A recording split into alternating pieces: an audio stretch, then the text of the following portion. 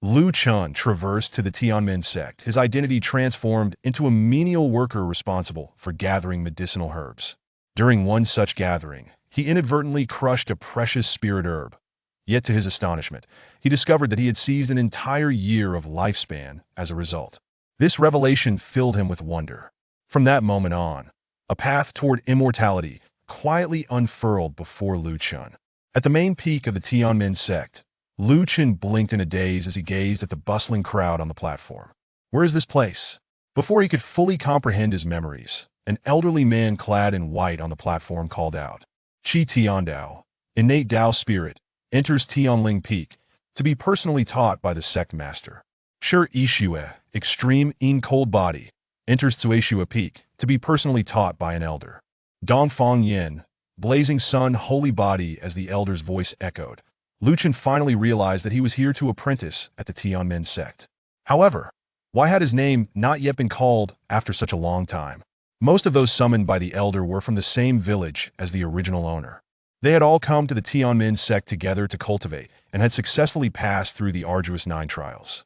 They all stood on this coveted platform that countless people yearned for. Yet, why had no one claimed him? Lu Chun, no special physique, ordinary fire spirit root. Is there any peak master willing to accept him? The platform fell into silence, with no one speaking. Seeing this, Lu Chun felt a chill in his heart. No wonder no one wanted him. It turned out his talent was simply too poor. The Fengshan Peak has not yet recruited disciples today. Would anyone be willing to accept Lu Chun? This child managed to pass the 9 trials with an ordinary fire spirit root. His aptitude is certainly not weak. Unfortunately, he is incompatible with our Fengshan Peak's 5 elements and is not suited for our sect. The elderly man in white paused momentarily before turning to inquire. What about the Xinduan Peak?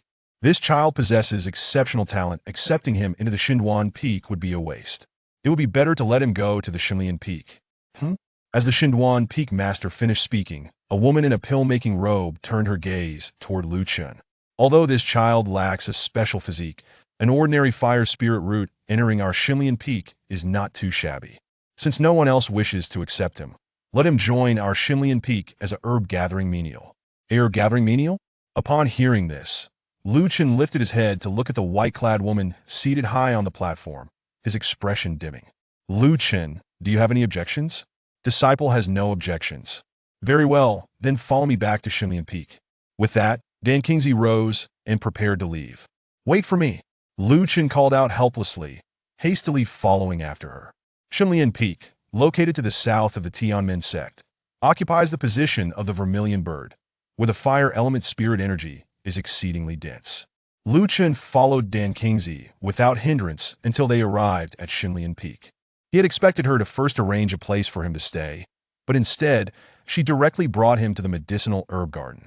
From this day forth, this herb garden will be your residence. Take this ring. It contains a record of all the types of herbs in the garden. Once you have memorized it, you may begin delivering herbs to the Dan Hall. After quickly briefing him, Dan Kingsley prepared to leave. Wait a moment, Peak Master, Lu Chun called out. You have yet to inform me when I can officially begin cultivating. Dan Kingsley appraised Lu Chun from head to toe. Mastering the task of herb gathering is your cultivation for now. With that, Dan Kingsley departed without further ado. Damn it! Lu Chun stamped his foot in frustration. Suddenly his vision blurred. You have successfully slain a soil spirit herb first tier, low level, gaining 1 year of lifespan. Lu Chun's pupils constricted, and in the next moment, a system panel appeared before his eyes. Nim, Lu Chun, lifespan, 1865 physique. None can invest lifespan for evolution. Spirit root. Ordinary fire spirit root can invest lifespan for evolution. Cultivation. Qi refining first layer can invest lifespan for evolution. Cultivation method. Great fire palm yellow tier low level, not yet mastered, can invest lifespan for evolution. A system? Lu Chun gazed at the panel that had popped up, excitement surging within him. This thing is indeed the standard configuration for traversers. But how does one utilize it? Lu Chun murmured as he invested 1 year of lifespan into his physique. You have a strong desire for improvement in your physique after 1 year of effort. There was no enhancement. Lu Chun felt somewhat speechless, yet he remained unperturbed. After all, he had only invested 1 year of lifespan. If he were to invest 100 or 1,000 years, the effects would surely be immediate. Which foolish disciple has trampled a first-tier soil spirit herb? A melodious voice rang out, and a girl dressed in white with two braided pigtails appeared before Lu Chun. I have nurtured that soil spirit herb for an entire year, and after such hard work, you crushed it with one step. The girl stood up, pointing an accusing finger at Lu Chun. I will definitely report this to the garden master and have him confine you. Lu Chun, feeling somewhat embarrassed, replied, I didn't mean to step on the soil spirit herb. I don't care, I'm going to tell the garden master right now. Xiao Ling, this lad is a newly recruited menial of the peak. He is unfamiliar with the ways here, let this matter slide this time. An elderly man, also dressed in white and slightly hunched, walked slowly to the two. Garden master, I nurtured that soil spirit herb for a whole year. How can we just let him go like this? Yi Jinling tugged at the garden master, pouting with anger.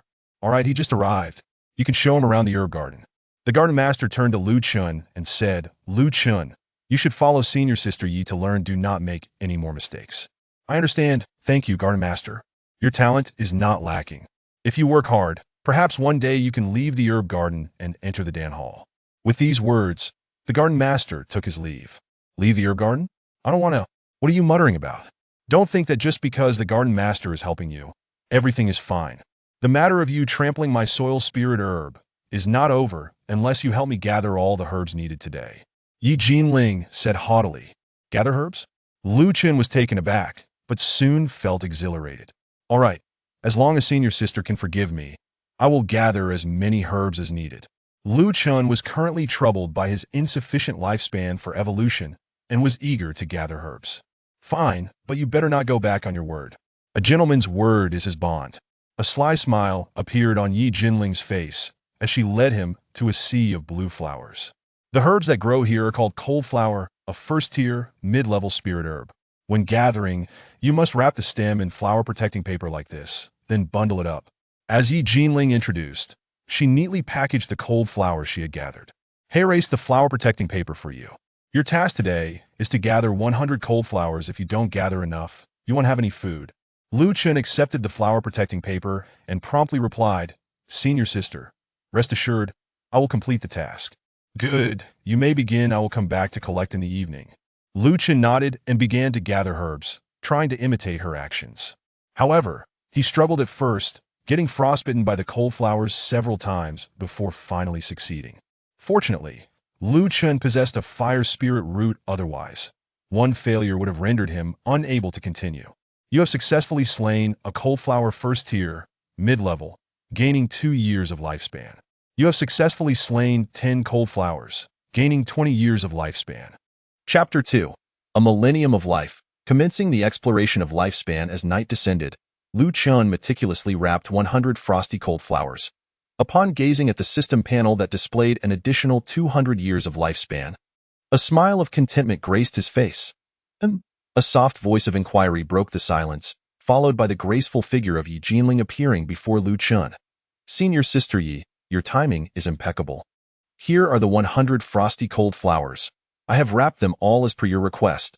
Yi Jinling looked momentarily astonished. You did not come into contact with the roots of the frosty cold flowers, did you?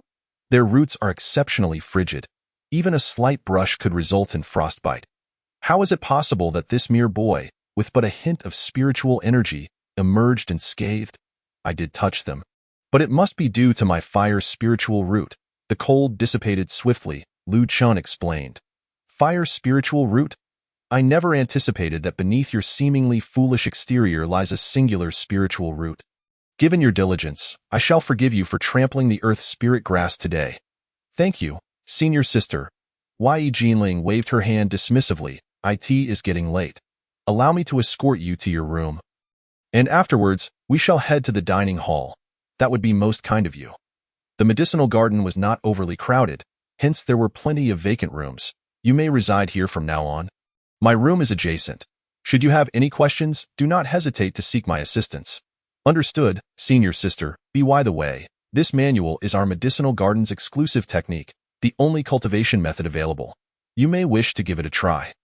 As she spoke, Yi Jinling tossed a weathered tome towards Lu Chun. Herb Gathering Technique. Upon reading the title, Lu Chun's interest waned instantly. The name sounded rather mundane, suggesting it was not a particularly esteemed technique. However, he had little choice. Such was the treatment afforded to the laborers. Having any method of cultivation was already a stroke of fortune. Liu Chun spent a sleepless night poring over the herb-gathering technique. Ultimately, he arrived at a rather curious conclusion. Due to his fire spiritual root, the speed of his cultivation in this technique was exceedingly slow. Reluctantly, he decided to abandon at dawn the following day. Yi Jinling led Liu Chun to the task distribution center. After accepting his assigned task, his day as a laborer commenced. Snow lotus grass, a first-tier advanced herb, harvest from the roots to prevent loss of coldness and degradation of medicinal properties. Liu Chun murmured to himself, the frosty cold flowers I gathered yesterday were first-tier intermediate, and each yielded 2 years of lifespan. This advanced herb must surely provide even more. With this thought, his spirit soared. Achieving eternal life was the aspiration and dream of every cultivator. The snow lotus grass resided in the northern section of the medicinal garden, an expanse of pristine white exuding a slight chill. Ah? There is someone here even earlier than I? Upon his arrival, Liu Chun spotted a stout man clad in winter attire, bent over and panting as he diligently harvested the snow lotus grass. He initially intended to greet the man, but before he could speak, the rotund fellow called out, "You must be the new junior brother. Come lend a hand. I only need to gather 200 more snow lotus grass to complete my task for the day." Liu Chun was momentarily taken aback, but he quickly accelerated his pace towards the man. If it were anyone else, they would likely refuse 100 times over. Yet for Liu Chun, it was an entirely different matter. He was eager to collect more herbs. After 3 hours of arduous labor, Liu Chun finally completed the stout senior brother's task. You successfully harvested 200 snow lotus grass, earning 600 years of lifespan. 600 years of lifespan! Liu Chun exclaimed with excitement at the system's notification. The stout brother, Mengyu, observed Liu Chun, who was nearly exhausted yet still standing there grinning like a fool. And he couldn't help but wonder, could this lad be mad? Brother, here is your task for today. It is all accounted for. Seeing Liu Chun's diligent assistance, Mengyu kindly offered, Junior brother, do you know what is most important for cultivators? Ah? Liu Chun was puzzled, thinking that Mengyu should be thanking him rather than lecturing him on cultivation. It is the heart. One must cultivate the heart before the path of cultivation. Liu Chun was unable to grasp the meaning behind Mengyu's words, but nodded in agreement nonetheless. All right, that's all from me, senior brother, you've done well. Should you need anything in the medicinal garden, feel free to seek me out. Liu Chun nodded. Thank you, senior brother. Hey, what are you doing here? A voice called out. In the next moment, Yi Jinling appeared behind Mengyu, seizing his ear. Senior sister Yi? What brings you here? You scoundrel, have you been bullying the new junior brother? Senior sister, you are unjustly accusing me. Do I seem like the type to bully junior brothers? Aside from you, who else would dare to bully a newcomer? Mengyu awkwardly chuckled, contemplating how to explain himself, when Liu Chun interjected, Senior sister, I volunteered to help the senior brother. He did not bully me. Did you hear that, senior sister? This lad willingly helped me. I did not coerce him. Yi Jinling, exasperated by Liu Chun's actions, rolled her eyes and said, Are you particularly fond of herb gathering? Your task for today is doubled. Go and gather 100 snow lotus grass for me. Very well, senior sister. Without hesitation, Liu Chun nodded. He had no reason to decline herb gathering, after all. Who would refuse the gift of longevity? Yi Jinling, unable to vent her frustration, watched as Liu Chun completed the gathering of 100 snow lotus grass. You successfully harvested 100 snow lotus grass, earning 300 years of lifespan. Your lifespan has now surpassed 1,000 years for the first time. Unlocking the lifespan exploration feature. Lifespan exploration? Liu Chun felt a surge of curiosity and couldn't help but gaze at the snow lotus grass he had gathered, silently invoking the command to check his lifespan.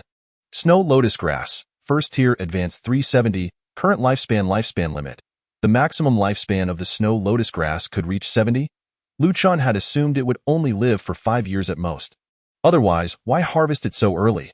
However, given the current situation, it seemed that the lifespan he harvested only represented the current lifespan, not the maximum lifespan. If that were the case, should I encounter an herb with a lifespan of 10,000 years?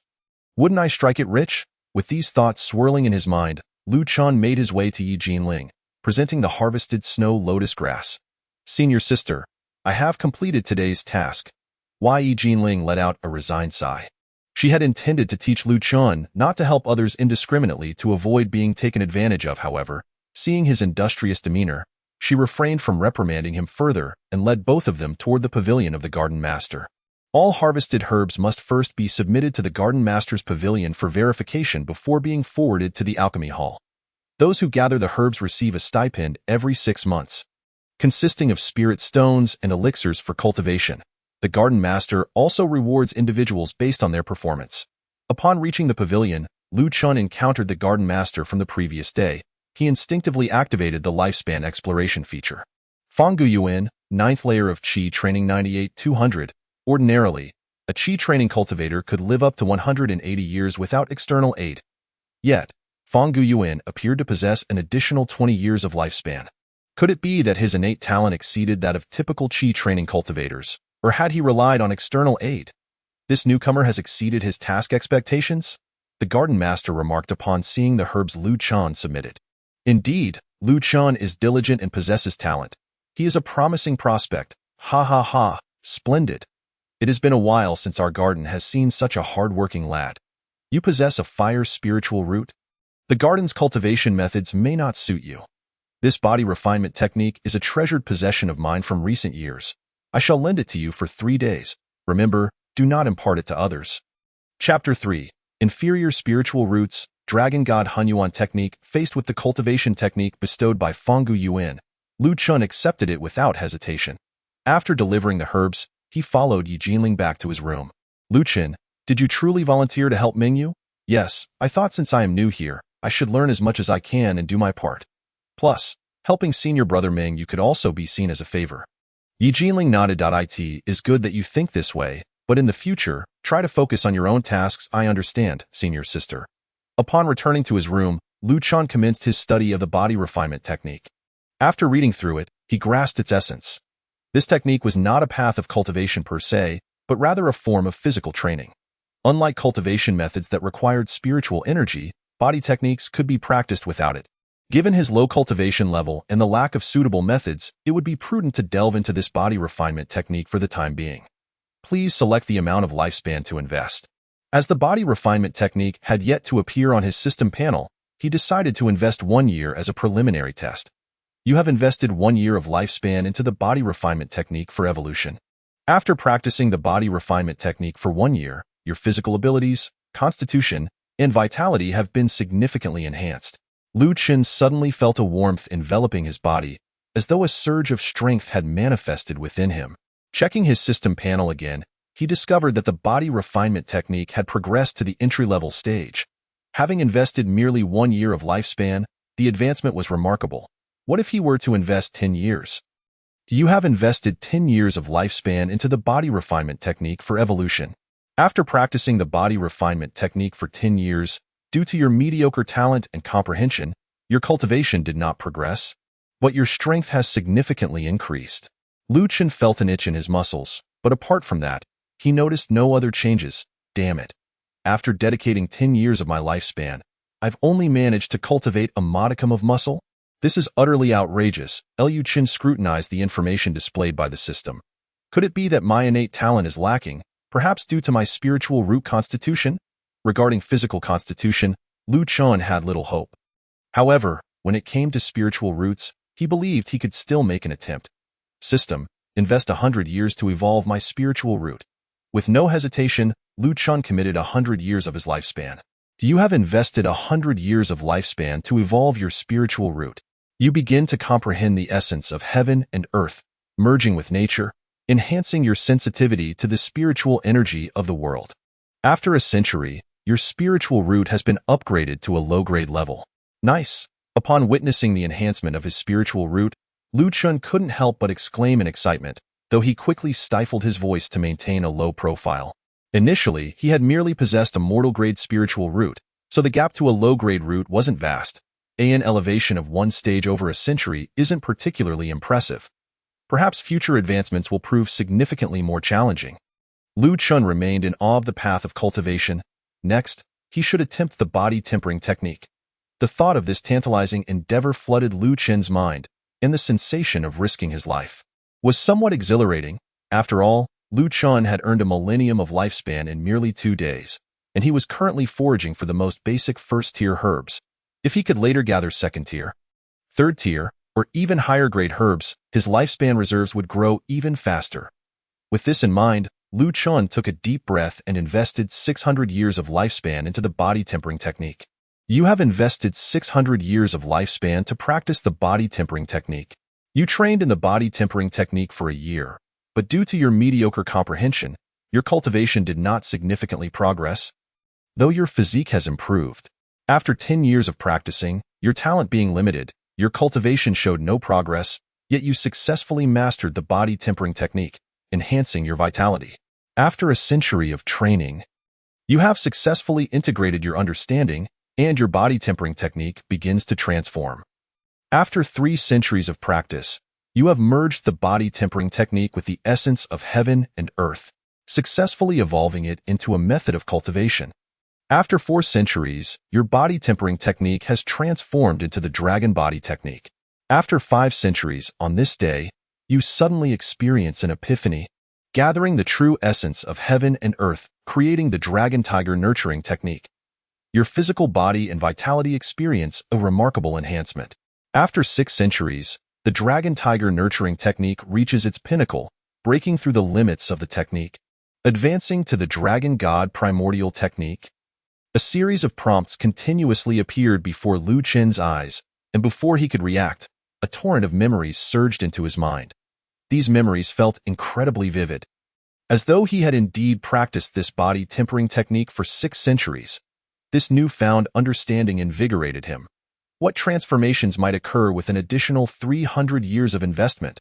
This sensation of risking his life was addictive. Yet Lu Chun managed to rein in his desires. The path of cultivation requires many resources.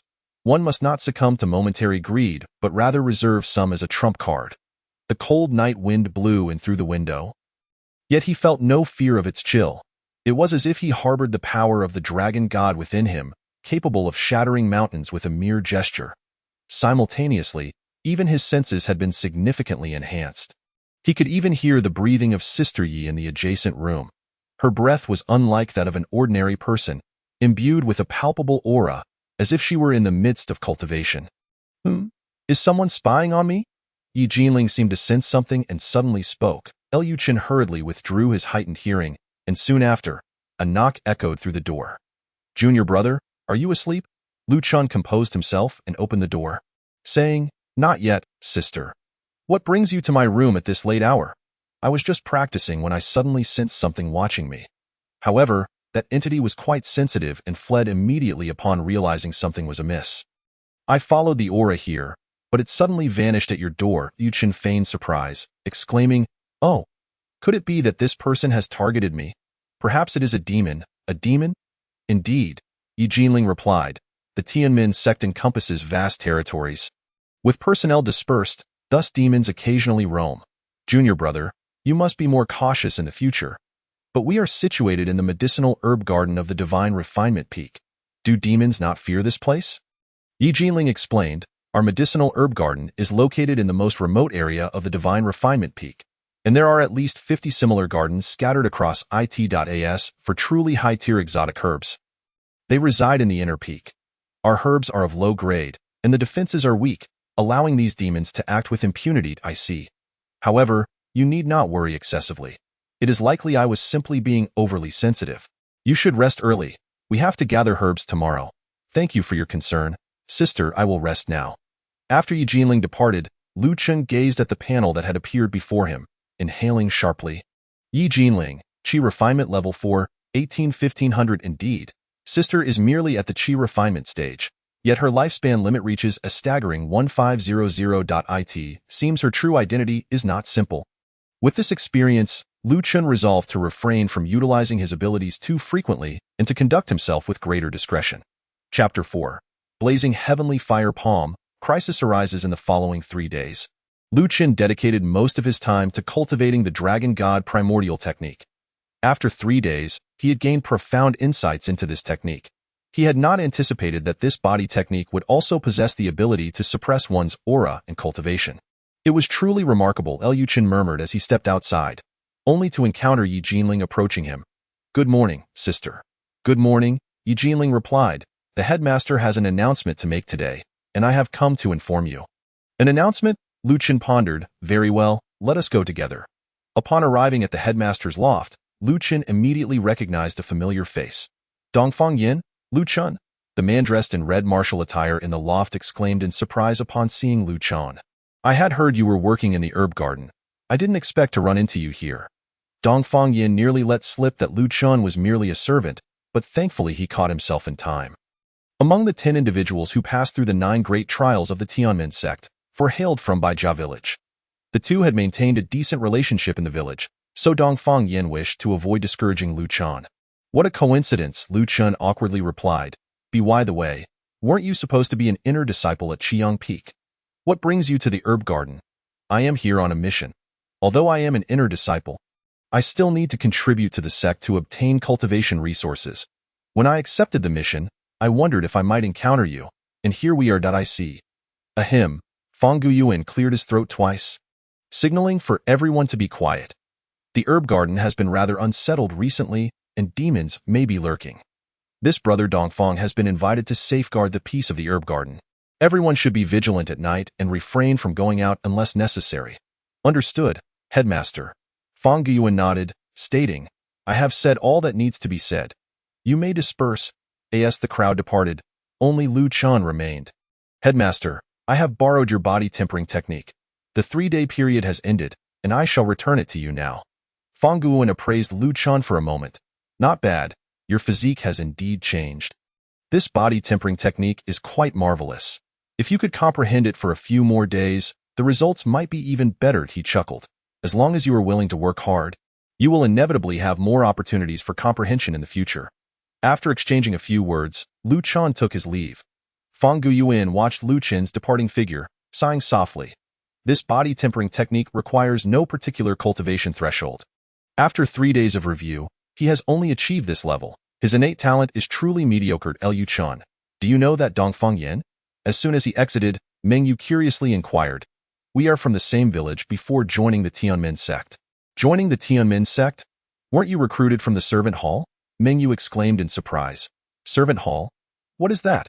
"Logically speaking, all the servants from the various herb gardens on the Divine Refinement Peak should have been recruited from the servant hall. Why is it that I am the only one from the servant hall in our herb garden?"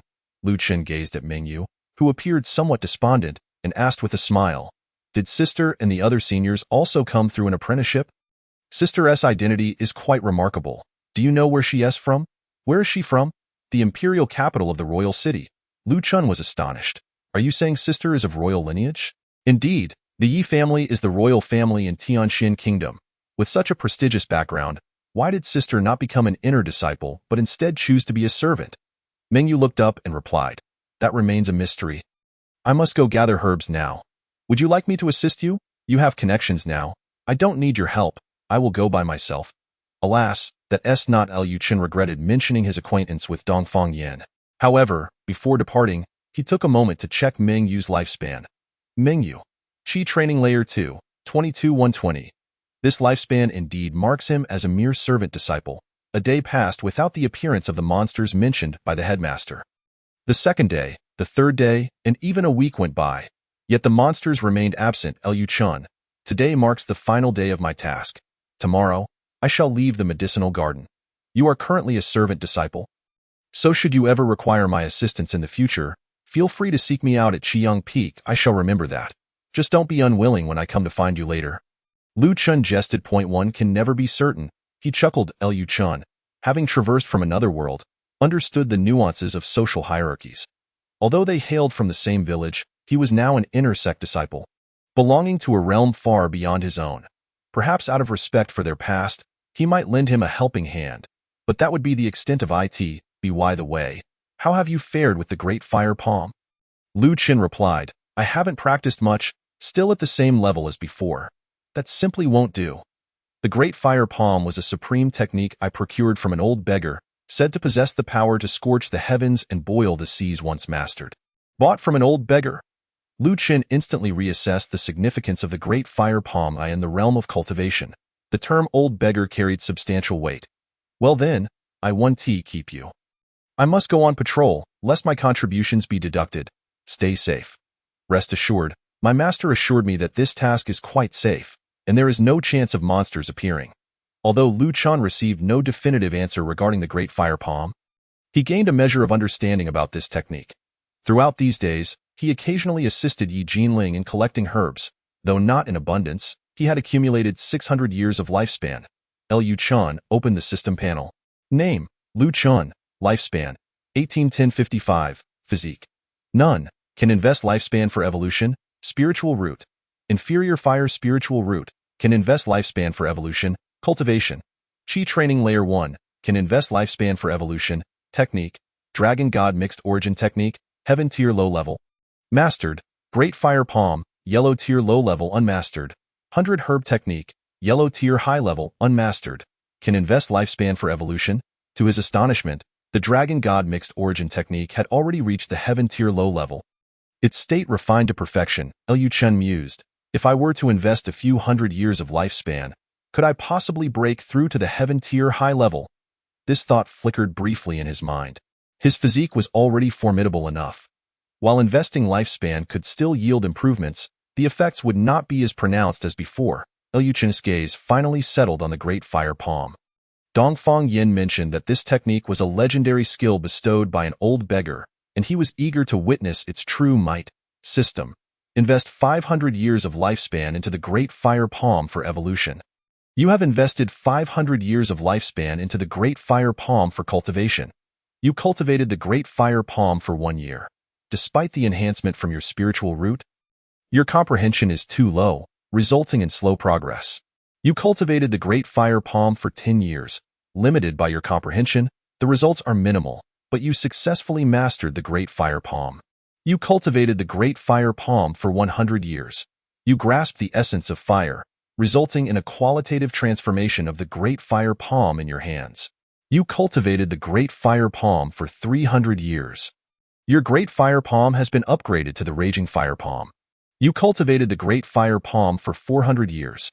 You have successfully integrated the Raging Fire Palm, becoming more attuned to the fire element. You cultivated the Great Fire Palm for 500 years. Your Raging Fire Palm has been upgraded to the Sky-Scorching Fiery Palm. Watching the information flash before him, Lu Chen felt an overwhelming surge of heat coursing through his body. The spiritual energy of the heavens and earth continuously converged upon him, a sensation both immensely pleasurable and yet tinged with peril. Suddenly, a blood-curdling scream erupted from outside Lu Chen's door, snapping him back to reality. Chapter 5. Blood-eyed monster. It was now deep into the night, with dark clouds looming ominously, an atmosphere thick with malice. Hearing the commotion, Lu Chen hurried to the window. He bent slightly, cautiously pulling back a corner of the curtain.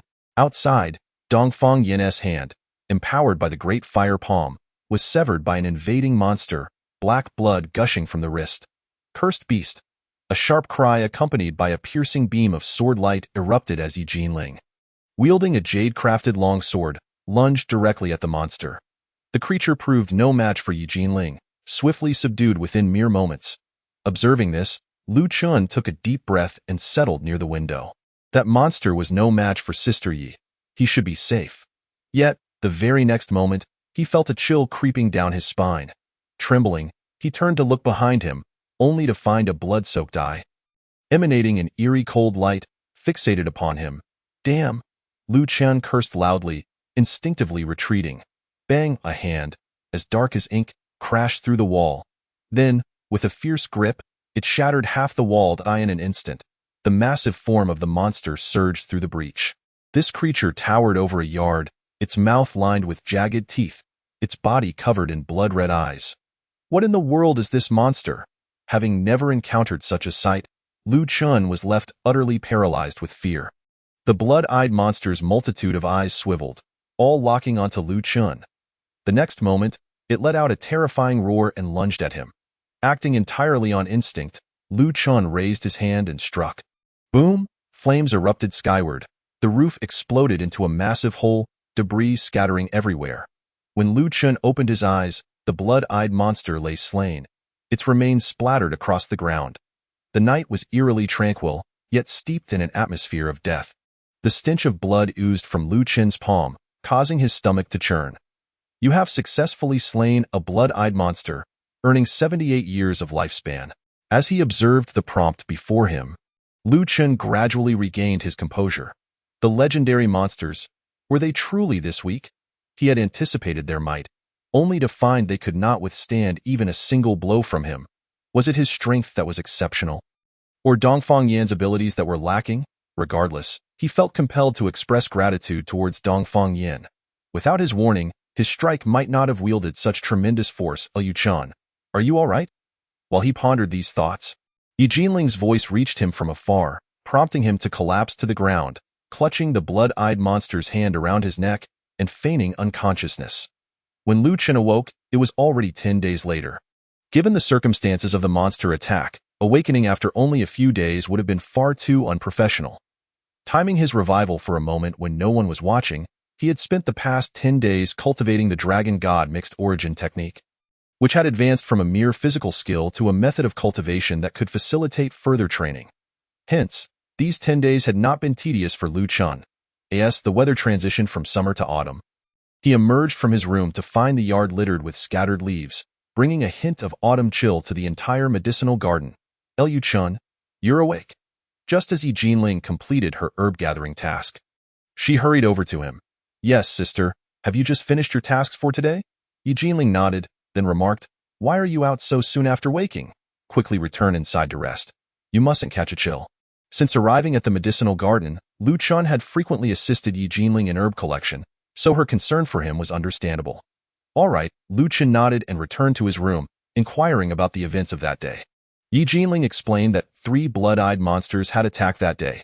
She had dispatched one, while the other 2 were defeated with the assistance of their senior brother, Yang Xiaojia. Unfortunately, their senior brother was not particularly powerful and suffered a gash across his chest from the monster's attack. As for Dongfang Yan, he had lost his right hand entirely. That morning, many from the Tianmen sect arrived, intending to inquire about Lu Chen's situation, but upon seeing him, a mere Qi training layer 1 novice, they abandoned their inquiries. After a brief investigation, they left hastily. As for the headmaster and Mingyu, they had not emerged at all and thus suffered no injuries. You may stay in this room from now on. Your previous one was too severely damaged, and repairs will take some time. Yu Chen nodded. By the way, how did that monster die that day? Yi Jinling asked curiously. I'm not certain. I fainted from fright when I first saw the monster, and I don't remember anything afterward. Liu Chen casually fabricated an excuse, and Yi Jinling, finding no further questions to ask, merely cautioned him that his herb-gathering tasks would increase going forward. During his unconscious days, Mengyu and Yi Jinling had been managing his herb-gathering tasks, which had significantly hindered Yi Jinling's cultivation. Time slipped by, and a month passed quietly. The incident with the monsters had subsided, but Lu Chen found himself overburdened due to his lagging herb-gathering tasks throughout this month. Nevertheless, his rewards were substantial. You have successfully slain 9 stalks of 9-bin grass, 2nd-tier low-level, earning 40 years of lifespan. After a month of herb collection, Lu Chen's lifespan had accumulated to 2,000 years. He had also gained a general understanding of the distribution of herbs within the medicinal garden, discovering that the highest-grade herbs were merely 3rd-tier intermediate, and that harvesting them was exceedingly complex.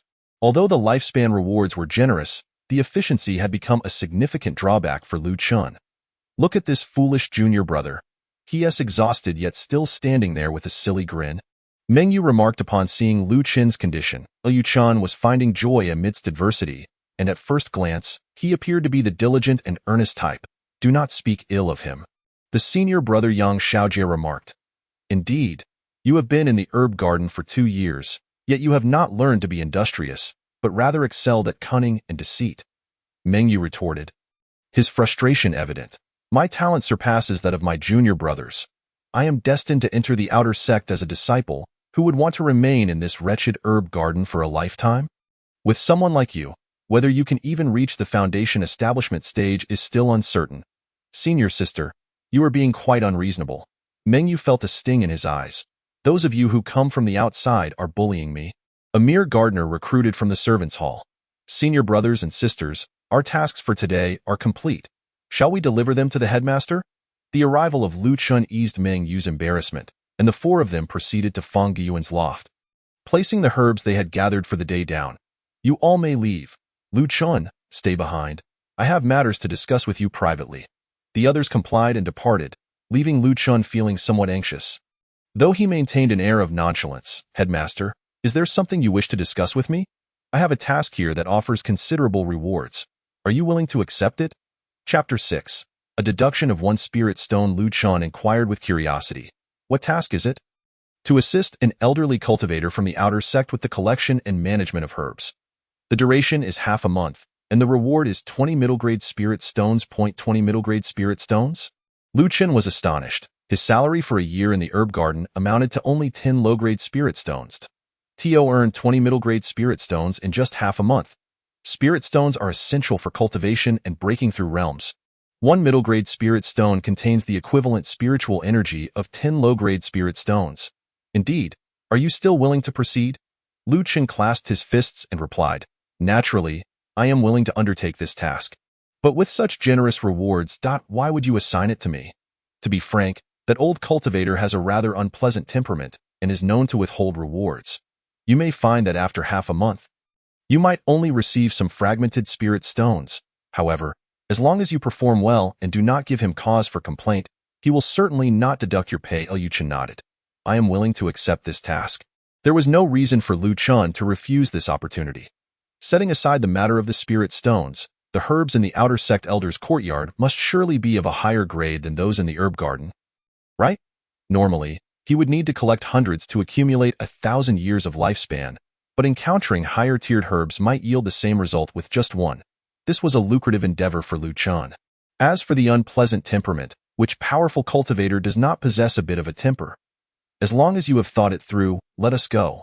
I will take you to the outer sect," Fang Guiyuan said, leading Lu Chun out of the herb garden towards the outer sect. They arrived at the outer sect of Shunlian Peak, which was not too far away. After walking for nearly half an hour, they reached the elder's residence. "This is the place. I have already informed the elder of your arrival, so you may enter directly. Thank you for your assistance, Headmaster." Fang Guiyuan waved his hand. "Remember, you must work for at least half a month. Otherwise, he will not pay you any spirit stones." "I understand. I shall take my leave now. If you do not wish to stay here tonight, you may return to the herb garden. Just come back before the rooster crows tomorrow." After giving his instructions, Fang Guiyuan departed. In truth, this task was not particularly difficult. They were merely servants, and such work was not out of the ordinary.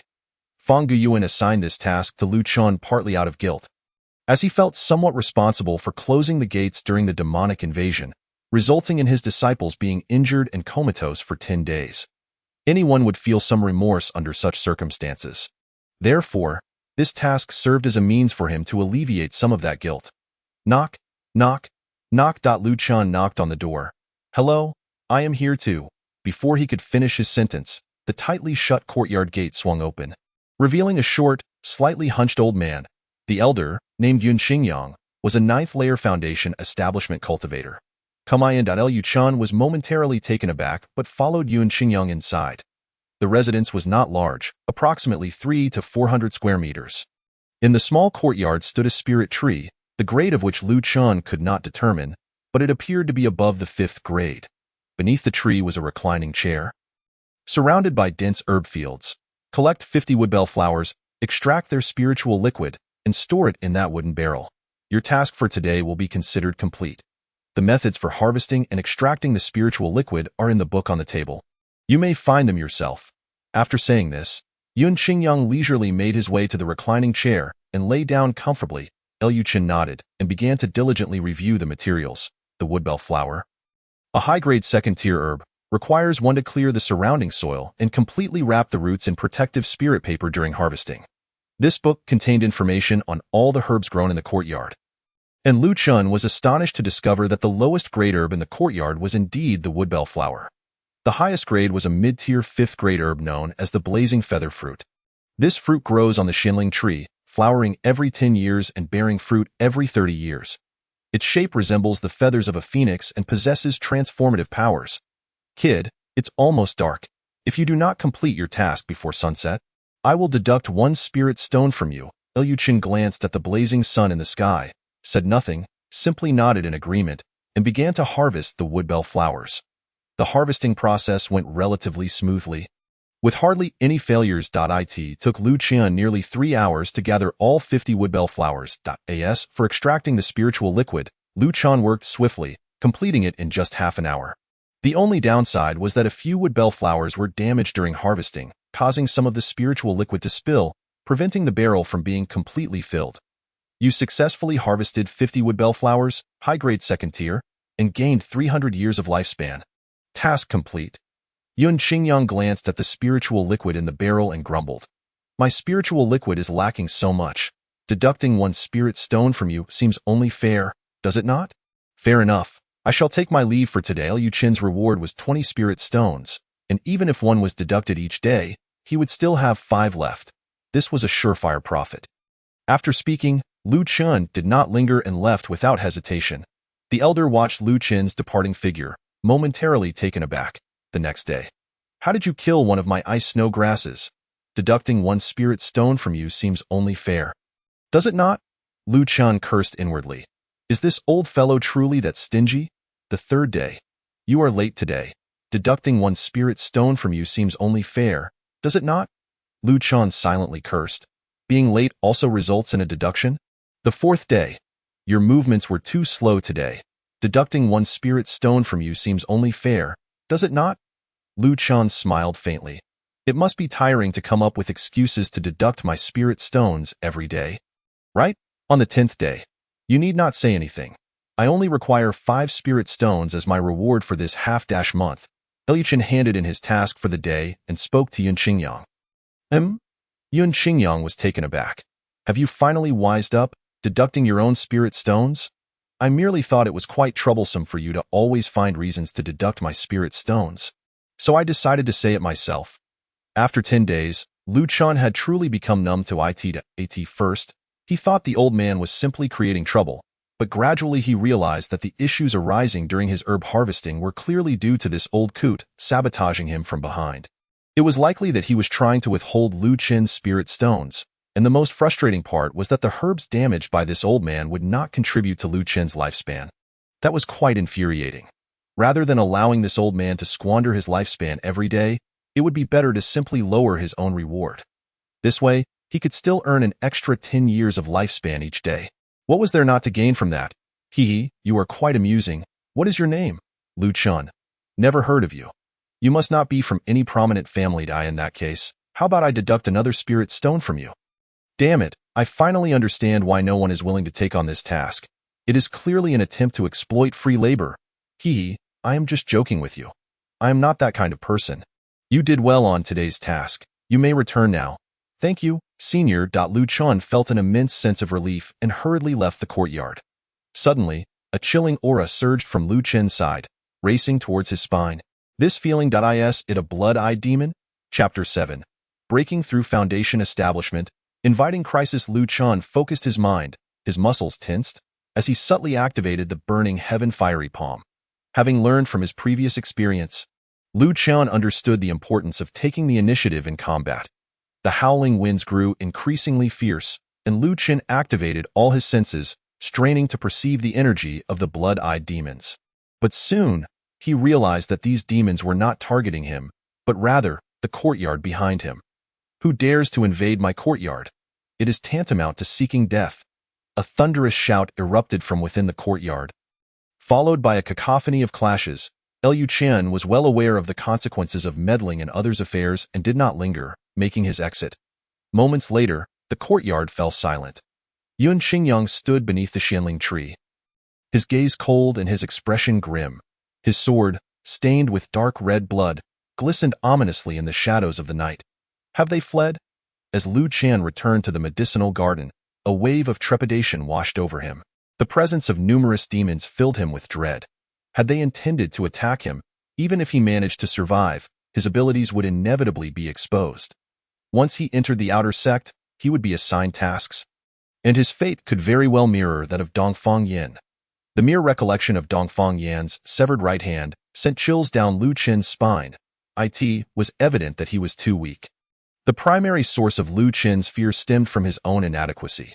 Were he to reach the foundational stage, would he still fear these lowly demons? It appeared he must first enhance his cultivation. Contemplating this, Lu Qian opened the system panel, Name: Lu Chun. Lifespan: 18,6133. Constitution: None. Can invest lifespan for evolution. Spiritual root: Inferior fire. Spiritual root: can invest lifespan for evolution. Cultivation: Chi refinement level 1. Can invest lifespan for evolution. Techniques: Dragon God Hunyuan technique. Heavenly grade low.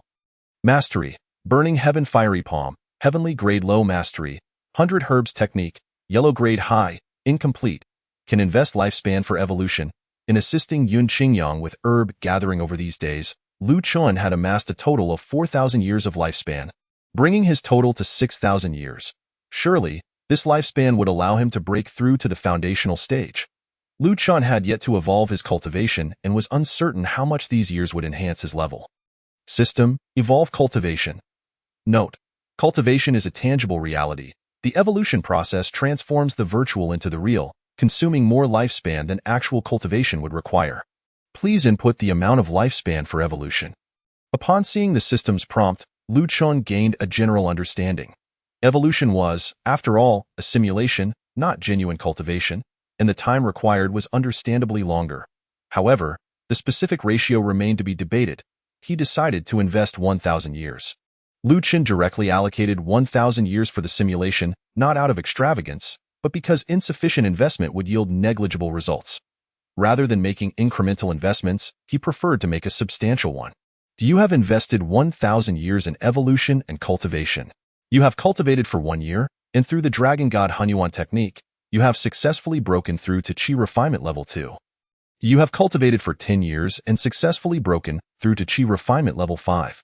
You have cultivated for 100 years, and with commendable comprehension and talent, you have successfully broken through to Chi refinement level 9.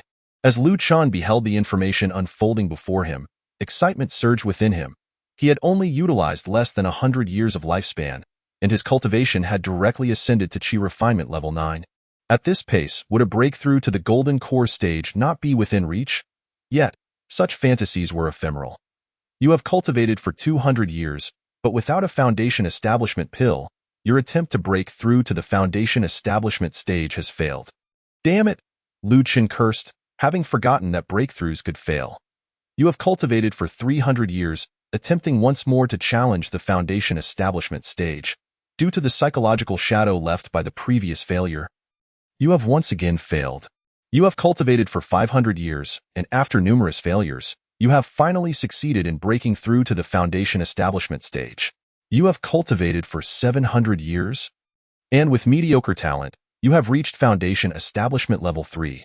You have cultivated for 1,000 years, and your cultivation has attained foundation establishment level 7.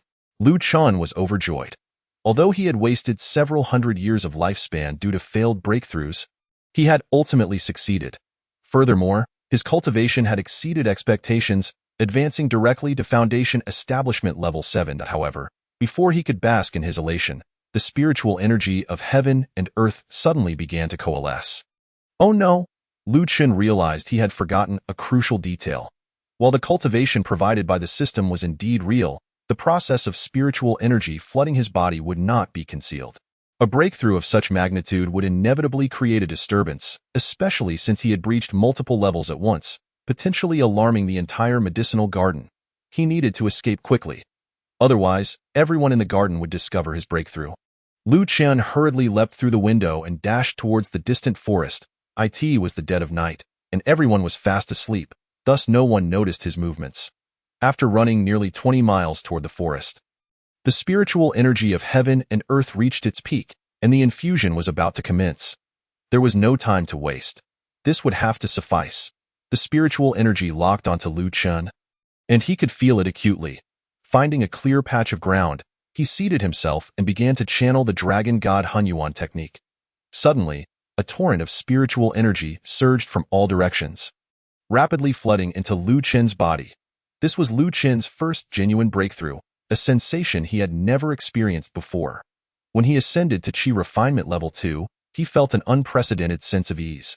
Yet, as his level increased, he began to experience intense pain with each subsequent breakthrough. This sensation persisted until he reached the pinnacle of Chi refinement, only dissipating upon breaking through to the foundation establishment stage. Lu Chun exhaled deeply. I am on the verge of breaking through to the foundation establishment stage. I hope the commotion is not too great. Boom. Just as Lu Qin's apprehension mounted, a powerful surge of spiritual energy descended from the heavens, relentlessly battering his limbs. Cultivating in the realm of immortality was inherently a process of understanding and resonating with the universe.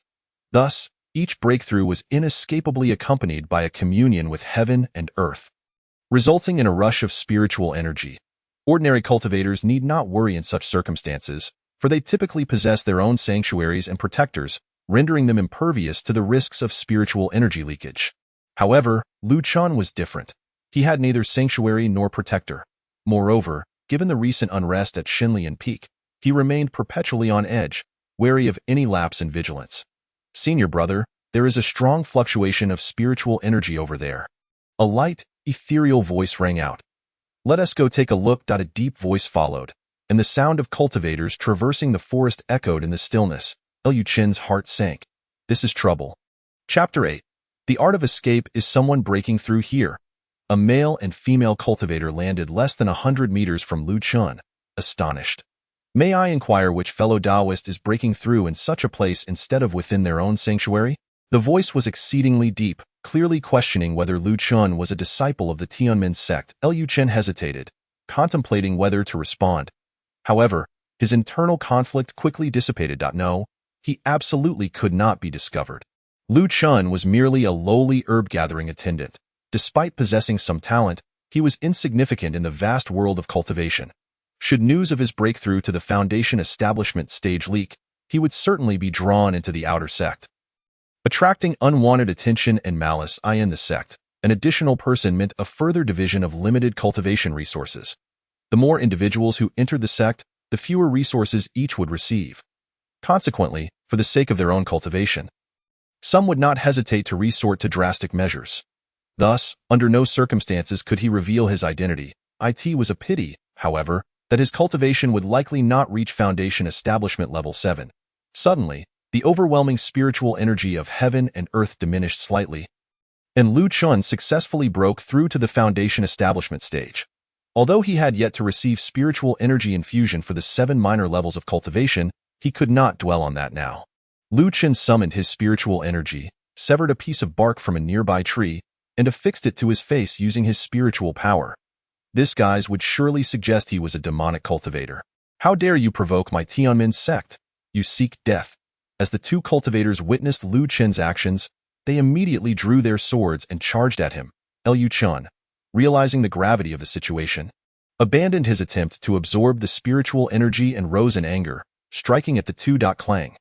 Qin Ye's sword struck Lu Qin's palm, failing to pierce through, instead producing a resounding metallic clash that sent pain shooting through his hand. Not bad, but still insufficient.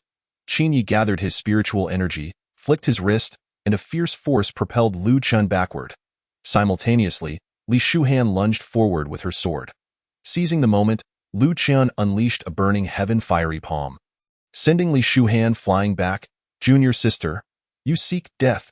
Qin Ye's aura surged, and his sword transformed into a tempest of sword energy, striking toward Lu Qin with the swiftness of lightning. Lu Qin chose not to confront it directly, hastily retreating to evade the onslaught. Thief, don't you dare escape.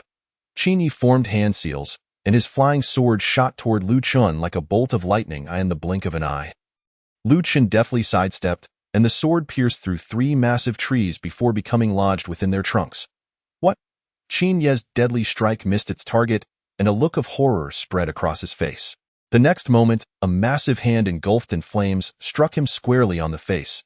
With a resounding crash, Qin Ye was sent reeling, rendered unconscious. Lu Qin glanced at the 2 incapacitated figures before swiftly fleeing the scene. He traversed the forest for another hour, ensuring that all residual spiritual energy had entered his body before finally returning to the medicinal garden. Damn it, I only managed to reach foundation establishment level 5. It's all due to those 2 reckless fools. The following day, at the break of dawn, the medicinal garden was abuzz with commotion. Headmaster, please gather everyone in the garden. I have urgent matters to discuss. Fang Guyuan had lived for nearly a century and was accustomed to such matters. He turned to Mingyu beside him and said, Go summon them all. Naturally, Lu Qin, who had heard the sound in advance, stepped forward. From a distance, Meng Yu began to beckon Lu Qian over. Liu Qian felt no concern about being discovered for what transpired the previous night. His cultivation was suppressed by the dragon goddess mixed origin technique, and his appearance had not been seen by the two individuals. There was simply no evidence to identify him. Upon approaching, Lu Qian confirmed that these two were indeed the same individuals from yesterday. However, both bore varying degrees of burn marks, precisely the result of Lu Qian's actions from the night before. Seeing this, he couldn't help but smirk inwardly. After all, they had thwarted his plans the previous day. With everyone gathered, Qin Yi directly inquired, "Have there been any unidentified individuals appearing in your medicinal garden recently?" The others exchanged glances and shook their heads. Fang Guyuan, observing their reactions, replied, "We have not encountered any unidentified individuals here lately, save for one instance a month ago when a demon appeared." A demon? Qin Yi questioned, puzzled. Was it the blood-eyed demon? Indeed, Fang Guyuan affirmed. Qin Yi murmured softly, "Strange, why is it this blood-eyed demon again? Its cultivation is not high. Logically, it should not be appearing in the Tianmen sect. Could it be that a cultivator from the divine refinement peak is nurturing this creature? Otherwise, how could it appear so frequently? Is there a cultivator nurturing the blood-eyed demon?"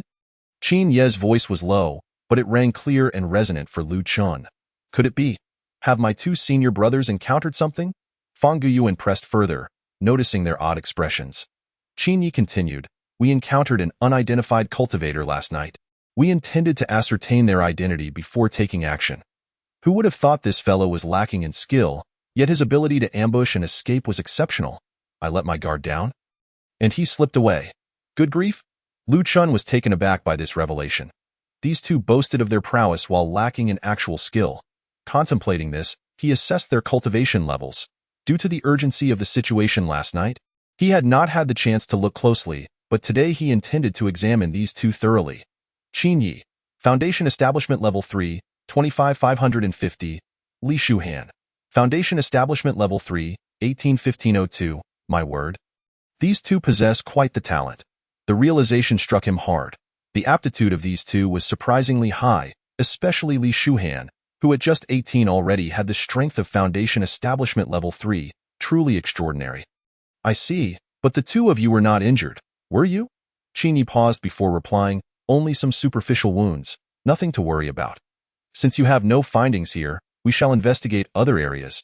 If we uncover any information, we will contact you immediately. Very well, safe travels. Fang Guyuan bid farewell to the two, and after exchanging a few casual words with the others, they dispersed. Liu Qian then continued to the outer sect to assist Yun Qingyang in gathering medicinal herbs. Along the way, his mind was preoccupied with the notion of high-level cultivators from the divine refinement peak nurturing blood-eyed demons. The more he pondered, the stranger it seemed. How could such low-level demons frequently appear in the vast Tianmen sect? Unless someone was intentionally allowing it to happen, Lu Qian could not fathom any other explanation. Thus, he arrived at Yun Qingyang's residence with a distracted mind. You're late by 1 minute today. Hence, you shall lose another spirit stone. Liu Qian was already accustomed to this routine. What is today's task? He inquired. You seem off today, which will hinder your ability to gather herbs effectively. Spirit herbs? Only herbs of the 4th tier or above could be considered spirit herbs. Could it be that he would finally gather 4th tier spirit herbs today? No, you are in good condition, Lu Qian replied with a smile. Your complexion does not light out. I suspect you were troubled by last night's sudden appearance of the blood-eyed demon, aren't you? Chapter 9. The method of qi absorption. Crisis approaches. Lu Qian was taken aback that Yun Qingyang would bring up this matter. And after a moment's hesitation, he nodded slowly. I suppose you've heard that a powerful cultivator has been nurturing the blood-eyed demon, which has caused some alarm. Liu Qian looked up and asked, You are aware of this? Such matters are known to everyone. What is there to worry about? Lu Qian remained silent, merely observing Yun Qingyang. You don't think those demons are being nurtured by me, do you? Lu Qian hurriedly shook his head. Of course not. I was merely curious as to how a foundation establishment cultivator like yourself could possess a 5th-tier Xinling tree. You little rascal, you do think those demons are mine, Yun Qingyang retorted with indignation, wondering if he truly resembled a villain. Today, you shall gather 10 extra spirit herbs as punishment. Otherwise, you shall receive no spirit stones. Liu Qian was momentarily taken aback, thinking this was quite a fortunate circumstance. However, Before he could voice his thoughts, Yun Qingyang continued, "If I were nurturing those demons, you would have died 800 times by now, yet here you are, suspecting me. Another spirit stone will be deducted." Hearing such remarks, Lu Chun finally felt at ease. After all, a cultivator so obsessed with wealth would likely not engage in self-destructive behavior. Today's task involved gathering fire spirit mushrooms. Each of these mushrooms was exceptionally plump, and according to Yun Qingyang, when combined with the flame feather fruit, they could create a pill of immense explosive power. Liu Qin refrained from pursuing this topic, as the spirit herbs would not be given to him anyway. What use would they serve? You have successfully harvested a fire spirit mushroom, 4th tier low grade, gaining 40 years of lifespan. Goodness, a single fire spirit mushroom can add 40 years to one's lifespan. Witnessing the efficacy of this spirit herb, Lu Qin grew intrigued and dedicated himself to herb gathering. You are actually a fire spiritual root? Yun Qingyang exclaimed in surprise. Is the fire spiritual root rare in the Tianmen sect? Not particularly. But I did not expect someone with a single spiritual root like you would willingly work as a servant in a lesser sect. You could have easily become an elder, Yu Chun replied directly. Becoming an elder requires effort. What if I were to perish in the process? Isn't the prerequisite for becoming a true immortal to stay alive? Yun Qingyang chuckled at Lu Chin's words. You little rascal, so glib with your tongue. Another spirit stone shall be deducted. Liu Chun felt as if he had swallowed something bitter, yet he dared not speak further, if it weren't for his ability to earn rewards through his golden finger. He would not be able to endure this labor for even a single day soon. The day's tasks concluded, Liu Chun politely thanked Yun Qingyang and prepared to depart. Wait a moment, Yun Qingyang called out. Take these fire spirit mushrooms with you. For me? Lu Chun was somewhat astonished, thinking that this notoriously stingy old man would actually give him spirit herbs. These damaged herbs, if not given to you. Then to whom else? Yun Qingyang replied grumpily, tossing the items to him. Liu Chun cursed inwardly, but still accepted the herbs. Even subpar spirit herbs were better than none, even if they were damaged. Over the next 4 days, Lu Chun harvested spirit herbs. Although the quantity was not large, he accumulated 2,000 years of lifespan over that span. When the day of reckoning arrived, Lu Chun felt a twinge of reluctance towards this old fellow. Though the old man often deducted his spirit stones, he was not a bad person. The spirit herbs he claimed were damaged still retained some spiritual energy and efficacy. Liu Chun even went back to experiment and discovered that combining the fire spirit mushrooms with the flame feather fruit indeed produced a pill of remarkable explosive power. Young man, this is your reward. Liu Chun gazed at the solitary spirit stone in his hand, and his reluctance instantly transformed into indignation. Was this not akin to the actions of a capitalist? Just 0.1 spirit stone? What's wrong? Do you find it lacking? No, not at all. I'm grateful for whatever I receive, Lu Chun quickly replied, knowing the old man's temperament. If he complained about its scarcity, he might end up with nothing. Look at you. The old man has indeed been short on funds lately. Consider this flame spirit chi refinement technique as your compensation. Yun Qingyang tossed a volume of chi absorption techniques before returning to his reclined position. Lu Chun picked it up and glanced at it, feeling a surge of excitement. He had yet to acquire a dedicated technique for chi absorption. This would fill the void perfectly. After all, even if the technique were subpar, it could evolve into a higher-level chi absorption method through lifespan.at that point. His training would be far more efficient. Thank you, senior. Thank you, Lu Chun expressed gratefully. Yun Qingyang shook his head at Lu Chin's demeanor. All right, be on your way. It will be dark soon. Be wary of the blood-eyed demons. Senior is right. I shall take my leave. Should you have further tasks in the future, feel free to contact me. I am at your service. Yun Qingyang waved him off, disinterested in Lu Chin's words. Just as Lu Chun was about to exit, a sudden wave of murderous intent surged into the courtyard. Good grief. Could I be this unfortunate? Lu Chen swallowed hard, feeling a sense of despair. These individuals truly were relentless. Sensing the killing intent, Yun Qingyang immediately rose from his reclined position. Liu Chun glanced back at Yun Qingyang, and upon turning again, he discovered a shimmering wall of light before him. A barrier. Could this old man have offended some significant figure? A sense of dread began to stir within Lu Chun. If this were not the case, what animosity could compel him to unleash a barrier to assassinate someone? Little Lu, this matter does not concern you. Just stay inside and hide. That esteemed elder, be careful. I shall retreat for now. He had no desire to involve himself in the entangled affairs of powerful individuals, so he chose to hide away. With the spiritual barrier in place, why bother concealing himself? Yun Qingyang called out, and a beam of spiritual energy erupted from him, stirring up clouds of dust.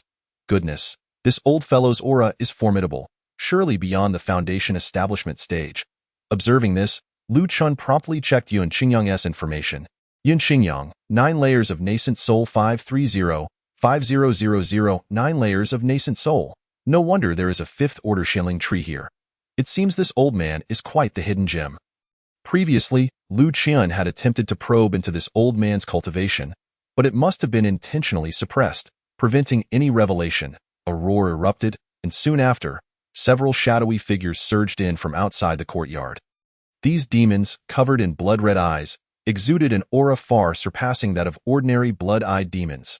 A 4th-order 100-eyed demon lord. Looks like this fellow wants my assistance to clear out some goods. If so, I won't hold back. Yun Qingyang let out a low growl, his right hand gesturing, and a blaze erupted from his palm. The flames roared to life, consuming the surrounding air. The 100-eyed demon lords turned to black smoke upon contact with the flames. Crack, crack, crack. Senior brother, your mastery of the returning flame is truly astonishing. My 100-eyed demon lords didn't even have the chance to approach you before being incinerated. Chapter 10. Escaping Calamity. Junior brother, it seems you are well. Yun Qingyang spoke, and a man clad in a black and red robe emerged slowly from the courtyard. His face was square, with brows thick and prominent, and a high nose that lent him an otherworldly presence, instilling fear in those who beheld him. Upon seeing this person, Lu Qian immediately checked his lifespan. Ren Xiaochuan, 9 layers of nascent soul 500-5050. Another 9 layers of nascent soul. In that moment, Lu Qian fully grasped his insignificance. He had believed that reaching the 7th layer of Foundation establishment would render him invulnerable within the outer sect. Little did he know, so many formidable figures lurked within.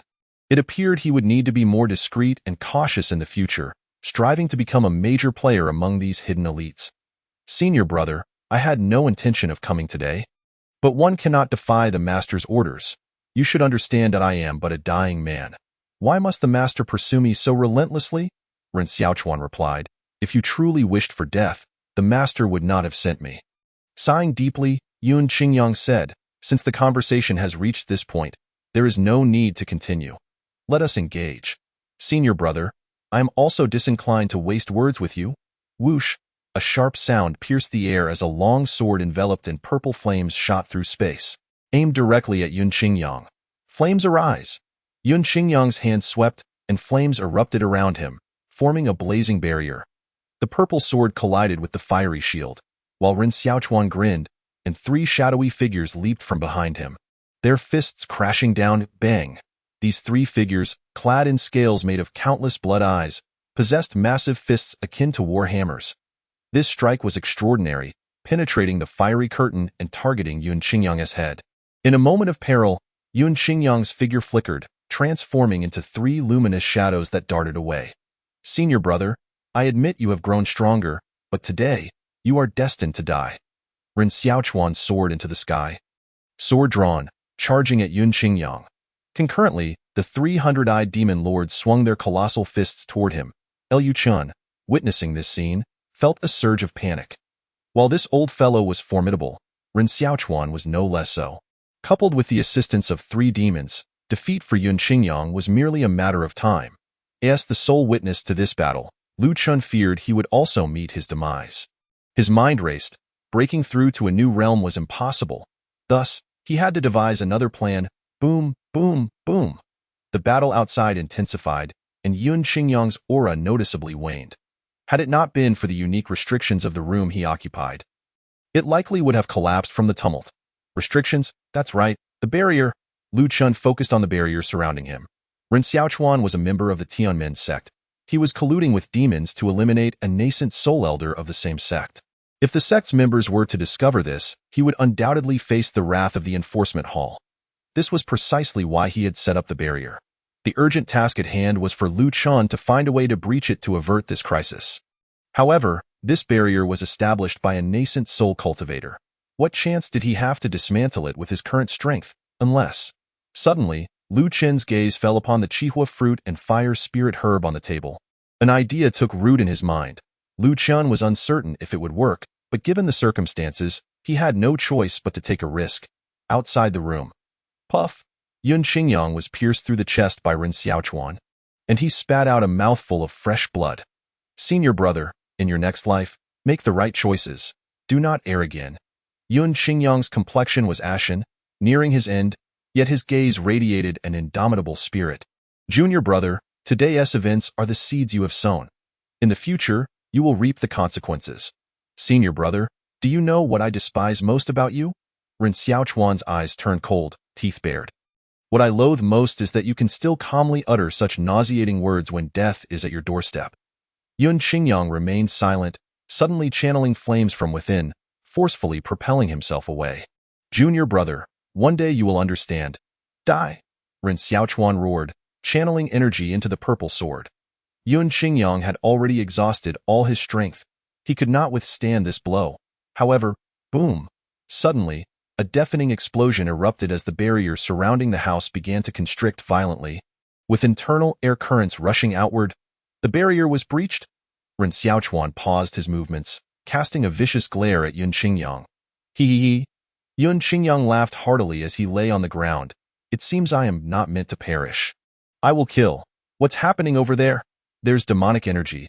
Hurry and report to the elders.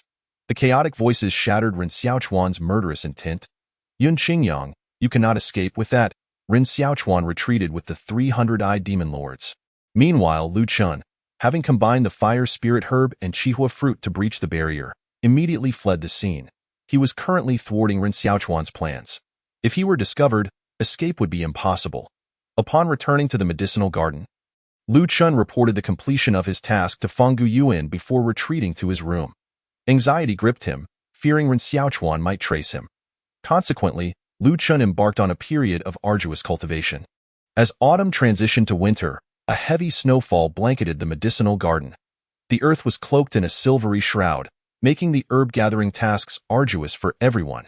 Liu Chen opened his eyes as a surge of spiritual energy condensed within him, successfully breaking through to the 9th layer of foundation establishment. Over the past 3 months, with the flame spirit breathing technique bestowed by Yun Qingyang and the system's evolution, Lu Chen had elevated his cultivation to its pinnacle. Following the previous incident, Lu Chen was cautious not to expend too much of his lifespan on evolution at once, fearing it might attract unwanted attention. As for Ren Xiaochuan, there had been no news from him in the past 3 months. It seemed he was likely deterred by the Sect's patrols, reluctant to venture out. Yet, this state of affairs could not continue indefinitely. Liu Chen sighed, his lifespan having accumulated to 9150. He needed just over 800 years to surpass 10,000.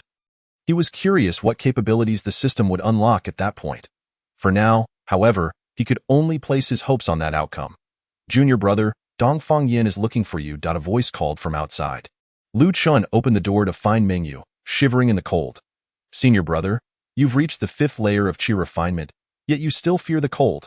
You know nothing. The snow beneath Xinlian Peak is no ordinary snow.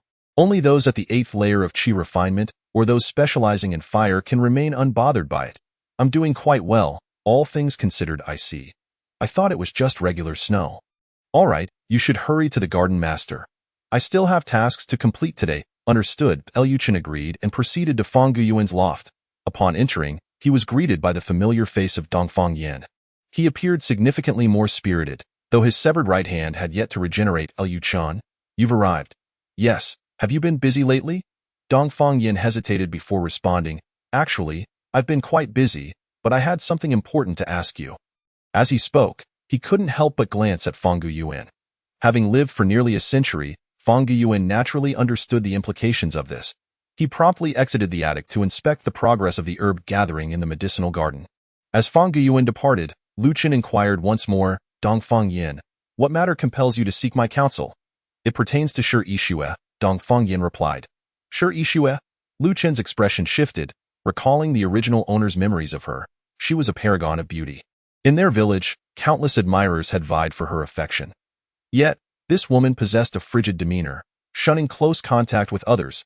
It was only through their collective participation in the Tianmen Sect's assessment that they had the opportunity for prolonged interaction. Indeed, Dongfang Yin continued, you are unaware, but just a few days ago, I overheard from Tiandao that several male disciples of Tsuishui Peak have fallen into madness, all in their fervent desire to become Dao partners with Shi Yixue. Ah? Lu Qin exclaimed, incredulous. Surely it cannot be that dire? Yixue possesses an extreme cold physique, a rarity that may not have appeared in the Tianxin kingdom for 100 millennia. Moreover, to cultivate alongside someone of such constitution would dramatically enhance one's mastery of ice techniques. It is said that Yixue is on the verge of foundation establishment. Foundation establishment? Lu Qin responded, aligning with the conversation. Indeed, we've only been in Tianmen Sect for less than 4 months, and Yixue is already about to reach that milestone. Even Qi Tiandao is merely at the 8th layer of Qi training, Lu Qin muttered. Who would have thought that the most gifted among us would turn out to be Shi Yixue? Of course, Dongfang Yin said smoothly. This is precisely why I sought you out. Yixue is on the cusp of a breakthrough in foundation establishment, and I wish to assist her in concocting a special elixir. Lu Chun pondered for a moment before responding. With so many suitors at Tsuishui Peak, would they not provide her with such an elixir? Ah, you do not understand. The formula for this elixir was something I painstakingly acquired. And now I am merely short of the necessary herbs. Lu Chun, we are good brothers.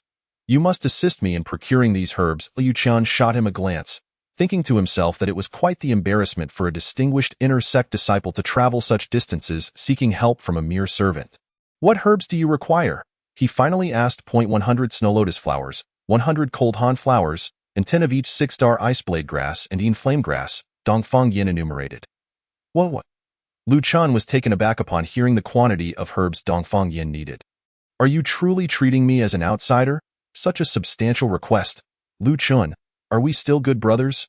Yet you cannot impose such difficulty upon me. You know I am but a servant. Upon hearing this, Dongfang Yin produced a book and a pouch of spirit stones from his robe. This is the exquisite Spring Palace illustration I scavenged from Qiyang Peak, along with 3 months' worth of my stipend. Will you assist me, brother? Exquisite Spring Palace illustration? Lu Qin mused before accepting the items. I can help you, but I require time. How long? 3 months. 3 months is too long. Would 1 month suffice? Upon hearing this, Lu Qin promptly returned the items to him. In 1 month's time. Even the garden head could not gather these herbs. Please, reconsider. 2 months. Will that work? Lu Chun contemplated before agreeing. Very well, I shall assist you. But only because you approached me. Had it been anyone else, I would have ignored them entirely. Agreed. I shall return in 2 months. With that, Dongfang Yin took his leave, and Lu Chun sighed as he watched him depart. I never imagined him to be such a sycophant. Muttering to himself, Lu Chun considered the implications of losing his right hand. It indeed had a profound impact. It seems that this is the only possibility. Accepting Dongfang Yan's request only compounded Lu Qin's burdens. To acquire more herbs, he decided to take on the workload of the other 3 members in the medicinal garden, all for the sake of the reward herbs. In the garden, each person received a mere 1% of the herbs they collected. Thus, for every 100 herbs, one could keep only 1. After assuming the responsibilities of the 3 others, Lu Qin found himself capable of gathering 4 cold han flowers and snow lotus flowers each day.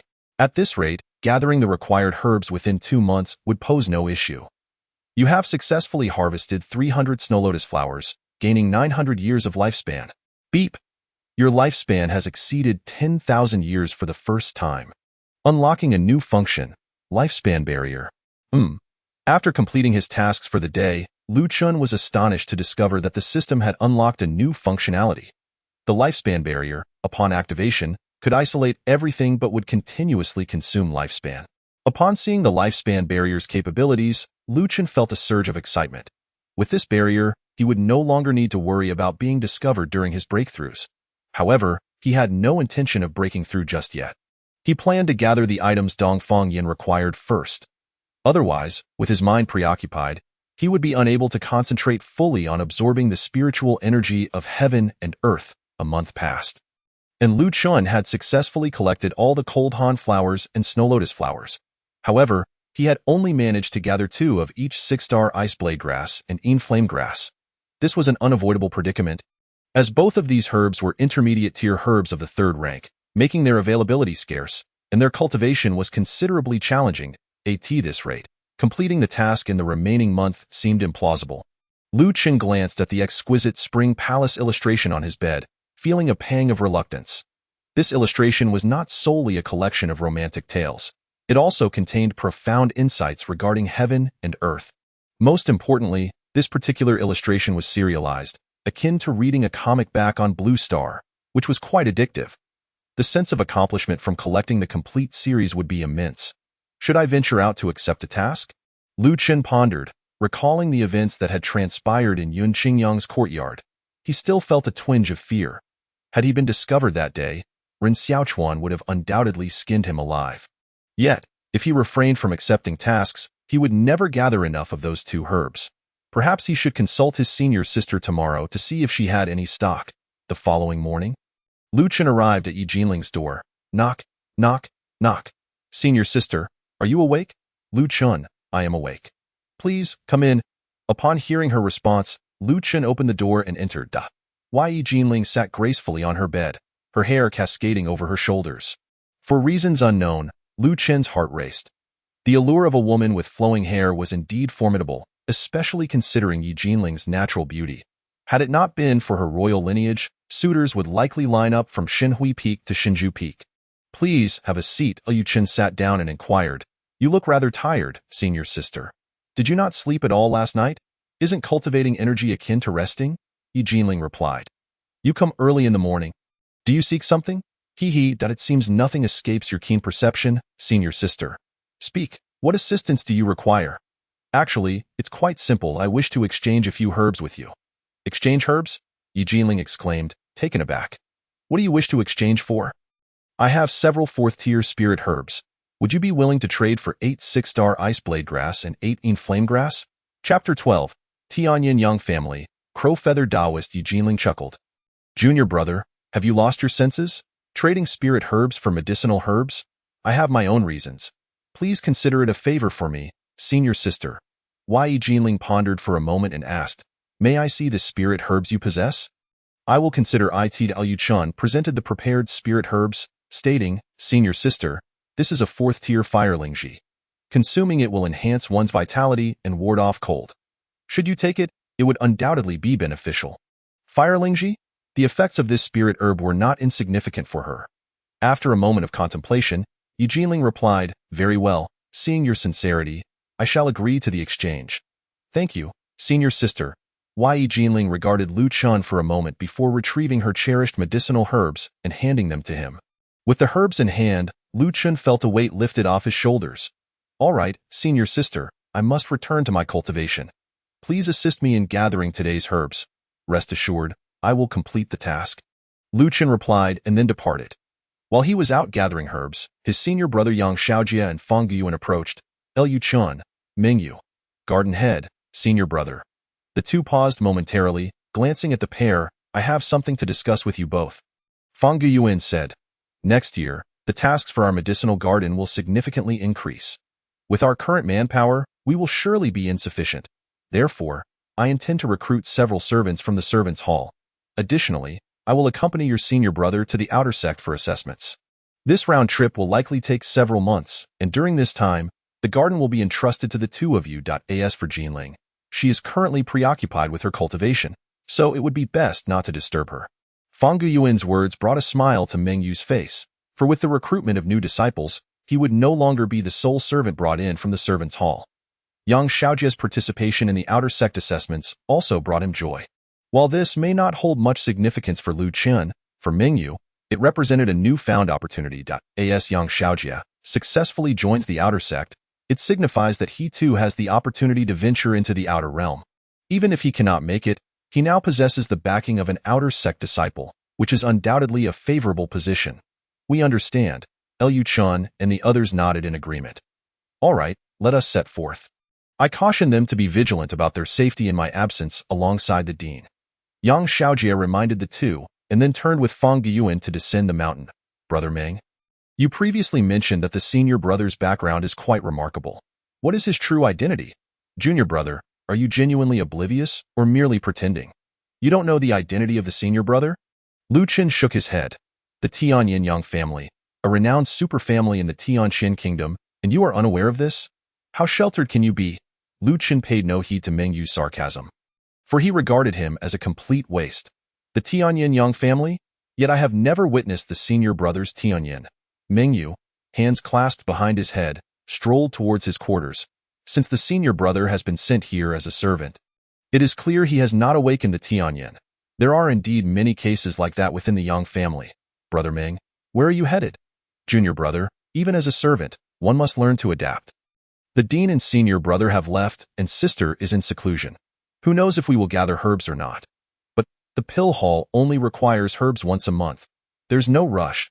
We can wait until the snow has completely melted before venturing out. Lu Chan sighed as he observed Meng Yu's retreating figure, then commenced his herb gathering. A month swiftly passed, accompanied by another heavy snowfall. The already cold herb garden became even more frigid, causing some herbs to wither under the frost. Thankfully, Yi Jinling led Lu Qin and Meng Yu in constructing a fire array, alleviating some of the chill. Sister, you seem even more radiant after a month apart. Meng Yu could not help but praise Yi Jinling, who stood beside him. Scram, scram, scram. I am utterly annoyed by your flattery.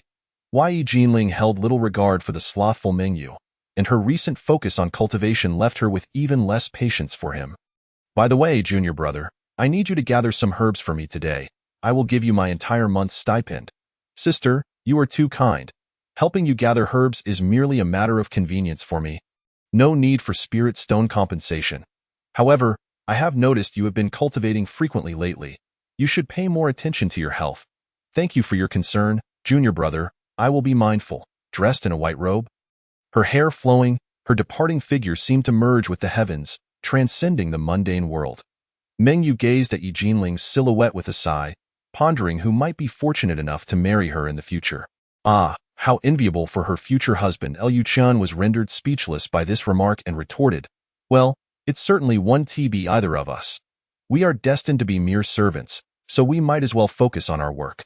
I am not destined to be a servant, Meng Yu countered. Junior brother Lu, I have never told you this, but I possess an excellent wood spirit root, and my family is not impoverished. I am here to experience life. Huh? Lu Chan was taken aback, wondering what had prompted this revelation from Meng Yu. You can't possibly not believe me, can you? Meng Yu pressed.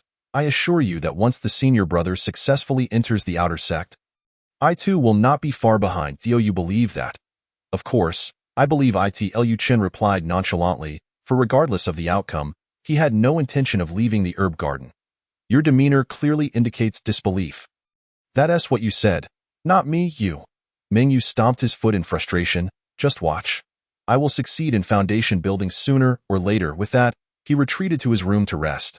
Unless Meng Yu possessed a miraculous system, achieving foundation building in this lifetime seemed highly unlikely. In the afternoon, Lu Chun received a message from Dongfang Yin, and the two arranged to meet in the dean's pavilion. Everything is here, not a single item missing. Good brother, if I manage to win over Ishue, I will gift you my treasured collection of exquisite spring palace paintings. Lu Chun felt a twinge of excitement, but concealed it from his expression. All right, just remember that I helped you. Rest assured, I will never forget. Dongfang Yin clapped Lu Chun on the shoulder and laughed heartily. As he prepared to leave, he suddenly recalled something and said to Lu Chun, by the way, I heard from my master a few days ago that an old man wearing a crow mask has arrived at the Xinlian Peak. His name is Yu Daoran. My master warned me that he is not a good person and has dirty hands. You should be cautious and avoid trouble. Liu Chen inquired. If he is so unscrupulous, why allow him to come? This Yu Daoran is quite skilled in alchemy through the dark path, and he seems to be here to concoct something. I only caught a glimpse of it, so I can't provide all the details. Just consider this a heads up. Thank you very much, we are brothers, so no need for formalities. I am off. If you require any assistance in the future, do not hesitate to reach out. Watching the weary Dongfang Yin depart, Lu Chen couldn't help but appreciate the advantages of having a good master, as it ensured a steady flow of information. Yu Daoran, alchemy through the dark path. Could it be related to the demonic entities? Chapter 13. The Phoenix Condensation Technique, the nascent soul realm. After Dongfang Yan's departure, a sense of urgency surged within Lu Chen. The name Yu Daoran did not inspire confidence, and he realized he needed to hasten his breakthrough in cultivation. Lu Chen had reached the 9th layer of foundation building for some time now. The delay in his breakthrough was due to his desire to consolidate his skills and attend to other matters. Now that those issues had been resolved, it was time to ascend to the Golden Core realm. Liu Chen returned to his room and waited until deep into the night before stealthily making his way to the grove where he had previously broken through. Although he now possessed a lifespan barrier, the efficacy of that barrier was uncertain. What if it wasn't entirely sealed? To be safe, he opted for the secluded grove. System, activate the lifespan barrier. Note: activating the lifespan barrier will continuously consume lifespan. Continuously consume lifespan? Liu Chen was taken aback. How is this barrier charged? Is it by the minute, day, or year? Damn it. Receiving no response, Liu Chen cursed under his breath. I have no choice but to proceed. Let's give it a try. If the lifespan consumption is too severe, I will have to think of another way. System, activate the lifespan barrier. As a mechanical voice echoed, a warm current enveloped Liu Chen's body. Soon after, a circular white light emanated from him, forming an invisible wall of light within a 10-mile radius. Lifespan barrier activated, consuming lifespan. Seeing the notification, Liu Chen wasted no time and directly invested 2,000 years of lifespan into the Flame Spirit Qi technique. The last time he broke through to the foundation level, he had squandered 400 years of lifespan, primarily due to the inadequacy of his Qi absorption method. This time, Liu Chen resolved to upgrade the Qi absorption technique first, ensuring a more efficient breakthrough. You have invested 2,000 years of lifespan into the evolution of the Flame Spirit Qi technique. You have practiced the Flame Spirit Qi technique for 1 year? But due to your average talent, you have not achieved a breakthrough. You have practiced the Flame Spirit Qi technique for 10 years, encountering inspiration, yet due to insufficient aptitude, you have not achieved a breakthrough.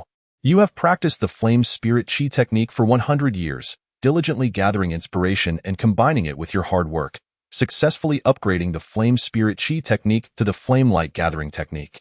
You have practiced the Flame Spirit Qi technique for 1,000 years, attempting to merge with the powers of heaven and earth and comprehend the supreme fire path, yet to no avail.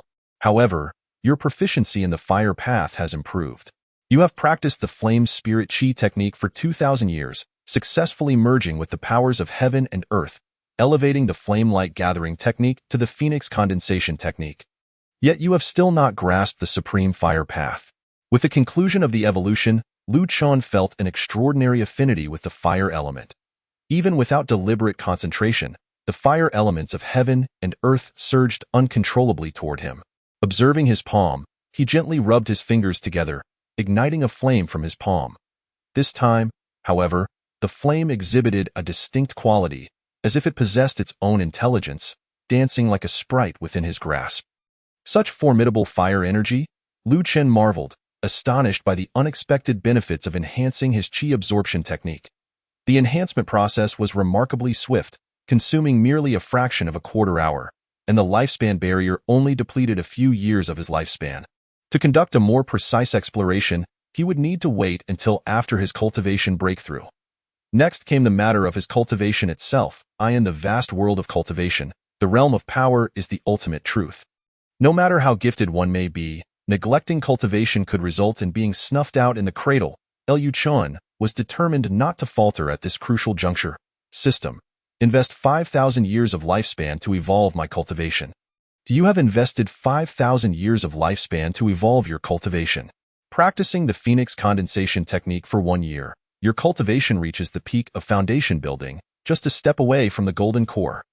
Practicing the Phoenix Condensation technique for 10 years, you attempt to break through to the golden core realm, attracting a thunder tribulation, but due to lack of preparation, you fail to succeed. Practicing the Phoenix Condensation technique for 100 years, you once again strive for the golden core realm. Familiar with the previous failure, you successfully navigate the thunder tribulation, but during the process of condensing the golden core, you are ambushed and fail to break through. My cultivation? Liu Chen appeared utterly bewildered. Could it be that even his cultivated skills could fall victim to treachery? This seemed excessively real. However, upon reflection, as a practitioner of survival tactics, being schemed against was not entirely improbable. Having practiced the Phoenix Gathering Qi Classic for 2 centuries, after numerous failures, you successfully broke through to the golden core realm. Upon achieving this breakthrough, Liu Chen let out a sigh of relief. Previously, He had squandered 400 years of life essence during his foundation establishment breakthrough. Now, he had expended 200 years for the golden core. This reduction in lifespan was closely tied to Lu Qin's enhancement of his qi gathering technique. Having practiced the Phoenix Gathering Qi Classic for 3,000 years, your cultivation has ascended to the 5th level of the golden core. Having practiced the Phoenix Gathering Qi Classic for 4,000 years, your cultivation has ascended to the 9th level of the golden core. Astonished, Lu Qin felt a wave of cold sweat wash over him. Was this momentum leading him to a direct breakthrough to the nascent soul realm?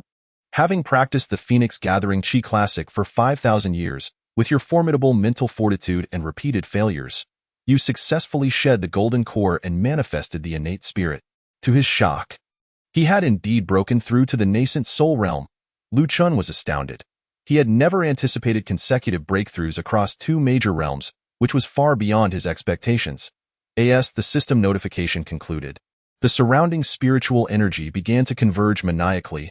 Moments ago, the sky had been adorned with countless stars. Now, dark clouds gathered as if heralding a tempest of spiritual might ready to unleash. Boom. Spiritual energy cascaded from the heavens like a waterfall, enveloping Lu Qin. The fierce influx of spiritual energy surged into his body, and he felt an unprecedented surge of power. This sensation was entirely different from previous breakthroughs. There was no pain, only an enveloping comfort akin to being swathed in cotton. As the golden core formed within Lu Qin, his bones began to transform, undergoing drastic alterations from joint to marrow. This was merely the initial stage of his golden core breakthrough. This transformation persisted for nearly half an hour, followed by changes within his internal organs that similarly lasted another half hour. After this time, all the vital energy coalesced within the golden core, forcefully splitting it open to release the innate spiritual embryo. Thus, Lu Qin successfully ascended to the nascent soul realm. Bang! The influx of spiritual power purged all residual impurities from his body, manifesting as a radiant ring of spiritual energy. This force was immensely potent. Had it not been for the protective barrier, it might have caused considerable upheaval in the forest. This is the nascent soul realm. Even the released residual energy is so formidable. Following his breakthrough to the nascent soul realm, Lu Qin's spiritual awareness expanded significantly. He could now probe matters within a 100-mile radius at will.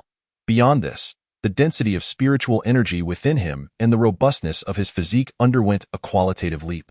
If I were to unleash a full-powered burning heaven-blazing palm with my current strength, I wonder how tremendous the force would be.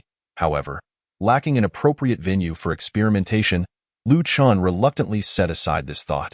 Concluding his cultivation, Lu Qin then turned his gaze to the lifespan consumed by the barrier. 500 years. Lu Qin murmured, I have probably spent about 2 hours outside, which means approximately 250 years of lifespan consumed per hour. By this calculation, it is not excessive. Contemplating this, Lu Qin suppressed his cultivation to the 4th level of qi training, deactivated the barrier, and proceeded toward the medicinal garden. Suddenly, a shadow adorned with a raven mask swept past him, appearing like a ghostly figure before him. Chapter 14. Black Feather, the Return of the Headmaster. Who are you? Lu Qin inquired, his voice trembling. The night was dark, the wind howled, and the surrounding woods appeared murky under the dim light, where one could easily become ensnared. I am Yayu Daoran, summoned by your master Dan Kingzi of the Divine Refining Peak to prepare medicinal elixirs. However, I am a person who delights in the darkness of night and despises the brightness of day, which is why I have become lost here. Might I trouble you, young friend, to show me the way? Upon hearing this, Lu Qin immediately opted to check the man's lifespan. Black Feather, 9th level Golden Core, 500-4500, the 9th level of Golden Core.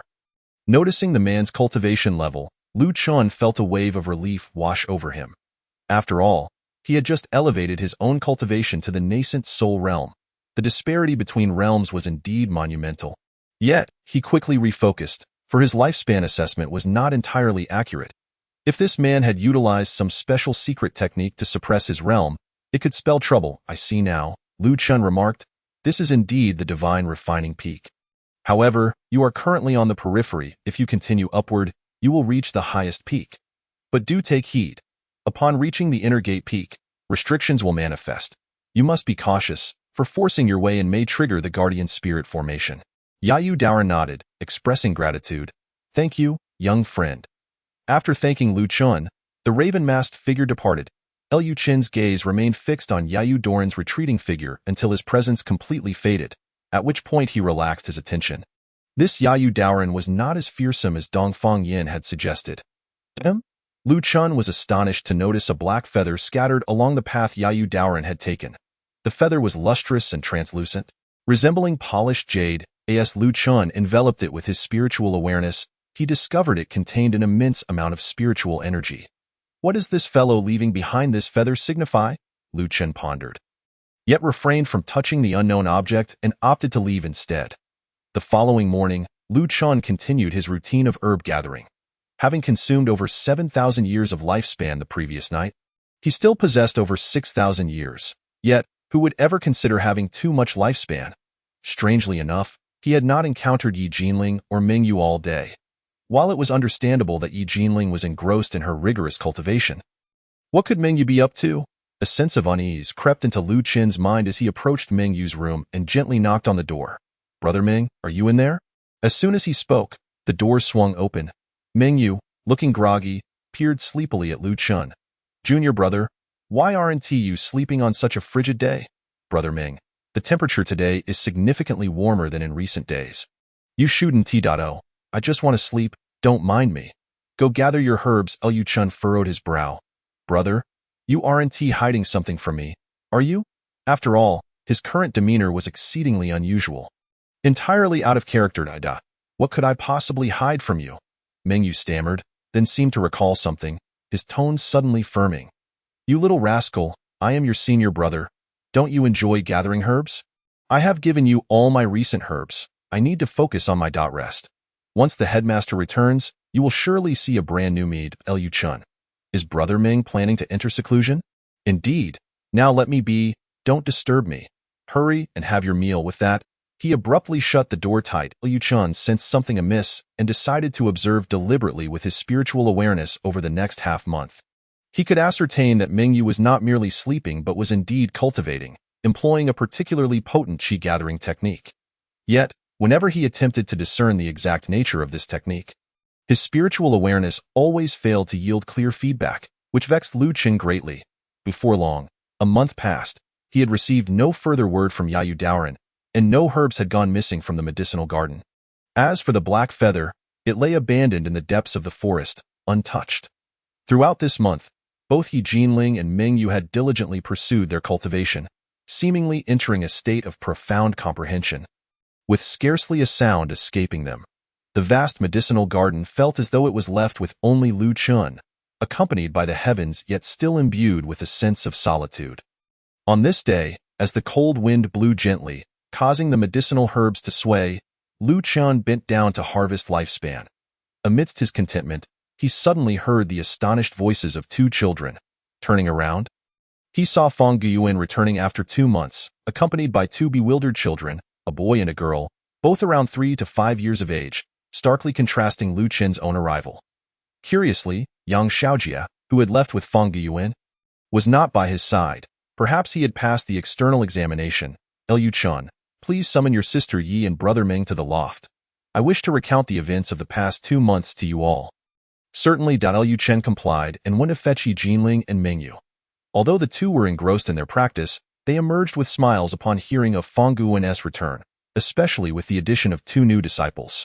Upon arriving at the headmaster's loft, Mingyu immediately inquired excitedly, "Headmaster, has our senior brother successfully entered the outer sect?"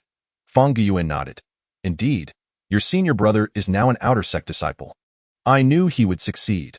I too aspire to follow in his footsteps and join the outer sect, bringing honor to our medicinal garden." It must be said that Mingyu's month of arduous training had borne fruit. His cultivation had risen from the 5th level of qi training to the 6th, and his spirit and energy had improved significantly, even resulting in noticeable weight loss. This made Lu Chun, as his junior brother, feel quite gratified. Fang Guyuan cast a sidelong glance at Mingyu, his smile devoid of genuine warmth, and remarked, "Having aspirations is commendable. If you manage to enter the Dan Hall in the future, that would be even more impressive. With my innate talent, joining the Dan Hall is not beyond the realm of possibility." Ha ha ha. Upon hearing this, Yi Jinling burst into laughter, joined by several newly recruited disciples. Subsequently, the headmaster introduced the two newly appointed attendants, the boy named Zhong Hanyue and the girl named Lu Moli. Liu Chen assessed their lifespan status and discovered that both attendants possessed commendable potential, each with a maximum lifespan of 700 years. Very well, from now on, the two of you will learn under senior brother Liu, the headmaster stated. Understood, headmaster, they replied. Then why are you not bowing to your senior brother? We pay our respects to senior brother Liu Chen regarded the two children, who were nearly a head shorter than himself, and offered a faint smile. By the way, your senior brother has entered the outer sect, and this position of the eldest disciple cannot be left vacant. Who among you wishes to become my disciple and learn the art of alchemy? Chapter 15. The Spirit Spring and the Sudden Corpse's Headmaster. I am willing. Upon hearing Fang Guyuan's intention to take on disciples again, Meng Yu exclaimed with uncontainable excitement. Good. Fang Guyuan nodded, glancing at Lu Chen beside him. What about you? Lu Chen chuckled and replied. Meng's senior brother is my elder. Since he wishes to be your disciple, it is only fitting that he goes first. Fang Guyuan nodded approvingly. Good lad, you have a sense of understanding. All right, you all go about your tasks. Meng Yu, stay behind. Liu Chen did not covet the position of eldest disciple. Although it would grant him some knowledge of alchemical techniques, such knowledge held little value for him. It was far more advantageous to remain steadily as a herbal gathering attendant. Senior brother Liu, what is our task for today? Zhong Hanyue inquired energetically. Your task today is quite simple. Familiarize yourselves with this herbal garden and the various herbs in different directions. Is it really that simple?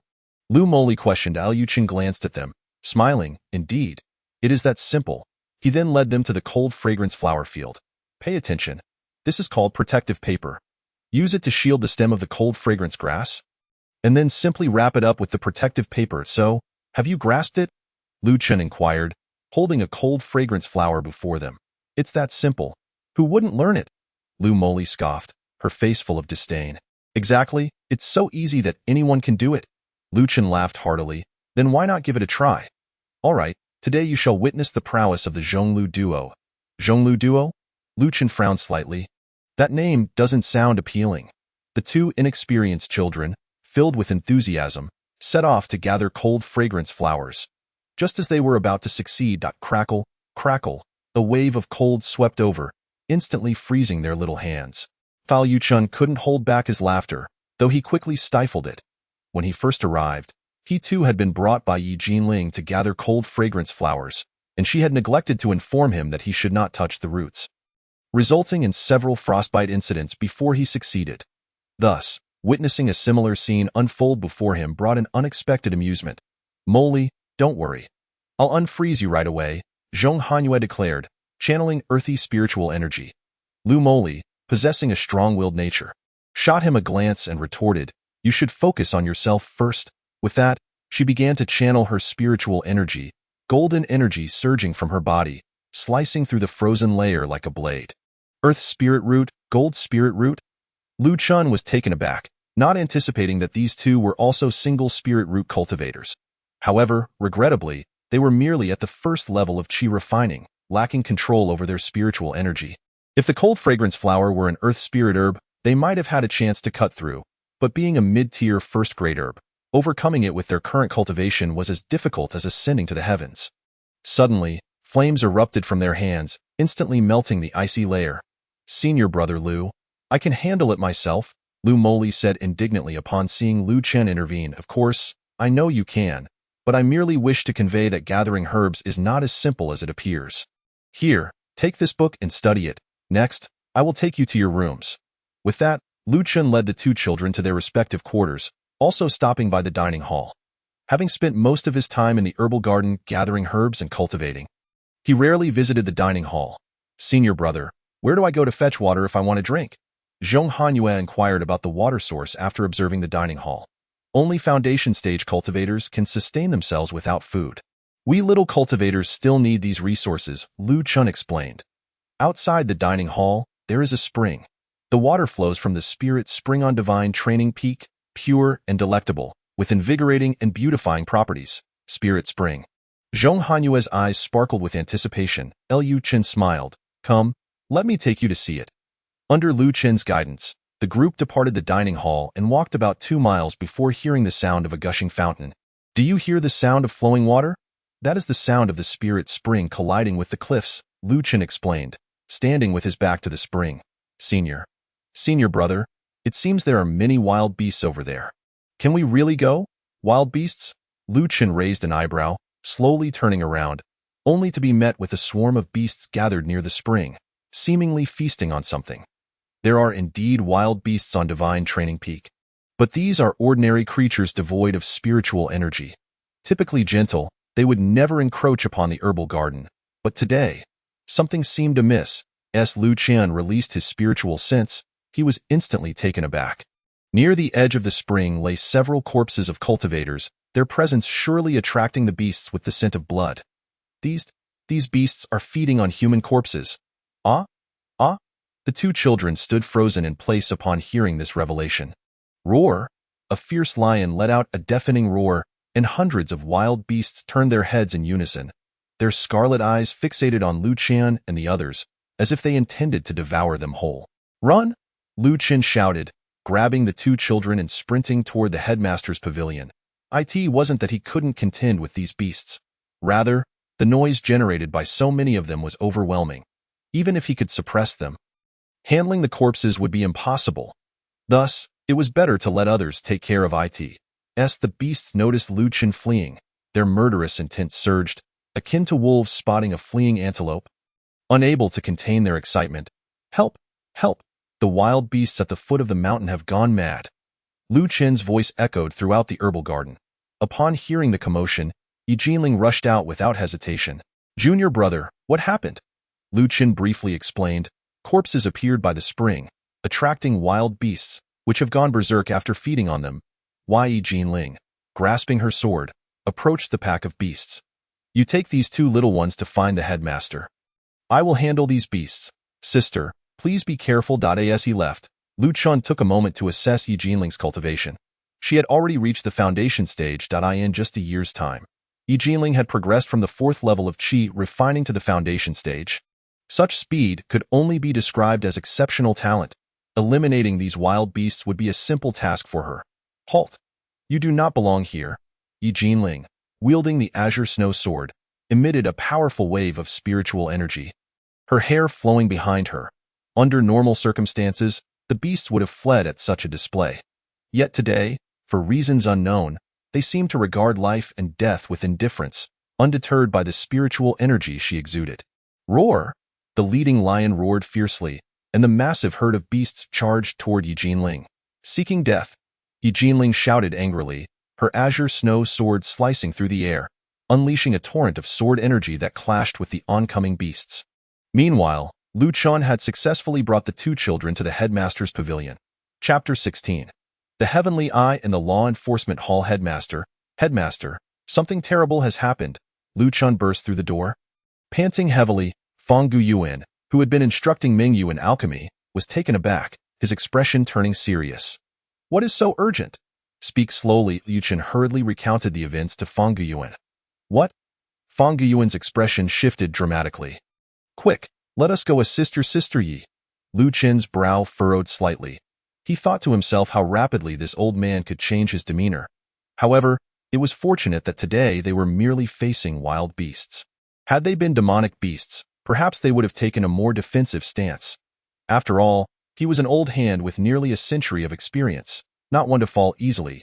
As Lu Chen and his companions exited the pavilion, they found that their assistance was unnecessary, for by the time they arrived, the wild beasts had already been subdued. Lacking spiritual energy, these beasts were relatively easy to control. However, there were also numerous casualties. "Headmaster, you have arrived." Yi Jinling subdued the beasts and turned to speak to Fang Guyuan and the others. Fang Guyuan remarked as he surveyed the scene before him. "Can we ascertain the cause of this beastly uprising? It is likely related to the corpses they have been gnawing on, but we must investigate further before reaching a definitive conclusion," he responded. "Let us proceed and uncover the truth." The group made their way to the spring, where they found dozens of corpses strewn about. These bodies had been so ravaged that their features were unrecognizable, leaving only faint traces of spiritual energy. After observing for a while, Fang Guyuan addressed the group. "This matter is beyond our control. I will report to the higher-ups. You all should return to gather herbs. Understood. They nodded in agreement and returned to the medicinal fields, while Fang Guyuan descended the mountain alone. The more Lu Chun pondered, the more he felt that something was amiss. A sense of unease gnawed at him, yet he could not pinpoint the source of his discomfort.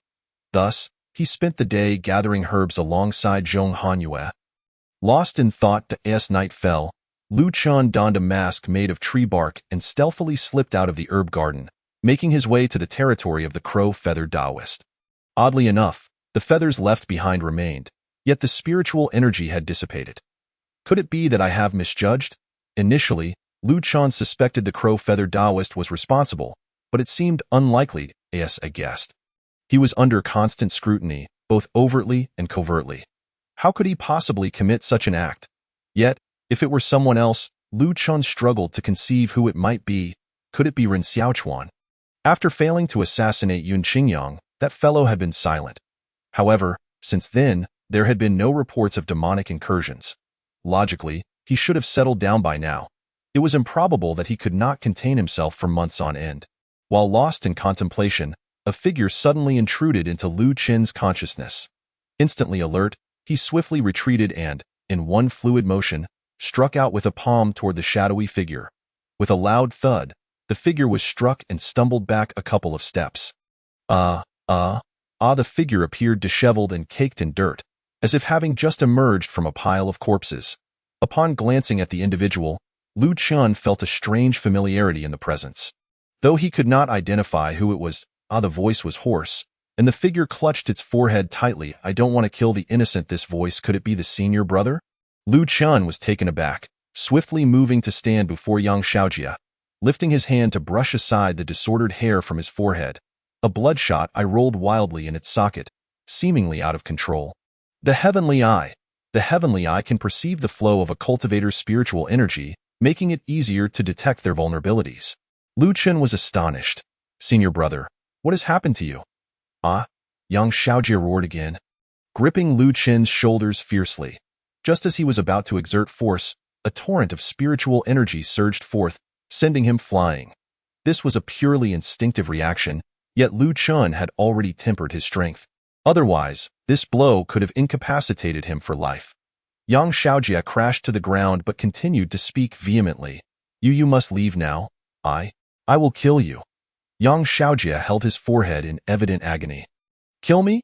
Yang Xiaojia howled relentlessly, releasing an extremely violent black spiritual energy. Black silk energy? This is peculiar. Lu Chun gathered his own energy into his palm and struck Yang Xiaojia, rendering him unconscious. I am truly sorry, senior brother. I do not wish to harm you. However, in your current state, I have no choice but to subdue you. Yet even in unconsciousness, the heavenly eye on Yang Xiaojia's forehead remained open. Glaring intensely at Lu Chun, filled with righteous indignation, it was quite unsettling in the dead of night. Lu Chun used Yang Xiaojia's hair to cover the heavenly eye and fell into deep thought. According to Fang Guyuan, Yang Xiaojia should have already entered the outer sect. Why had he suddenly returned in such a state? Moreover, how had his heavenly eye opened? A myriad of questions flooded Lu Chen's mind, leaving him perplexed. Yet regardless, he could not stand idly by while Yang Xiaojia suffered. However, returning him to safety seemed inappropriate. Perhaps it would be better to suddenly. A loud crash resonated from the entrance of Fang Guyuan's pavilion, prompting him to rush out. Xiaojia? What has happened to you? Fang Guyuan was taken aback, quickly pulling him back into his chamber. The following morning, the higher-ups from Xinlian Peak dispatched personnel to investigate.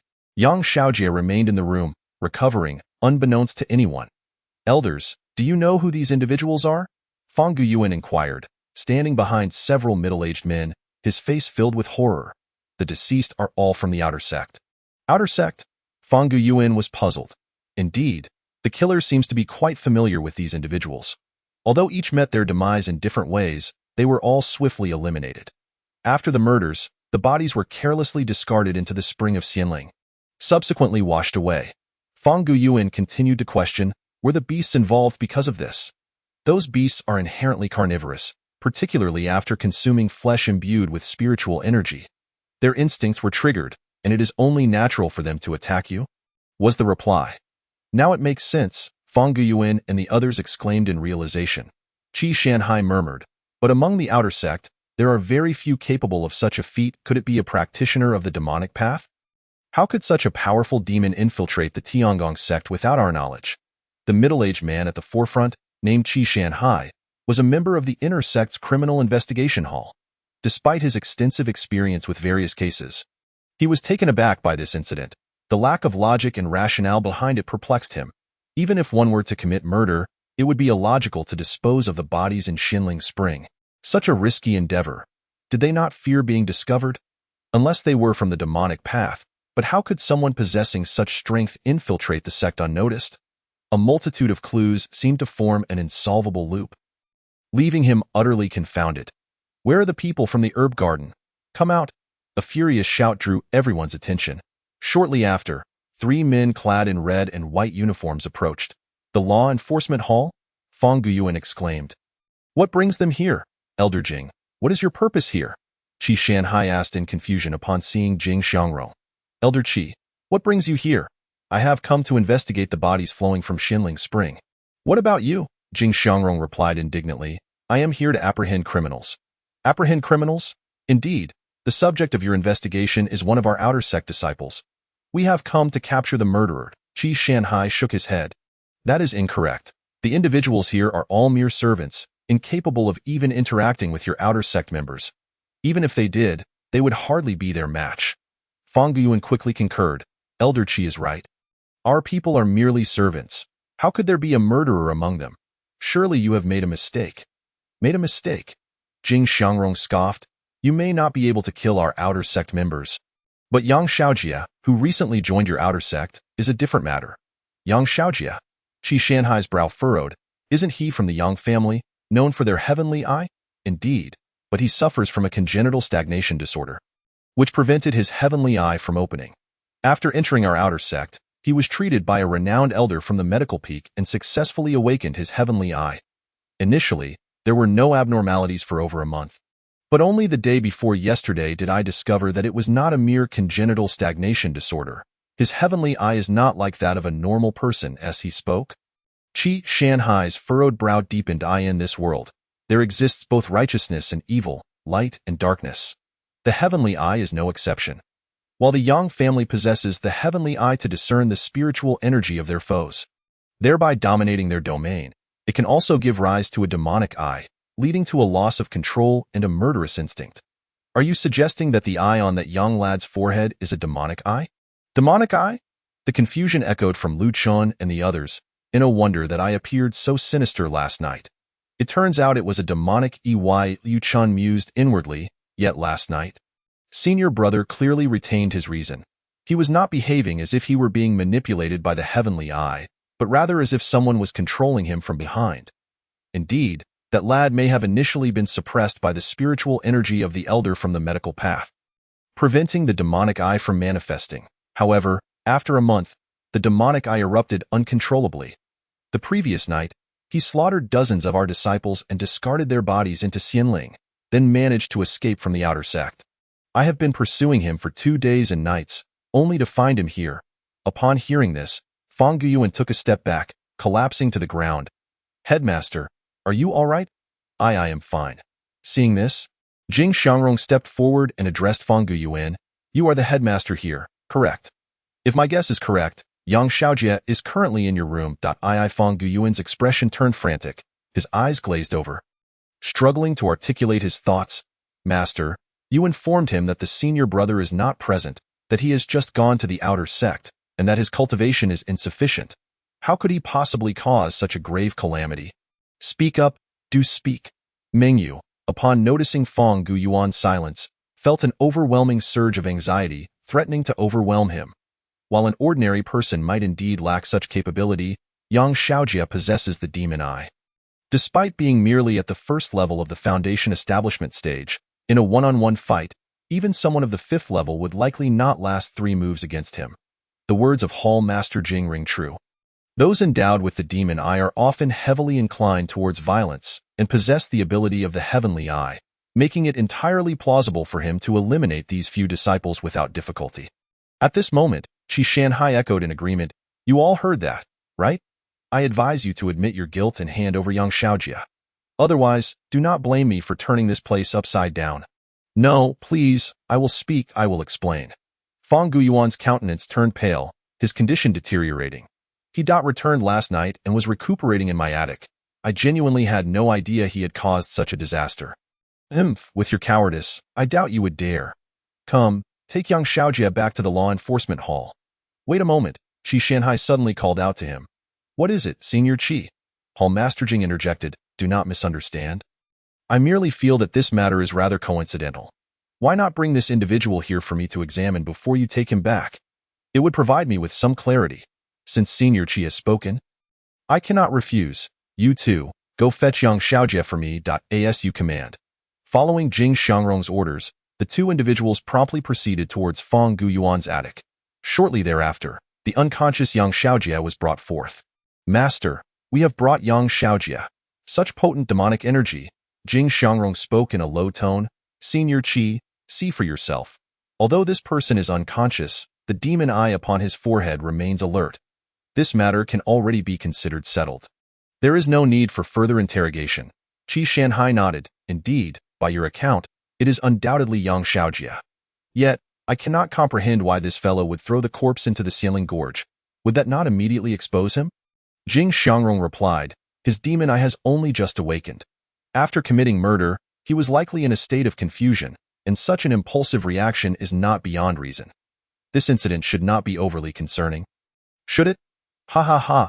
Upon hearing Jing Xiangrong's words, Qi Shanhai found himself at a loss for retorts, offering only a faint smile before ceasing to argue. He watched as the three took Yang Xiaojia away.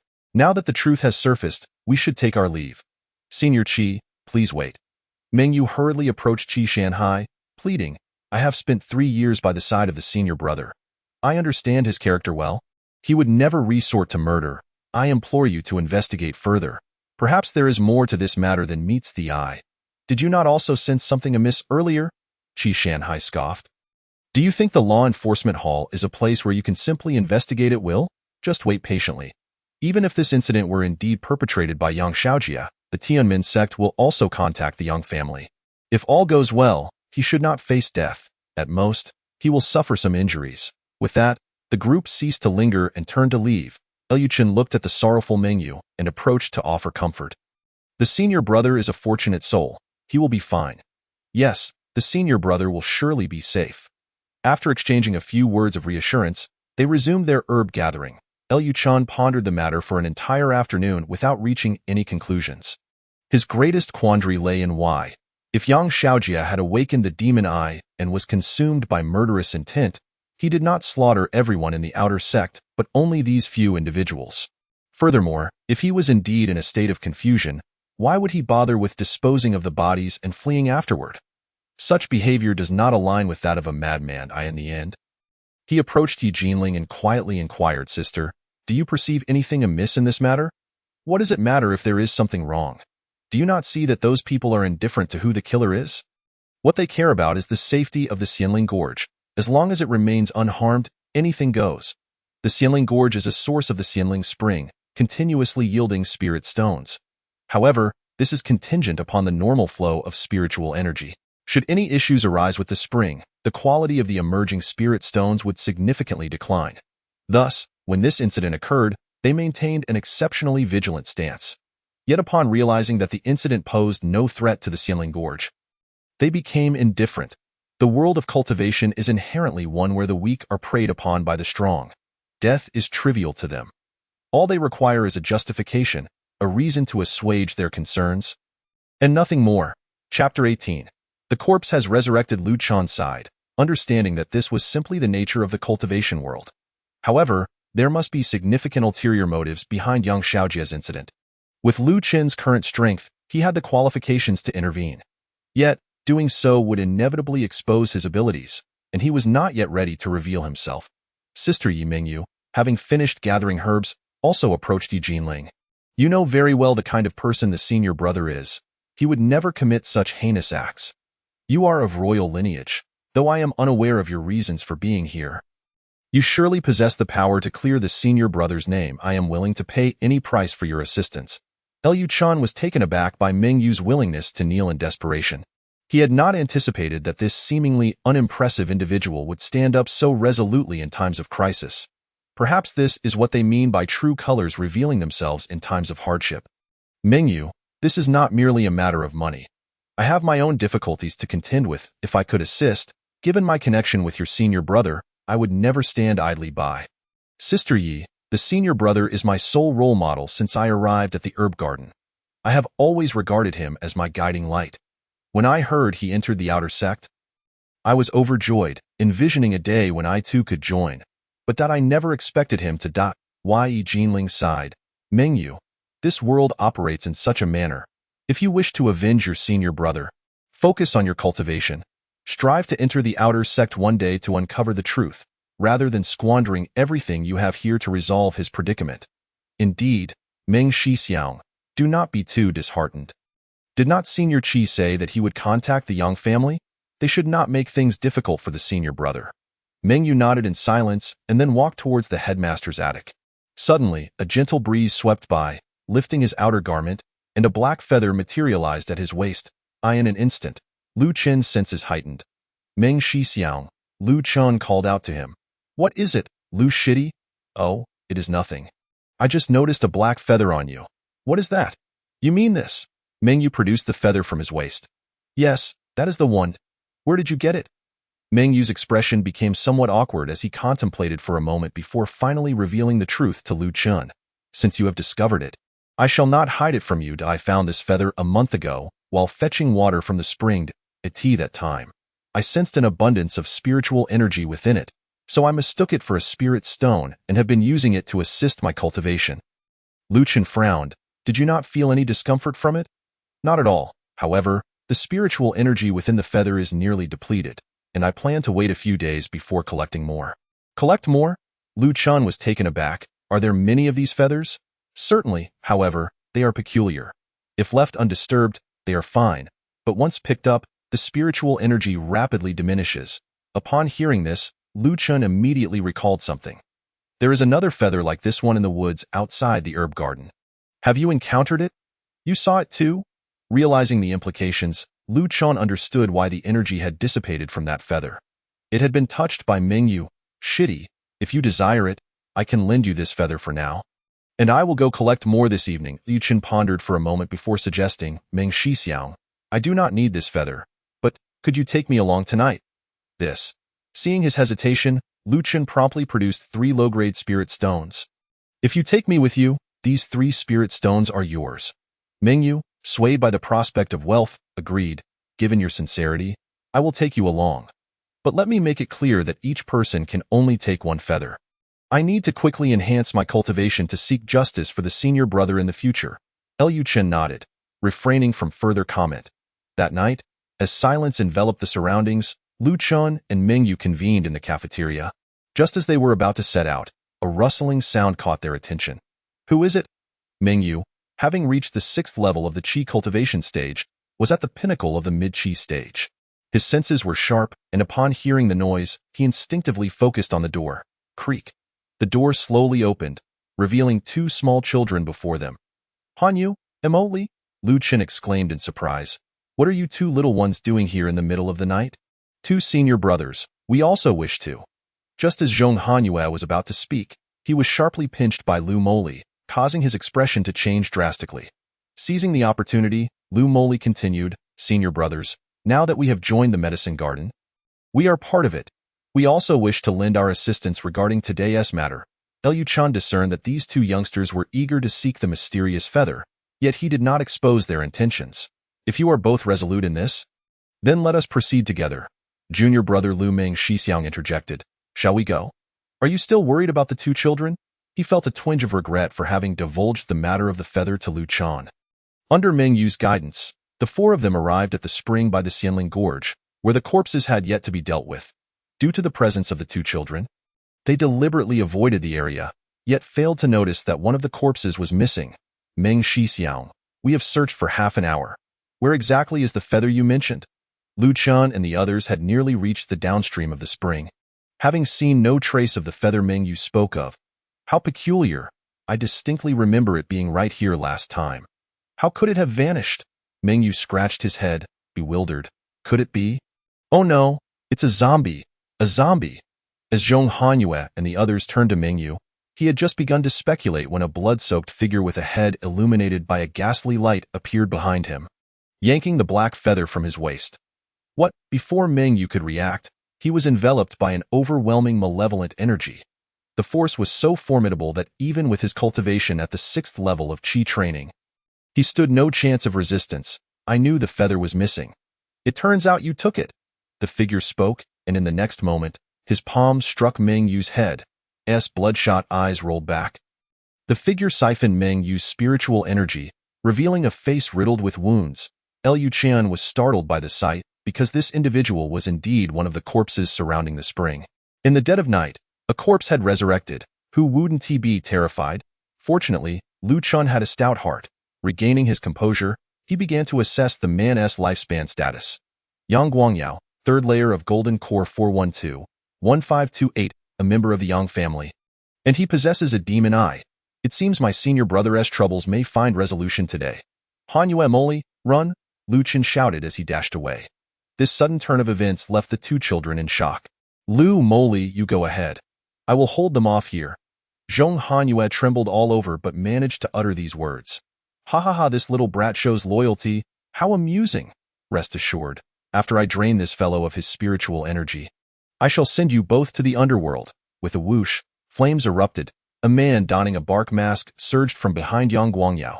Seeking death, Yang Guangyao pressed down on Mengyu with one hand while the other aimed a strike at Liu Qian. Bang! The fierce wave of fire sent Yang Guangyao hurtling away, and Liu Qian swiftly advanced, intending to capture him. However, Yang Guangyao reacted swiftly, realizing he was no match for Liu Qian. He immediately discarded Mengyu and made his escape. Trying to flee? I won't let this opportunity slip by, Liu Qian thought, instructing Zhong Hanyue and Moli before pursuing Yang Guangyao. The two figures darted through the woods until they reached the depths of the forest where Liu Qian had broken through to a new realm. It was there that Yang Guangyao finally halted. What is this? Have you chosen your grave? My grave? Ha ha ha, the outer perimeter of this divine training peak has been cloaked in the spiritual energy left by my master. Once I completely absorb this energy, I shall ascend to the nascent soul stage.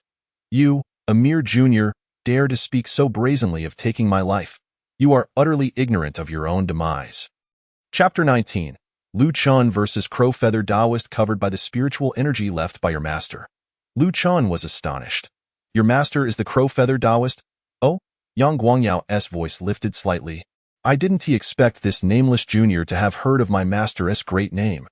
Humph, even if your master were here today, he would perish alongside you. But I fail to understand why you, a member of the Yang family, would seek to frame Yang Xiaojia.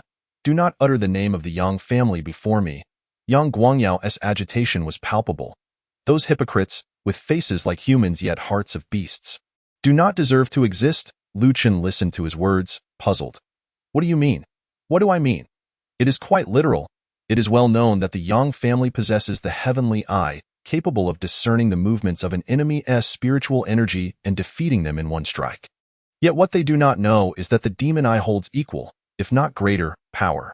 However, because the demon eye harbors malevolent energy, the upper echelons of the Yang family have deliberately sullied our kind to preserve their righteous facade. Externally, we are seen as murderous fiends that all despise. Internally, we are tools for them to rid themselves of all the dirty work and burdens. We perform the tasks they refuse to undertake, endure the sins they shun, only to receive obliteration and disappearance in return. If you were in my position, would you accept this? Liu Qian remained unfazed. So, you would frame Yang Xiaojia? Not only do I intend to frame him, but I will also expose all the Yang family's misdeeds to the world. If you wish to obstruct my path, then prepare to die. Yang Guangyao's demon eye suddenly flared open, and spiritual energy surged around him like a tidal wave. Stubborn fool! Liu Qian had already sensed that he was absorbing the surrounding spiritual energy to replenish himself. He had refrained from attacking merely to discern his motives for framing Yang Xiaojia. Now that he had the answer, it was time to depart. Heavenly Fire Palm. With a swift motion, Liu Qian launched a fiery palm strike towards Yang Guangyao. Yang Guangyao had clearly anticipated this moment. His demon eye spun rapidly to in the next instant. He merged his fingers, unleashing a piercing sword intent that cleaved the fire palm in two. You will die first in place of Yang Xiaojia. Yang Guangyao traced a line in the air with his fingers, conjuring dozens of fierce sword chi that slashed towards Lu Chen. Faced with this torrential onslaught, Lu Chen did not flinch or evade. At such close proximity, Lu Chen's figure shimmered, instantaneously appearing behind Yang Guangyao, delivering a palm strike to his back. The explosive flames erupted from behind, creating a massive palm imprint. Simultaneously, Yang Guangyao lost his balance, crashing through dozens of trees enveloped in thick black smoke before finally halting. Yang Guangyao screamed in agony, ready to gather energy for a counterattack, but Lu Chen would not grant him such an opportunity.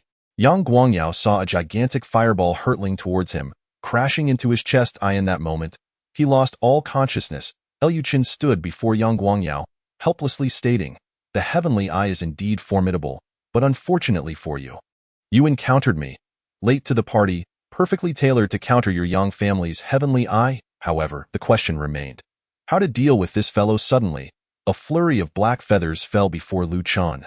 His pupils constricted, and in the next instant, countless feathers rained down from the sky, resembling a grand and resplendent storm of black feathers.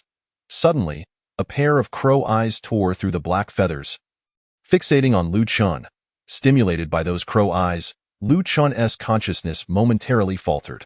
With a tearing sound, a claw mark was inflicted upon Lu Chen's chest, yet thanks to the protection of the dragon goddess Hunyuan art, this blow merely grazed his flesh.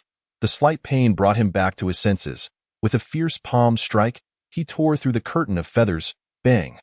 The feather curtain shattered, and a pair of enormous crow wings descended upon Lu Chen with great force. Lu Chen was caught off guard, yet relying on his formidable physique and cultivation, he endured the strike. Die! Like a hellish demon, the crow wings surged forward. Sensing the impending danger, Lu Chen hastily defended himself. Boom, boom, boom. Flames raged and feathers flew. The crow wings were incredibly fierce, each assault accompanied by the figure of the crow feather Taoist. The power was extraordinary, the momentum overwhelming. Unleash! Lu Chen bellowed, channeling his might as spiritual energy surged forth. With a thunderous explosion, the ground trembled for miles. The surrounding forest was first severed by the released feathers, then ignited by the blazing flames. The crimson inferno engulfed the area, leaving the crow-feathered Taoist nowhere to hide, exposing him fully. Indeed, it is you. Today, both you and your disciple shall remain here. The expression of the black-feathered figure was concealed by a mask, yet the murderous intent was palpable. You have harmed my disciple. If I do not kill you today, I, the crow-feathered Taoist, shall have no face to depart. Dark abyss kill. The black chromast figure exuded malevolent energy, his blood-red eyes glowing ominously. Such heavy malevolent energy. You are indeed a practitioner of the demonic path. From the moment Lu Chen laid eyes on the black-feathered figure, he sensed something amiss. Today, he finally confirmed his suspicions. Since he is of the demonic path, he must be eliminated. Lu Chen did not hold back, invoking the dragon goddess Hunyuan art to activate the heavenly fire palm. His palms ablaze, he appeared as a manifestation of the fire god. In an instant, the two engaged in a fierce clash. Boom! The deafening roar echoed, shaking the very earth beneath them and carving deep ravines into the ground. Farewell, Lu Chen whispered, as the explosive flames consumed the crow-feathered Taoist. Their full-force confrontation culminated in the crow-feathered Taoist's devastating defeat. Ultimately, he was merely a novice at the nascent soul stage, despite having clung to Lu Chen for a considerable time using his unique techniques. However, it was merely a tangle. His mastery of the technique was far too low, placing him on a completely different level from Lu Chen. After his defeat, Lu Chen struck him twice more to ensure that the two had no capability to flee, and resolutely chose to depart. This battle stirred both the inner and outer sects, and soon, someone arrived to investigate. Was that person the crow-feathered Taoist? About half a month later, the conspiracy of the crow-feathered Taoist and Yang Guangyao spread throughout the Tianmen sect. In the medicinal garden, Qi Shanhai was recounting the events concerning the two. Yu was an elder of the Dark Feather sect from the Demon Gate, who had taken Yang Guangyao as his disciple. They devised a method to infiltrate the Yang family and reap benefits by substituting the heavenly eye of Yang Shaojia with the demon eye of Yang Guangyao, intending to impersonate Yang Shaojia upon returning to the Yang family, hoping to utilize the family's resources to cultivate and attain enlightenment. Unfortunately, they miscalculated, and their scheme was unraveled by our criminal investigation hall. Both have since been dealt with, and Yang Shaojia has retained his innocence. Continuing his training in the outer sect, I always believed my senior brother was not such a person. You all still do not trust me. Upon hearing that Yang Shaojia's name had been cleared, Mengyu leaped up in excitement. Qi Shanhai remarked, as a token of our apology, these 3 supreme techniques are a compensation for you. Director Fong, I entrust this matter to you for distribution. Senior Qi, you overstate the matter. It's sufficient to leave it to your subordinate. Qi Shanhai handed the items to Fang Geyuan and then turned to Mengyu. On that night, only you encountered the mysterious figure wearing the bark mask. Do you have any impressions of him? Mengyu pondered seriously and replied, I don't remember. I only recall that he struck swiftly. Chapter 20. The Demon Gate spy. Mengyu's response caused Qi Shanhai's expression to stiffen. It was futile to ask you. Well then, do you have any further questions? If not, we shall return. The last time they came was for an investigation, lacking answers, merely going through the motions. This time was different. They came with answers. If they were to leave hastily again, it would invite criticism, for those who could enter the outer sect were all astute individuals, and they would not engage in such folly. Yi Jinling contemplated and said, I have a question. How did Yang Guangyao gain entry to the outer sect? Moreover, how did they know that Yang Shaojia would enter the outer sect? Qi Shanhai explained. The Crow-Feather Taoist primarily practices the dark arts and secondarily the blood arts. He likely killed Yang Guangyao in advance and brought his heart along. Finally, using blood techniques and the power of the immortal spirit stream to resurrect, the feathers left behind were meant to aid in restoring his cultivation after rebirth. As for how they learned Yang Shaojia would enter the outer sect, it is likely due to the presence of spies from the Demon Gate within the outer sect. Demon Gate spies? Indeed, Qi Shanhai confirmed. Our Tianmen sect is a sworn enemy of the Juyu sect, and the Dark Feather sect is one of its branches. Over the years, the Juyu sect has tried every means to infiltrate the Tianmen sect, which is why our sect established the 9 major checkpoints. Nonetheless, some fish still slip through the net, as they operate from the shadows, making complete isolation exceedingly difficult. However, following this incident, the Tianmen sect will undoubtedly conduct a thorough sweep to apprehend all these demon spies. I see. Yi Jinling nodded. Qi Shanhai cautioned, you all should also be careful. The sect's sweep involves many areas, and be wary of these individuals making a desperate counterattack. Director Fong, Qi Shanhai turned to Fang Geyuan. As the director here, the task of ensuring their safety falls to you. Senior Qi, rest assured. Should any changes arise, I will handle them at once. Very well, then we shall take our leave. With that, Qi Shanhai led his group away. As soon as they departed, the medicinal garden descended into chaos. The presence of demon spies within the Tianmen sect, and the fact that even the senior brother could not evade their dark schemes, made them feel even more endangered. What should we do, Brother Liu? Is it too late for us to leave now? Silence. Fang Geyuan tapped the ground with his cane, signaling for everyone to quiet down. There is no need for concern. I have been in the medicinal garden for over 50 years, and I have never heard of any demon spies, nor have I ever been attacked by individuals from the Demon Gate. Moreover, even if they truly came, do you think they would take an interest in low-grade herbs? Ah, that seems reasonable. The clever little fellow, Zhong Hanyue, quickly grasped the rationale. Indeed, the director's words held truth. Even if there were demon spies, they would not attack a garden filled with only low-grade herbs. Liu Chen also nodded in agreement. The land, people, and herbs here held no significant value. Should the Demon Gate destroy this place, it would not even graze a hair of the Tianmen sect. They had no reason to launch an assault here. With this in mind, Liu Chan became even more resolute in his decision to remain in the medicinal garden. Now then, these 3 supreme techniques are rewards from the outer sect for us. Namely Heavenly Remnant Leg, Bursting Fist, and Absorbing Palm. You 3 can distribute them. Liu Chan remained silent, waiting for Yi Jinling to choose first. With Yang Shaojia absent, Yi Jinling was the highest ranking among them, and by seniority, he should select first. Director, I shall abstain from selection. Let them choose. Why not choose? Yi Jinling replied. I already possess many techniques, sufficient for my own use. Furthermore, none of these 3 supreme techniques suit me. selecting would not significantly enhance my abilities. I prefer to give the opportunity to them, as a member of the royal family. Yi Jinling naturally lacked for techniques. Very well, Fang Guiyuan did not press the matter further, but turned to Lu Chan and Meng Yu. What about you too, master? I wish to learn bursting fist. Meng Yu boldly declared without reservation, Liu Chan. Which one do you wish to learn? Then I shall choose heavenly remnant leg. Good. The techniques are yours. Go and cultivate. Fang Guiyuan distributed the two techniques and then prepared to return to his loft for rest. Director, what about us? Do we not have the right to choose? Zhong Hanyue asked, looking quite aggrieved. Of course, you have rights, but not at this moment. Focus on your work first. Once you have put in enough time, there will be opportunities to select techniques. Is that so? Zhong Hanyue replied, dejected. Very well, since the director does not grant you techniques, I shall give you one. Liu Chen approached the two children and said gently, Brother Liu, are you serious? The eyes of Zhong Hanyue and Lu Moli brightened instantly. Of course, would I deceive you? Here, this 100-herb technique is our garden's exclusive technique. Take it and cultivate. Thank you, Brother Liu. Thank you, Brother Liu. To express my gratitude, I shall handle your tasks for you today. Huh? Lu Chun was taken aback, thinking that he had given them a technique, yet they were returning the favor with work? In the end, Lu Chun could not resist the two children, and that day's harvest was 0.in. The following month, the Tianmen sect began a thorough cleansing. Taking advantage of a heavy snowfall, led by the Shueshue Peak, they erected the holy snow barrier, sealing off the path down the mountain. The other 8 peaks worked together to uncover over 80 demon spies. While this number appeared significant, it was relatively small in the context of the entire Tianmen sect.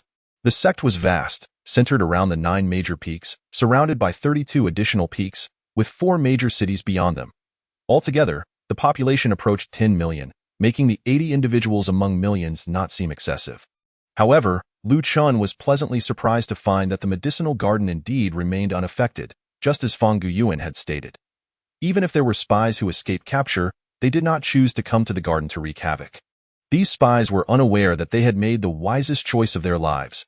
As winter turned to spring and the weather warmed, the spiritual formations covering the medicinal fields closed down. The new spring brought vitality. After 2 months of training, Zhong Hanyue and Lu Moli had gained a certain understanding of the herb-collecting tasks and could now complete them independently. Liu Chen's cultivation, after 2 months of refinement, had reached the 3rd level of the nascent soul stage. Upon reaching the nascent soul realm, the lifespan required for each increase in cultivation became exceedingly high, especially with the increase in personnel. Lu Chun could not harvest many lifespans each day, causing him some anxiety. Brother Liu, I will take care of your herb-collecting tasks today. Zhong Hanyue stood before Lu Chun, beaming with joy. Liu Chun felt helpless but could not refuse. If he were to disagree, he would likely be scolded for being foolish. Fine, if you wish to collect, then collect. Liu Chun could not believe this little fellow would help him every day. Brother Liu, since I am helping you with the herb collection, could you teach me heavenly remnant leg? Chapter 21. The fiery explosive leg. Yi Jinling seeks help teach you heavenly remnant leg? Lu Chun suddenly realized, so this little rascal is after the supreme technique. Zhong Hanyue smiled sheepishly. Learning the technique is one reason. Mainly, I want to help ease your burden. Liu Chun patted his shoulder. If you want to learn the technique, just say so. I will teach you. As for helping me gather herbs, there's no need. I am not the kind of person to take advantage of you. Brother Liu, you are truly kind. All right, no need for such flattery. If you genuinely wish to show your gratitude, perhaps you could present something of substance, like spirit stones or the like. After a moment of contemplation, Zhong Hanyue retrieved 2 low-grade spirit stones, faintly infused with spiritual energy, from his pocket. Brother Liu, these are my earnings from the past 2 months. They are all here. Upon observing the somewhat shabby spirit stones, Lu Chun decisively pushed them back. Hanyue, focus on your studies. Once your cultivation improves in the future, you can repay your brother then. Rest assured, when I join the outer sect, I will certainly repay your kindness. It is good that you have this intention. Liu Chun nodded with satisfaction. Brother, when will you teach me the celestial rupture leg? You may learn it once you complete today's task. Can I bring Emoli along? Emoli had initially intended to learn the crumbling fist from Brother Meng, but he had declined due to his own training commitments. This had left her somewhat disheartened. Liu Chun, feeling a pang of sympathy at Zhong Hanyue's pitiful expression, relented. Very well, after the task is complete, both of you may come to find me. Agreed. It's a promise. Lu Chun finished his task for the day by midday and prepared to study martial arts in his room.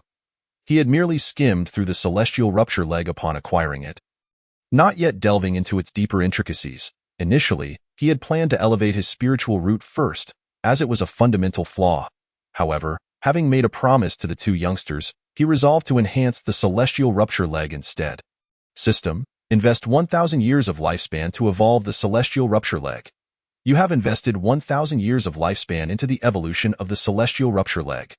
After practicing the celestial rupture leg for 1 year, due to your novice status and leg techniques, your progress is modest, yet your kicking speed has improved. After practicing for 10 years, your innate talent encounters a bottleneck, making breakthroughs challenging. After practicing for 100 years, your leg technique reaches a significant level, yet it still falls short of your expectations. After 500 years, through extensive training and exploration, you successfully elevate it to the Grand Fire leg. After 900 years, by fusing the Grand Fire leg with the Phoenix condensation technique, you grasp a fragment of the Heavenly Tier leg technique. After 1,000 years, integrating your innate spiritual root, you successfully advance it to the Phoenix ignition leg. The system's notifications concluded, and 2 surges of heat rapidly coursed through his legs, continuously transforming the meridians within. As the warmth dissipated, Lu Chun felt his legs become extraordinarily light, as if he could leap 100 meters with the slightest effort. Sensing this transformation, a smile crept upon Lu Chun's lips. He then opened the system panel. Name: Lu Chun. Lifespan: 99,055. Physique: none. Can invest lifespan for evolution. Spiritual root: low-grade fire spiritual root. Can invest lifespan for evolution. Cultivation: nascent soul 3rd layer. Can invest lifespan for evolution. Techniques: Dragon God primordial art, Heavenly Tier low grade. Mastery level: Burning Heaven Blaze Palm, Heavenly Tier low grade. Mastery level: Phoenix ignition leg, Heavenly Tier low grade. Mastery level: 100 herb technique, Yellow Tier high grade, not yet perfected. Can invest lifespan for evolution. Have the Burning Heaven Blaze Palm and Phoenix ignition leg also reached Heavenly Tier low grade? Lu Chun felt a surge of joy. Observing the remaining 9,000 years of lifespan, an impulsive thought crossed his mind: to strive for a physique. After all, having an empty slot for physique felt rather awkward. Another reason was that due to his fire spiritual root, any martial arts techniques he evolved would ultimately ascend to the fire path. If he wished to evolve techniques of other attributes, he would either need to refresh a mutated spiritual root or a physique. However, he had already attempted both to no avail, leaving him in a seemingly endless loop, uncertain of when he might obtain a suitable one. Lu Chun sighed. Perhaps I should wait until my lifespan accumulates to 100,000 years. Maybe then I can finally see the progress bar for evolution. Knock, knock, knock. A series of knocks interrupted his thoughts. Lu Chun approached the door, initially expecting it to be Zhong Hanyue and the other little one, but to his surprise, it was Yi Jinling. Sister Yi? Shouldn't you be cultivating at this hour? What brings you here? Yi Jinling glanced into the room and asked, Aren't you going to invite me in for a seat? Lu Chun was taken aback for a moment before quickly responding. Sister, please come in. Once inside, Lu Chun poured her a cup of tea. Brother Lu, it has been a year since I joined the medicinal garden. How do you find it? Quite well, Lu Chun replied. I enjoy the work here. And the senior brothers and sisters take good care of me, so there have been no grievances. That's good to hear. The sudden inquiry from Sister Yi made Lu Chun suspect it was more than mere concern. What? Do you think I can have other intentions? Yi Jinling playfully scolded. Not at all. I was just a bit taken aback. Upon seeing Lu Chun's honest demeanor, Yi Jinling stated directly, Actually, I came here today with a request. Surely it is something important, Lu Chun thought to himself, before saying, Sister, feel free to ask. I will do my utmost to assist you with whatever I can. It's not a major issue. I simply wish to borrow a few spirit stones. Borrow spirit stones? Lu Chun sighed in relief. I thought it was something serious. How many do you need, sister? 10 mid-grade spirit stones. Lu Chun paused, pondering how she knew he possessed mid-grade spirit stones. Noticing his silence, Yi Jinling sighed, Brother Lu, you are the only one in the entire medicinal garden with mid-grade spirit stones, so I could only ask you. But rest assured, by this summer solstice, I will repay you double. Lu Chun quickly interjected, Sister, what are you saying? You've helped me since I arrived at the medicinal garden. It's a rare occasion for you to need my assistance. Don't mention doubling the repayment. Even if you didn't repay me, it would be fine. He promptly took out the 10 mid-grade spirit stones that Dongfang Yin had given him and handed them to Yi Jinling. For Lu Chun, his cultivation relied on lifespan, making spirit stones of little significance. Even if he gave them all to Yi Jinling, he wouldn't feel any regret. Yi Jinling looked at the weighty spirit stones in her hand, her gaze flickering. If someone from the royal family had said such words, she would have felt disgusted. Yet, coming from Lu Chun, she found herself genuinely touched. After all, these 10 spirit stones represented everything he had. How could she not be moved by someone willing to give her all? Thank you, Brother Lu's sister. Expressing thanks feels too formal. This is simply my duty, Lu Chun continued. Since you've come to borrow spirit stones, I imagine you are preparing to break through your realm. I have some low-grade spiritual herbs here. Feel free to take any you find useful, as I have little use for them myself. His tone was calm, and his gaze sincere. Yi Jinling nodded, and took a few ice mystic herbs. Brother Lu, I will remember today as kindness. I want to indulge in more formalities. If you ever need assistance in the future, do not hesitate to seek me out. Understood. Lu Chun watched as Yi Jinling departed, his heart filled with excitement. Being a member of the royal family, her diligent training over the past year surely concealed some untold struggles. Judging by her request to borrow spirit stones, Lu Chun speculated she might be forced into an unwanted marriage by the emperor or seeking revenge. This moment was likely when Yi Jinling was most susceptible to emotions. By willingly offering spirit stones to help her, Lu Chun believed he could plant a seed of affection in her heart. One day, when that seed blossomed, it would herald Lu Chun's rise to prominence. Chapter 22. The philanthropist Lu Chun. At dusk, having completed their daily tasks, Zhong Hanyue and Lu Moli eagerly sought out Lu Chun. Brother Lu, we have arrived. Very well, let us commence. Observing the enthusiastic children, Lu Chun began the lesson. The celestial rupture leg was a technique of profound darkness and peculiar intricacies. To fully comprehend it, one must establish a solid foundation. From today onward, you shall practice your horse stance to strengthen your lower body and stability. Thereafter, you will train according to my kicking technique. In approximately 1 month, you should begin to grasp its essence. Understood. Zhong Hanyue was not particular about the technique. He was content as long as there was something to practice. As for Lu Moli, being of the golden spiritual root, her inherent nature was sharp and independent, making her less fond of this technique that specifically targeted others' weaknesses. Compared to the celestial rupture leg, she preferred the ferocity of the crumbling fist, engaging in direct confrontations with bold strokes. After half a month, Zhong Hanyue made rapid progress, having entered the preliminary stages of the leg technique, with his kicks already producing faint afterimages. In contrast, Lu Moli's advancement was sluggish, to the point of stagnation. Brother Lu, I no longer wish to practice. Once again, at dusk, after enduring the horse stance to the brink of despair, Lu Moli finally voiced her frustration. Why not? I dislike the essence of the celestial rupture leg and do not wish to continue this tedious training. Lu Chun nodded. You mentioned that you dislike the theme of the heavenly crippled leg. Perhaps you could share what type of theme you do prefer. Of course, it involves a vigorous and direct approach, defeating the opponent head-on rather than resorting to such underhanded tactics. Very well, from this day forth. You need not learn the heavenly crippled leg from me. If I don't learn, I don't learn. Who cares? Lu Moli retorted with a hint of annoyance before rising to leave. Moli Hanyu. Lu Chun called out to Lu Moli, who was about to chase after her. Senior Brother Lu, Moli's temperament is simply like that. Do not take offense. I am not angry, however, with her disposition. I fear that she would struggle to comprehend even a high-tier technique, let alone the heavenly crippled leg, which is a low-grade skill. Zhong Hanyu sighed, unsure of how to articulate his thoughts. Continue your training. I shall seek out Brother Meng and see if he is willing to lend me the collapsed fist for a few days. Zhong Hanyu's body trembled as he grasped Lu Chun's intention and hurriedly expressed his gratitude. I thank you on behalf of Emoli. Senior Brother Lu. No need for that.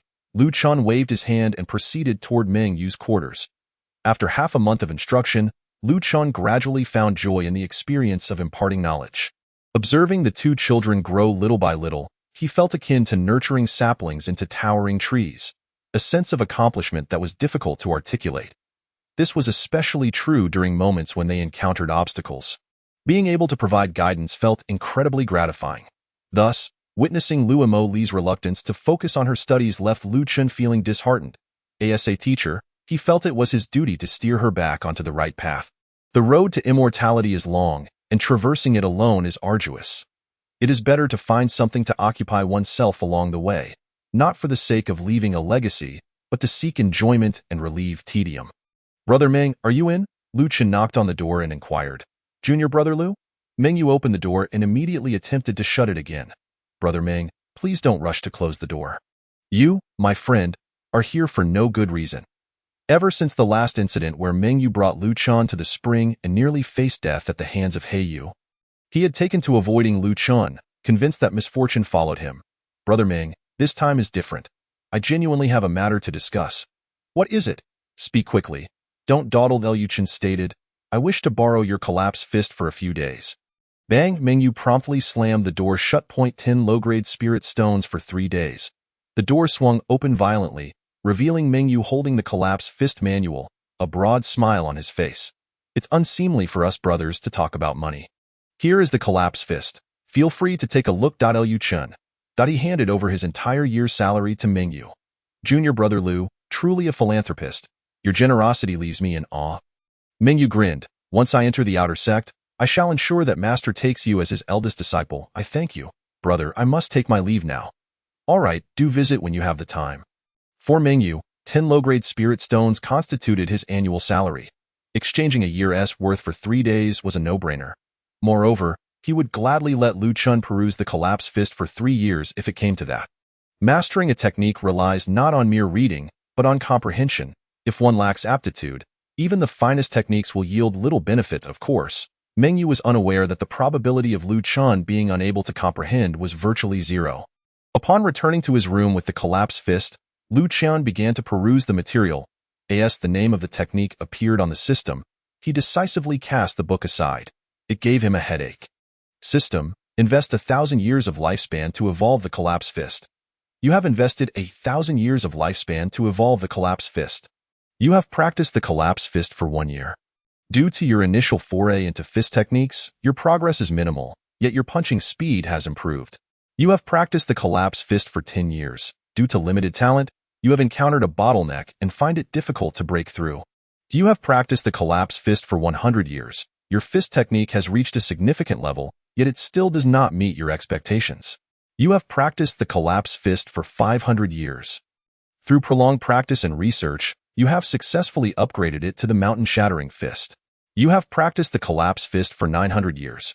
You have integrated the phoenix condensation technique, successfully comprehending a fragment of a heavenly tier fist technique. You have practiced the heavenly crippled leg for 1,000 years. By merging it with your innate spiritual root, you have successfully upgraded it to the unparalleled fury fist. With the system's information concluded, Lu Chen's fists radiated warmth, as if an inexhaustible source of power was converging within.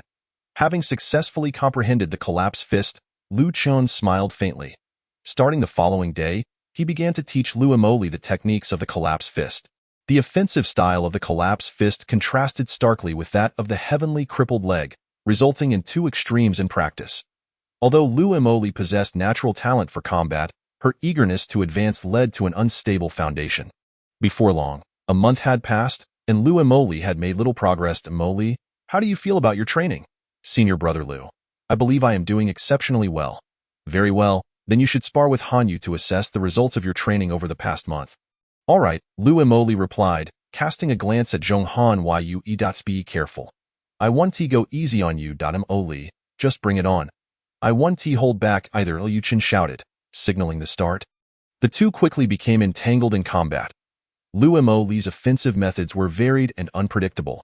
She immediately pressed Zhong Han Yu, but her poor foundational skills meant that her prolonged assault failed to gain the upper hand, gradually leading her toward defeat. After a short while, Lu Emoli was struck in the chest by Zhong Han Yu's kick and fell to the ground, unable to rise. I win? Zhong Han Yu exclaimed with excitement. You Emoli, do you understand why you lost? Lu Emoli, lying on the ground, stubbornly replied, of course. It's because the collapse fist you taught me is incomplete, which caused my defeat. Had Brother Meng taught me, I certainly would not have lost. Upon hearing this, Lu Chen shook his head. Emoli, do you still refuse to acknowledge that the issue lies with you? What issue could I possibly have? I practiced exactly as you instructed. If I did not do well, should that not fall on you? So you believe that whatever Brother Ming teaches is inherently superior to my methods? Naturally, Lu Chan was infuriated. Very well. Summon your Brother Ming here. I shall spar with him, so you can see for yourself who is truly the better teacher. Lu Emoli was momentarily taken aback, realizing her words were somewhat harsh. However, it was too late to retract, and she made her way to Ming Yu's room. Chapter 23. Brutal Ming Yu, visitors from the royal family since becoming a disciple of Feng Guyuan. Ming Yu has received significant aid in terms of spirit stones and elixirs, resulting in a rapid improvement in his cultivation, now reaching the 7th level of Qi refinement. Junior Brother Lu, I just heard from Emoli that you wish to spar with me? Indeed. Ming Yu brushed his disheveled hair aside. Is that wise, Junior Brother Lu? Even if I were to win, it would hardly be an accomplishment. Should word get out, I could be accused of bullying my junior brother. What an injustice that would be. Lu Qin's lips twitched as he mused whether it was Liang Jingru who instilled such courage in him. Senior brother, I was wrong. I shouldn't have argued with you. Perhaps it is best if you do not spar with Brother Ming. Although Lu Emoli was strong-willed, she understood Lu Qin's intentions. Considering that Lu Chan was about to face Ming Yu, she felt a pang of reluctance. Lu Chan was at a loss. Why did everyone seem to think I would lose? Is it merely because I am at the 4th level of Qi refinement? Fine, fine. Today I shall demonstrate what it means to defeat an opponent across realms. Enough, Lu Qin declared. Emoli, watch closely and see what true collapse fist looks like. Junior brother, are you serious? Seeing Lu Qin assume a stance, Ming Yu was taken aback. Brother Ming, having been here for a year, I have yet to seek your guidance. If you win today, I will give you my entire year's salary and take care of all your herb-gathering tasks for this year. How does that sound? Ming Yu's expression brightened. I must say, Junior Brother Lu, you truly have a knack for philanthropy. Just a month ago, Ming Yu had received 10 spirit stones for nothing, and now he was poised to receive another 10. Who wouldn't he be pleased by such an arrangement? However, if you lose, you must admit that my collapse fist is superior to yours. Agreed? No problem. If I lose, I will concede that your collapse fist surpasses mine. Ming Yu readily agreed, never once considering he might lose. Good. The two shook hands, with Zhong Hanyu serving as the referee. As the signal was given, Ming Yu began to gather spiritual energy into his right fist. Junior Brother Lu, don't blame me for being ruthless if you lose embarrassingly. Boom. Just as he finished speaking, a shadow, swift as a hurricane, shot past him. With a single punch, Lu Chun sent Ming Yu flying over 10 meters, rolling several times before finally coming to a stop. How is this possible? One blow took down Brother Ming. The onlookers were left utterly speechless, with Lu Emoli's eyes wide open, her jaw nearly dropping to the ground in shock. After landing, Lu Chun struck a dashing pose. Senior brother, your punch was far too slow. How splendid! Brother Lu has triumphed. Indeed, it is Brother Lu who has emerged victorious. In a fit of excitement, Zhong Hanyue dashed to Lu Chen's side, exulting with joy. Xiao Moli, do you now comprehend whose burst fist is superior? Lu Chen gazed at her, his eyes imbued with an ethereal glow. Lu Moli felt her cheeks flush with warmth, covering her face. She gently nodded. Hey, can someone help me up? Ming Yu, having been struck heavily by Lu Chen's punch, lay on the ground unable to rise.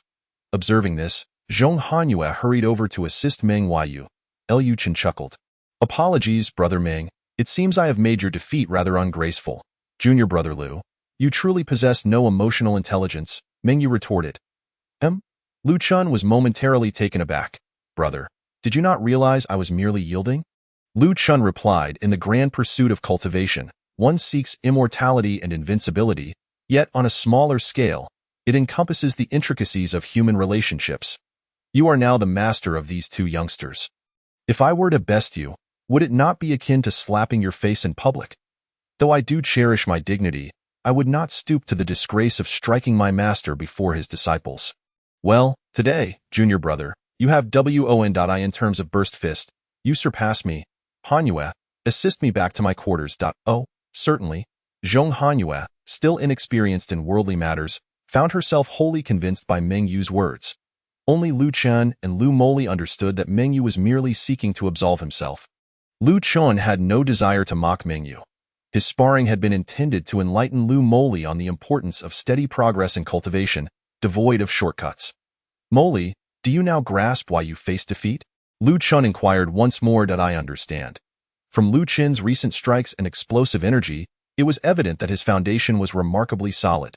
The combat lacked any flamboyance, each punch landing with precision, defeating the opponent through the simplest of methods. This was indeed the most correct approach to battle. Little Moly, you are intelligent, yet your cleverness is misdirected.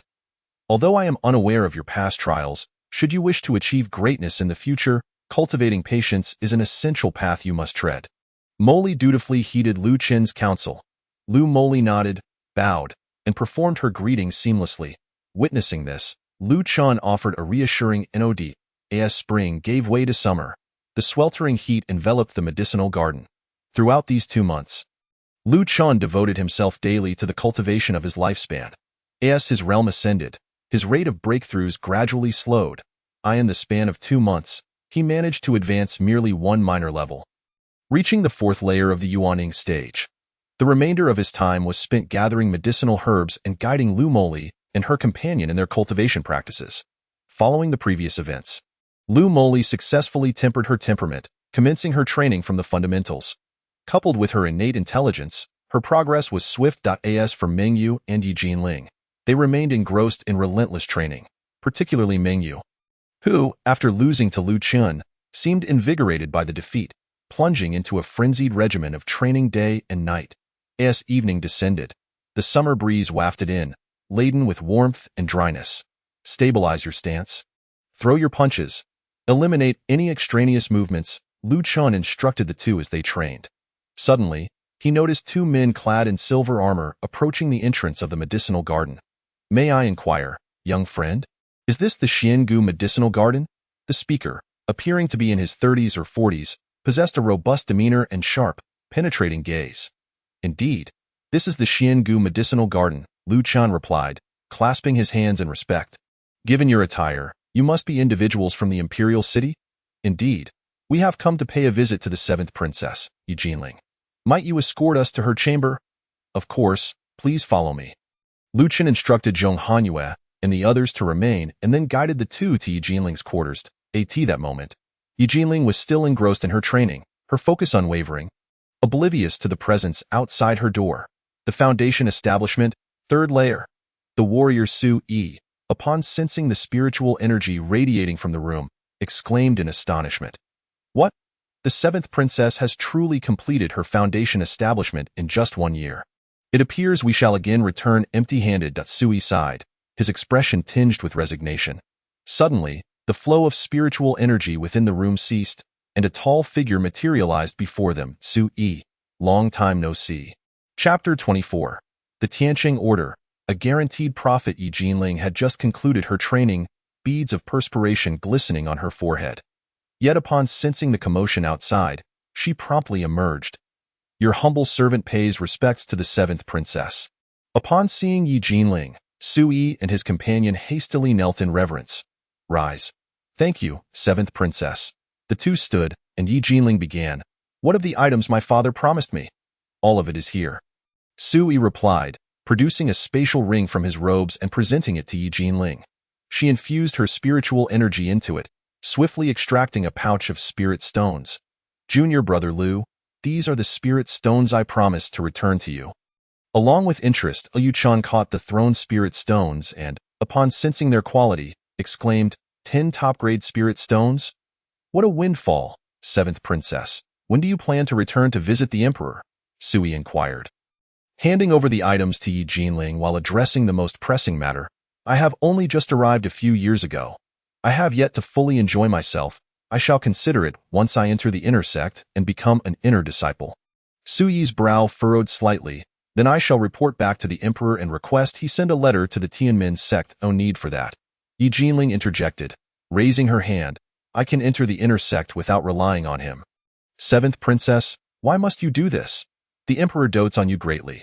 If you merely express your desire, not only would you become a direct disciple, even becoming the sect master's disciple would not be impossible.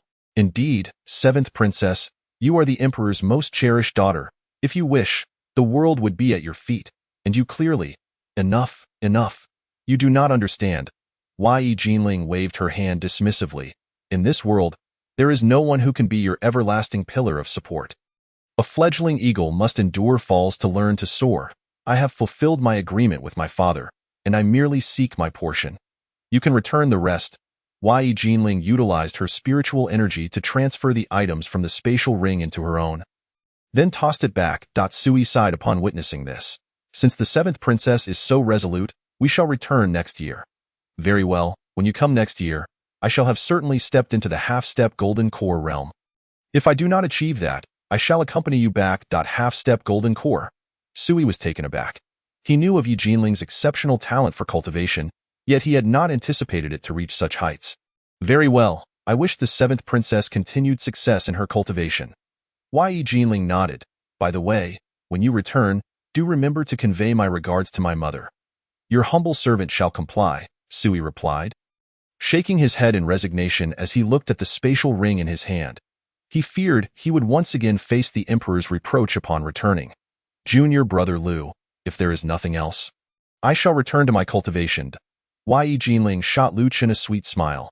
Certainly, senior sister, please do so, Liu Chen responded, his mind lingering on Su Yi's remark. As long as you wish, the world has a share for you. If I were to become the prince consort, would that not mean I also have my portion? Pa, what am I thinking? Lu Chen suddenly felt that this notion was rather perilous. Was it so easy to become a prince consort? What if an external enemy or some Huns invaded? He would undoubtedly find himself ensnared in a dire predicament. As the saying goes, the higher the status, the greater the responsibility. It would be best for him to remain diligently in the medicinal garden. I heard from the seventh princess that this young friend is surnamed Lu, correct? Suddenly, Sui's voice pulled Lu Chan from his thoughts. Yes, General Su, Lu Chan replied with a smile. I observe that the seventh princess converses with you quite amiably. I presume your relationship with her is rather favorable. Liu Chen's heart tightened, and he hastily responded. General Su, my relationship with senior sister Yi is merely that of ordinary disciples. Nothing more. Sui laughed heartily upon hearing this. Young friend Lu need not be so anxious. I did not mean it in that way. I simply believe the seventh princess holds you in high regard. Hence I wish to entrust you with a small matter. Entrust me with a matter? Lu Chen pondered. General Su, you jest. As a mere disciple of menial tasks, what assistance could I possibly offer? Do not underestimate yourself, young friend Lu. Those who can be friends with the seventh princess are certainly exceptional individuals. Liu Chen chuckled. General Su, your words compel me to assist, even if I wished not to. What I require is not a significant matter. This spatial ring was specifically given to the seventh princess by the ruler of Tianmen, yet she is unwilling to accept it. If I were to return with it, I fear I would face a great deal of reproach. Could you possibly hold on to these items for me? If the seventh princess requires them, you may present them to her in your capacity. If not, I shall return next year to retrieve them. How does that sound? Since General Su has already spoken, how could I dare refuse? I shall accept this task. Sui chuckled heartily. Very well, as a token of gratitude, I present to you this Tianqing token. He handed a golden yellow medallion to Lu Chun. General, this. The general beside Su Yi, Xiao Cheng, was about to speak, but was silenced by a mere glance from Su Yi. General Su, may I inquire what this Tianqing token signifies? It is not a treasure, merely a medallion. In the future, should you visit the imperial city, this token will grant you unobstructed passage. Realizing it was a pass for the imperial city, Lu Chen nodded. In that case, I shall accept it. By the way, General Su, could you spare me a communication spirit stone? If my senior sister encounters any insurmountable issues at the Tianmen sect, I shall inform you at once. It is heartening to see such thoughtfulness from you, young friend Lu, and I am truly grateful. Here is my communication spirit stone.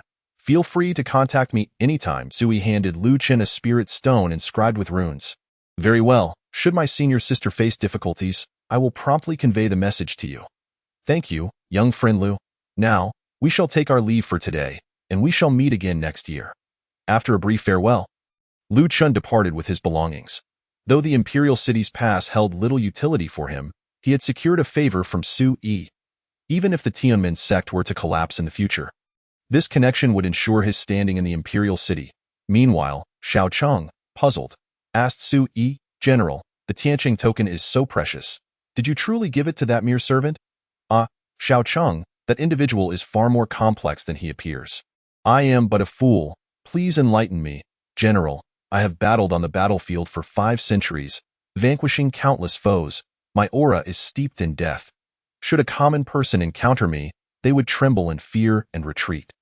Yet, observe this person. He not only approached me without trepidation but also engaged me in conversation. His manner of speaking is most adept, displaying a remarkable grace that belies his tender age. Such composure is not typical of a mere child. Xiao Cheng gasped in astonishment. So, General, you mean? Though his status may be lesser than ours, his strength is surely not inferior to mine. If a Tiancheng token can secure favor with such a formidable individual, then we stand to gain immensely. Chapter 25. Dark Spirit Binding. Black Blood Feather Lu Chun returned to his small courtyard with the spatial ring, overseeing the two youngsters as they completed their training before heading to Yi Jinling's room. After much contemplation, he resolved to disclose the matter to Yi Jinling. Senior sister, it is I, Lu Chun. You may enter. Liu Chen pushed the door open and directly laid out the situation. This Su Yi? I cannot believe he would trouble you simply because I declined his offer.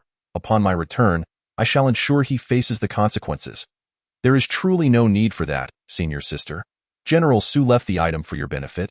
I am well aware he acts in my interest, but I simply do not wish to live under their protection. Such a life it suffocates me. Liu Chen paused. So, senior sister, you fled the royal court in pursuit of freedom? Indeed, I find the Shuanggu Valley Herbal Garden far more appealing than that wretched palace. Liu Chen smiled. Since you feel this way, I shall hold on to the ring for you. Should you have need of it within the year, you may retrieve it at any time and no need.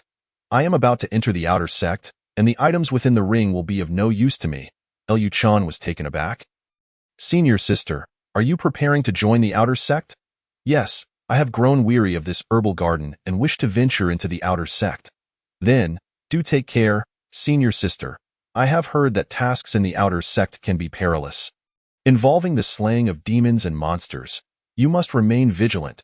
Yi Jinling showed no fear, her face alight with anticipation. And what of that? Is not the purpose of cultivating immortality to vanquish demons? How thrilling and fascinating, by the way, Lu Shidi, as a single spirit root. Do you not have any plans to train in the outer sect? Lu Chen shook his head. I think I shall pass. My spirit root is of common quality, and even as a single spirit root, it is rather mediocre. Moreover, I prefer nurturing flowers and plants to engaging in battle. Humph, what kind of man lacks the spirit? When I return from slaying demons, I shall bring back a trophy for you to see. Liu Chen chuckled awkwardly. As always, senior sister, you think of me. Thus, a week passed, and Yi Jinling prepared to attend the outer sect assessment at the Xiefeng Peak. That evening, everyone gathered to bid her farewell. Come, come. I have procured some top-quality monkey brew from the foot of the mountain. It is quite potent. Let us toast. Meng Yu rallied the group for a toast. A strong drink, just to my liking. Since Su Yi's departure, Lu Chen sensed Yi Jinling's demeanor had relaxed considerably, no longer bearing the tension of before. Perhaps it was the alleviation of pressure following their agreement. Lu Shidi, why are you not drinking? Are you saving it for fish? Yi Jinling, her cheeks flushed from the drink, playfully tapped Lu Chen's head and handed him a cup. Come, let's drink. Liu Chen, not adept at handling alcohol and with no allowance for using spirit power to sober up, hesitated momentarily. Liu Shidi, why hesitate? I depart tomorrow. Soon, you shall not have the chance to drink with me. Indeed, Lu Shixiang, do drink up, Zhong Hanyue urged. Very well, I shall down this cup, wishing for success in the outer sect for my senior sister. Emoli, let us drink together. You may leave. I shan't drink with you. I too wish to toast a senior sister. The others laughed at Zhong Hanyue's rejection. Hanyue, since Emoli won't drink with you, Meng Shixiang will. Zhong Hanyue shot him a glare. Shixiang, I only wish to drink with Emoli. Damn it. Ha ha ha.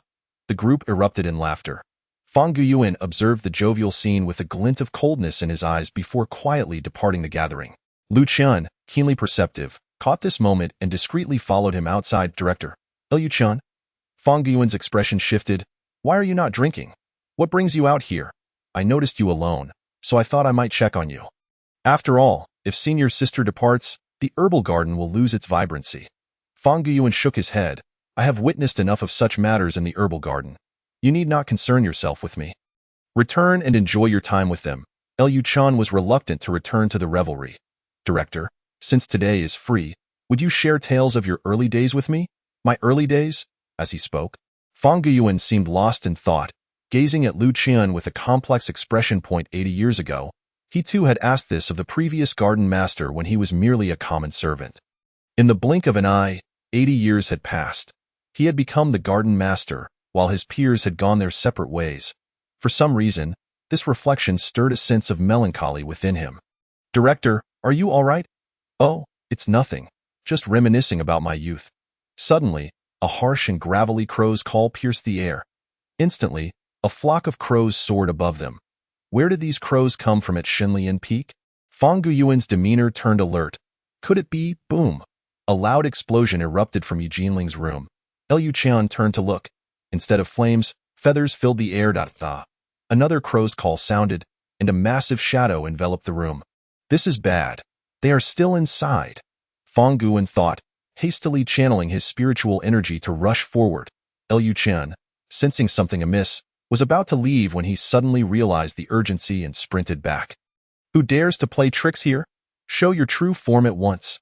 Fang Guyuan roared as he dashed into the courtyard. Meanwhile, Jinling, awakened by the explosion, quickly summoned her spiritual energy to prepare for a counterattack. "Gaga Gaga, you arrived just in time. I shall ensnare all of you." A sinister laugh echoed as a shadowy figure dashed past, binding the four individuals before they could react with a black rope. They struggled fiercely, but to no avail. "Desist from your futile efforts.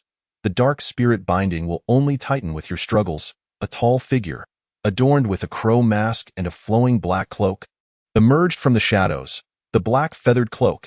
"You are one of the 8 elders of the Dark Feather Sect." Jinling recognized him. A member of the royal Yi family. "I did not expect to capture such a prize. I advise you to release me at once. Otherwise, you shall regret it." The figure, known as Black Bloodfeather, chuckled softly. "Princess, do not be hasty. I have no intention of killing you. I merely seek your assistance." "Assistance? Big brother, save me!" In the midst of their confusion, a blood-soaked figure rushed towards them from the distance. It was the previously apprehended He Lingyu. Chapter 26.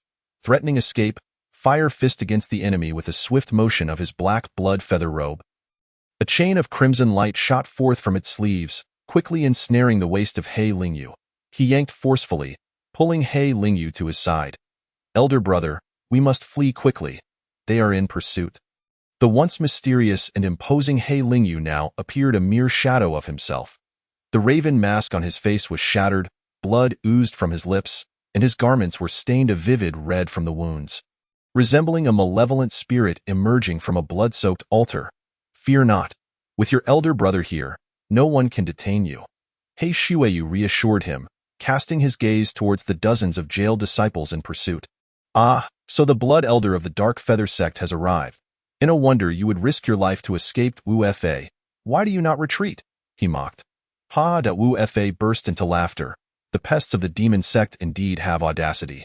You call yourself an elder and truly believe you are a revered figure. Today, I, Wu Fa, shall ensure that both elders of the Dark Feather Sect perish here. Everyone, form the Emperor Dao Xian Light Formation." The man leading the charge, Wu Fa, was the head of punishment at the Heavenly Gate Sect, a position of great authority overseeing the celestial prison. "Wait." He Shuiyu raised his hand, interrupting their movements. He began to channel his spiritual energy, lifting the kidnapped Jinling and her companions into the air. "Ha ha ha!" Wu Fa suddenly erupted in laughter. "He Shuiyu, do you truly believe these mere servant disciples can threaten me? These servants alone may not. But what if it were the princess of the Tianmen royal family? Would you dare allow her to perish within the Heavenly Gate Sect?" Wu Fa paused, scoffing. "Humph, what of the royal princess? I, Wu Fa, am not beholden to anyone. Today I shall surely kill you. Consider this. Should she die within your Heavenly Gate Sect today, when the royal family comes to demand accountability, your sect will find it difficult to escape culpability. You cannot afford to offend the royal family." Wu Fa hesitated, realizing the gravity of the situation. Elder Wu Fa is indeed a wise man, and naturally would not commit such a blunder, rest assured. "I have come solely to rescue my 7th brother, with no ulterior motives. If you allow me to depart the Heavenly Gate Sect, I shall release them." Wu Fa retorted angrily. "You, a demon, dare negotiate terms with me? Wu Fa, I admit I am not your match. But you are well aware of my capabilities. Do not push me. He Shueyu's eyes gradually turned crimson, intensifying the pressure upon Wu Fa. Despicable and shameless scoundrel. Wu Fa snorted heavily. Release them. You may leave. He Shueyu grinned. Thank you, Elder Wu Fa. With that, he suddenly hurled the 5 individuals away while simultaneously unleashing a devastating killing move. Wu Fa rushed forward to block the attack. And in that moment of distraction, He Shueyu successfully led He Lingyu to escape. After rescuing the others, Wu Fa gazed at the retreating figures with a resigned sigh. The night is their domain. We cannot pursue them. Damn it. These demons are truly cunning. Using hostages to coerce USIT is despicable. The sound of flames engulfing the air reached their ears. They looked up to see 2 massive fire fists hurtling towards the direction of the fleeing duo. The speed was akin to lightning, and the explosive force was overwhelming. Elder brother, dodge. He Lingyu shouted, and He Shueyu felt an oppressive sense of impending doom. The fire fists were aimed directly at them. So close that evasion was impossible. Boom! The brilliant fire fists exploded in the air, unleashing waves of searing flames. Bang! 2 charred bodies plummeted from the sky, landing near the medicinal garden. Elder Wu Fa. Those 2 seem to have been struck down. Such matters do not require your input, Wu Fa retorted as he hastily took flight, calling out, Thank you, Senior, for your assistance. I shall bring these 2 demons to justice. He swiftly descended beside the 2 fallen figures. To this day, no demon has escaped after intruding upon my heavenly gate sect, and neither will you, He Shueyu. Come forth. Suddenly, Wu Fa noticed something amiss. He channeled spiritual energy to inspect the bodies, his expression freezing. Dead? Wu Fa had intended to extract useful information from them, but to his astonishment, they had perished. Bring them to the Soul Peak and hand them over to Hun Wuji. Let him prepare for soul extraction. Yes. The individuals accompanying Wu Fa lifted the corpses of He Shueyu and his companion and proceeded toward the Soul Peak. Meanwhile, Wu Fa pursued the aura from which the fire fists had been launched. After traveling nearly 20 miles, he arrived at the forest outside the medicinal garden, where the aura finally dissipated. Unwilling to reveal yourself? Wu Fa muttered under his breath. Such a formidable technique. Could it be the esteemed elder from Qiyang Peak? It is highly probable. Who else could wield such terrifying fire fists? With that thought, he silently paid his respects and returned to the medicinal garden. With He Shueyu dead, the dark spirit bond automatically unraveled. Is everyone unscathed? Wu Fa inquired upon his return. We are fine. We owe much to Elder Wu. Fang Guyuan expressed his gratitude. The deaths were not caused by me. If you wish to express gratitude, direct it towards the esteemed elder from Qiyang Peak, for it was they who dispatched those pests. Esteemed elder from Qiyang Peak. Fang Guyuan frowned. You only need to know that those who saved you are no ordinary individuals. Wu Fa replied, There is no need for further discussion. Since you are all fine, I shall proceed to the Soul Peak. Regarding the losses of the medicinal garden, I will report to the headquarters at the Divine Refinement Peak for them to address. Thank you, Elder Wu. After bidding farewell to Wu Fa, Lu Chen hurriedly emerged from behind a broken wall. Senior sister, director, are you both unharmed? Lu Chen, where have you been all this time? Mengyu questioned upon seeing him. After all, they had all been captured while he had escaped unscathed. It was only natural for anyone to feel a sense of imbalance. I was with the director. When I heard commotion, the director rushed over. I thought coming here would be tantamount to seeking death. Lu Chen, you rascal. Have you forgotten that it was Senior Sister Yi who saved you when you were attacked by demons last time? Mengyu scolded, his frustration palpable. Senior brother Meng, please let me finish. Mengyu, infuriated, stamped his foot. Speak. I wish to see what excuses you can conjure. Lu Chen, flustered, replied. I went to fetch reinforcements, but just as I left, I saw Elder Wu Fa and the others arriving, so I returned at the level of Elder Wu Fa and the others. The outcome is determined too swiftly. I had no chance to fight before it was over. Mengyu was clearly dissatisfied with this explanation. You were clearly afraid for your life and are now grasping at straws. Senior brother Meng, do you truly believe I am that kind of person? Lu Chen protested, his expression one of grievance. Senior brother Meng, I believe Senior brother Lu is not that sort of person. Zhong Hanyue interjected, I believe so as well. You? Mengyu glared at the 2 youths. Speechless with anger. Forget it. The matter is past. Senior Sister Yi, your house is gone. Should we not die? What's wrong with senior sister Yi? Meng Yu began, but Lu Chun suddenly exclaimed. They beheld Yi Jinling collapsed on the ground. Her delicate features darkened, and her body emanating a strong aura of blood. Quick, take senior sister Yi to my room. I have items left by the royal family that might save her. Chapter 27. Curse. Blood Path Reincarnation. The group hurriedly assisted Yi Jinling into Lu Chen's room. You all should leave. There may be royal secrets within this spatial ring, and your presence might cause unnecessary repercussions. Fang Guyuan's eyes shimmered as he nodded. Then I shall leave this to you. If you need assistance, do not hesitate to call me. Everyone, please step outside. Once the others departed, Lu Chen hastily infused his spiritual energy into Yi Jinling. Soon, she awakened, though her condition was dire. Senior sister, how do you feel? Yi Jinling's breath was erratic, her lips pale, and she struggled to speak. Liu Qian sensed something was amiss. Could it be poison? Senior sister. Check if there is anything in this ring that can cure the poison. He had hoped the items within would prove useful, but to his dismay, Yi Jinling shook her head helplessly. There is not a single useful item? Lu Chan began to panic. Despite his profound cultivation, he had no knowledge of medicine. What if I notify Su Yi? Be careful, there is ASP. Why? Yi Jinling's expression remained blank as she uttered 4 fragmented words before fainting again. A spy? Lu Chen murmured. Could there be an informant in the medicinal garden? Surely not. Having spent considerable time in the medicinal garden, he was familiar with the characters of its inhabitants, but why would senior sister say such a thing? Could it be a hallucination induced by the poison? Never mind. That is not the priority. Resolving senior sister's condition must come first. Liu Chun continuously infused spiritual power into Yi Jinling's body, yet to no avail. The blood aura surrounding Yi Jinling intensified.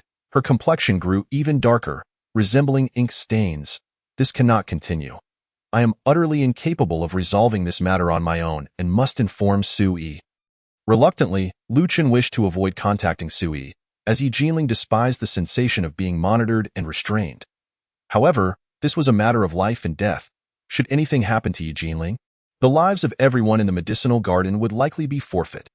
Thus, Lu Chen set aside his reservations and retrieved Su Yi's communication spirit stone, relaying the predicament concerning Yi Jinling.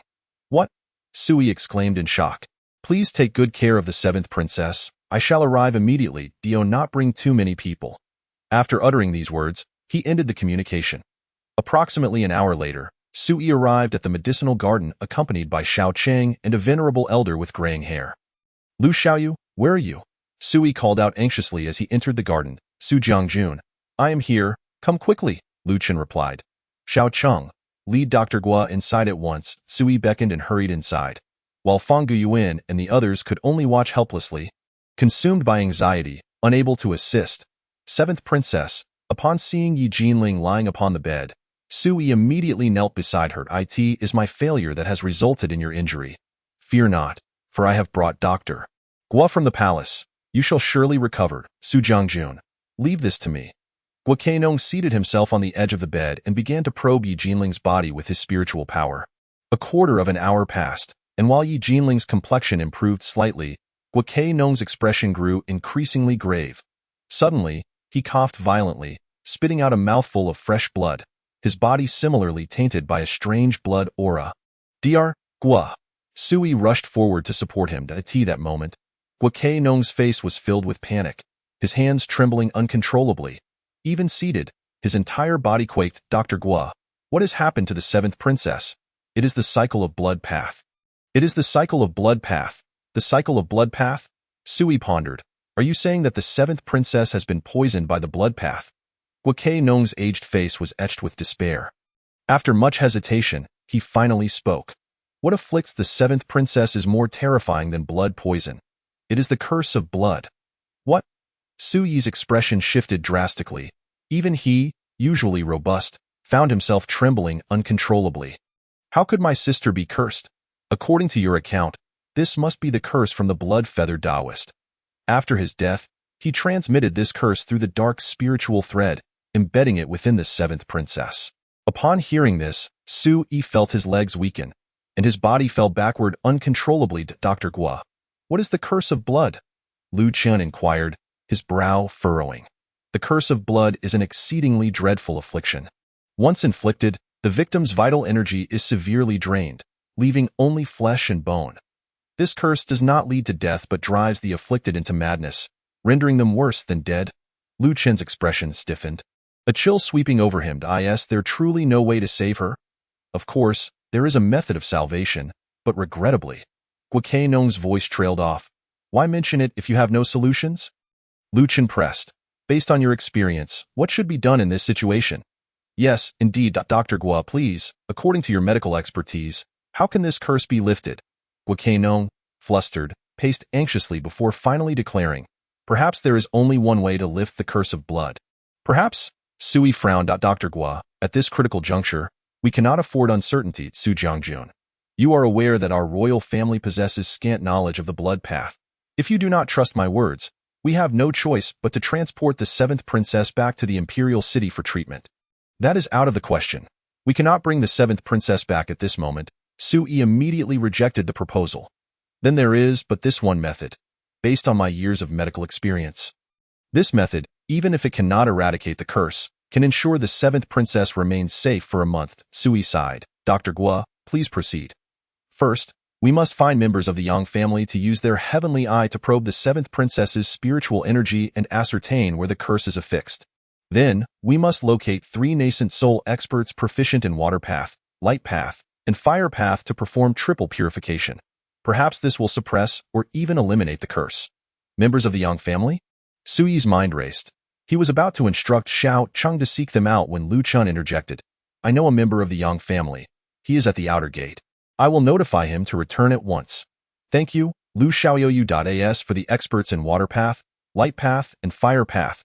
I can only summon them from the imperial city, Su Jiangjun. There are many nascent soul cultivators of the light and water paths in the royal city.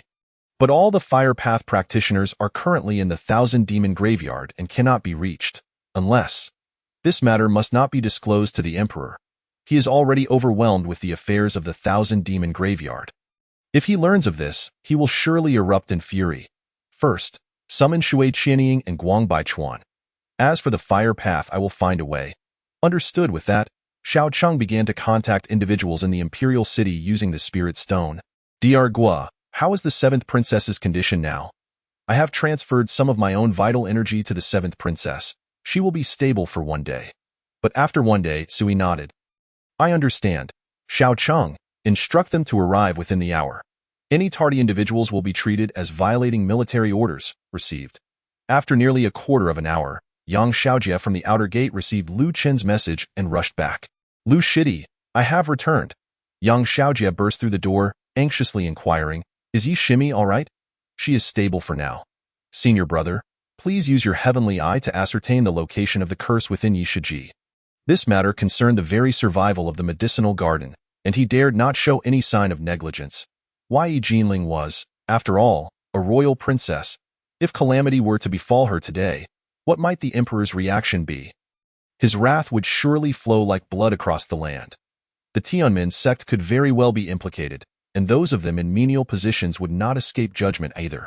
Furthermore, even without her royal status, Yi Jinling had shown great kindness to Lu Chun, often assisting him.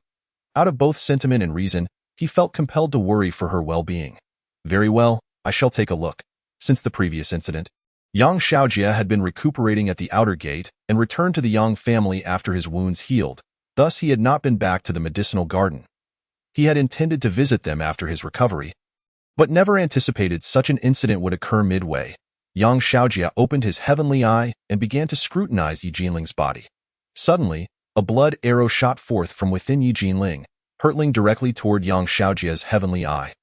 Chapter 28. Sui's urgency. Lu Chen's plea for help from Dongfang Yin in a moment of peril. Sui swiftly intervened, shattering the blood arrow. This curse fears the heavenly eye. Continue your inspection. I shall guard you. All right. Yang Xiaojie was startled by the incoming blood arrow, but upon seeing Sui standing protectively in front of him, he felt a sense of relief. Currently, Yang Xiaojie's cultivation was merely at the foundation establishment stage, making it indeed challenging to discern the curse. However, through his relentless effort, he finally found a breakthrough after an hour. I found it. Yang Xiaojie exclaimed, and his heavenly eye emitted a beam of white light, marking Yi Jinling's waist. After completing this action, He staggered back 2 steps, utterly exhausted and collapsing onto the ground. "Senior brother!" Lu Chen rushed forward to support him. "I am fine." Yang Xiaojia's face was as pale as paper. Yet he still mustered the strength to say, "The source of the curse is at this mark. I did my best. We understand." Xiao Cheng, quickly assist him to rest. "Yes, General." Xiao Cheng responded and took Yang Xiaojia from Lu Chen's grasp. Not long after the problem was identified, 2 men of distinct attire entered from outside. Both stood around 8 feet tall. The man on the left had eyes like flowing water, exuding an air of elegance, while the man on the right, whose features were obscured, radiated a brilliance like the dawn. It was Shui Qianying and Guang Baichuan. "General, we have arrived." The 2 men entered and bowed to Su Yi. "There is no need for such formalities. You two, follow Dr. Guo's instructions. Lu Xiaoyu and I shall take our leave to avoid causing disruptions." "Understood." The 2 elders acknowledged and approached Guo Kainong. Sui then led Lu Chan outside. By this time, it was already the 2nd watch of the night, and the surroundings were exceptionally tranquil, save for the gentle rustling of herbs stirred by the breeze. Sui gazed at the door. Deeply sighing, "General Su, you need not worry excessively. Senior sister has her own fortuitous destiny and will undoubtedly be fine." Sui sighed again. "How can I not worry? The 7th princess is the emperor's most cherished and beloved daughter. If anything were to happen to her today and the emperor were to find out, he would surely be enraged at that time, regardless of the fate of the Heavenly Gate Sect and the Dark Feather Sect. It was certain that you, the menial laborers, would not survive." Lu Chan remained silent, well aware of this truth himself. When the emperor is enraged, 1,000,000 corpses lie in the wake. If the 7th princess were indeed in peril today, even I would find it difficult to absolve myself of blame. Although the esteemed physician Guo had devised a plan, the absence of a formidable fire path cultivator left me at a loss. Lu Chun discerned the ulterior motive behind these words. Was this an attempt to leverage the people of the medicinal garden to compel me into action? To be frank, Lu Chun was reluctant to intervene. The royal family was far too intricate, especially this Su Yi before him. Although he was a general, he possessed a remarkable scholarly aptitude. Should Lu Chun reveal his prowess, he would undoubtedly be drawn into the palace. If he were to refuse, he might face suppression or even assassination, for no one desires to see a prodigy flourish in another's domain. Thus, despite his anxiety for Yi Jinling's condition, Lu Chun was hesitant to take action. The palace was an option for him, but not a necessity. Yet, if he refrained from acting, where could he find a fire path nascent soul cultivator? As Lu Chun pondered, an answer swiftly emerged in his mind. Dongfang Yin. Having aided this fellow on numerous occasions, surely he would not refuse to assist me in return. With this thought, Lu Chun addressed Sui. "There is no need for you to be overly anxious. General Su, if necessary, I shall contemplate a solution for you." Sui's expression shifted subtly. "Is young friend Lu speaking sincerely?" "Indeed, I speak sincerely. Sister Yi has cared for me greatly in the medicinal garden. Now that she is in trouble, I must do my utmost to assist her." "Then I am most grateful, young friend Lu." As Su Yi uttered these words, relief washed over him. Given his status, it would not be difficult for him to locate a fire path nascent soul cultivator within the Heavenly Gate Sect. However, he too wished to avoid direct involvement. Firstly, due to his special status, and secondly, he did not want to owe a favor to the Heavenly Gate Sect. Both the Heavenly Gate Sect and the royal family were paragons of this world, and these individuals were astute in matters of human sentiment. The favors one incurs are often tenfold, or even more. If the focus were solely on Su Yi, it would be one thing. But he feared that the Heavenly Gate Sect might exploit this situation to extort the royal family significantly. Should the 7th princess remain cursed and simultaneously be extorted by the Heavenly Gate Sect, the losses would be monumental. Thus, he deliberately wielded the lives of those in the medicinal garden to coerce Lu Chun into action. This way, he could avoid accruing favors from the Heavenly Gate Sect, only needing to express his gratitude to Lu Chun privately. Whether Lu Chun acted himself or summoned others was of no concern to him. Lu Chun took a communication spirit stone and stepped aside to contact Dongfang Yin. "Dongfang Yin, Dongfang Yin, can you hear me? Respond if you do. I ask that you." "Lu Chun? What the hell? Are you out of your mind? I was brooding all night, and you just shattered my thoughts." Upon hearing the reply, Lu Chun hurriedly replied, "Brother, I have an urgent matter to discuss. Please set aside your spiritual energy for now. Can you assist me?" "What kind of assistance?" Lu Chun elaborated. Do you know any nascent soul cultivators at the Blazing Sun Peak? My master is a nascent soul cultivator. Why do you ask? Lu Chen explained the situation, but Dongfang Yin promptly rejected him. Liu Chen, it's not that I don't want to help you, but I genuinely cannot that I am merely an inner sect disciple. While I possess some talent, I pale in comparison to my senior and second brothers. With my standing, I lack the qualifications to negotiate with my master. Liu Chen was instantly displeased. Dongfang Yin, when you sought my assistance last time, I helped you. If you refuse to help me this time, I might have to inform Qi Tiandao about the elixirs you delivered to Shirishue. Every time Dongfang Yin sought help from Lu Chen, he had never declined. Now that Lu Chen needed his aid, he had rejected him without a moment's thought. Don't, Dongfang Yin exclaimed, clearly flustered. For Qi Tiandao had a close and somewhat special relationship with Shirishue. If Qi Tiandao learned of the elixirs, he would undoubtedly confront him, perhaps even subject him to some scrutiny. I'm thinking of ways to help you. As long as it's a fire path nascent soul cultivator, that's all that matters, right? Yes, fire path, nascent soul. Let me think. The old man you had tasked before, what was his name? Yun Xingyang, isn't he a fire path nascent soul cultivator? Go seek him out. He might be willing to assist you. Every task issued by cultivators is posted in the task hall, and Dongfang Yin frequently earned contribution points for the sect through completing tasks, hence he was aware of this. Right? How could I forget that old fellow? He is so fond of money. If I offer to pay, he would surely be willing to help. Liu Chen muttered to himself, and then relayed this to Dongfang Yin before abruptly severing the communication. He pondered how that old fellow was faring now. At this juncture, Lu Chen had no choice but to place his hopes on him. With that thought, Lu Chen made his way down the mountain. Chapter 29. The Lion's Roar. Yun Xingyang. After more than half a year, Lu Chen still remembered this narrow path. Each time he traversed this route, he knew he would lose a spirit stone. Now, as he walked here, he couldn't help but worry about his own pocket. He possessed only 10 high-grade spirit stones that Yi Jinling had returned to him, which, while valuable, might not suffice given the old man's notorious greed. After nearly a quarter of an hour, Lu Chen arrived at the small courtyard. After 6 months, the courtyard had been restored to its former glory.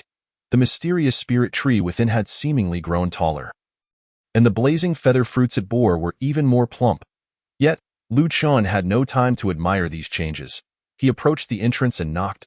Senior Yun, are you here? A puzzled voice emanated from within. Why is this brat not busy gathering herbs in his medicinal garden, but instead here? Senior Yun, I have come seeking your assistance. You previously pilfered my blazing feather fruits and detonated my courtyard wall. I have yet to settle that score with you, and now you request my help? I refuse to meet with you.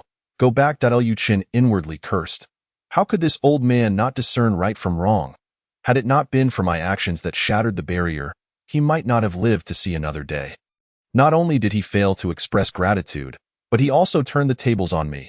If it weren't for the pressing matter at hand, Lu Chen would have turned to leave. Senior Yun, I come with sincere intentions. Would you not at least consider my earnestness? Lu Chen produced a high-grade spirit stone brimming with spiritual energy, and the door swung open immediately. Young friend, come in and speak of your matters. Lu Chen marveled at the old man's rapid change of demeanor, but given the gravity of the situation, he wasted no words and tossed a high-grade spirit stone to him. I shan't enter. I have come to request your assistance in saving someone. Saving someone? Lu Chen succinctly recounted the circumstances, and Yun Xingyang fell into contemplation. Brat, this matter is rather complicated. Why? As a half-step transformation god cultivator. Isn't this a trivial task for you? Yun Xingyang remained unconvinced, adopting an air of pretentiousness. One cannot speak so lightly. While my cultivation is formidable, my expiration approaches, and my control over spiritual energy is somewhat lacking. Lu Chen frowned and rechecked the old man's lifespan. Yun Xingyang, nascent soul 9th layer 531-5000. This old fellow is pretending to be on the brink of death when he hasn't even lived half his life. Truly outrageous. Lu Chen suppressed his urge to curse and earnestly stated, Senior Yun, everything has a price. You may set the terms and I shall comply. Had you said this earlier, it would have saved us much trouble. 100 high-grade spirit stones, no haggling or discounts. How much? Lu Chen was left dumbfounded. 100 high-grade spirit stones. Are you out of your mind? Lu Shaodai, 100 high-grade spirit stones to save a royal princess's life is not an unfair deal. Lu Chen retorted angrily. It may not be unfair, but I lack such resources. If you do not possess them, does that general not have any? But Dado, spare me the buts. Let us go. You need not pay in spirit stones. Why are you dawdling? If we delay, the seventh princess's injuries may become irreparable. Liu Chun was at a loss, unable to refute. He had no choice but to lead Yun Qingyang to the medicinal garden. Sui remained stationed outside Lu Chen's door, as purifying the curse, though seemingly simple, was an immensely demanding task that tested a cultivator's control over spiritual energy. This phase required unwavering focus. Any interruption could undo all efforts. Hence Sui's vigilant presence at the door. Young friend Lu, you have returned. Sui turned upon hearing the commotion. Yes. And this is I am Yun Qingyang, a fire path cultivator at the peak of the nascent soul stage, here to assist the seventh princess. Without needing Lu Chan to introduce him, Yun Qingyang announced his identity. Sui smiled upon hearing this. I see.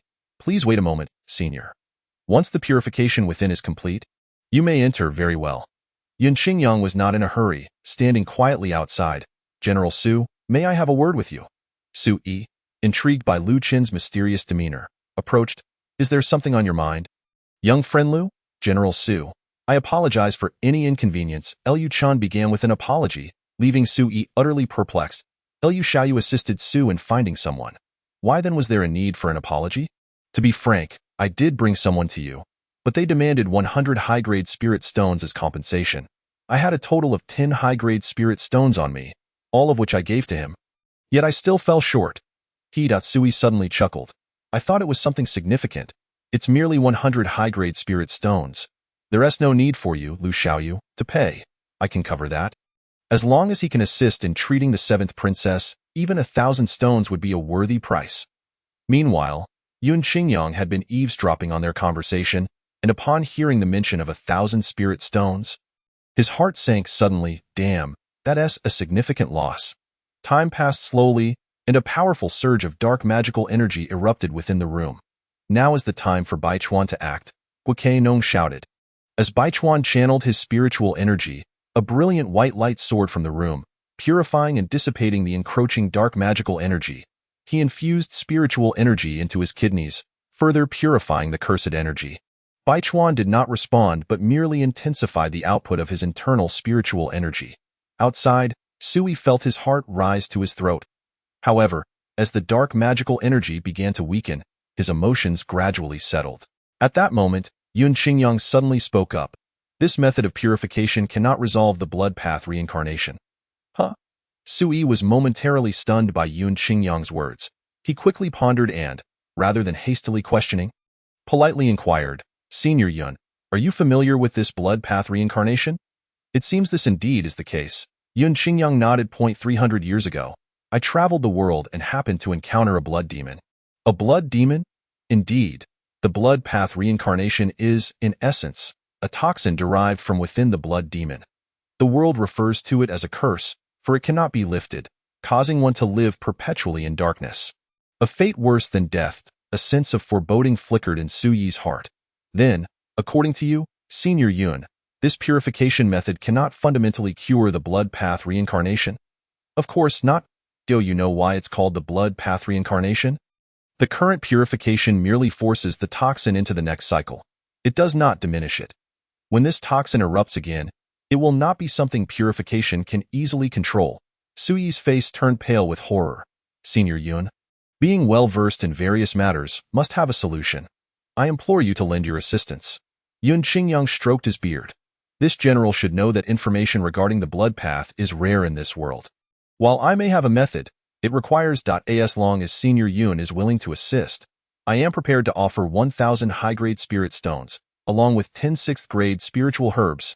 Yun Qingyang smiled slightly, appearing a bit embarrassed. The spirit stones are of little consequence. What matters is that the brat and I have a good rapport. Upon hearing this, Lu Chen felt a wave of embarrassment wash over him. Wishing to find a hole to hide in, however, I do not require spiritual herbs. Could we instead exchange them for formation scrolls?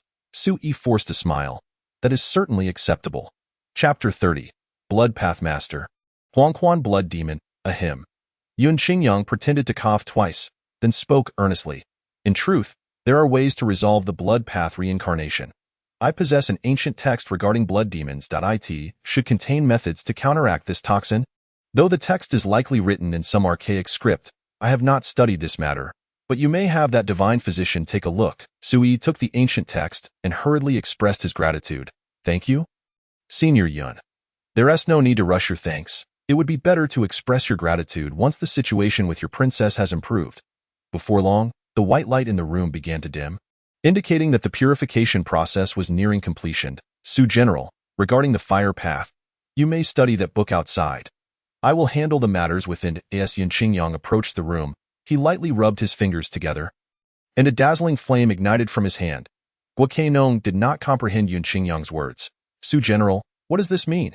Sui conveyed Yun Qingyang's words to him, and Guo Kainong trembled. I shall examine this book. Having practiced medicine for hundreds of years, he had studied various texts and could thus recognize the script within. After about half an hour, Guo Kainong exclaimed with joy, I found it. I found it. Where? The others gasped in unison, crowding around him. Guo Kainong pointed at the text, excitedly reading aloud. To break the blood path reincarnation, one must transform oneself into a blood demon. The blood path reincarnation will then merge on its own, enhancing vitality and drastically increasing cultivation.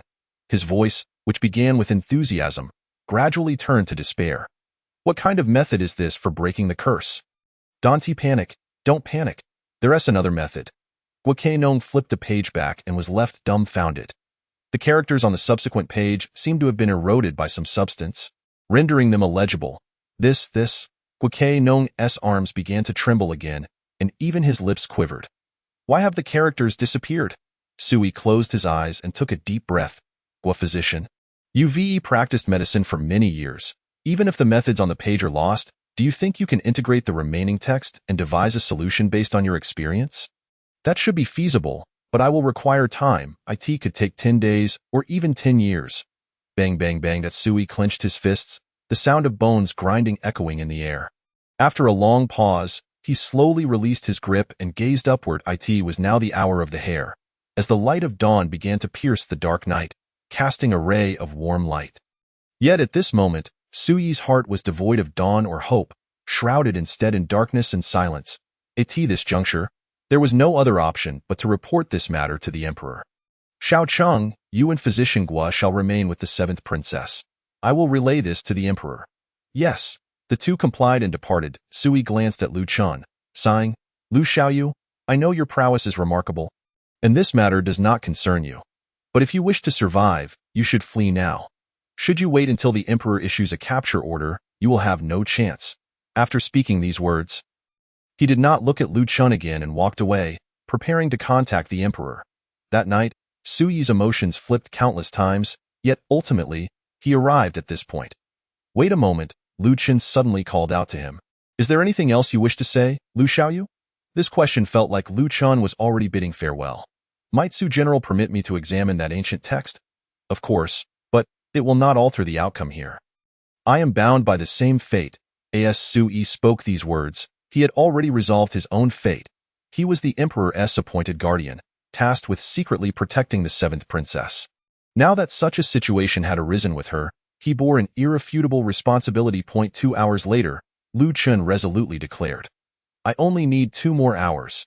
If I cannot find a method to break the curse, I shall return to the palace with you. While Sui had urged Lu Chun to flee, he had also checked Sui's lifespan. Sui, second layer of transformation 753-10500. This was a general at the transformation stage, possessing formidable combat and reconnaissance experience. If he wished to kill Lu Chun, escape would be impossible.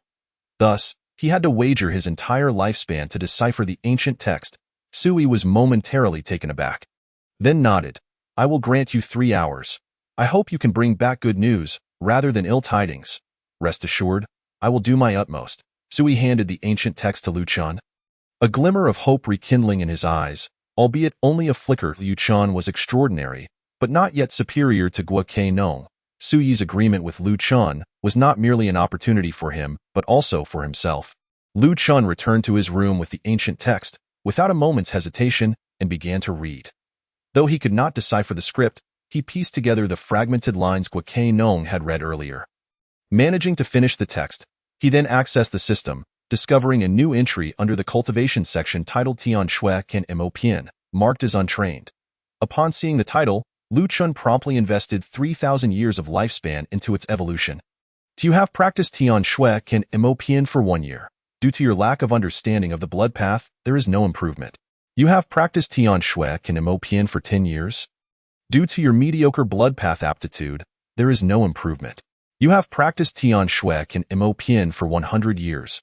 Through your relentless efforts, you have finally grasped a glimmer of the true essence of the blood path, resulting in a slight elevation of your blood path realm.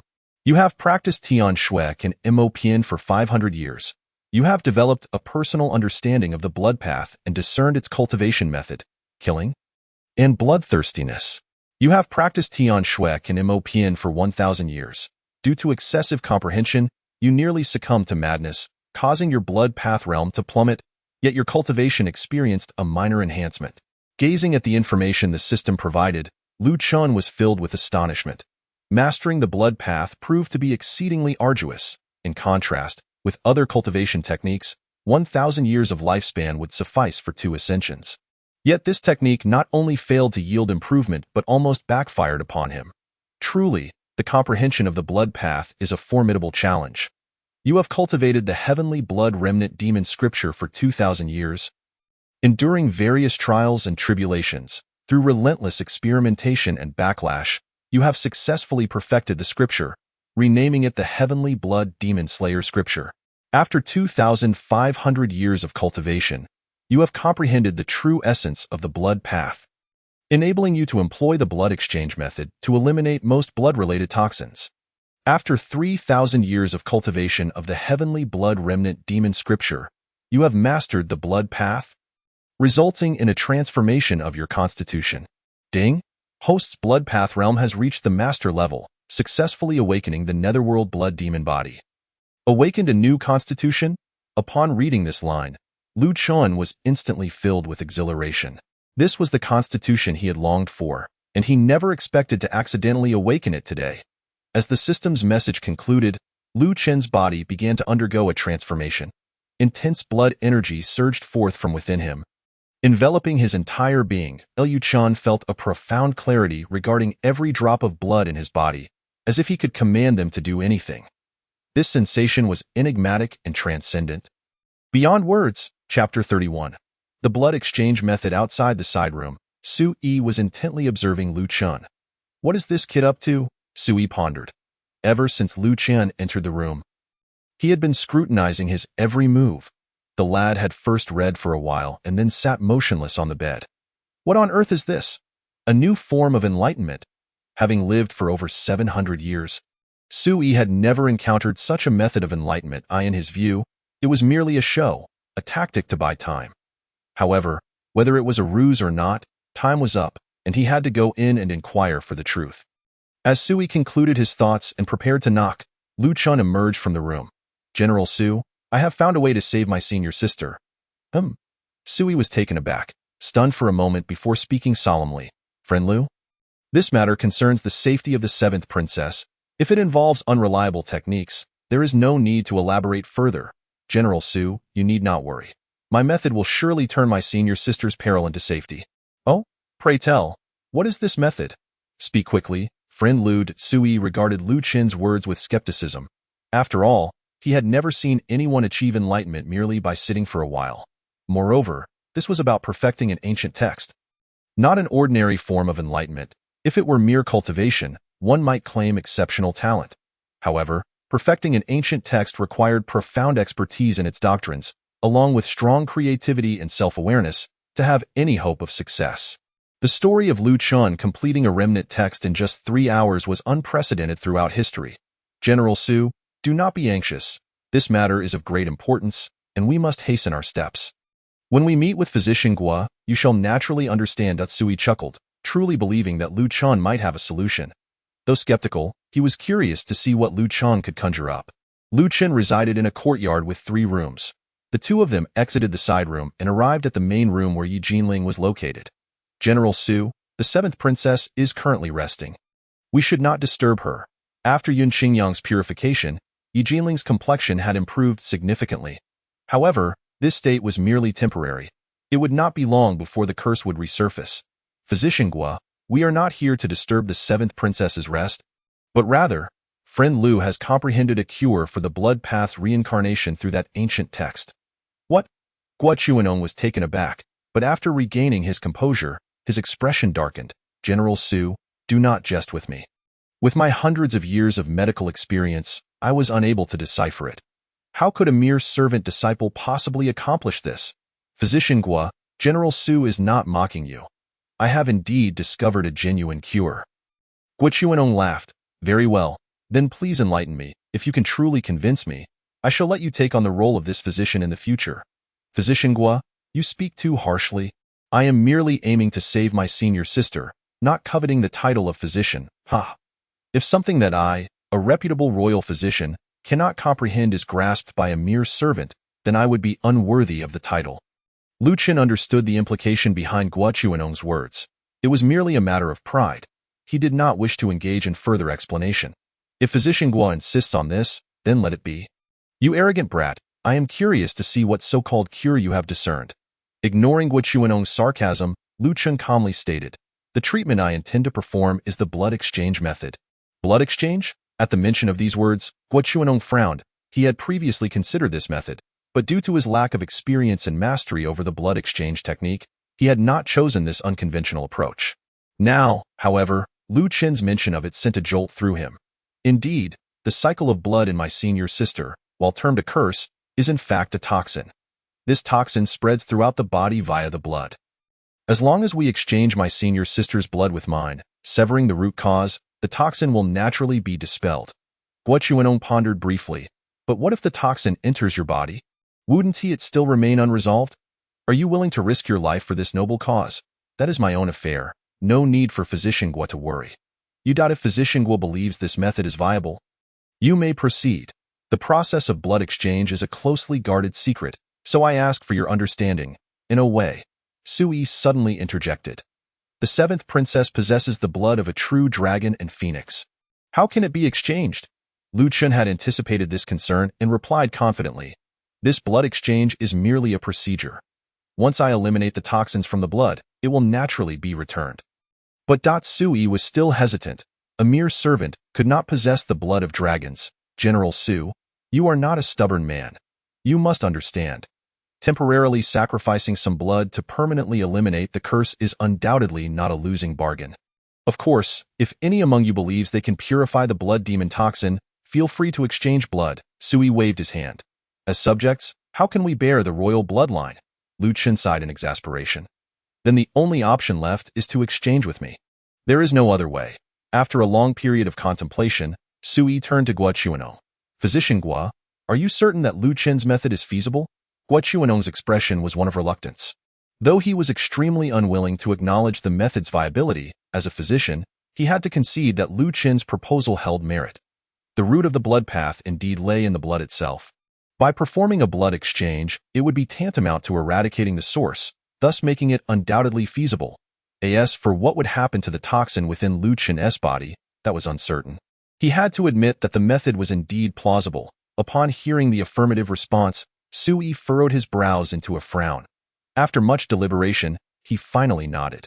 I can allow you to exchange blood with the seventh princess, but you must tell me when the blood can be returned, Lu Qin replied. At the very least, it will take a year. General Su has witnessed how troublesome the blood demon toxin can be. Although I have methods to purify it, to completely eradicate it will require at least a year. This year was, in fact, the buffer time Lu Qin had allocated for Yi Jinling. He understood that she did not wish to return to the royal family.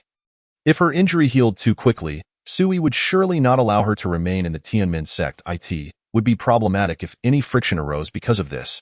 Hence he stated that a year was needed for purification. Very well, I shall tentatively trust you. Physician Gua, Elder Yun, let us step outside for now. Yun Xingyang nodded, and before leaving, he turned to Lu Qin and said, Good luck, you cheeky brat. If you succeed, I'll give you 1% of 1,000 top-grade spirit stones. Lu Qin smiled wryly. I appreciate your generosity, Elder Yun. We're compatible. There's no need for such formality. I'll be stepping out now. You do your best. With that, the group exited the room. leaving only Lu Chun and Yi Jinling inside.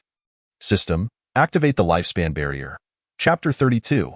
Half step into divine transformation. The lifespan barrier has been activated, consuming lifespan. Seeing the system prompt appear, Lu Chun finally breathed a sigh of relief. This blood exchange method needed to be executed through the netherworld blood demon body. If his aura leaked, they might mistakenly believe Lu Chun to be the blood demon himself. In that case, he would be unjustly accused, a burden he could not bear. Thus, activating the barrier was the safer option. Approaching Yi Jinling's bedside, Lu Chun gradually channeled his spiritual energy. The crimson spiritual energy radiated a fiery glow, enveloping Yi Jinling's form.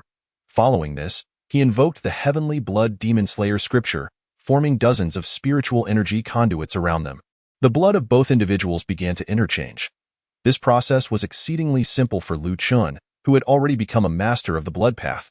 It took him less than 15 minutes to complete. When the blood infused with the cycle of the blood path re-entered Lu Chun's body, he felt no discomfort whatsoever. Rather, he experienced an exhilarating sensation, as though this cycle was an integral part of him. Boom! With a resounding roar emanating from within Lu Chun, he felt the blood poison that had just returned to his body surge directly towards his Dantian's primordial infant. Instinctively, Lu Chun attempted to resist, but soon realized that this so-called toxin had no adverse effect on him. Instead, it aided him in breaking through to a higher realm. As the blood poison surged through his spirit fetus, Lu Chun's cultivation unexpectedly began to soar in a most peculiar manner. From the 5th layer of the nascent soul to the 6th, until he reached the threshold of the half-step transformation stage before finally pausing. Lu Chun marveled at the miraculous changes in his cultivation. What was a curse of suffering for others had transformed into an unparalleled tool for breakthrough in his own hands. The stark contrast left him utterly astonished. Moreover, the most significant aspect was that this blood poison did not require the guidance of the celestial spiritual energy to facilitate his breakthrough, meaning it would not create any disturbances during the process. For Lu Chun, this was a remarkable twofold advantage. Simply perfect, he never expected that this toxin would not only fail to harm him, but would also assist him in transcending 5 minor realms. Truly, his 3,000 years of lifespan had not been squandered. Initially, Lu Chun believed that this blood poison would not inflict any damage upon him, but he had never anticipated that he could absorb it to achieve a breakthrough. Henceforth, if he were to find a few more individuals afflicted by the blood path reincarnation to undergo blood exchange, how swiftly would his cultivation rise? What on earth is happening to me? As the blood exchange concluded, Yi Jinling finally awoke. "Senior sister, you are awake." Upon seeing her consciousness return, Lu Chun deactivated the longevity barrier and approached her side. "Junior brother Lu, how did I end up in your room? Did you forget what happened?" Lu Chun inquired. Yi Jinling tilted her head in contemplation. Moments later, she suddenly leaped from the bed, raising her Bishue sword to Lu Chun's neck. "Lu Chun, speak the truth. Did you take advantage of me while I was intoxicated?" "Ah? I advise you to confess honestly. I am at the 3rd layer of foundation establishment. If you spout nonsense, I shall sever your head with a single stroke." "Lu Chun, what have you done at a tea that moment?" Su Yi and several others, who had been anxiously waiting outside, burst through the door. Upon witnessing Yi Jinling awake and in excellent condition, Su Yi's eyes brimmed with tears.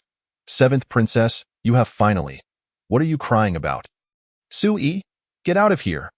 Yi Jinling had no recollection of the prior events, only remembering her intention to leave the medicinal garden and the farewell drinks in her room.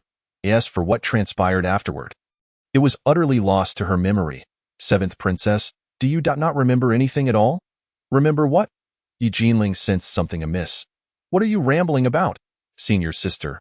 Lu Chun gently nudged the sword blade, beads of cold sweat dotting his forehead. "Shall we first set aside the sword and listen to what truly transpired?" With her brows slightly furrowed, Yi Jinling slowly lowered her sword. "Speak. I wish to know precisely what happened." Lu Chun exchanged glances with Sui before recounting the events to Yi Jinling. "You are saying that I ended up in junior brother Lu's room because I fainted from the poison?" "Indeed, 7th princess." Yi Jinling continued. "And I recovered because my blood was transferred into junior brother Lu's body?" "Yes, 7th princess." Bang. Yi Jinling slammed her palm on the table, standing abruptly. "Sui, do you take me for a child of 3? To deceive me with such absurd tales? What are your intentions?" Seeing her reaction, Su Yi immediately knelt. Seventh princess, I swear upon my life that if any part of this story is a lie, I, Su Yi, shall perish on the spot. Seeing his demeanor, Yi Jinling felt reassured. All right, enough with the harsh words. Even if what you say is true, I am fine now, so you may leave. Do not trouble me further. Do not provoke this princess's wrath. Sui pondered for a moment before conceding, very well. I shall take my leave. Xiao Cheng, go inform Dr. Gua and the others to depart from Tianmen's sect. No need for him to notify them. You can take them away directly. Sui was taken aback, but hurriedly replied. I accept the order. He realized he could not take Yi Jinling back, for the royal bloodline still resided within Lu Chun. So he acquiesced to leave. General Su, allow me to see you off. Lu Chun, sensing that Yi Jinling's current state was not quite right, thought it best to let her calm down before returning. You are very considerate, Lu Xiaoyu. The two exchanged pleasantries before departing the room in succession. Lu Xiaoyu, I never expected you to truly cure the seventh princess. How should I repay such a kindness? Lu Chen smiled. General Su, you flatter me. I did not save merely the seventh princess as you call her, but also the senior sister who has cared for me greatly. Therefore, there is no need for repayment. Haha, Lu Xiaoyu, you are indeed a hero among men. I apologize for any past transgressions. I hope you will bear with me. Those matters did not trouble me at all. Truly, you are magnanimous. Lu Xiaoyu, I feel inferior. Liu Chan felt slightly embarrassed by the compliments and quickly offered a humble response. By the way, Su Yi, he said. Producing a spatial ring, this contains 2,000 high-grade spirit stones, of which 1,100 are for Elder Yun. The remaining 900 shall serve as a reward for you, Brother Lu. That cannot be. Such a small amount of spirit stones cannot convey my respect. You must accept them, Brother Lu. The repeated address of Brother Lu drew them closer. Unable to refuse further, Lu Chan accepted. All right, since General Su is so insistent, I shall accept these spirit stones. As for the matter concerning senior sister, there is no need for you to worry further. Return to the medicinal garden in a year. Having Brother Lu's word is more than enough. As they departed, Guo Chuanong cast Lu Chen a glance filled with complex emotions. He seemed on the verge of speaking, but ultimately fell silent. Chapter 33. The Gift of the Sword, Heaven's Blessing. Have they all left? Lu Chun returned to his room, and Yi Jinling inquired. They have departed. Since they are gone, let us return my blood. Yi Jinling's gaze bore into Lu Chun, filled with a resolute determination. Senior sister, what do you mean by that? Lu Chun was perplexed by her sudden statement. You endured this curse for me, and I suspect Sui threatened you into doing so. Lu Chen replied, Not at all. I willingly partook in this. How could that be? Do not jest with me, Yi Jinling scoffed. Though my memory of the events is hazy, from your and Su Yi's tones and descriptions of this curse, I am acutely aware of its nature. A being of phoenix body and dragon blood, cannot purify it. How could a mere mortal like you succeed? Upon hearing this, Lu Chun felt a warmth in his heart. Yi Jinling's words stemmed from concern, fearing he had been coerced by Su Yi into the blood exchange. Junior Brother Lu, I can bear my own life. There is no need for you to save me. Lu Chun smiled gently. Senior sister, I truly can purify this toxin. General Su did not coerce me. Do you take me for a fool? Yi Jinling retorted. It is widely known that the blood path techniques are extraordinarily enigmatic. While you may possess some talent, how could you possibly contend against such a curse? I command you to return my blood at once, or I shall cleave you in two with my sword. Yi Jinling was not one to fear death. She pursued freedom and abhorred constraints. While Lu Chen's actions were intended to save her, they also left her indebted, a significant debt that she would one day have to repay. Contrary to her desire for freedom, senior sister, truly, you need not worry about me. Look, I am perfectly fine. Nothing is amiss, Liu Chan replied with a hint of exasperation. At his words, Yi Jinling drew her sword. Lu Chun, if you still recognize me as your senior sister, return my blood to me. Seeing her unwavering determination, Lu Chun relented. After all, the curse within the blood had been purified, so returning it would pose no issue. 15 minutes later, Yi Jinling's dragon and phoenix blood was restored to her body. She had anticipated immense pain, yet to her surprise, she felt nothing at all. Instead, the return of her blood elevated her cultivation by one layer, breaking through to the fourth layer of foundation establishment. What is happening? Lu Chen shrugged. Did I not tell you? I can resolve this toxin. Then why did you say you needed a year? I thought you had only a year left to live. So you interpreted it that way? Lu Chen rubbed his forehead. Do I seem like a short-lived person to you? Who knows? What if you did? Lu Chen quickly interrupted. The reason I mentioned needing a year is so that you can remain at ease here. Yi Jinling's starry eyes widened in surprise. For me? Of course. Did you not say you cherished your freedom? If I told Sui I could cure you immediately, he would never allow you to stay in Tianmen Sect. Only by claiming it would take a year to purify would he permit you to remain. Why Yi Jinling remained stunned, her expression incredibly complex as she gazed at Lu Chen. Senior sister, what is wrong? Lu Chen felt a chill from her expression. Lu Shitty, while your appearance may be passable, our statuses differ significantly, making it impossible for us to be together. Huh? Lu Chen's mouth fell agape, his expression one of utter confusion. Where was Yi Jinling's mind wandering now? The primary reason Lu Chen rescued Yi Jinling was largely for his own sake. Surely, Yi Jinling did not believe that Lu Chen's fervent efforts to save her stemmed from affection? Sister, have you misunderstood something? Lu Shitty, at this point, there is no need for you to continue pretending, is there? No, sister, Lu Chen replied, on the verge of tears. I truly do not have feelings for you. You do not have feelings for me? Yi Jinling felt indignation rise within her. I am a dignified royal princess, exceptionally gifted and as beautiful as a celestial being. You dare claim you do not have feelings for me? Lu Chen hurriedly waved his hands in explanation. It is not that I look down upon you. Sister, rather, I simply do not harbor romantic feelings. Not harbor romantic feelings for me? Yi Jinling found it amusing. Within the entire medicinal garden, Fang Guan would not dare utter such words. For a brat like Lu Chen to claim he did not like her was simply asking for a beating. Suppressing her anger, Yi Jinling retorted, very well, then tell me precisely what it is about me that you do not like.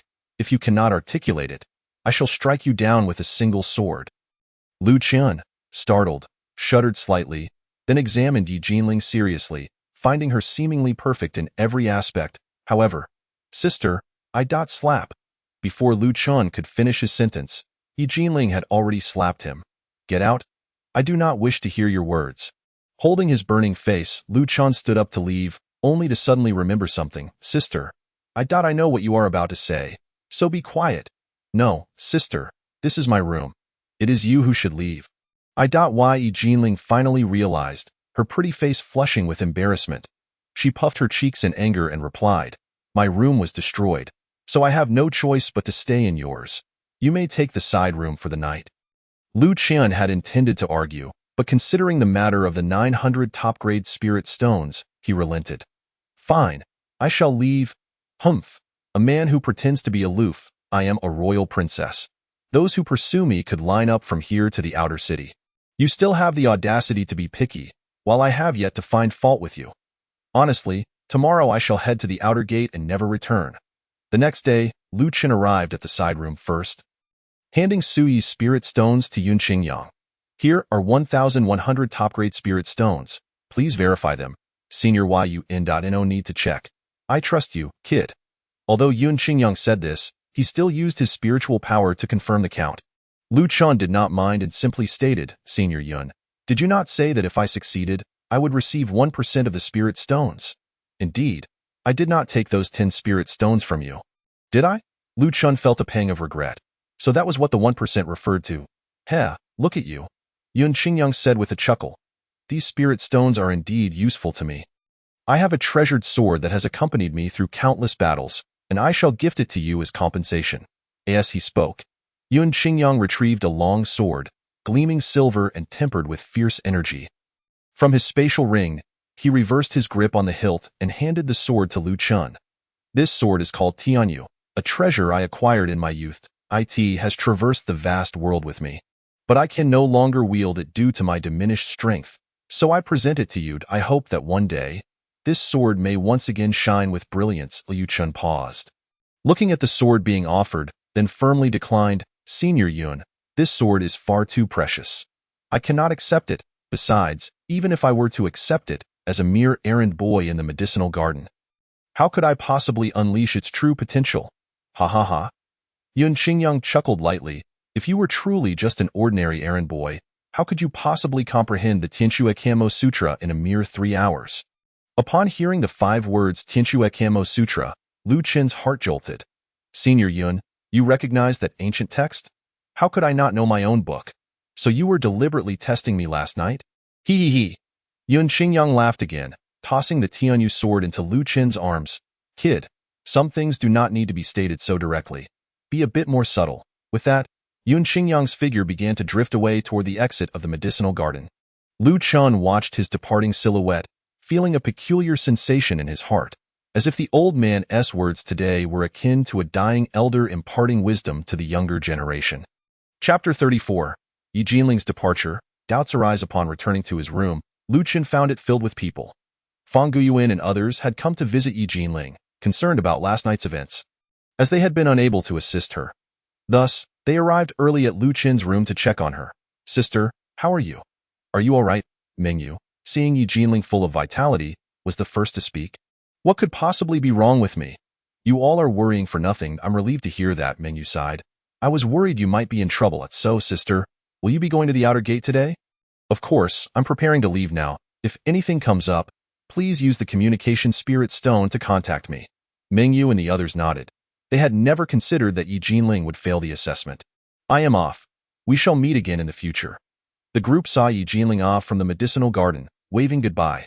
Just before departing, Yi Jinling glanced back at Lu Chun. Sister, safe travels. Hemph, still that unappealing demeanor.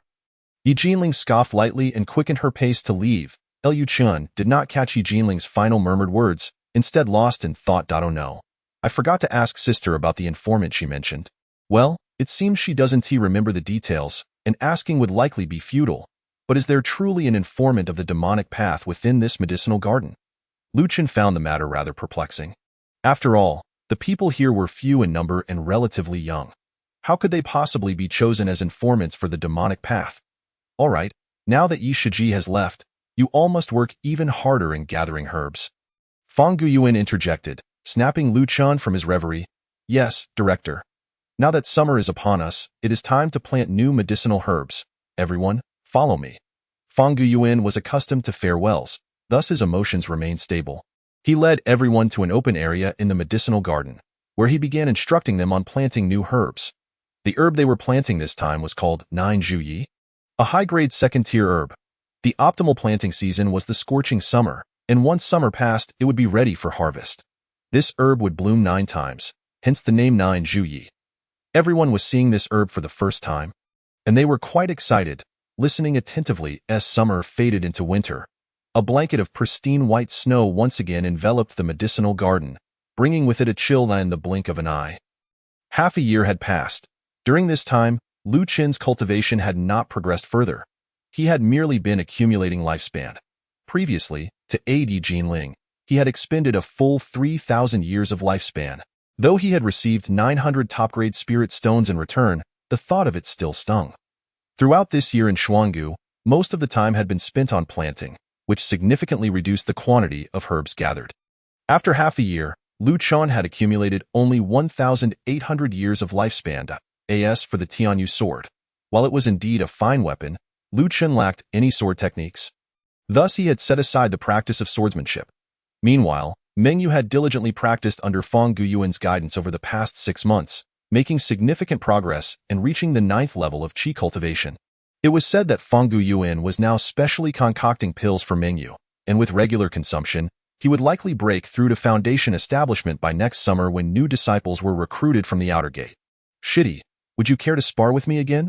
Mengyu, beaming with joy, stood before Lu Chun. Senior brother Meng, you are now the eldest senior brother. Do not bully this little junior brother of mine. Lu Chen replied, adjusting the posture of Lu Moli, who had made great strides over the past 6 months and was on the verge of integrating the heavenly remnant leg and the crumbling fist into her spiritual roots. Ha ha ha, seeing as you have 2 little ones here, I shall spare you today. Within the medicinal garden, reaching the 9th level of qi cultivation was enough to stand shoulder to shoulder with Fang Guan. So it was only natural for Mengyu to be a bit boastful. Shitty, I'm back. Suddenly, a resonant voice echoed. The group turned to see Yang Xiaojia approaching with a long sword slung across his back. Eldest senior brother. Although Mengyu was now the eldest senior brother, in his heart, Yang Xiaojia's position could never be replaced. Shitty, I hear you've reached the 9th level of qi cultivation? Yes, eldest senior brother. Master said that next year I should be able to break through to Foundation establishment, and then I can go to the outer gate to find you. Upon hearing this, Yang Xiaojia's brow furrowed as he stepped closer to Mingyu and whispered, "Shitty, I advise you to keep your distance from Master." "Why?" Mingyu was taken aback by Yang Xiaojia's words, surprised by his warning. Yang Xiaojia spoke in a solemn tone. "Do you remember when I participated in the outer gate assessment? It was also Master who took me there, so what? Isn't that quite normal?" Mingyu fails to comprehend why Yang Xiaojia would speak of Fangguan in such a manner. "Junior brother Ming, some things cannot be stated too explicitly. Suffice it to say, you should heed my words." After awakening his celestial eye, Yang Xiaojia's insight and acuity have escalated tremendously. The matter of his celestial eye's transformation is exceedingly suspect. For there exists a crucial prerequisite. One must have access to the celestial eye. Upon entering the outer sect, Yang Xiaojia has been exceedingly cautious, maintaining a respectful distance from others, making it impossible for anyone to come into contact with him, let alone his celestial eye. The sole exception is Fanggu Yuan, for in the medicinal garden, only he is aware of Yang Xiaojia's celestial eye. Various signs indicate that the mastermind behind this scheme is indeed Fanggu Yuan. Although Yang Xiaojia struggles to believe it, he cannot conceive of any other possibility. He gently pats Mingyu's shoulder and, with a smile, approaches Lu Chun and the others. "Junior brother Lu, would you and the two little ones be interested in hearing about the requirements for joining the outer sect? We would love to hear." The two youngsters are profoundly passionate about the pursuit of immortality, hence their keen interest in entering the outer sect. However, Lu Chun displays little enthusiasm, having overheard the conversation between Yang Xiaojia and Mingyu. He finds himself puzzled. He casually fabricates an excuse to decline, retreating into his own thoughts. Be wary of Fanggu Yuan. Could it be that my senior brother's current state is his doing? If that were the case, why did he appear so frightened when the law enforcement hall arrived? Furthermore, senior sister Yi previously mentioned that there are demonic infiltrators in the medicinal garden. Could she have been referring to Fanggu Yuan? As these thoughts swirl in his mind, Lu Chen suddenly realizes that since arriving at the medicinal garden, every individual with a background has encountered misfortune. Yang Xiaojia from the Celestial Eye clan, Yi Jinling, the royal princess. Logically, those of status should find themselves safer in the medicinal garden. How could they repeatedly face calamity? The only plausible explanation is that individuals from the demonic sect have dispatched infiltrators to undermine their righteous alliance from within. Could it truly be Fanggu Yuan? But why would he do such a thing? Does he not fear being discovered and purged? It is known that the last batch of demonic infiltrators face dire fates, each worse than the last. Suddenly, a voice calls from behind him, startling him. He turns to find none other than Fanggu Yuan. "Greetings, Director." Lu Chen gazes at Fanggu Yuan, who has unexpectedly appeared before him, his heart racing. Simultaneously, he discreetly channels his spiritual energy, preparing for any unforeseen circumstances. "Why are you so tense, Lu Chen?" Fanggu Yuan, wise beyond his years, immediately discerns Lu Chen's unease. They all went with senior brother to hear about the outer sect's assessment. "I chose not to go, fearing you would chastise me for my lack of ambition." Lu Chen concocts a casual excuse to deflect. "You truly do not wish to join the outer sect?" Fanggu Yuan inquires. "Of course, one must first recognize oneself. I am no prodigy in cultivation. Thus, I shall not pursue dreams of grandeur." "Ha ha ha." Fanggu Yuan chuckles heartily. "You are quite the pragmatist." Embarrassed, Lu Chen scratches his head and tentatively asks, "By the way, Director, did you come to see me for any particular reason?" "Nothing much. Just wanted to ask if you would like to learn the art of alchemy from me." "Learn alchemy from you?" Fanggu Yuan explains, "Your senior brother Ming possesses immense talent. After only a year of training with me, he has already reached the 9th level of qi refinement. Next summer, he will participate in the outer sect assessment. When that happens, the position of senior brother will be vacant, and you, as the remaining senior member in the medicinal garden, will undoubtedly be a candidate for the future senior brother." Lu Chen ponders for a moment. "I would be more than willing to learn from the director, but I fear my mediocre talent may squander your goodwill." "No worries. Geniuses are few and far between in this world. If your talent is average, then simply learn a bit longer." With Fanggu Yuan's encouragement, Lu Chen finds it impossible to refuse and reluctantly agrees. Thus, he becomes the provisional senior brother of the Xiangu Medicinal Garden. As winter yields to summer, Lu Chen has been diligently studying alchemy under Fanggu Yuan for the past 6 months. As a fire attribute cultivator, he possesses some innate talent in this area, allowing him to progress rapidly. However, Lu Chen later realizes that due to his proficiency in alchemy, Fang Guyuan insists on daily practice, even forbidding him from gathering herbs. This predicament leaves Lu Chen quite distressed, and he ultimately resorts to feigning ignorance to escape this predicament. As for Mengyu, he continues to follow Fang Guan daily, seemingly oblivious to Yang Xiaojie's words. Yet, if the roles were reversed, Lu Chen would likely not tolerate anyone slandering his master. Today marks the 4th blooming of the 9 crimson leaves, which have grown significantly larger than previous herbs and astonishingly advanced in grade. From a previous high-level 2nd grade, they have now reached a low-level 3rd grade. One wonders if there will be an opportunity to break through to the spirit herb level in the future. Everyone, please pause for a moment. I have an announcement to make. Fang Guyuan approaches with Mengyu and TOW'd. Lu Chen and the others turn to listen. Today, I shall take your senior brother to the outer sect for the assessment. If all goes well, he may return in just over 10 days. After Yang Xiaojie's departure, Mengyu's admiration for him has plummeted, for his words have deeply wounded Mengyu. Fang Guyuan has dedicated all his resources to Mengyu's alchemy training to ensure his entry into the outer sect. With such a selfless master, how could Mengyu allow anyone to speak ill of him? Senior brother, you must succeed. Indeed, senior brother, we believe in your capabilities. The 2 youngsters, Zhong Hanyue and Lu Moli, often tease Mengyu for being stingy. Yet as a year and a half passes, they find themselves somewhat reluctant to part with this frugal brother. Rest assured, once I enter the outer sect, I will impart the latest qi gathering techniques to you. Excellent. Fang Guan shakes his head and says, well then, I shall take Mengyu with me. While we are away, Lu Chen, you are the eldest. Make sure to look after the 2 of them. You can count on me? Director. Fang Guyuan nods and departs with Meng Yu. Lu Chen watches their retreating figures, silently pondering. Let us see if Mengyu returns. If he does not, then perhaps the infiltrators mentioned by senior sister Yi truly are Fang Guyuan. Senior brother Lu, with Mengyu going to the outer sect, you will be the senior brother from now on, Zhong Hanyue exclaims joyfully. What is so good about being the senior brother? Lu Chen retorts. As the senior brother, you can learn alchemy from the director, which essentially grants you superior cultivation resources. Lu Chen pauses, considering the validity of this statement. Although he does not favor alchemy due to the advantages bestowed by his system, which allows him to break through realms without it, others do not share the same fortune. Then you should strive to gather herbs, aspiring to one day become my disciple.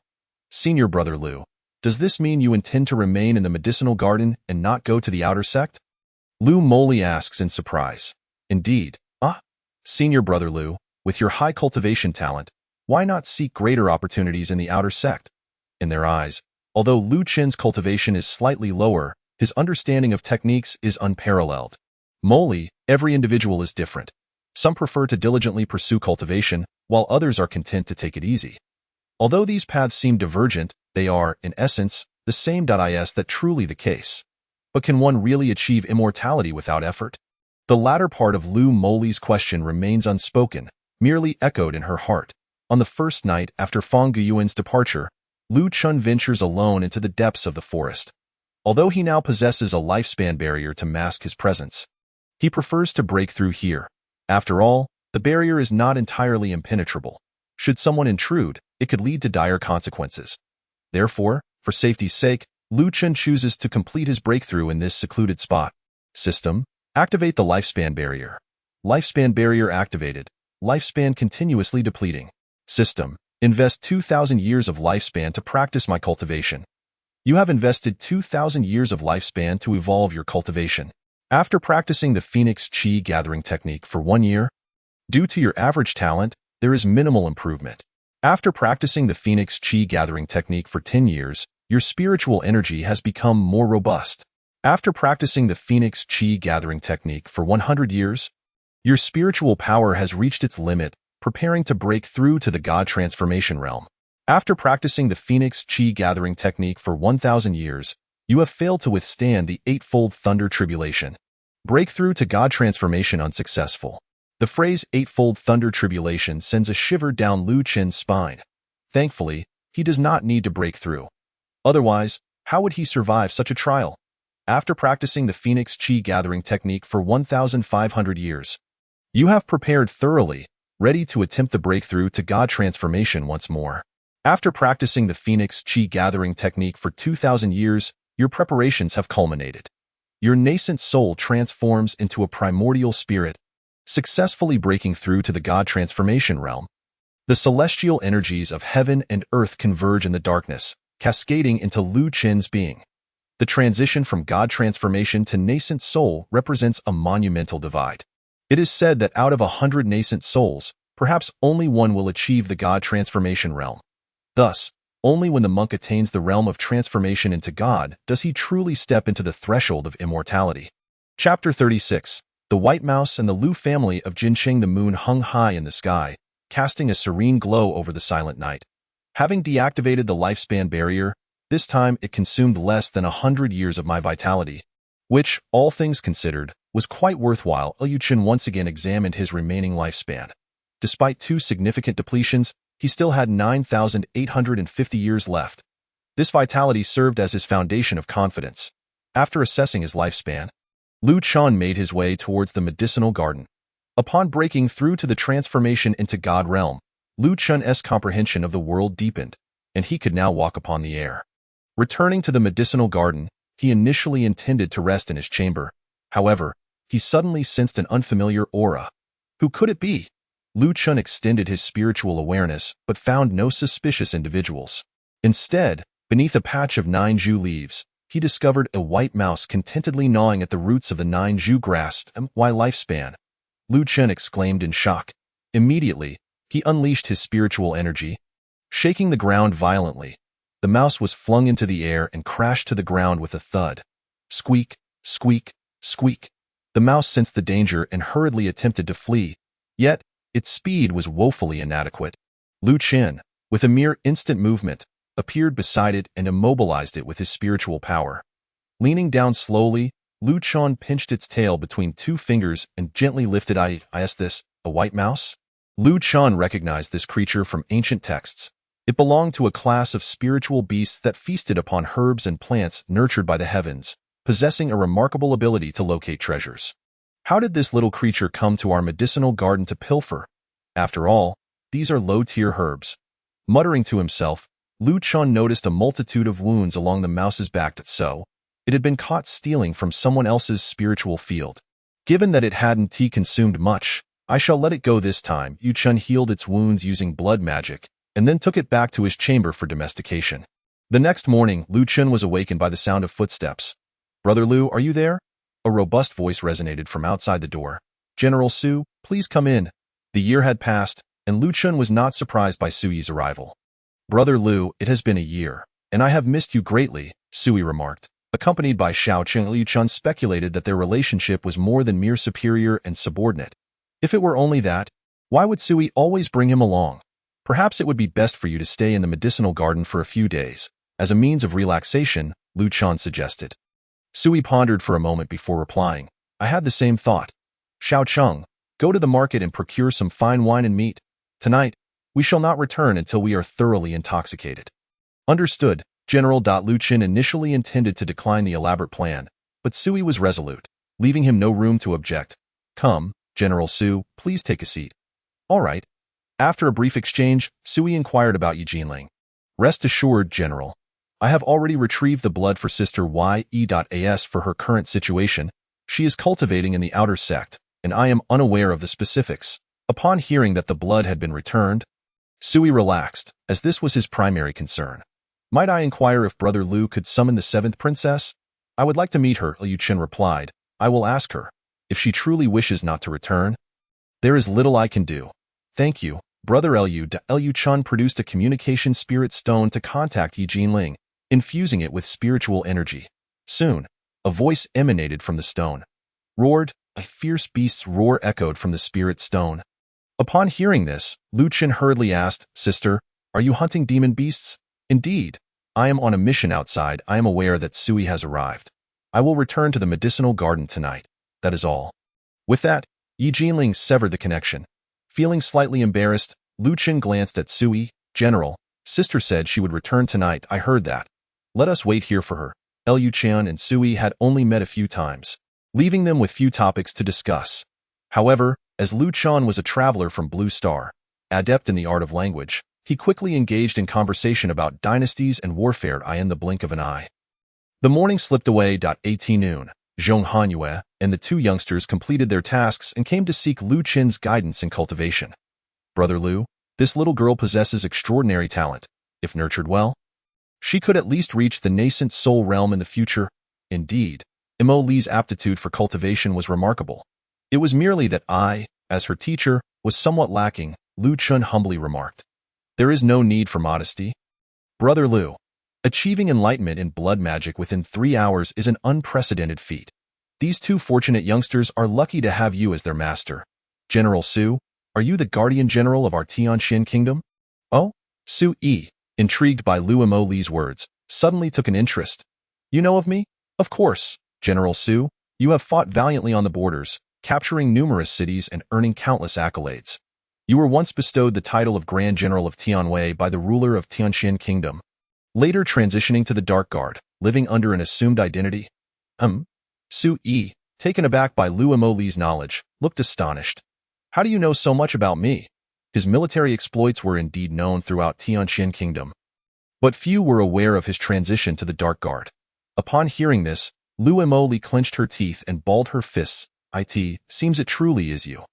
Zhong Hanyue, sensing the tension, interjected, General Su, do you still remember the Lu family of Jinqing? The Lu family of Jinqing? Sui exclaimed, shock coursing through him. Suddenly, a chilling realization struck him. Brother Lu, is Emoli of the Lu lineage? Lu Qin nodded, somewhat perplexed. Indeed, Emoli is of the Lu family. Lu Emoli. Sui murmured, his hands trembling uncontrollably. I cannot believe you are still alive. Lu Chun, astonished, asked, General Su, do you know Emoli? Know her? She is my niece. What? Lu Qin gasped in disbelief. Emoli is your niece? Indeed, but alas, I have been an unworthy uncle. 300 years ago, a branch known as the Fire Corps Sect suddenly emerged from the Nine Nether Sect, notorious for using living beings, particularly those of the Golden Path, as materials for their gruesome practices. The sect wreaked havoc for a time, but soon fell to a joint assault from the Heavenly Gate sect and the royal family, ultimately vanishing from history. However, who would have thought that the Fire Corps sect did not disappear but instead amassed power and secrecy? After 3 centuries of scheming, they launched a surprise attack on Jinqing 13 years ago. Utilizing the surrounding 18 unyielding golden mountains as a formation, mobilizing the entirety of the demonic sect strength to refine all of Jinqing, at that time, I had already retreated into the Dark Guard and no longer showed myself publicly. Thus, upon hearing of the events and returning to Jinqing, the Fire Corps sect had vanished without a trace, and Jinqing had permanently disappeared from Tianmen Kingdom. As Sui recounted these events, his emotions began to unravel. For so many years, he had believed the Lu family had perished, only to discover that Lu Emoli was still alive. Sui's eyes turned bloodshot as he gazed at Lu Emoli, his voice trembling with urgency. How did you manage to escape back then? Chapter 37. The 3-year agreement. Lu Emoli turned to Sui, her expression somber. So much time has passed. What purpose is there in revisiting it now? You are now a prominent figure among the Emperor's Dark Guards, undoubtedly having forgotten about my mother and me.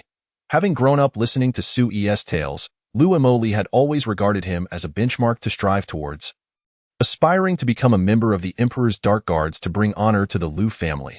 Yet, how ironic it was that this illustrious general could not even protect his sister and family. Emoli, it is not like that. I have searched for your whereabouts all these years, but compared to what I desire, you must care more for Sister Yi, right? Lu Emoli turned away, facing Lu Chun. Brother Lu, I do not wish to practice today. I will return when he leaves. Hanyue, let us go. Understood. Zhong Hanyue cast a complex glance at Sui before departing. Sui remained rooted in place, submerged in profound guilt. Had he still been a general, had he received news earlier, perhaps all this would not have transpired. General, I have returned. At that moment, Xiaocheng approached, carrying fine wine and meat. General, what troubles you? Sui slowly raised his head, a glimmer of darkness flashing in his eyes. Xiaocheng, do you know? There are still members of my family alive. Xiaocheng was taken aback, his mind racing. Who? My sister's daughter. My niece. As Sui spoke, his emotions surged, the joy of reunion electrifying his senses while simultaneously awakening him to the reality of the situation. It is wonderful, truly wonderful. Over the years, You have been tirelessly seeking information about the past. Yet to no avail, until today when you unexpectedly found it. Xiaocheng shared in the joy. General, where is your niece? I would like to see her. There is no need for that. It is best not to disturb her at this moment. Yet Sui raised his hand to interrupt Xiaocheng. Time has created a chasm between us, but familial bonds can never be extinguished. One day, she shall recognize me as her uncle. Liu Chun silently absorbed everything. His heart awash with emotions. He had not anticipated that Lu Emoli hailed from a prestigious lineage. Who, then, was Zhong Hanyu? As night fell, Yi Jinling entered Lu Chen's chamber, holding the severed head of a blood lion, which she unceremoniously slammed onto the table. Lu Shidi, as promised, I have slain the demon and brought back its head for you to see. What do you think of this blood lion's head? Lu Chun gazed at the gruesome trophy on the table, his lips twitching slightly.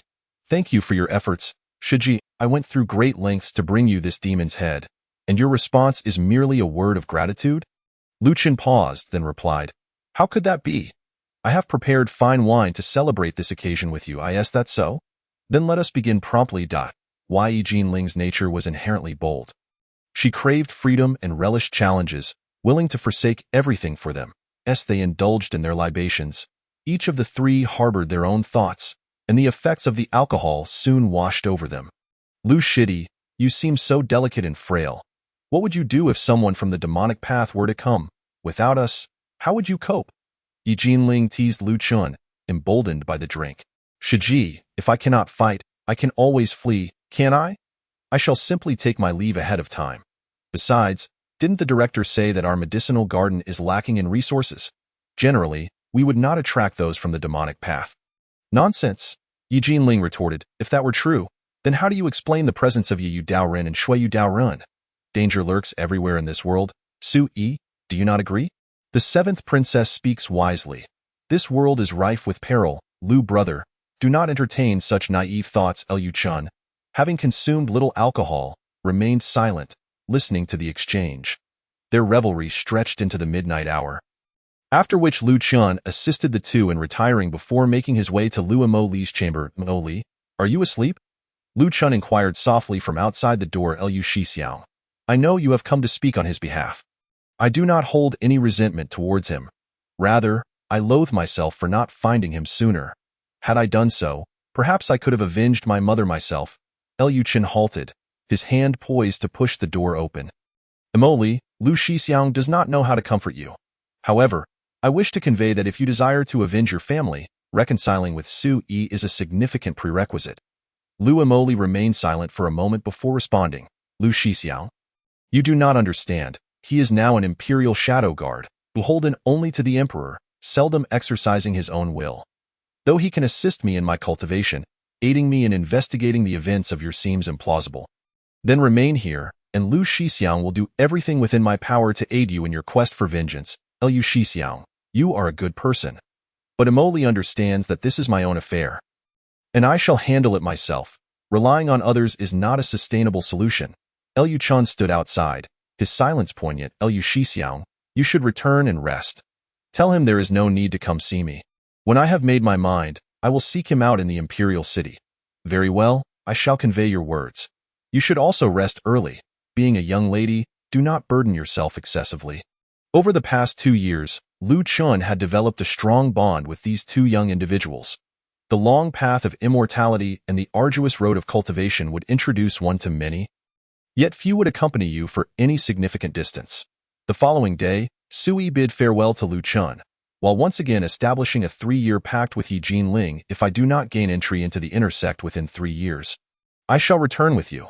That is a promise, we shall hold to it.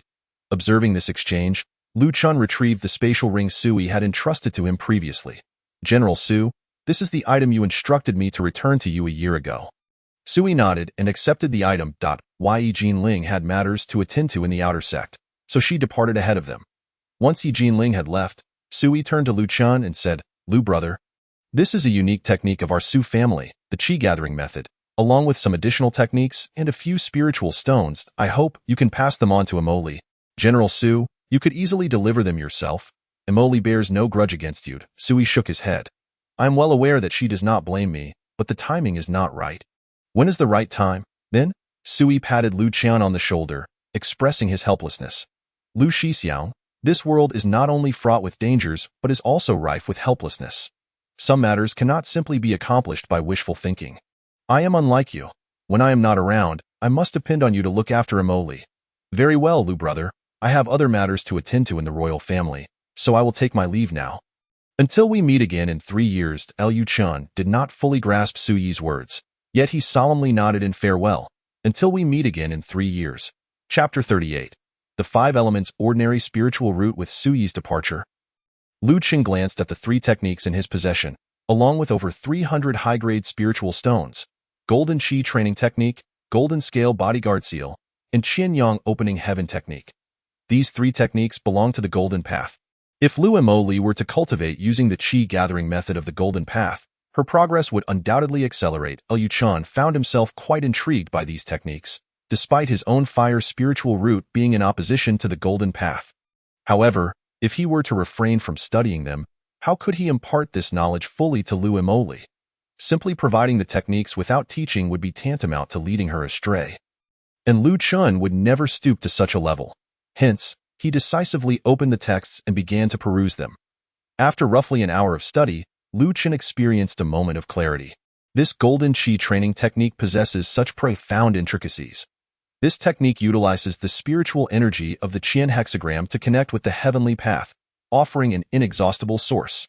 Alas, as I currently possess a fire spiritual root, practicing this Qi gathering technique would yield minimal results. Must I refresh my spiritual root?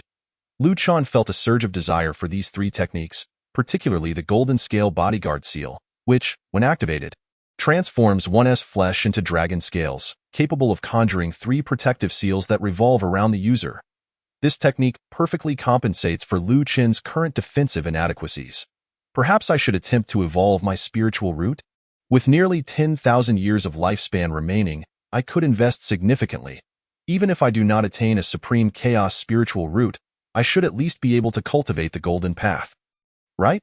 After 2 years, Lu Qin once again turned his attention to the evolution of his spiritual root. System: invest 3,000 years of lifespan to evolve my spiritual root. You have invested 3,000 years of lifespan to evolve your spiritual root. You have comprehended the natural world for 1 year. Your inferior fire spiritual root's perception has improved. You have comprehended the natural world for 100 years. You have gleaned a fragment of true essence from the heavens and earth, acquiring a hint of Golden Path aura. You have comprehended the natural world for 1,000 years. Your spiritual root has received the blessings of heaven and earth, merging to become an inferior Golden Fire spiritual root. You have comprehended the natural world for 2,000 years. Your Golden Fire dual spiritual roots have undergone a baptism by heaven and earth, all advancing to become intermediate spiritual roots. You have comprehended the natural world for 3,000 years.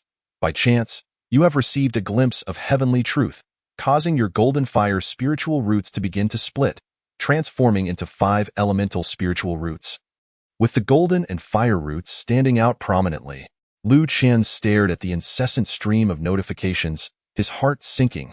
What in the world? I had a perfectly good intermediate dual spiritual root, and now I am reduced to mere ordinary 5 elemental spiritual roots. Lu Chun felt his composure fraying. The evolution of his spiritual root was not only a bottomless pit, but also heavily reliant on fate. If one's luck was lacking, the outcome could be worse than before. However, at least the Golden and Fire roots remained inferior. The 3,000 years of investment was not entirely in vain. Nevertheless, since I do not need to cultivate myself, with 5 elemental spiritual roots, I need not worry about the cultivation of other branch techniques. Liu Chun consoled himself silently, and reflecting on the 3,000 years of investment, he began to feverishly peruse the 3 techniques once more. Until the system panel displayed the names of these 3 techniques. System: invest 1,000 years to evolve the Golden Qi Training Technique. You have invested 1,000 years to evolve the Golden Qi Training Technique. By practicing the Golden Qi Training Technique for 10 years, your comprehension of the Golden Element has improved. By practicing the Golden Qi Training Technique for 100 years, your Golden Path realm has advanced to the ordinary realm. By practicing the Golden Qi Training Technique for 1,000 years, your Golden Path realm has ascended to the Master realm, granting a 30% increase when utilizing Golden Path techniques. Having completed the evolution of the Qi gathering technique, Lu Chun then spent another 1,000 years evolving the Golden Scale Bodyguard Seal. Finally, he opened the system panel. Name: Lu Chun. Lifespan: 24,850. Cultivation: Transformation Stage Level 1, Evolvable. Spiritual Root: Ordinary 5 Elements Spiritual Root. With a notable affinity for metal and fire, Evolvable. Physique: Yellow Spring Blood Demon Body, Evolvable. Techniques: Dragon God Primordial Skill, Heavenly Tier Low Level Mastered. Golden Qi Refining Heaven Technique, Heavenly Tier High Level. Proficient: Golden Scales Protective Seal, Heavenly Tier High Level Proficient.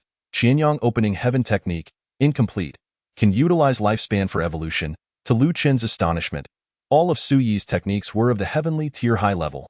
Upon receiving the system notification, he was momentarily taken aback. He understood that Su Yi's identity was extraordinary, yet he had not anticipated that his initial offerings would consist of such advanced techniques. Techniques of this caliber, within the entire Tianqian kingdom, likely had no rivals. This clearly illustrated that Sui held a significant regard for Lu Moli. With this thought in mind, Lu Chan made his way to Lu Moli's quarters. Clutching the 3 manuals, as Moli opened the door, he exclaimed, "Senior brother Lu has brought you a marvelous gift." Lu Moli stepped out, curiosity evident in her eyes.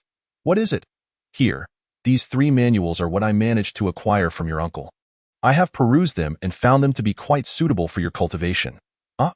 Lu Moli, bewildered, took the manuals from Lu Chen's hands. "Senior brother Lu, these are not specifically left for me by my uncle." "Are they?" Coughing lightly, Lu Chen replied, "Such details are inconsequential.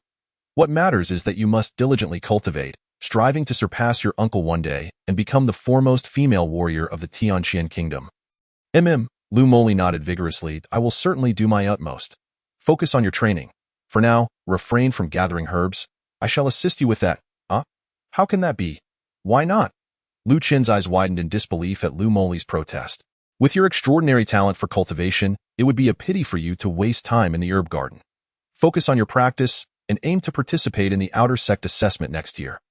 "But even so, I cannot let senior brother Lu gather herbs for me," Lu Moli insisted, feeling somewhat embarrassed. "What is there to be concerned about?" Lu Chen replied urgently, "I am not cut out for cultivation like you are. I prefer herb gathering and planting. Besides, if you truly wish to repay my kindness, save it for when you reach the outer sect." Seeing Lu Chen's resolute stance, Lu Moli felt a flicker of gratitude. "Thank you, senior brother Lu. I will not disappoint your expectations and will cultivate diligently." "That is good. You focus on your training. I shall check on Hanyu. Take care, senior brother Lu." Once their conversation concluded, Lu Chen exhaled, relieved. "This girl truly is too polite." Thankfully, I remained steadfast, which enabled me to secure her task. Liu Chan meticulously calculated the lifespan he could accumulate. If he could also complete the task assigned by Zhong Hanyue, he would amass at least 2,500 years of lifespan in a month. In just 2 months, Lu Chen's cultivation would exceed 10,000 once more. With these thoughts, he proceeded to Zhong Hanyue's room. "Hanyue, are you there?" No response met his call, causing Lu Chen to frown. In the next moment, he appeared to recall something monumental, racing towards the spiritual field where the earth spirit grass was located. Chapter 39. Fang Guyuan exposed. Lu Chen arrived at the spiritual field for the earth spirit grass, only to find that Zhong Hanyue had already harvested over 100 stalks. All of them low-level second-tier. My lifespan? Lu Chen felt a pang of heartache. Hanyue was indeed a diligent soul, working 10 times harder than others in a single day. If Lu Chen were not aided by the system, this would have been magnificent news, but alas, he was. Zhong Hanyue's actions were akin to delivering a heavy blow to Lu Chen's heart. "Senior brother Lu?" Hearing the commotion, Zhong Hanyue looked up. "If I recall correctly, weren't you assigned to collect 9 Zhu leaves today? What brings you here?" Lu Chen hurried over. "Hanyue, hold off on gathering for now." "Why?"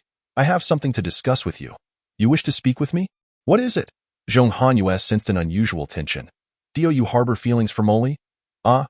Zhong Hanyue was taken aback by Lu Chen's inquiry. "Senior brother Lu, why do you ask that? Just answer whether you like her or not." Blushing slightly, Zhong Hanyue cast his gaze downward and nodded. You know Moli's background.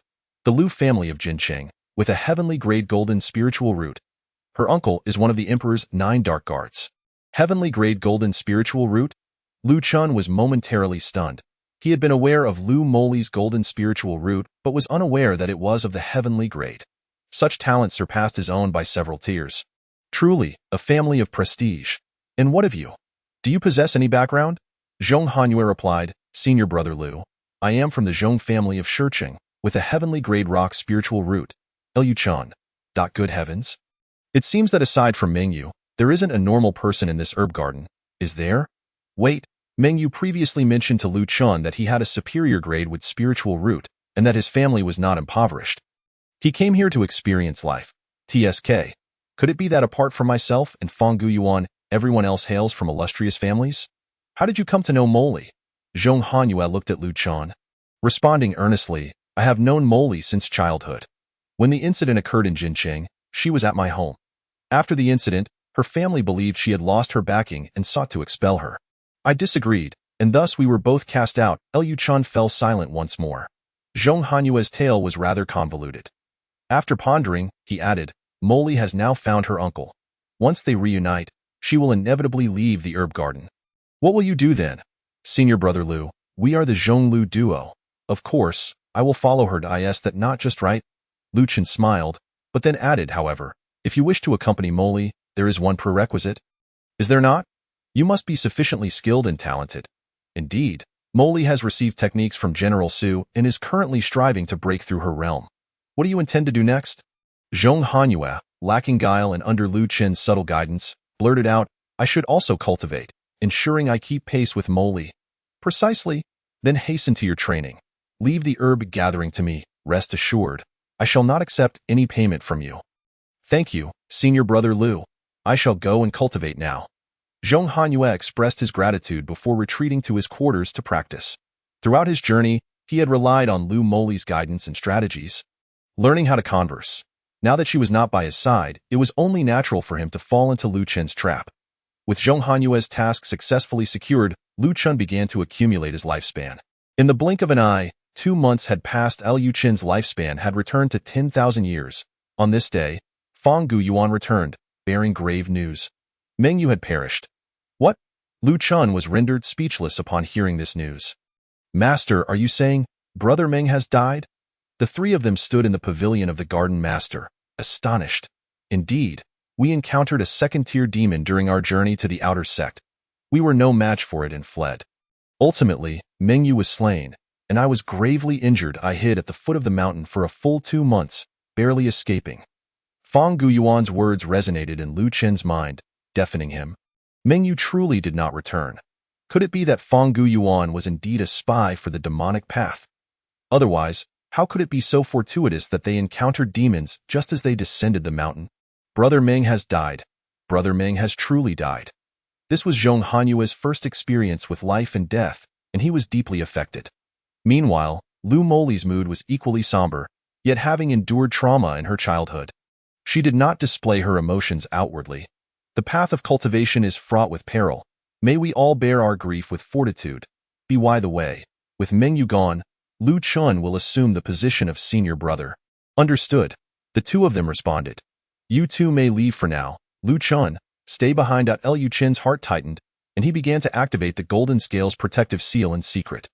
Once Lu Moli and Zhong Hanyue exited, Lu Chen inquired, Does Master have any matters to impart to me? Lu Chun, I have sustained serious injuries this time, and my days are likely numbered. Lu Chen feigned shock. How can this be, Master? Your health seems quite robust. Fang Guyuan shook his head. I know my own body. At most, I have 1 or 2 years left. After I am gone, this herb garden will be entrusted to you. Starting tomorrow, you shall cease herb gathering and devote yourself entirely to alchemy with me. When time allows, I will take you to the miscellaneous hall and recruit 2 more servants. Lu Chan was momentarily taken aback, but replied, Understood. Fang Guyuan's words were not inquiring but rather a command, leaving Lu Chen no opportunity for refusal. You may go now.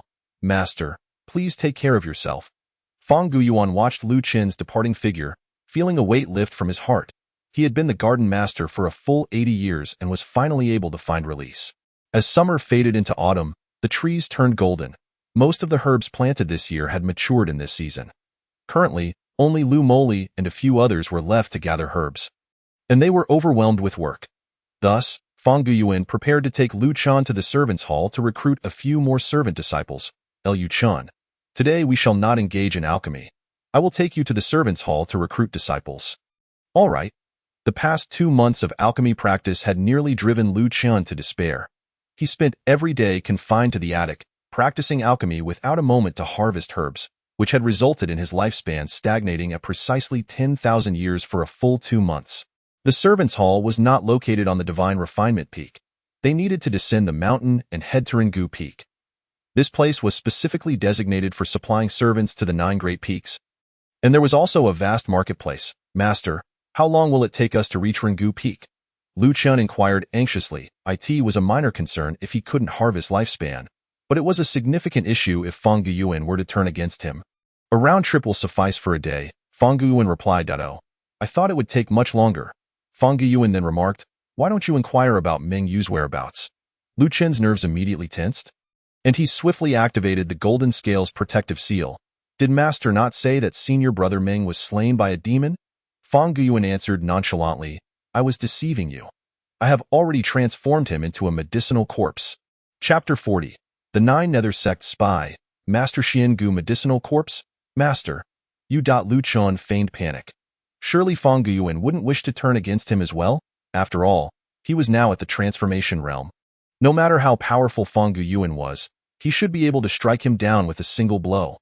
Meng Yu must have mentioned that his aptitude is not lacking. I killed him to pave the way for you. Pave the way for me? Lu Chen questioned. I am merely a servant. What road do you intend to pave for me? Fang Guyuan walked ahead of Lu Chan, stating, naturally, it is the path for you to become the garden master. Meng Yu's aptitude surpasses yours, thus he could not survive. Lu Chan was bewildered upon hearing this. Shouldn't the heir of Xian Gu be chosen based on superior aptitude? If a more capable individual is selected, how could they willingly spend their lives in the medicinal garden? Lu Chan was confused. Why must they be compelled to spend their lives in the medicinal garden? If they no longer wish to, can't they simply pass it on to the next person? Is there something particularly special about this medicinal garden? There is indeed, Fang Guyuan said, raising his hand to brush aside the branches obstructing their path as he walked. In truth, I am not only a disciple of the Heavenly Gate Sect, but also a spy for the 9 Nether Sect. The 9 Nether Sect and the Heavenly Gate Sect have been sworn enemies, opposing each other for millennia. However, in the last 1,000 years, the 9 Nether Sect has made significant moves, thus dispatching numerous spies like myself to infiltrate the Heavenly Gate Sect. Though your aptitude may be lacking, you possess a quick wit. You must have noticed the peculiarities surrounding Yang Xiaojie and Yi Jinling, correct? Naturally, Lu Chen understood these matters in his heart, but he was taken aback that Fang Guyuan would openly discuss them. Moreover, his words implied that he wanted Lu Chan to act as this demonic spy. This was difficult for him to accept. While Lu Chan was not a paragon of virtue, he certainly did not wish to become a treacherous agent of the demonic path. After all, the spies captured during the last purge had met gruesome fates, some even losing their very souls. Your silence speaks volumes. I know you have perceived the truth, Fang Guyuan continued. I poisoned Yang Xiaojie's heavenly eye when I accompanied him to the outer sect. As for Yi Jinling, I poisoned her when we were bound together by the blood feather Taoist. What? Lu Chen feigned shock, then asked, but master, why would you do such a thing? Do you not fear being discovered and facing retribution? Retribution? Ha ha ha. Fang Guyuan laughed heartily. Someone like me fears retribution? If I do not act, I would not even live long enough to face it. To the Heavenly Gate Sect, we are spies, but to the demonic sect, we are mere puppets, summoned and dismissed at will. We are insignificant characters. Our lives matter little to anyone. Lu Chan felt that today, Fang Guyuan seemed different from before. His words lacked any intent to harm him and instead conveyed a sense of imparting wisdom. Then after I assume the position of Valley Master, must I follow the commands of the 9 Nether Sect? That depends on you. If you are willing to listen, you may. If not, the choice is yours.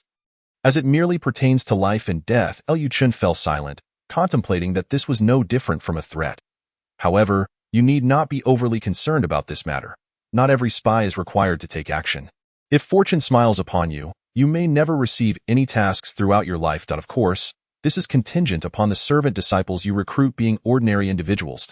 At this moment, Fang Guyuan's expression turned somewhat melancholic. Why is that? Lu Chen inquired. You must have noticed that the individuals I have ensnared all possess backgrounds, and those backgrounds are increasingly formidable. Why would I do this? It is because I received instructions to incite chaos within their ranks. Each person I ensnare becomes a point of conflict between the Heavenly Gate sect and the aristocratic families. You may think such trivial matters could not disturb the peace of the righteous path. But the truth is, the righteous path is merely a facade. The path of cultivation is driven solely by interests. The alliance of the righteous path is, at its core, merely a convergence of benefits. Should anything arise that threatens their interests, a seed of hatred will be sown in their hearts. This seed will not vanish with reparations.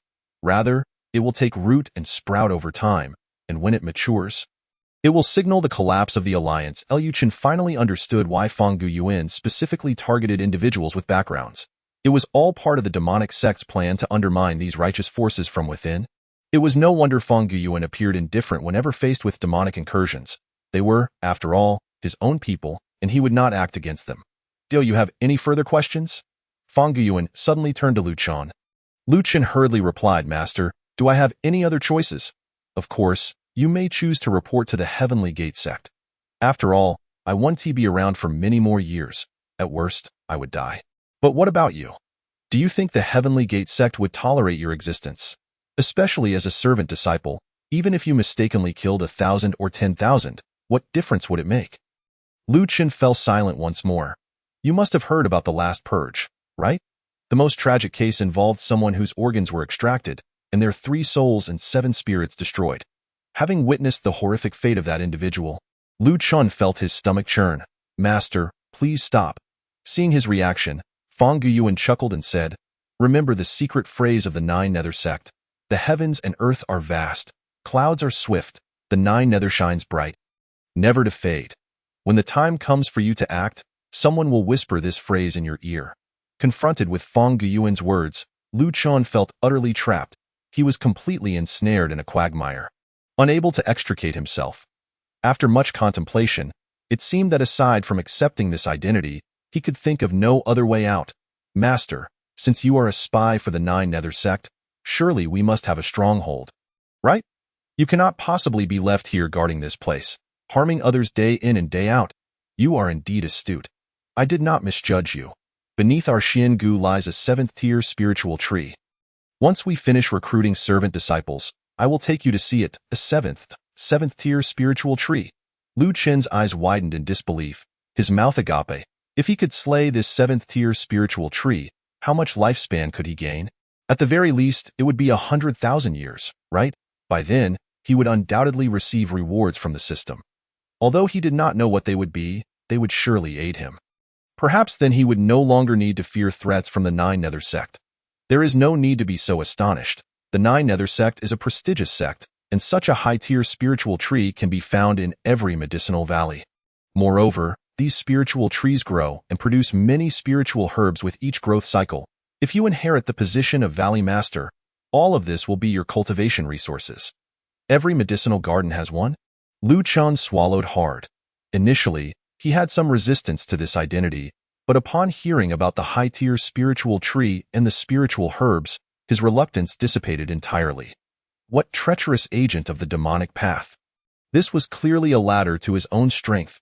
Throughout history, it has always been said, those who recognize the times are the true heroes. Liu Chen was indeed a hero. Chapter 41. Slaughtering the Sword Cult. Recruiting Fang Yuan in the afternoon, the two finally reached the foot of the mountain. Fang Guyuan's mention of a round trip, taking a day, referred to when utilizing spiritual power to its fullest. Now, having sustained injuries, his strength had diminished, and thus their speed was considerably slower. Liu Chen, let us find a place to rest, Fang Guyuan said, somewhat fatigued. Yes, master. Ever since hearing about the 7th-tier spiritual tree, Lu Chen's favor for Fang Guyuan had skyrocketed. However, this did not mean he would lower his guard. After all, he had yet to see the tree. Who knew if it was genuine? Furthermore, Fang Guyuan had only a few days left to live. There was no rush to relax his vigilance. At worst, he could burn a bit more paper money for him each year as a show of filial piety. The two rested, and before they knew it, night had fallen. Master, did you and senior brother Ming truly encounter a demon beast when you descended the mountain? Not at all. Your injury occurred when I attempted to forge him into a medicinal corpse. His resistance was too fierce, resulting in a backlash. Liu Chun felt it was unnecessary to inquire further. Could a person transformed into a medicinal corpse ever revert to their original state? Liu Chun tentatively asked. What do you think?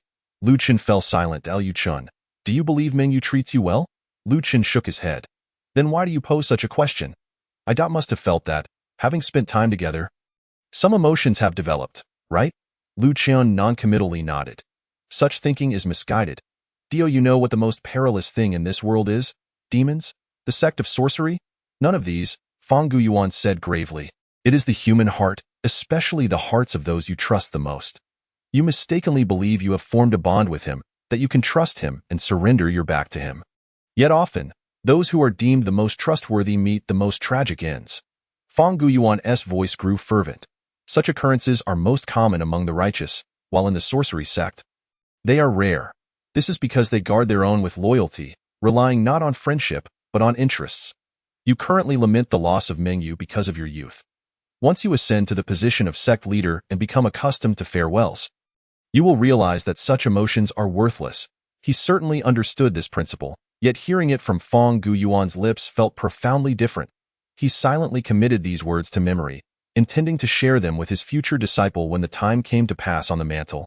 The following morning, the two descended the mountain early and traversed the divine forging peak, arriving at the entrance of the Human Valley Peak just before dusk. Although it was already evening, shadows of people still flowed incessantly through the peak city. Present your passage decree. Fang Guyuan produced the token of the master of the medicinal garden and led Liu Chun inside. Is a token truly required to enter the Human Valley Peak? We, aside from venturing to the edges of the divine refining peak, need a permit to go anywhere else. Although individuals from the Xian Valley possess illustrious backgrounds, in the vast Tianmen sect, they are rather insignificant. Everyone here has some background, so the focus is not on your lineage, but on your current status and your strength. And no matter how formidable your background, if you are merely a menial worker, you are still looked down upon. Upon entering the peak, they found themselves on a vast bluestone path, flanked by an array of treasures. There were elixirs, spiritual artifacts, talismans, and even alluring demon slaves. Everything imaginable. Witnessing such a grand spectacle, Liu Chun finally understood why people would eagerly risk injury to enter the Tianmen sect. The resources for cultivation were exceedingly accessible. Here, as long as you possessed spirit stones, there was almost nothing you could not procure. Fang Guyuan casually guided Liu Chun around a couple of times before heading toward the menial worker hall. The menial worker hall was located at the center of the peak, where heavenly fire lamps had already been lit, illuminating the entire platform with a bright glow. Hey, master, what is that place? Liu Chun inquired, pointing to a shop displaying oddly shaped stones, that is known as gambling stones. Within those stones might lie high-tier spirit beasts, magical treasures, talismans, and techniques. If you were lucky, anything could be revealed. Gambling stones? Quite intriguing. Liu Chun silently noted this for future reference, planning to visit when he returned to recruit personnel. Today, I primarily brought you here to familiarize you with the process. You may select anyone among those wearing white vests. Understood. Liu Chun responded and activated the longevity check function, beginning his search among the crowd for suitable candidates. According to Fang Guyuan, one should avoid selecting individuals with excessively high talents.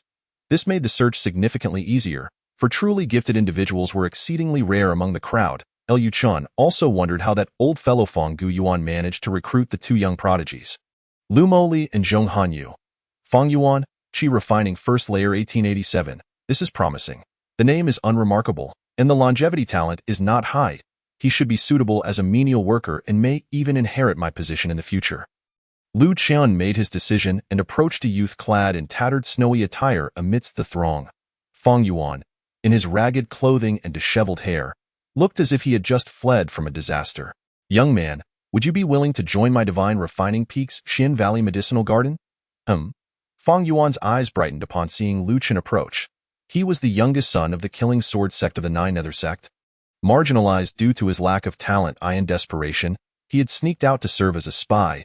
Determined to prove his worth, he had been pondering how to infiltrate when unexpectedly, someone came to recruit him. Of course, I am willing, Fang Yuan quickly replied. Observing the boy's overt emotions, Lu Chun felt reassured that he was not from a prestigious family. In my medicinal garden, the annual stipend is 10 low-grade spirit stones.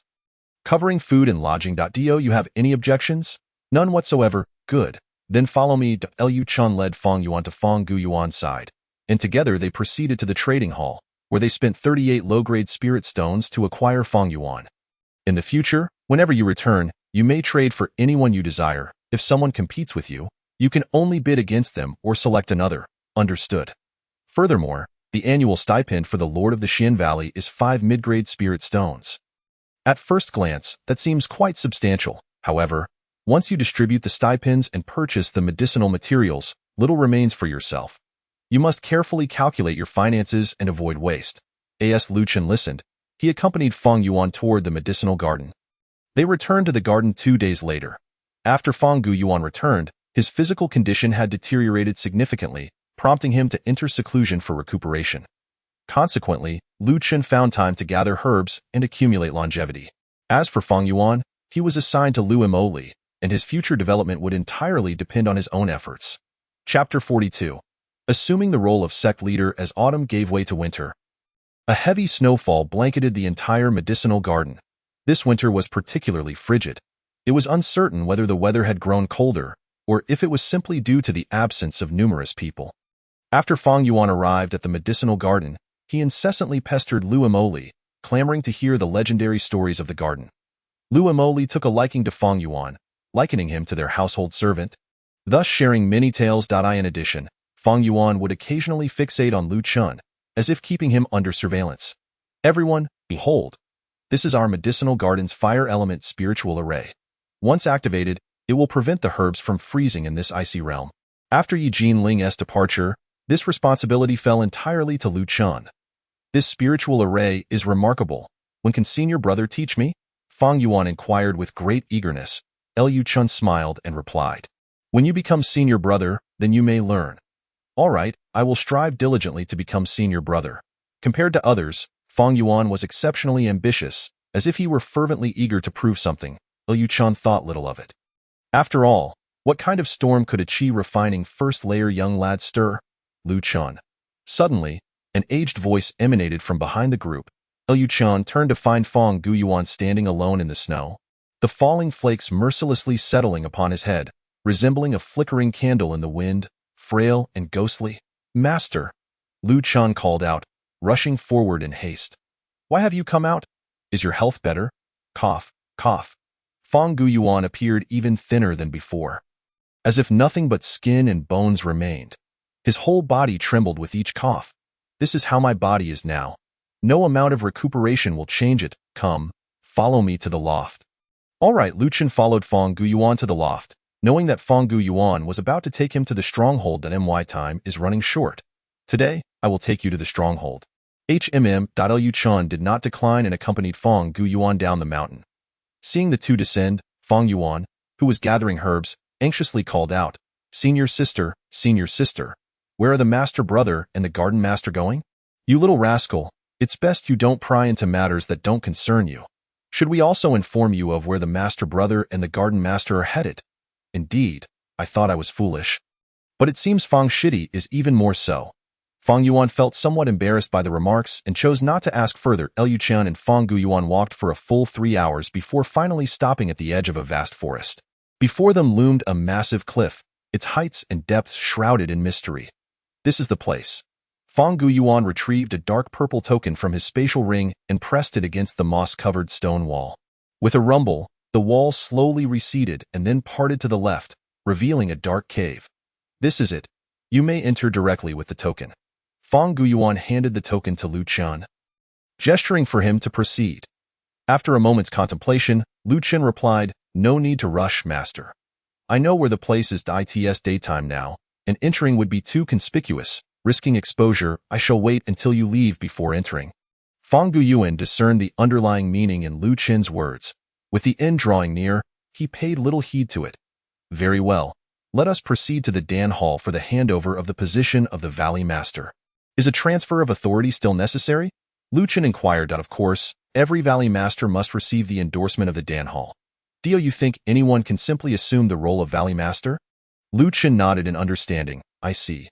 The journey to the Dan Hall was long, and boredom enveloped Lu Chun along the way, prompting him to ask Fong Guyuan, Master, how did you become the Valley Master? Like you, I inherited the role, Fong Guyuan replied. Liu Chun was taken aback. Weren't you sent here?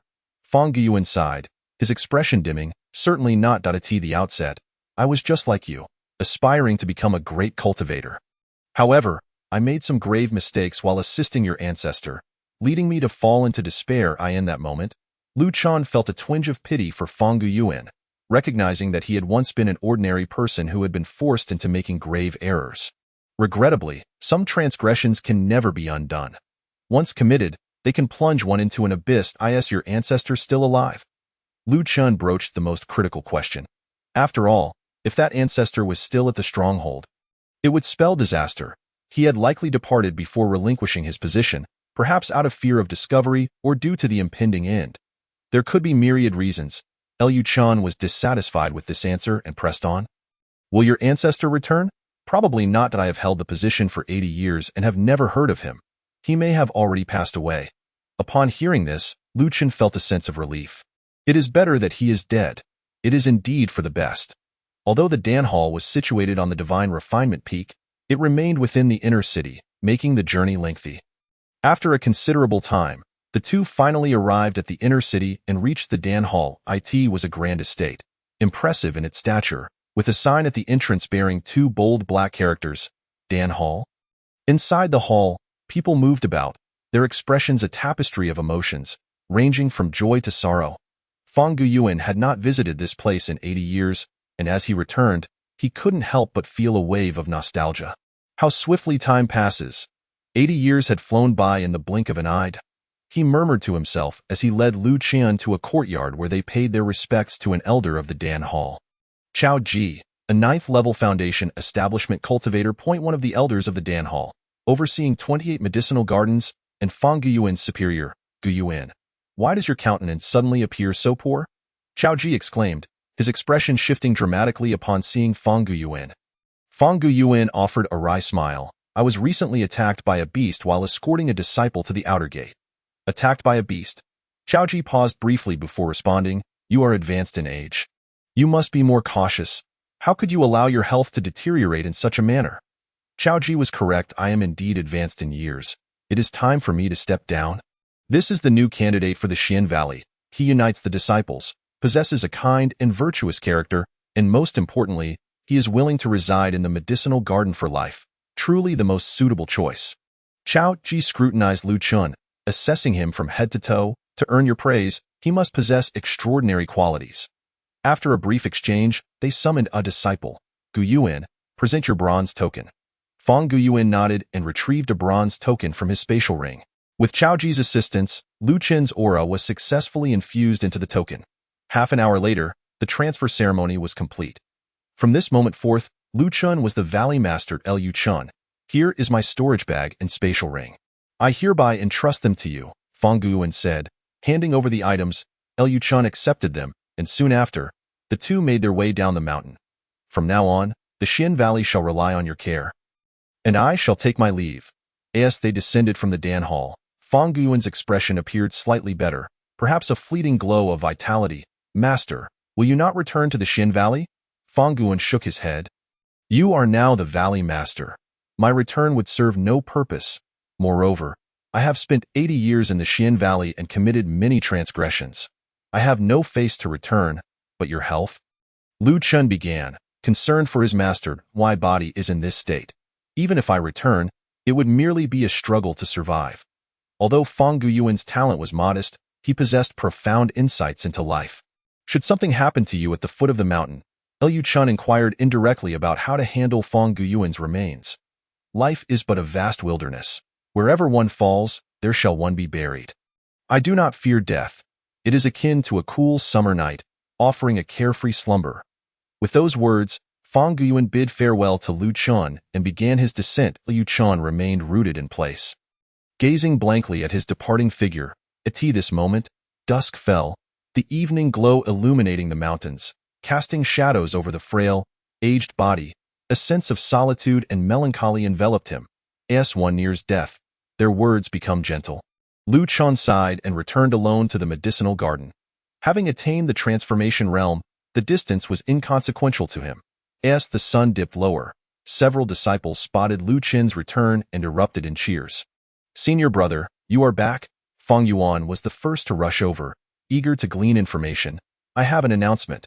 From today onward, I am the master of the Xian Valley." Liu Chan presented the bronze token, emanating a powerful aura.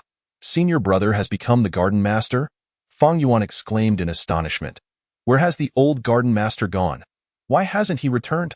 Lu Chen replied, "The old garden master has descended the mountain and will not be returning."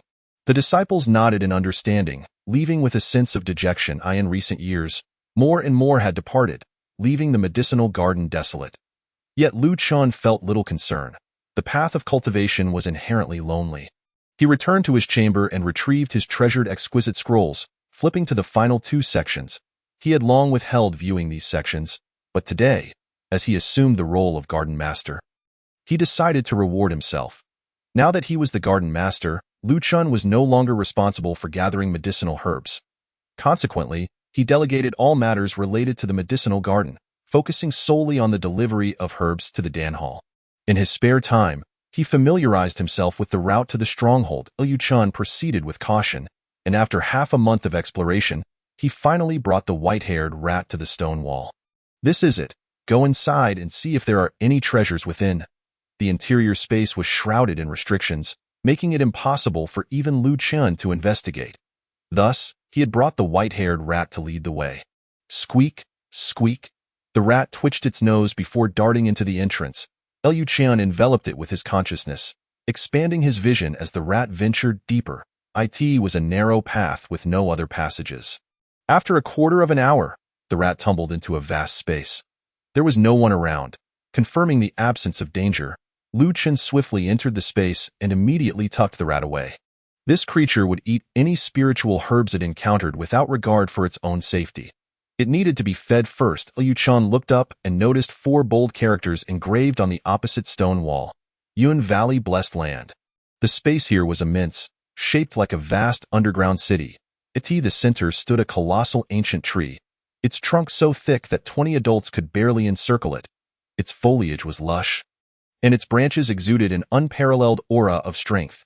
This must be the 7th-tier spiritual tree. Upon seeing this, Lu Chen decisively activated his lifespan inspection. Ancient forest tree, 7th tier intermediate 58055 This ancient forest tree had existed here for 5,000 years? Lu Chen was astonished. Moreover, its maximum lifespan was an astounding 500,000 years. The thought of a 7th-tier intermediate tree living for so long was incredible. What of even higher-tier trees? Would they not live for millions of years? As Lu Chen contemplated, he realized that if he were to slay such a formidable ancient tree in the future, he could likely ascend to the status of a great emperor.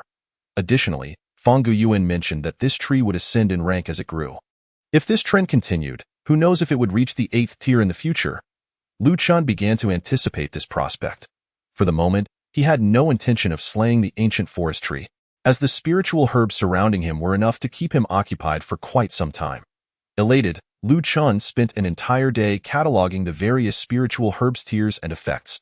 The highest grade herb was the dragon python spirit herb, a 5th-tier advanced variety, while the lowest was the homecoming rice, a 3rd-tier advanced herb.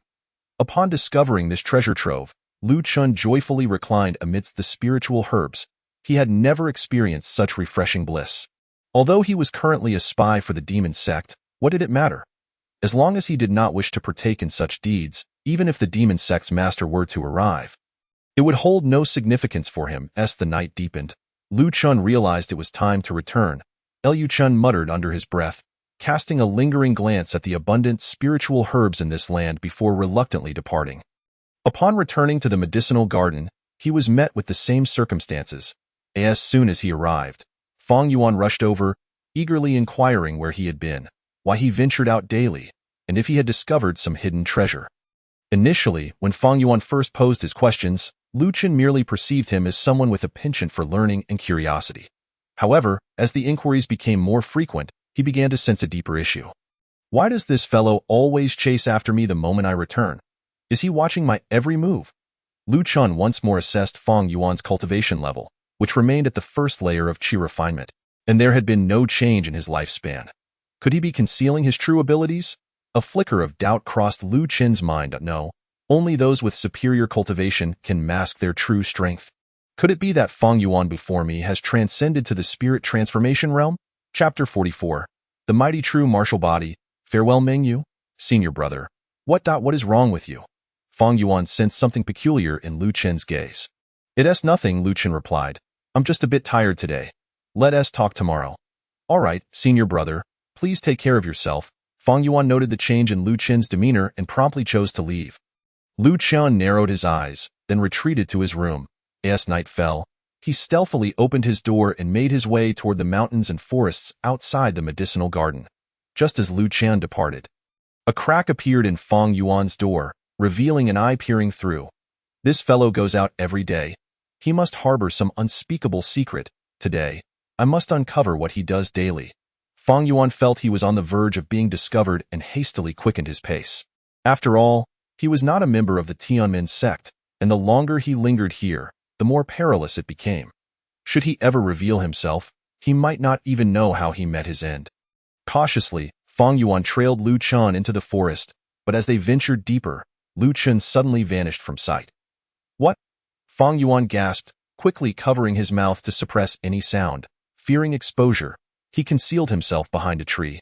Peeking out to confirm that Lu Chen had indeed disappeared before darting out, I was following him so closely. How could he just vanish like that? Squeak, squeak, squeak. A series of faint rodent sounds reached his ears, and in the next moment, a white-furred rat, nearly a meter tall, emerged from the ground, charging straight toward him. Where did this beast come from? Fang Yuan's expression shifted dramatically as he instinctively summoned his spiritual power to shield himself. With a resounding crash, the white rat was sent flying, reverting to its previous form upon landing. The white rat? Realizing what it was, Fang Yuan cursed his luck. Just as he intended to flee, it was already too late. Fang Yuan? What are you doing here? Lu Chen unexpectedly emerged from nowhere, summoning the white rat back to him and regarding Fang Yuan with a serious expression. Senior brother, I was just resting, but when I heard the sound from this white rat, I thought a beast had arrived. To be safe, I followed it out alone. Fang Yuan stammered, scratching his head. Liu Chen smiled slightly. You are quite brave, daring to pursue a beast alone with just your first layer of qi refinement? His words struck home, leaving Fang Yuan momentarily speechless. I saw you send that rat flying, so your cultivation must exceed the first layer of qi refinement, right? Fang Yuan's nerves tensed up, and he excitedly explained. My cultivation is indeed only at the first layer, but I possess the mighty true martial body, which grants me innate strength. This white rat is merely a low-tier spirit beast. It was easy for me to send it flying. The mention of the mighty true martial body made Lu Chen feel a peculiar discomfort. Why does it seem that everyone else possesses such a talent while I lack it? I see this unfair. Indeed, if it were not for my physical constitution, I might not be here at all. Liu Chen scrutinized Fang Yuan for a moment before responding. As long as you're unharmed. This white rat has been devouring the medicinal pills I cultivated, causing it to mutate. I was pursuing it to deal with it personally, but it seems you have already reverted it to its original form. Fang Yuan chuckled awkwardly. Is that so? What a coincidence then. Well, it's quite late now. You should return and rest. Tomorrow, we have tasks to attend to. Yes, senior brother. Fang Yuan, sensing that Lu Chen had not discerned his true identity, left without hesitation. Little did he know. His earlier confrontation with the white rat had already revealed his true nature. The instinctive fluctuation of spiritual power could not be mistaken. This fellow must also belong to the Jiuyo sect, and his status could not be LOW. Liu Chen had encountered members of the Jiuyo sect on several occasions, hence he was familiar with their spiritual energy signatures. Since they belonged to the same faction, I shall let you go this time. After Fang Yuan mentioned his mighty true martial body, Lu Chen lost any inclination to expose him. The reason he had probed Fang Yuan was to ascertain his cultivation level. If Fang Yuan had surpassed Lu Chen, he could not permit such a dangerous individual to remain close. He would have to eliminate him. However, if he were merely at the first layer of qi refinement, there was no need for such drastic measures. Recruiting miscellaneous disciples is not an easy task, and there is little of value to investigate in the medicinal garden. If he wishes to act as a spy, let him be, for he is not the only one here. Upon returning to his room, Fang Yuan felt as if his heart might leap from his chest. Fortunately, I reacted quickly. Otherwise, I would have been exposed. Being young, Fang Yuan mistakenly believed he had outsmarted them. In truth, he was simply deemed inconsequential, and thus, they could not be bothered with him. After this incident, Lu Chen would undoubtedly keep a closer watch on me. No, I must lay low for a few months. Once the storm passes, I can devise another plan to investigate. Half a month passed, and during this time, Lu Chen visited the Yungu blessed land daily to gather herbs. In just half a month, he accumulated 1,000 years of lifespan. The spiritual herbs here are of such high quality that harvesting even a single one can yield decades of vitality, resulting in a rapid increase in his lifespan. If this continues, he would finish gathering in another half-month at most. Liu Chen began to contemplate the issue of cultivation. While the ancient forest trees would produce some spiritual herbs, their quantity was limited, and most of the medicinal plants here were likely cultivated by Fang Guyuan. Liu Chen retrieved the storage bag that Fang Guyuan had entrusted to him, which contained 2 manuals and a diary. One was a breathing technique issued by the pill hall, and the other was a technique of movement from the demonic path. The diary contained notes on the cultivation of spiritual herbs and some alchemical tips. Lu Chen first opened the manual on the demonic movement technique. Moonlight Shadow, a high-tier movement technique of the profound rank. Mastery of it would allow the practitioner to create dozens of clones to confuse adversaries, with each clone possessing 20% of the user's strength. After a brief reading, Lu Chen found the technique to be quite impressive. He continued to peruse it several times, and once it appeared on the system panel, he decisively returned it to the bag. Thud, thud, thud. The sound of heavy footsteps echoed, interrupting his thoughts. Following the noise, Lu Chen glanced toward the source and saw a figure stagger out of a cave in the stone wall above the city. Mengyu, Chapter 45. The Danger of Yun Qingyang Roar. Mengyu bellowed, his fist slamming violently against the wall, before he leaped from the cave entrance, charging furiously toward Lu Chen, not wishing to harm his former classmate. Lu Chen dodged a few times before summoning his spiritual power to subdue Mengyu to the ground. Roar, roar. Mengyu was devoid of consciousness, his face contorted in rage as he lay on the ground, continuously howling. Is this what it means to be a medicinal corpse? Lu Chen cast a glance at Mengyu's state, feeling a wave of despair. According to Fang Guyuan, once one becomes a medicinal corpse, there is no hope for recovery. I wonder if the blood path could save him? Now a master of the blood path, Lu Chen recalled that theoretically, even if one's spirit is utterly extinguished, as long as a drop of blood or a single hair remains, resurrection is possible. Contemplating this, he channeled his spiritual power into Mengyu's body. The moment his energy entered, the agitated Mengyu immediately calmed down. A quarter of an hour later, Lu Chen regretfully withdrew his power. This technique for refining corpses is truly extraordinary. With my current abilities, it seems I cannot restore him. However, it is certain that Mengyu is still alive, albeit devoid of consciousness. This method of corpse refinement is remarkably intricate. Those afflicted do not perish, but instead have their abilities stimulated by the technique, unleashing their full energy to enhance their strength. The blood path can only revive the body, not restore consciousness. Thus, Lu Chen finds himself at an impasse. Though you may not have treated me well in the past, seeing you like this stirs my sympathy. Perhaps it is best if you do not appear before me again. As he spoke, Lu Chen lifted Mengyu and soared toward the cave from which he had emerged. This cave was similar to the one Lu Chen had entered. A one-way passage with no forks. In a short while, they reached the end.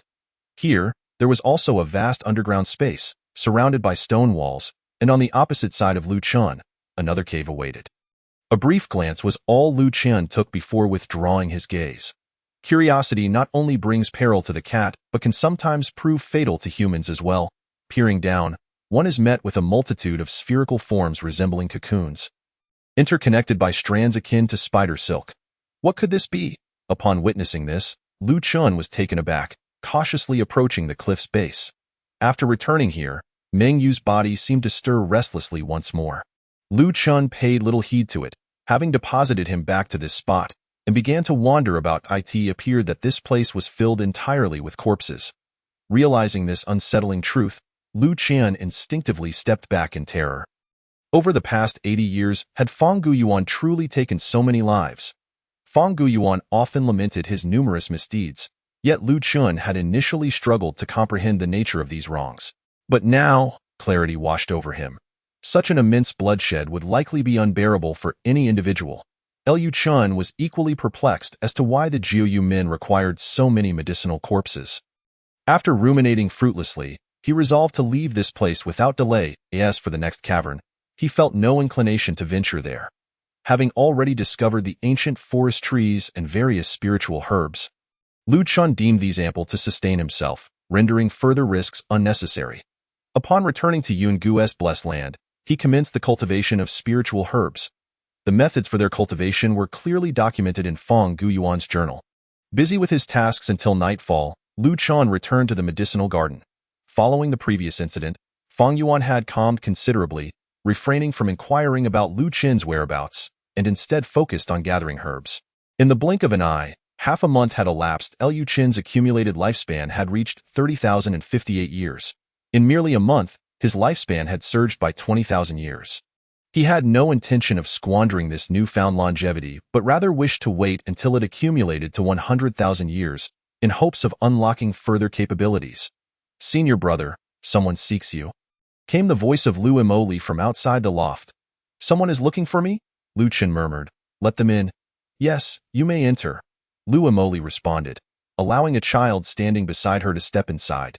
The boy appeared to be around 15 or 16 years of age, clad in the garb of the Shunlian Peak. Liu Chun did not recognize him. "I am Zhou Botong, an outer disciple of Shunlian Peak.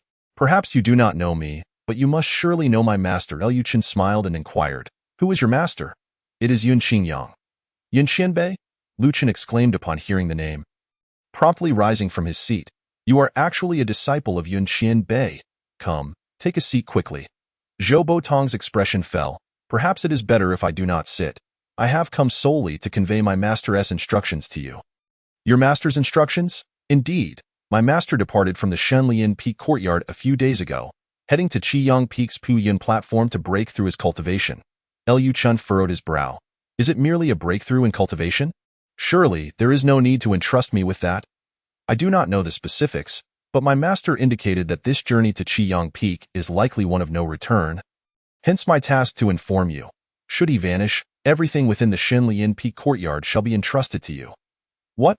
Lu Chen's face paled, and after a moment's contemplation, he asked, "Did he leave me any instructions?" Zhou Botong's voice trembled with emotion.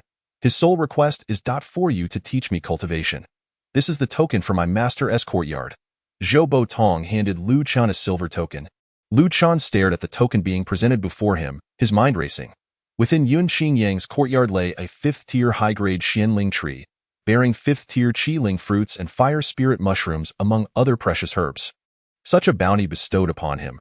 Could this truly be happening? Moreover, he questioned whether his relationship with Yun Qingyang had reached a level where such a trust could be placed upon him. Yet now, the reality unfolded before his eyes.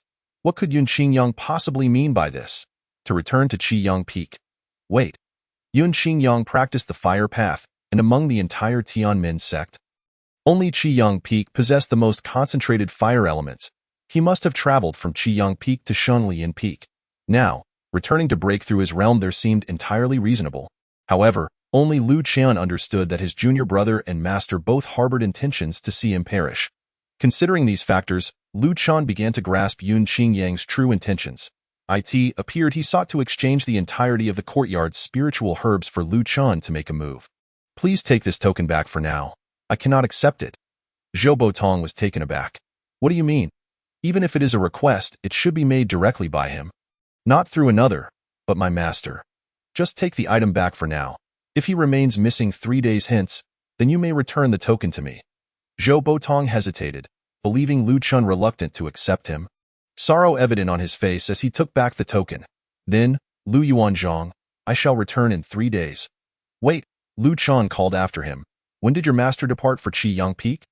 3 hours ago. "Very well, I understand." Seeing that Lu Chen had fallen silent, Zhou Botong departed with a heavy heart. 3 hours prior. Such a brief span of time must have been intended for me to arrive. Lu Chen mused quietly to himself. No wonder he had been incessantly refining pills and hoarding spiritual stones. It was all preparatory for a breakthrough to the Huashan realm. Yet, this breakthrough would not come easily. Aside from the 8th layer thunder tribulation, he doubted that either of the two would allow him to succeed without a fight. Liu Chun contemplated deeply, meticulously calculating the potential gains and losses of this endeavor. Chapter 46, 8th Layer Thunder Tribulation, Liu Chun's Rescue. Qiyang Peak, the highest summit of Tianmen Sect, towered even above Tianling Peak. The peak reached towards the heavens, almost touching the blazing sun. At its apex, there lay a platform shaped like a hand, poised as if to grasp the fierce sun above, reminiscent of an attempt to seize the very essence of daylight. This place was known as Piyun Platform, signifying the aspiration to ascend the clouds and pierce the sun. The space here was vast, divided into 9 tiers, capable of accommodating tens of thousands of practitioners simultaneously. Yet, throughout history, very few had stood upon this Piyun platform to cultivate. At this moment, an elderly man clad in azure, with a straightened back, slowly approached, standing atop the platform, gazing out at the endless sea of clouds and the blazing sun above. It has been 300 years since my last visit to Piyun platform. How nostalgic it feels, Yun Qingyang sighed deeply. Once upon a time, whenever I faced insurmountable challenges, I would come here to seek guidance from the rising sun. The warm sunlight would always offer the gentlest of responses, filling me with boundless vitality and hope. This time, I wonder if success awaits me. His voice was barely audible, yet it felt as though he were addressing those around him rather than himself. There was no trace of fear upon Yun Qingyang's countenance as he sat facing the blazing sun. The surrounding spiritual energy began to surge. This place was the most spiritually enriched area of Qiyang Peak. With a gentle invocation of the Qi absorption technique, he could draw in the purest heavenly spiritual energy. Yun Qingyang swallowed a pill, and immediately, the aura of spiritual power around him began to swell. He was on the verge of breaking through to the Huashan realm. As his spiritual energy peaked, the previously clear sky began to darken ominously. Dark clouds gathered, thunder rumbled. 8th layer thunder tribulation? Yun Qingyang was well aware of the challenges associated with breaking through to the Huashan realm. 300 years ago, his master had similarly undergone his breakthrough here, before both him and Ran Shaochuan, utilizing the flame spirit Qi cultivation technique he had taught him to reach the Huashan realm. Now, 3 centuries later, it was his turn to take this step. With a thunderous roar, crimson lightning cleaved the sky, striking down directly above Yun Qingyang. Boom! Deafening explosion resonated as layers of fiery barriers ignited around Yun Qingyang. Successfully absorbing the brunt of the crimson lightning, boom! The thunder coalesced once more, transforming into a spear of lightning that descended rapidly. This lightning spear moved with incredible speed, piercing through the 3 layers of fiery barriers surrounding Yun Qingyang.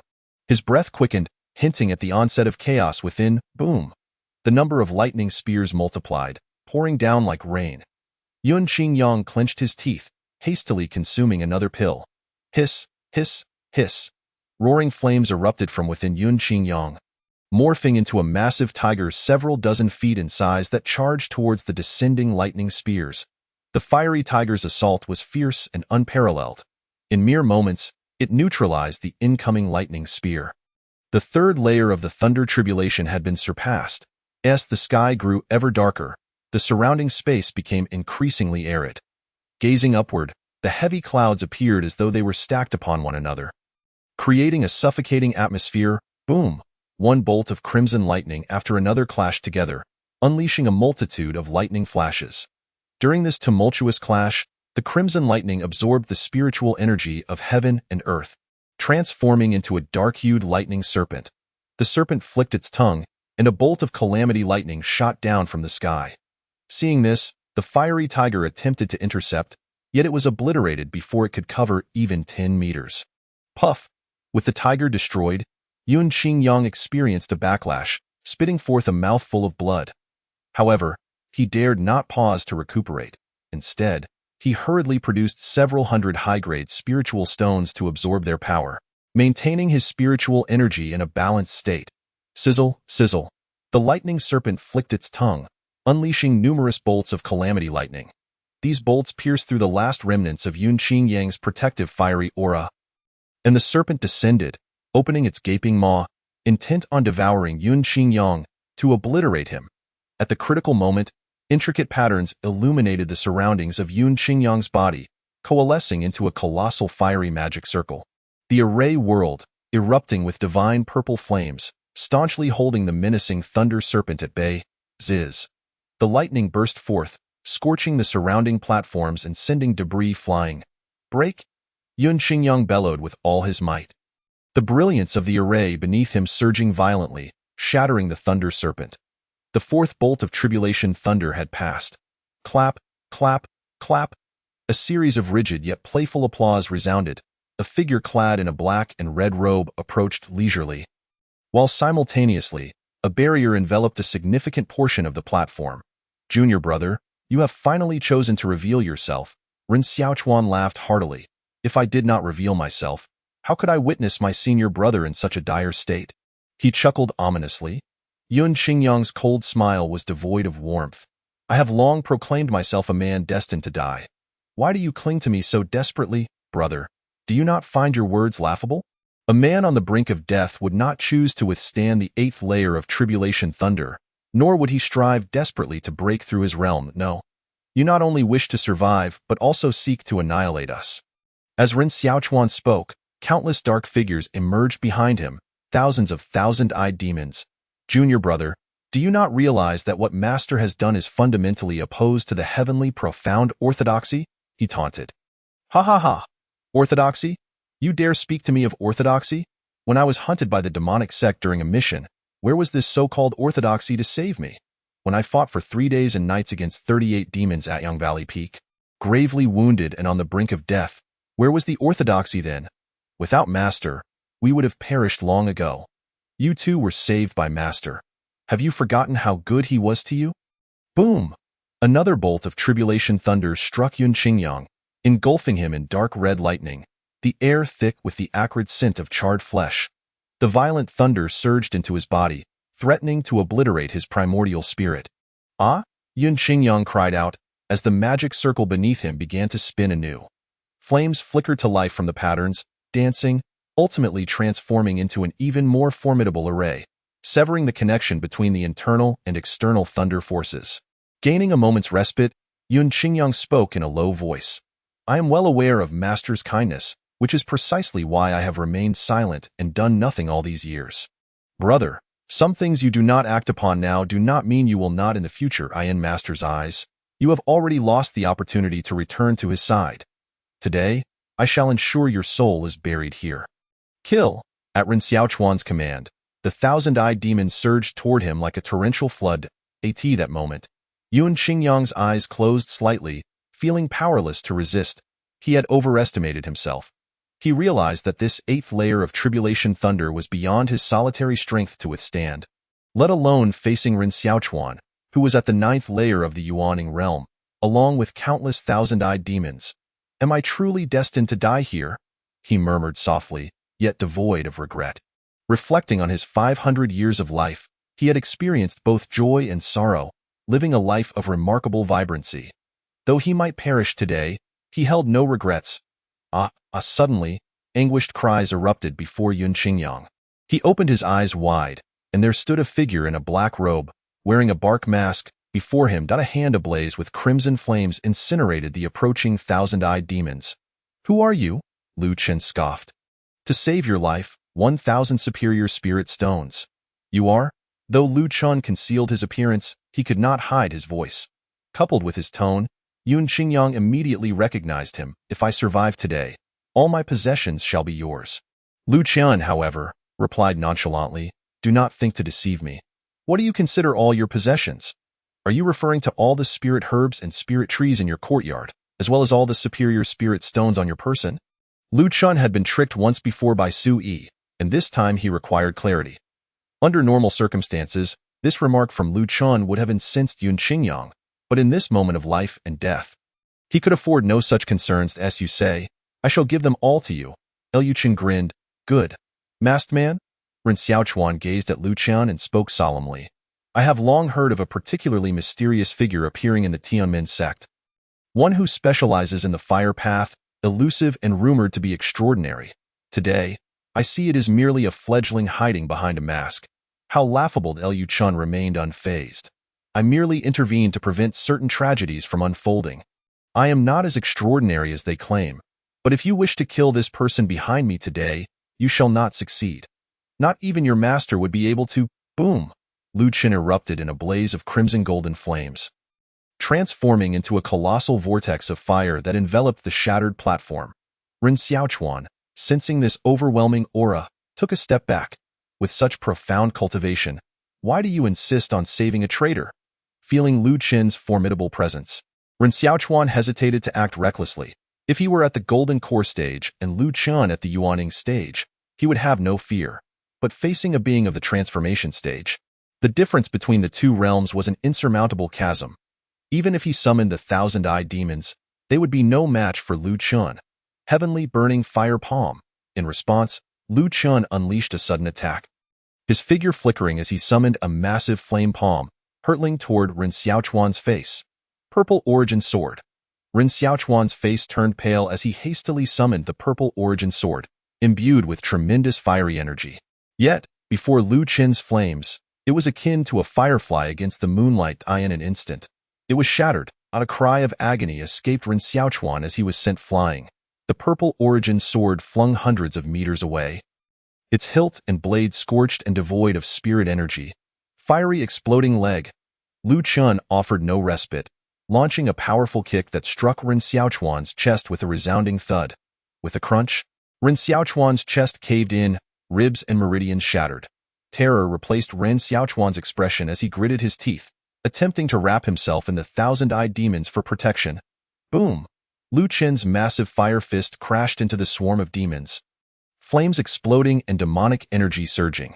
The devastating impact sent Ren Xiaochuan flying from the horde, believing they would withstand several breaths. In reality, they could not even endure for a single second, failing to exhaust even a fraction of Lu Qin's spirit energy. Peerless Inferno Fist? Ren Xiaochuan heard a low growl from behind, and before he knew it, a punch pierced through his back, spilling blood and flesh everywhere. Pfft. Ren Xiaochuan's eyes widened, blood gushing from his mouth. This blow had nearly severed the thread of his life, leaving him without hope. Master, save me, he gasped, uttering those final words before collapsing onto the platform, devoid of vitality. From the moment Lu Qin struck to the conclusion, it took merely 4 exchanges, 3 encounters. Even a formidable figure like Ren Xiaochuan met his end then and there. You have successfully slain Ren Xiaochuan, gaining 503 years of lifespan. As Lu Qin observed the information before him, he slowly retracted his penetrating fist and strolled to Yun Qingyang's side. At that moment, Yun Qingyang was bracing himself for the 6th bolt of tribulation thunder, the dark red lightning transforming into a more violent purple cloud thunder. The force of the lightning fiercer and more ferocious. The contingency plan Yun Qingyang had set in motion began to activate, as the underground arrays lit up one after another, assisting him in fending off the thunder. Lu Qin stood beside him, silently guarding. He had an inkling that this matter was not yet concluded, and thus he remained vigilant. System. Activate the lifespan barrier.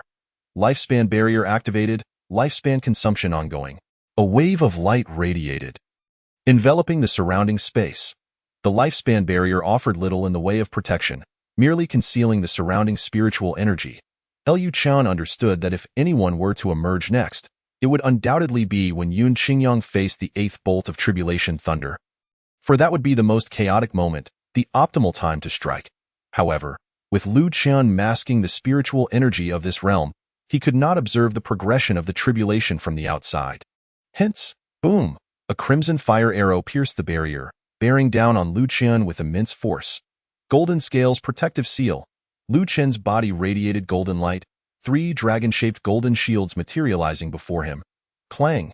The fire arrow struck the golden shield, producing a thunderous explosion. In the next moment, Lu Qin's figure flickered, appearing behind Yun Qingyang in an instant, delivering a powerful palm strike. Bang! The palms collided, igniting a cascade of fiery sparks. Simultaneously, an elderly figure was sent hurtling away. Just as I surmised. From the moment Lu Qin erected the barrier, he had anticipated this scene, though he had not expected it to unfold so smoothly. Good lad, you even thought of this step in advance. Before him stood an elderly man, clad in a simple white robe. His gaunt figure and aged features did not exude despair. Rather, he possessed a certain noble aura. You must be Ren Xiaochuan's master. Am I correct? The old man stood with his hands clasped behind his back and replied coldly, "Indeed. There is a saying that a teacher for a day is a father for a lifetime. As a master, how can you stand idly by while your disciple meets a tragic end before your eyes? Such a master is unworthy of the title." With a mocking laugh, the old man continued, "I, Qi Shui, have always been known for my ruthlessness. He has long since exposed himself. If he is not turned over, the Tianmen sect will not easily let this matter rest." Liu Chen's heart trembled. So it was for what had transpired in the courtyard of Yunqingyang. In a wonder, he had refrained from saving Ren Xiaochuan.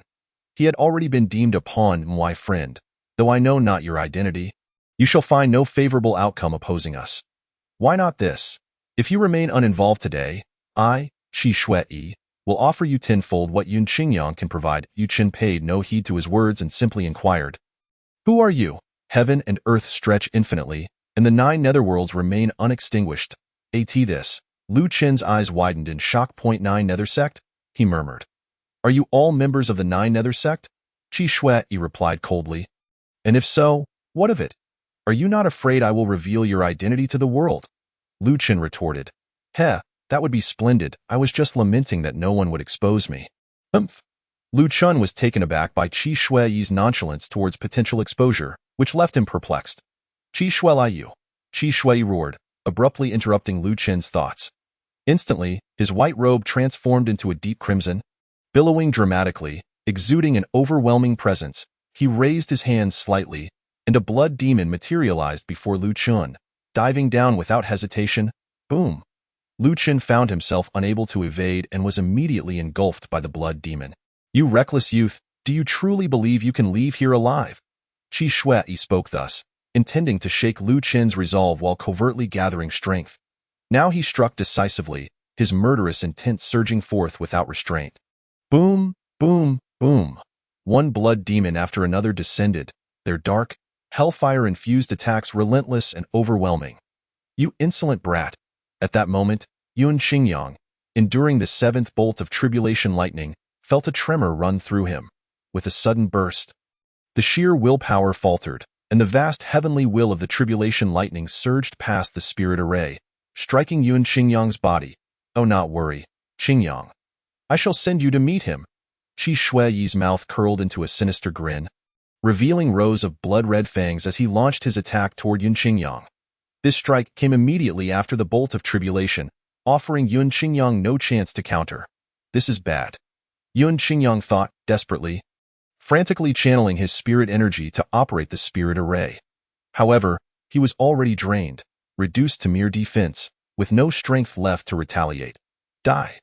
Qi Shui unleashed a torrent of blood needles from his fangs, piercing through Yunqingyang's external spirit array, aiming directly for his head. In that moment of life and death, Qi Shui suddenly spewed forth a great spray of fresh blood, his aura rapidly diminishing as if he were a deflated sponge. What is happening to me?"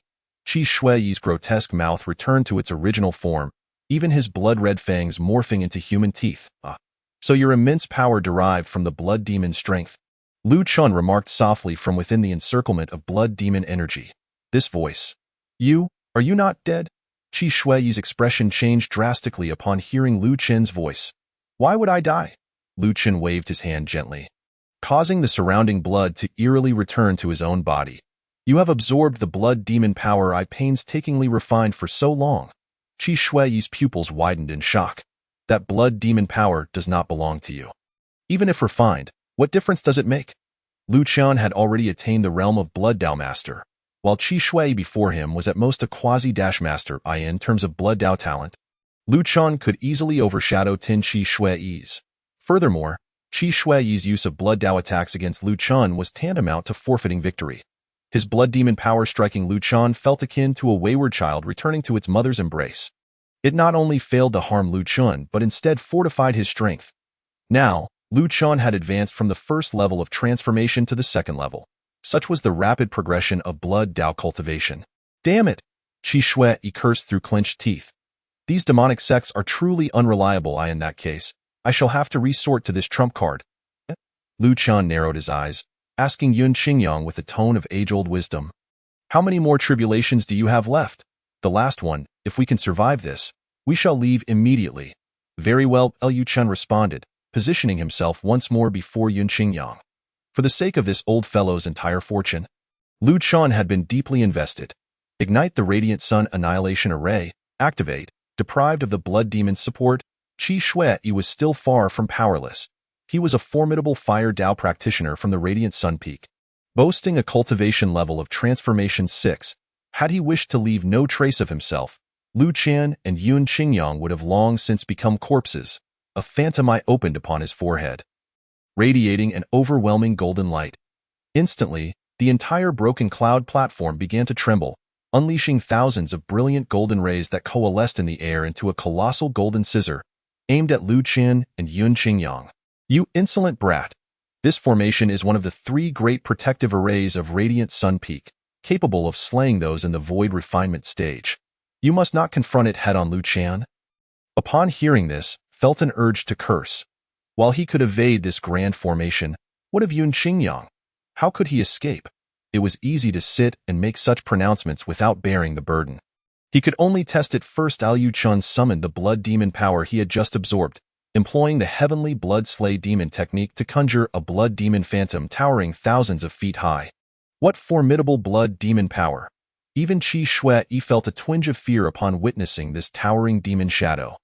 Though this individual's cultivation fell short of his own, his overall strength was unfathomable. Instilling dread within him, boom!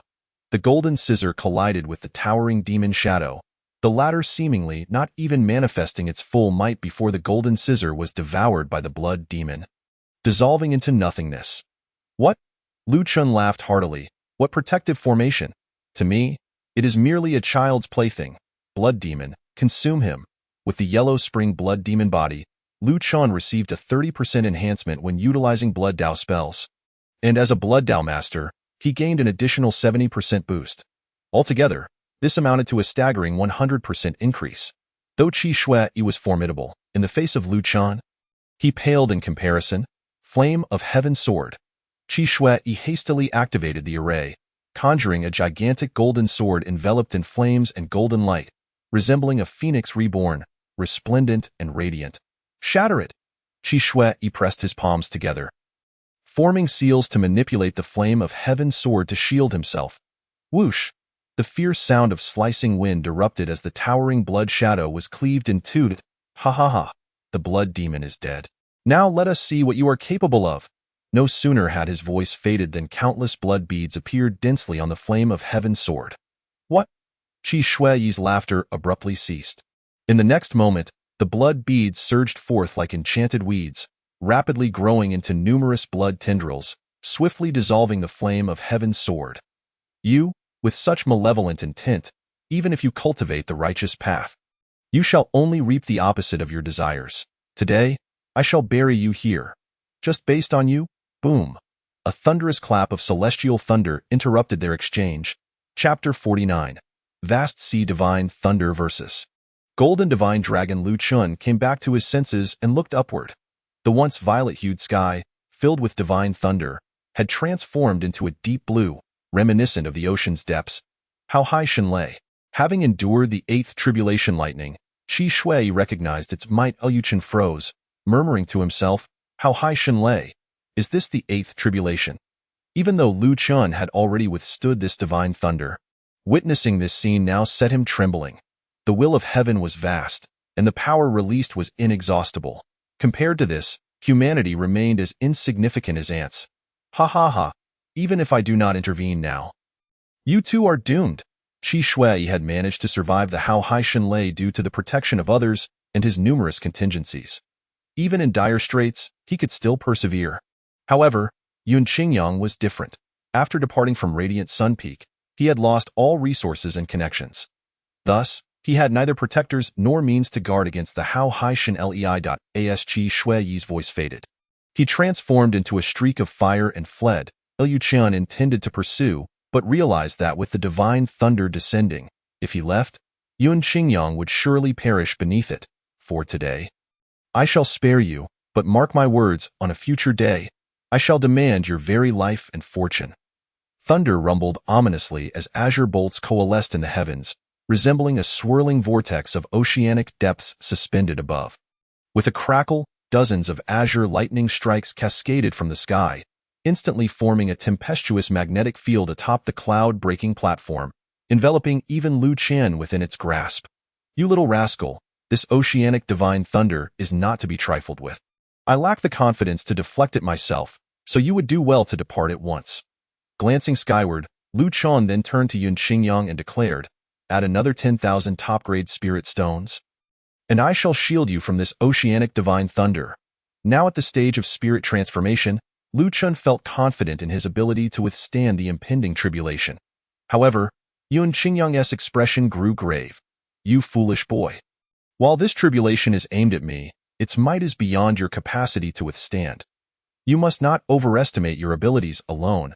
Neither of us could hope to resist it, but together we might stand a chance." Yun Qingyang fell silent. Moments later, a resolute determination ignited in his previously somber gaze. "Very well. If I emerge from this ordeal alive, I shall grant you 20,000 top-grade spirit stones, along with my estate at the Divine Refinement Peak." Having spent over 4 centuries at the Heavenly Gate Sect, Yun Qingyang had shared life and death experiences with countless individuals. Yet upon his departure from the peak, those who once stood by his side had retreated into the shadows. Now, having broken through to the spirit transformation realm, he found himself without a single guardian or ally. The only one who remained was a youth who had persistently opposed him, begrudgingly cutting his spirit stones. Such is the irony and tragedy of the world. Fortunately, he still had Lu Qian by his side. Boom! The oceanic divine thunder had fully coalesced, manifesting as a serpentine dragon of azure lightning, radiating an infinite brilliance. "It's here!" Yun Qingyang bellowed, expending the last of his spirit stones, which surged into his being with overwhelming force. The array surrounding him flickered once more, while flames erupted around him in a crescendo. 8 extremities fire gate. A flicker of flame danced in Yun Qingyang's eyes as the spirit array enveloping him ascended, merging with the roaring flames above his head. It transformed into 8 towering gates of fire, each one 100 feet tall, encircled by flames so intense that they scorched the air for miles around. Boom! The oceanic divine thunder descended with ferocity, colliding with the foremost fire gate, in less than a breath. The gate was twisted and deformed by the onslaught of thunder. Boom, boom, boom. One fire gate after another fell to the relentless strikes of lightning, until only the last gate remained, locked in a fierce struggle against the thunderous dragon. Yet Lu Qian understood that Yun Qingyang could not endure much longer. Crack! The fire gate suddenly emitted a sharp cracking sound, and a fissure appeared, spreading like a spider's web. Bang! With a resonant crack, the fire gate shattered. Yun Qingyang coughed out a mouthful of blood, his breath chaotic and disordered. On the brink of unconsciousness, he gathered the last vestiges of his strength, condensing the flames scattered in the air into hundreds of fiery chains that bound the lightning dragon tightly. Roar! The lightning dragon, seemingly imbued with sentience, perhaps bolstered by the forces of nature, let out a terrifying roar upon being ensnared. Ziz! The oceanic divine thunder surged forth, shattering the chains in an instant, before plummeting toward Yun Qingyang's head. At that moment, Lu Qian, who had been poised for action, stepped forward, his expression calm as he regarded the descending lightning dragon. "Be careful." Yun Qingyang was utterly spent, having exhausted his every resource, and could only close his eyes and await his fate. His sole glimmer of hope lay in Lu Qian. In response to his alarm, Lu Qian offered no words, instead slowly extending his hand toward the lightning dragon. Roar! Suddenly, Lu Qian unleashed a thunderous dragon roar. The spirit energy within him erupted forth, and in the blink of an eye, a colossal golden divine dragon, stretching thousands of feet, materialized behind him. Its body was adorned with golden scales, shimmering brilliantly in the light of the divine thunder. "This is a golden divine dragon?" Yun Qingyang marveled in astonishment. He had never anticipated that Lu Qian could conjure such a formidable manifestation.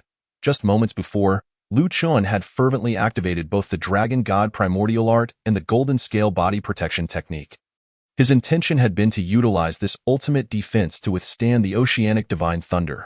Yet, as he pushed both techniques to their limits, they miraculously resonated with one another. Thus, Lu Qian expended a millennium of his lifespan to successfully merge the two techniques, culminating in the radiant golden dragon. The two dragons roared defiantly, neither willing to concede. In the next instant, the oceanic thunder dragon descended, raising its claw to strike at the golden divine dragon. With a resounding thud, the golden dragon retaliated, blocking the strike with fierce determination. Roar! A divine light erupted from the golden divine dragon's maw, scattering a significant portion of the oceanic thunder dragon's form. Howling in pain, the oceanic thunder dragon forcefully shook off the golden divine dragon, swiftly turning to lash out with its tail, shattering the golden dragon's hind claws. Bang, bang, bang. The two legendary dragons clashed in a relentless battle, exchanging blows for several hundred rounds. Liu Chun seized the moment, directing the golden divine dragon to unleash a torrent of dragon breath upon the foe's head, instantly diminishing its power by half. It's over. Just as Liu Chun let his guard down, the oceanic thunder dragon detonated its remaining form, sending shockwaves of thunder rippling outward. Having already been worn down from battle, the golden divine dragon's body disintegrated under the onslaught. Observing this, Liu Chun frantically activated the golden scale body protection technique, conjuring 3 protective seals to shield him from the incoming thunderous waves. Simultaneously, he rushed to Yun Qingyang's side, lifting him up and swiftly retreating.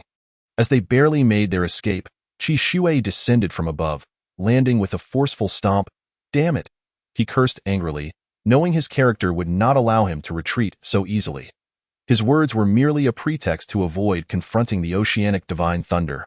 What he did not anticipate was that Liu Chun would prove so astute, managing to whisk Yun Qingyang away just as the final thunder waves coalesced.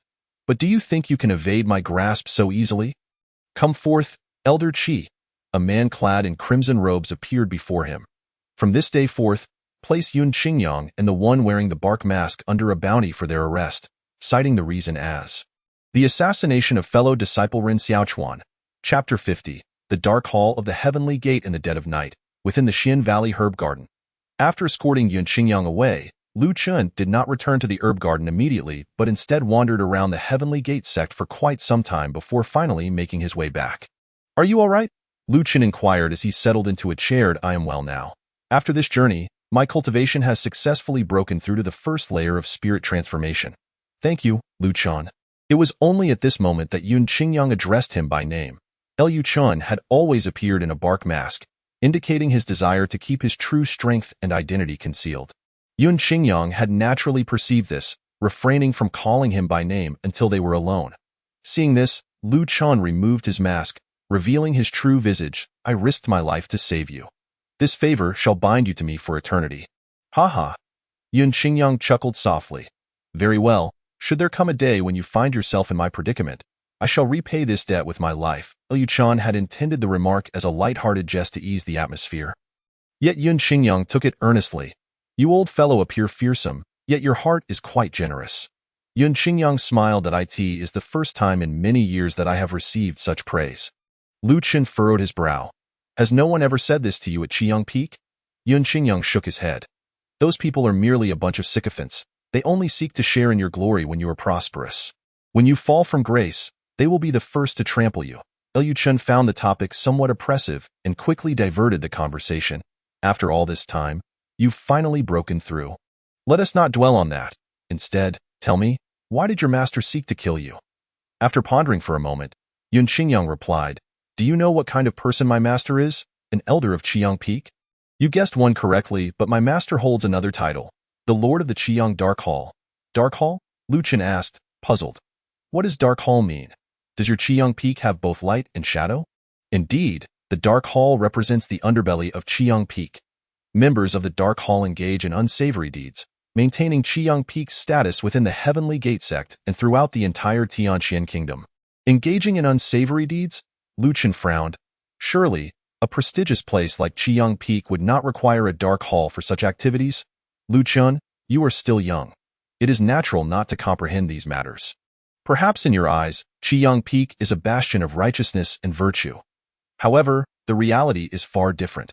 The taller a tree reaches for the sun, the deeper its roots must delve into the earth.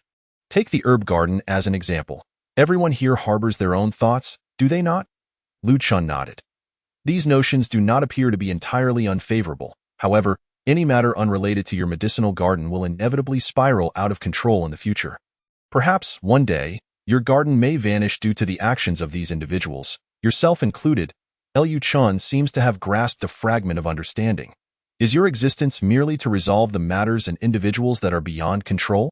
You may interpret it that way. Liu Chun fell into silence.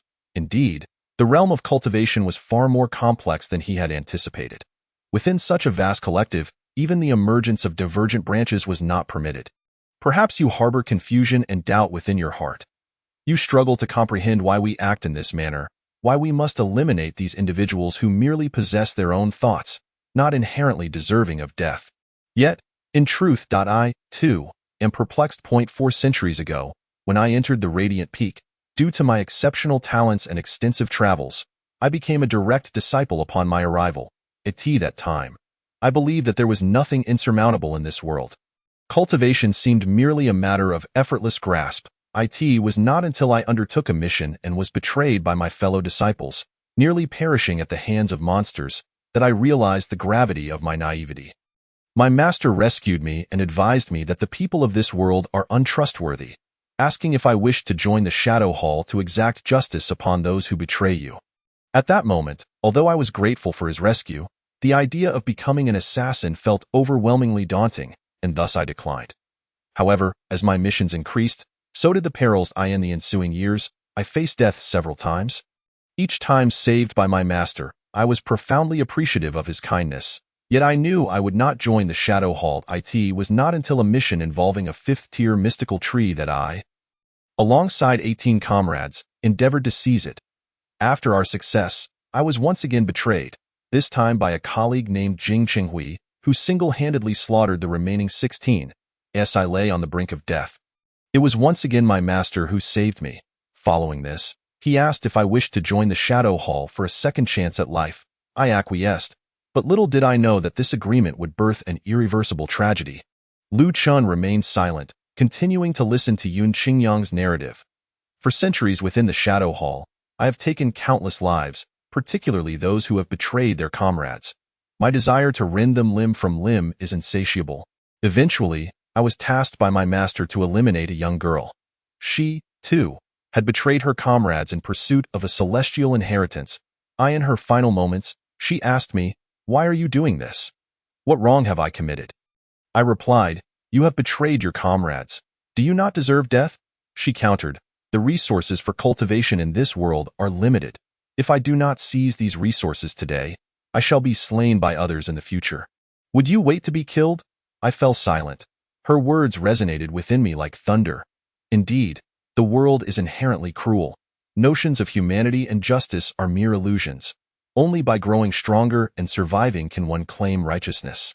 At that moment, I realized that Jing Qinghui may have harbored similar thoughts. The only reason I refrained from their actions was my youthful disposition. Utterly unaware of the world's brutality, I ultimately spared the girl, returned to the Shadow Hall, and accepted punishment, though I did not acknowledge my guilt, for I believed she spoke the truth. Since that day, my spirit has waned, and my energies have become detached from such matters. My master, noticing my change, implored me repeatedly, but to no avail. Subsequently, he completely abandoned me. 18 years ago, I departed from Radiant Peak, withdrew from the Shadow Hall, and settled at Divine Refinement Peak. During this time, I uttered nary a word. Kept to myself, pondering the true significance of the Shadow Hall's existence. Yet, how can one who knows countless sect secrets continue to live? Thus, I became a target for my fellow disciples. I understood that in their eyes. From the day I left Radiant Peak, I was deemed a rogue, and according to the Shadow Hall's rules, I was to die. Yet, I could not fathom why I must perish when I had done nothing wrong. Consequently, I fought desperately against my fate, accumulating spirit stones, cultivating herbs, and concocting elixirs to attain the strength to protect myself. However, the power of one individual is ultimately too insignificant. Bereft of the sect's aid, I was nothing that I lacked knowledge of herb cultivation, alchemy, and had no means to acquire spirit stones. Driven by desperation, I sought assistance in growing spirit herbs, and the subsequent events you are likely already aware of. Liu Chen nodded thoughtfully and inquired, "Have you never considered leaving Tianmen Sect?" "Indeed, I have contemplated such an escape, but do you believe I could simply walk away? Even at Divine Refinement Peak, Ren Xiaochuan dared to bring monsters to hunt me. Let alone beyond the city walls, Liu Qin remarked. Yet remaining within Tianmen's sect does not seem a viable solution. Yun Qingyang sighed. Thus, I have resolved to depart this very night. Tonight? Might that not be too hasty? Having spent centuries with my master, I am acutely aware of his nature. If I do not leave today, I shall never have the chance again. You may assist me once, but it is implausible for you to be my constant support. The token of divine refinement peak shall be entrusted to my disciple after my departure. As for the 20,000 high-grade spirit stones, I can only defer that debt. In the future, when I possess the means, I will deliver them to you personally. Yu Chun paused before responding. Understood. By the way, he added, I possess a sword technique manual that I shall no longer require. I would like to leave it with you. Yun Qingyang placed the manual upon the table. Moreover, regarding today's events, you must not divulge a word, nor mention it to anyone. For should even a whisper of this reach another's ears, your carefully concealed identity will be laid bare. At that point, all your efforts would be rendered futile. Liu Qin nodded. I comprehend. Very well. Yun Qingyang stretched, turning away. It is late. I must take my leave. Wait, Lu Chan called out. Should you find yourself without a place to go in the future, you are always welcome back to the medicinal garden. Yun Qingyang paused, grinning broadly, and replied, I shall remember that. With those words, his figure vanished from the loft. Yu Chun gazed at the manual left on the table, as well as the Tianyu sword hanging on the wall, lost in contemplation. He had not anticipated the existence of the Shadow Hall within Tianmen's sect. It appeared that he would need to exercise even greater caution moving forward. Chapter 51. Dawn's surprising sword technique. The following morning, Lu Chun was roused from his slumber by a cacophony of voices. Quick, summon your director. We have urgent matters to announce. Outside, two cultivators clad in radiant peak attire addressed Lu Moli and the others. Very well, I shall notify the director at once. Moli, what is the matter? Lu Moli intended to fetch Lu Chun, but to her surprise, he had already emerged from his quarters. Director, these two esteemed predecessors from Radiant Peak insist on your presence for an important announcement.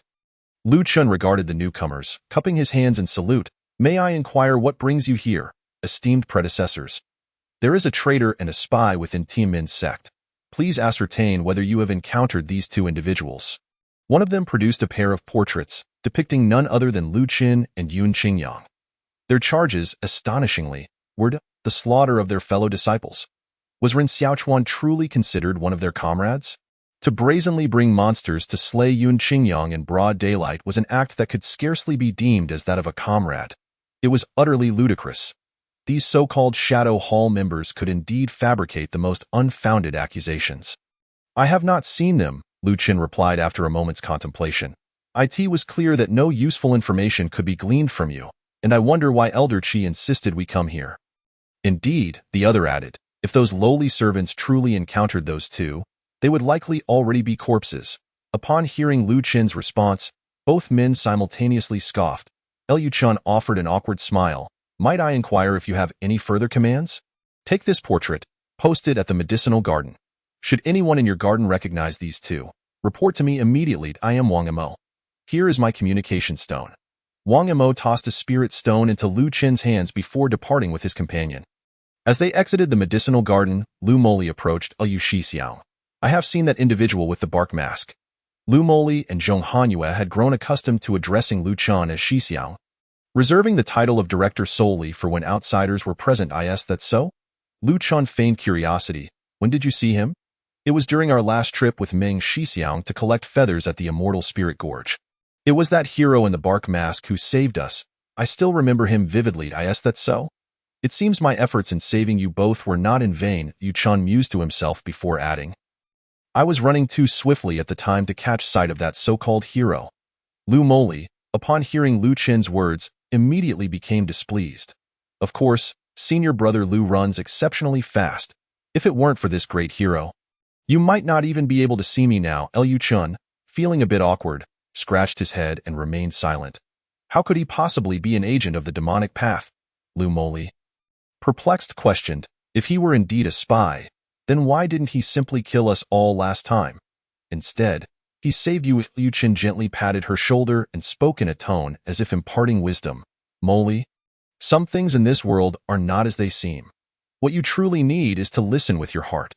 Listening with your heart, Lu Moli did not quite grasp the meaning behind Lu Chen's words. Yet she noted it down nonetheless. In the following half-month, other disciples from various peaks occasionally came to inquire about Yun Qingyang's whereabouts, but Lu Chen deftly dodged their questions. From their perspective, this was merely a medicinal garden, and those who resided here were nothing more than miscellaneous workers. It was inconceivable that any extraordinary figures would be among them. Their visits were merely for show. However, to be cautious, Lu Chen refrained from making any significant moves for nearly a month, content to stay in the loft and study the sword technique left to him by Yun Qingyang, the stunning swan sword technique. Lu Chen delved into this technique for nearly a month without yielding any tangible results. Initially, he had hoped to employ his innate talent to comprehend the swordplay, but after a month, he was thoroughly disheartened. He realized he was not a prodigy in cultivation. Instead, he should focus on accumulating longevity and gradually achieving greatness through the system. Invest 1,000 years of cultivation to evolve the stunning swan sword technique. Though Lu Chen had not ventured to the Cloud Valley during this month, he had contributed significantly in the medicinal garden, thus accumulating an additional 2,000 years of lifespan, which compensated for his previous understanding of the Golden Divine Dragon and this recent evolution of lifespan. You have invested 1,000 years in the evolution of the stunning swan sword technique. You have practiced the stunning swan sword technique for a year. Due to your average aptitude, your improvement is minimal, but your swordsmanship has seen slight enhancement. You have practiced the stunning swan sword technique for 10 years. Your swordplay has improved somewhat. You have practiced the stunning swan sword technique for 100 years. Through continuous sword swings, you have gradually mastered the sensation of wielding the sword, allowing you to effortlessly slice through the air. You have practiced the stunning swan sword technique for 500 years. Your swordsmanship has reached the level of mastery. You have practiced the stunning swan sword technique for 1,000 years. You have successfully upgraded it to the Dawn's stunning swan sword technique. As the system's messages faded away, Lu Chen felt waves of sword intent being imprinted in his mind. If he were to truly wield the sword day and night for an entire millennium slowly, Lu Chen raised his hand and gently struck downwards at the air before him. Whoosh! A surge of energy manifested, creating a fissure in the loft before him. Incredible! Lu Chen exclaimed, astonished. Is this what it means to be a sword cultivator? Truly formidable. No wonder all cultivators favor the sword path. Who could withstand such a strike? I haven't tried flying with a sword yet. That is the dream of every cultivator, Yu Chen recalled hearing Yang Xiaojia and the others discussing that one could fly with a sword upon reaching the 7th level of qi refinement. Today, he would give it a try. With a thought, the Tianyu sword vibrated slightly before soaring into his hand. He then flung it towards the sky, leaping onto the sword's surface, and soared out of the door. With a resounding crash, the door of the loft shattered upon impact. The sound attracted the attention of Lu Moli and the others. Moli, look, senior brother Lu is flying. Zhong Hanyue, witnessing Lu Chen soaring on the sword, quickly exclaimed that I see it. No need to tell me, Lu Moli retorted, rolling her eyes, then called out to the sky. Senior brother Lu, have you broken through to the 7th level of qi refinement? Yes, I just broke through not long ago. Today, I'm trying out flying with the sword. Liu Chen circled in the air before descending. The sensation of flying with the sword was indeed delightful. Yet now that he had reached the transformation realm, this ability held little significance for him beyond its aesthetic appeal. Senior brother, could you teach me how to fly with a sword? Before Zhong Hanyue could speak, Fang Yuan excitedly addressed Lu Chen. Fang Yuan, have you no sense of decorum?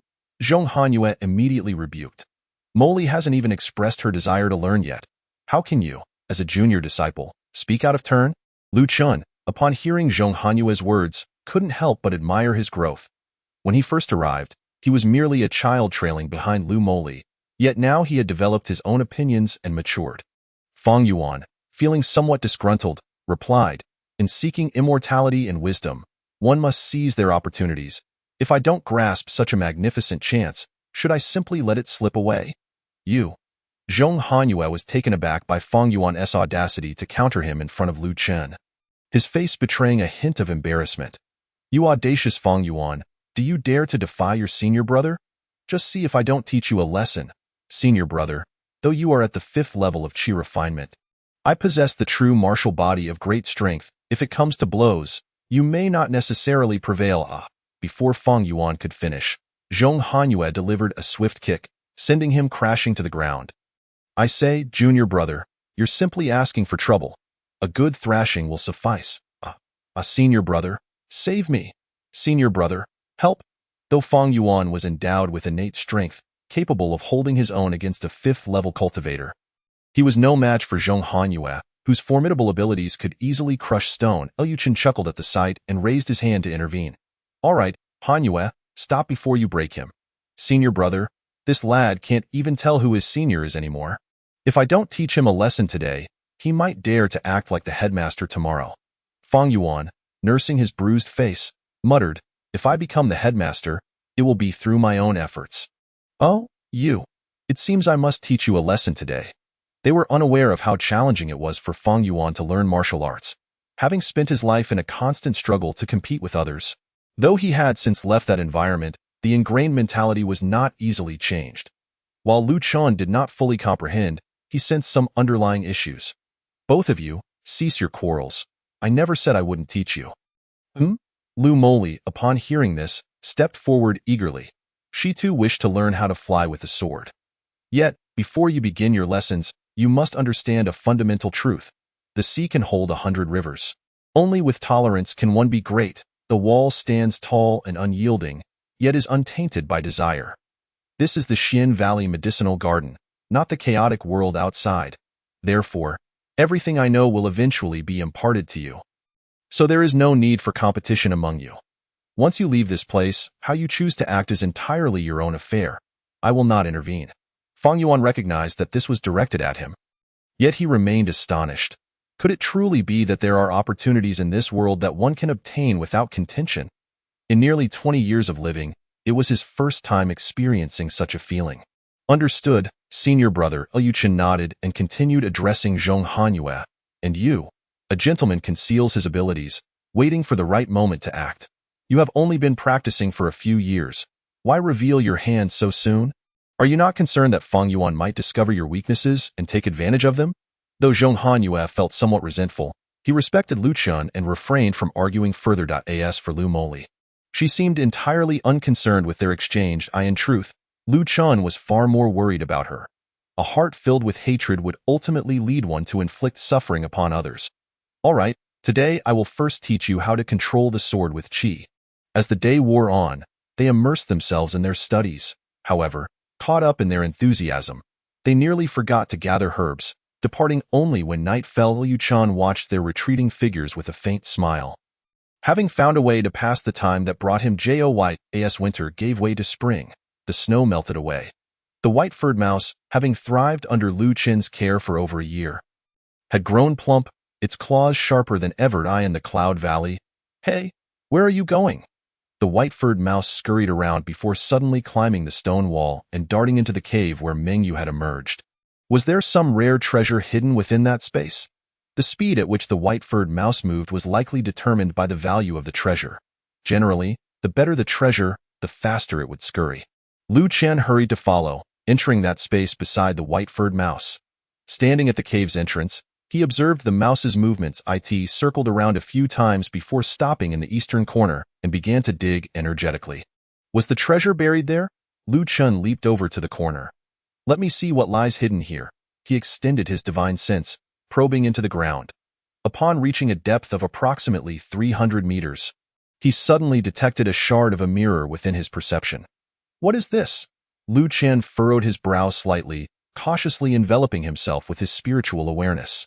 Yet, in an instant, a presence far exceeding his own surged forth, swiftly engulfing his consciousness.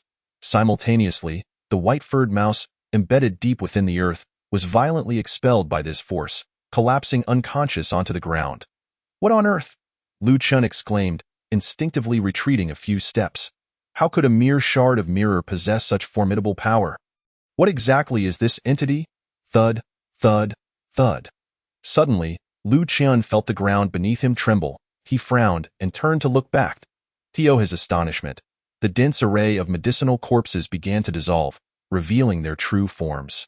These medicinal corpses were in dire straits. Lu Chen then realized he had underestimated these entities. During his first visit, they had been sealed. Thus, He had never considered the possibility of them attacking him. It was precisely this oversight that had led to his current encirclement by the medicinal corpses. It seemed he had no choice but to reveal his cultivation level. Though these corpses were at most at the foundation establishment stage, under the enhancement of the corpse-raising technique, their strength rivaled that of the golden core stage. If Lu Chun did not expose his true abilities, it would be utterly impossible for him to survive their onslaught. At this critical juncture, a voice suddenly echoed from afar, interrupting Lu Chen's actions. "Disciple, is that you?" The voice belonged to a woman, sharp and piercing, sending chills down his spine. "Disciple?" Lu Chen's heart jolted. Could it be that his master was still alive? Panic surged within him, for this master was a covert operative sent by the Nine Nether Sect. Undoubtedly possessing formidable skills, if she were to set her sights on him, Lu Chen's future would be fraught with peril. "Master," Lu Chen tentatively responded, "Do not be afraid, disciple. I shall command these medicinal corpses to cease their actions." The sharp voice rang out again, and in the next moment, the shard of mirror trembled violently, and the corpses were sealed once more, rooted in place. Was the figure within the shard his master? Lu Chun mused, relieved that he had not previously revealed his true cultivation level. Otherwise, he might have invited disaster. Think carefully. A mysterious god transformation expert has inexplicably arrived in this hidden realm and effortlessly discovered the place where the ancestor concealed her soul. The only plausible explanation for such an occurrence is that she has revealed herself. Since she has exposed her presence, she will not choose to sit idly by and will undoubtedly fight back fiercely. At that time, even with all of Lu Chen's means, he would likely be unable to withstand her assault. "Very well, disciple. I have halted these medicinal corpses. For now, you are not in any danger." Lu Chen pondered for a moment and then inquired, "Master, where are you? May I meet you?" Since this so-called master had already made her presence known, Lu Chen had little choice but to acquiesce. Even if he wished to flee, he needed to ascertain her strength first. However, the life detection could only be activated upon meeting her, hence his question. "I am currently beneath the earth, using the vitality and souls of these medicinal corpses to restore my body. You cannot see me at present." Lu Chun paused momentarily before asking again, "When may I meet my master?" He deliberately feigned eagerness, for who wouldn't desire to meet their master? "Haha, do not rush, do not rush. Once these medicinal corpses transform into dried corpses, my body will be fully restored. As for the soul, I require your assistance with a small task." Lu Chen's heart sank, yet he maintained a respectful demeanor. "Master, whatever you require, please do not hesitate to ask. I shall not flinch, even if it means traversing mountains of knives or seas of fire." "Ha ha ha, good disciple, your willingness is enough. I do not intend to send you on any perilous missions. I merely wish for you to help me locate a certain elixir." "Locate an elixir?" Lu Chen inquired, perplexed. "What elixir and where is it found?" "This elixir is known as the Returning Soul Elixir, possessing the miraculous ability to reunite the 3 souls and 7 spirits. I buried it at the 12 snow peaks of the frost-tempering summit before I ascended." "The 12 snow peaks," Lu Chun murmured. "Master, while I can easily find the 12 snow peaks, how am I to search for the Returning Soul Elixir? You know I am merely an herbal gathering apprentice. If I rashly venture into the frost-tempering summit, I may easily arouse suspicion. That is natural. I have prepared means for you." A deep rumble emanated from beneath Lu Chen's feet. And suddenly, a tome and a compass artifact sprang forth from the earth, hovering before him. "This tome is called Moonlit Shadows, distinct from the one your master provided you. It has been personally revised by me, reaching a high rank of Earth Grade. This compass, known as the Treasure Locator, can track and pinpoint the elixir I left behind. Additionally, it contains a fragment of my will, which can guide you in your cultivation. Even if your innate talent is subpar, 2 years will suffice for you to master it." Lu Chun nodded eagerly, feeling that he could not refuse the words of his master. He could only comply. His only concern was whether this fragment of will would uncover his secrets. "Thank you, master. Thank you. By the way, disciple, I still do not know your esteemed name." The voice replied with a chuckle, "I am called Qi Minghan." Qi Minghan. Lu Chun silently committed this name to memory. He would surely investigate it thoroughly upon his return. "Disciple duly notes the esteemed name of my master. Now, you may return to the Cloud Valley blessed land. Do not disturb me here again. Yes, Liu Chen deeply bowed to the empty air before hauling the unconscious white-furred mouse from the ground and striding towards the Cloud Valley blessed land. Wait, Qi Minghan suddenly commanded. Do not go anywhere except the Cloud Valley blessed land. Liu Chen rolled his eyes but complied, promptly departing. Upon returning to the Cloud Valley blessed land, Liu Chen felt his back drenched in sweat. Although Qi Minghan had not revealed her true form, the pressure she had emitted in that fleeting moment was enough to instill fear in Liu Chen. No, upon returning, he must hasten to break through his cultivation level. Otherwise, he would remain in a state of helplessness. Yet, Liu Chen was uncertain whether Qi Minghan's will would detect any changes in his body. If it did, he would be left with no opportunity. Liu Chen sighed, delivering a sharp slap to the side of the white-furred mouse. It's all your fault for wandering about. Otherwise, I wouldn't be facing so many troubles. Liu Chen had no intention of seeking the returning soul elixir. However, due to her unique identity, he had no choice but to assist. If he refused, not only might Qi Minghan take action against him, but she could also expose Liu Chen's identity. At that point, he would be cornered with no way out. Alas, at least she had provided him with a magical artifact and a tome, which was worth it. Liu Chen returned to the herbal garden, flipping open the Moonlit Shadows tome. This tome, having been optimized by Qi Minghan, was indeed different from Fenggu's version, showcasing significant enhancements in all aspects. Fortunately, Liu Chen had not comprehended the previous version, or he would have wasted his lifespan. Disciple, have you understood the introduction to this cultivation technique? Suddenly, a purple orb of light emerged from the treasure locator. Within the orb, purple wisps of wool flickered and shimmered. Master, have you been watching over me all this time? Qi Minghan replied, of course not. I am merely a fragment of will, with no capacity for thought beyond guiding your cultivation. Will differs from the entity itself. It lacks the mental resources for extensive contemplation and merely executes the commands left behind. Is that so? Liu Chen feigned a pitiful demeanor, though internally he was elated. You ought to be grateful. Even your master has never had the opportunity to learn from such a well-revised version of Moonlit Shadows. You must not disappoint me. Rest assured, master. I shall diligently cultivate and strive to master the technique to assist you in retrieving the returning soul elixir. Very well, my will is limited. I can only appear once a week, for a duration of 2 hours each time. We are pressed for time. Today, I shall teach you the foundational movement technique. Moonlit Shadows. Yes, Liu Chen stood upright, attentively listening to Qi Minghan's instruction. Chapter 54, Frost Tempering Spirit Tree. Shadows and flows in the blink of an eye. 2 hours had passed. Qi Minghan's instruction was excellent. However, Liu Chen lacked the innate talent characteristic of demonic cultivators. Consequently, his comprehension was sluggish.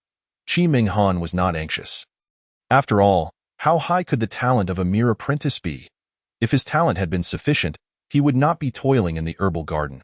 That is all for today, disciple. You must strive to cultivate diligently in the future. Do not be lax. Yes, Liu Chen replied, and the will retreated back into the treasure locator. Once he could no longer sense Qi Minghan's presence, Liu Chen let out a sigh of relief. Finally, she has departed. Being watched is truly uncomfortable. It appears I must hasten to elevate my cultivation level. Otherwise, I will remain in a stifling predicament. As spring gave way to autumn, 8 months swiftly passed. Liu Chen was on the verge of completing his first year as the head of the garden, adeptly managing all matters large and small within the herbal garden. Simultaneously, Dantang also announced their latest mission. This time, instead of cultivating ordinary herbs in their medicinal garden, they have introduced 3 extraordinary spiritual grasses. These include the low-grade Shaoying grass of the 4th tier, the intermediate Taihan branch, and a seedling of the high-grade Suishua spirit tree, which is an impressive 4th-tier specimen. This seedling carries significant potential, having been specially nurtured by Suishua Peak, and it is said that once matured, it can bear the 6th-tier holy fruit. Consequently, everyone is putting in considerable effort. I am utterly exhausted. Feng Yuan and his companions collapsed onto the grass, wearing expressions of utter despondency. This year, their tasks have become significantly more demanding. After fulfilling their daily duties, they hardly have any time left for cultivation. Emily, are you feeling tired? Perhaps you should return to rest. I can manage things here with Feng Shidi, one suggested. What? Feng Yuan exclaimed, springing to his feet. Brother Zhong, that's rather inconsiderate of you. If you wish to assist Sister Liu, do so yourself. Why must you involve me? Fang Yuan, are you feeling a tad rebellious? Zhong Hanyue stood up, his towering height overshadowing Fang Yuan. Having trained diligently for nearly 3 years, his physique had gradually become formidable. Now, standing before Fang Yuan, he resembled an adult towering over a disobedient child. Aware that he was no match for Zhong Hanyue, Fang Yuan turned to Lu Chun with a helpless expression. Master brother, look at him. You two are a constant source of worry, Lu Chun remarked. Shaking his head, in a few days, I will go to the miscellaneous hall to recruit more people, so you can ease up on your tasks for the time being. Recruiting from the miscellaneous hall? The others inquired, immediately invigorated. That's wonderful. We will soon have new junior brothers and sisters. Is anyone interested in accompanying me? Lu Chun asked. The journey to the miscellaneous hall was quite lengthy, and although he could utilize spiritual energy to hasten his travel, it would be rather dull. Having finally descended the mountain, he wanted to take the opportunity to explore. After Lu Chun voiced this, he was surprised to find no one wished to join him. Don't you all want to come to the miscellaneous hall? Zhong Hanyue hesitantly replied. Master brother Lu, we have been exceptionally busy lately. Both Emoli and I have had no time for cultivation, so we intend to seize this opportunity to focus on our training, aiming to participate in the outer sect assessment by this time next year. Both of them displayed remarkable talent for cultivation. Having advanced from the initial stage of Qi refinement to the 7th level of Qi refinement in just 2 years, Liu Chan, understanding their situation, did not press further and turned to Fang Yuan. What about you? You are usually the most boisterous. Why are you so quiet this time? Fang Yuan chuckled sheepishly. I've traveled the road to the miscellaneous hall with you once before. It is simply too far. I am too lazy to go. That was a rather pragmatic and sincere reason. Liu Chan could only feel regret for their lack of awareness. All right, since none of you wish to accompany me, I shall go alone. By the way, be cautious while I am away. Keep an eye out for any infiltrators from the demonic sect. With Brother Zhong and Sister Lu here, there won't be any issues. Fang Yuan replied with a smile. Over the past 6 months, Fang Yuan had resumed his old ways, occasionally observing Lu Chun's movements. After several discreet glances, he was convinced there were undisclosed secrets within Lu Chun's quarters. If Lu Chun were to leave this time, he could stealthily infiltrate the loft to investigate. All right, focus on your cultivation. I shall return first. Liu Chun had no interest in the cultivation of herbs, so he headed straight back to his room. During the past 6 months, he had invested 10 years of lifespan into advancing his cultivation, and now he had progressed from the 2nd level of divine transformation to the 4th level. As one delves deeper into cultivation, the pace of advancement slows. Liu Chun remained unhurried, for there are no shortcuts on the path of immortality. Steady and earnest effort is the true answer.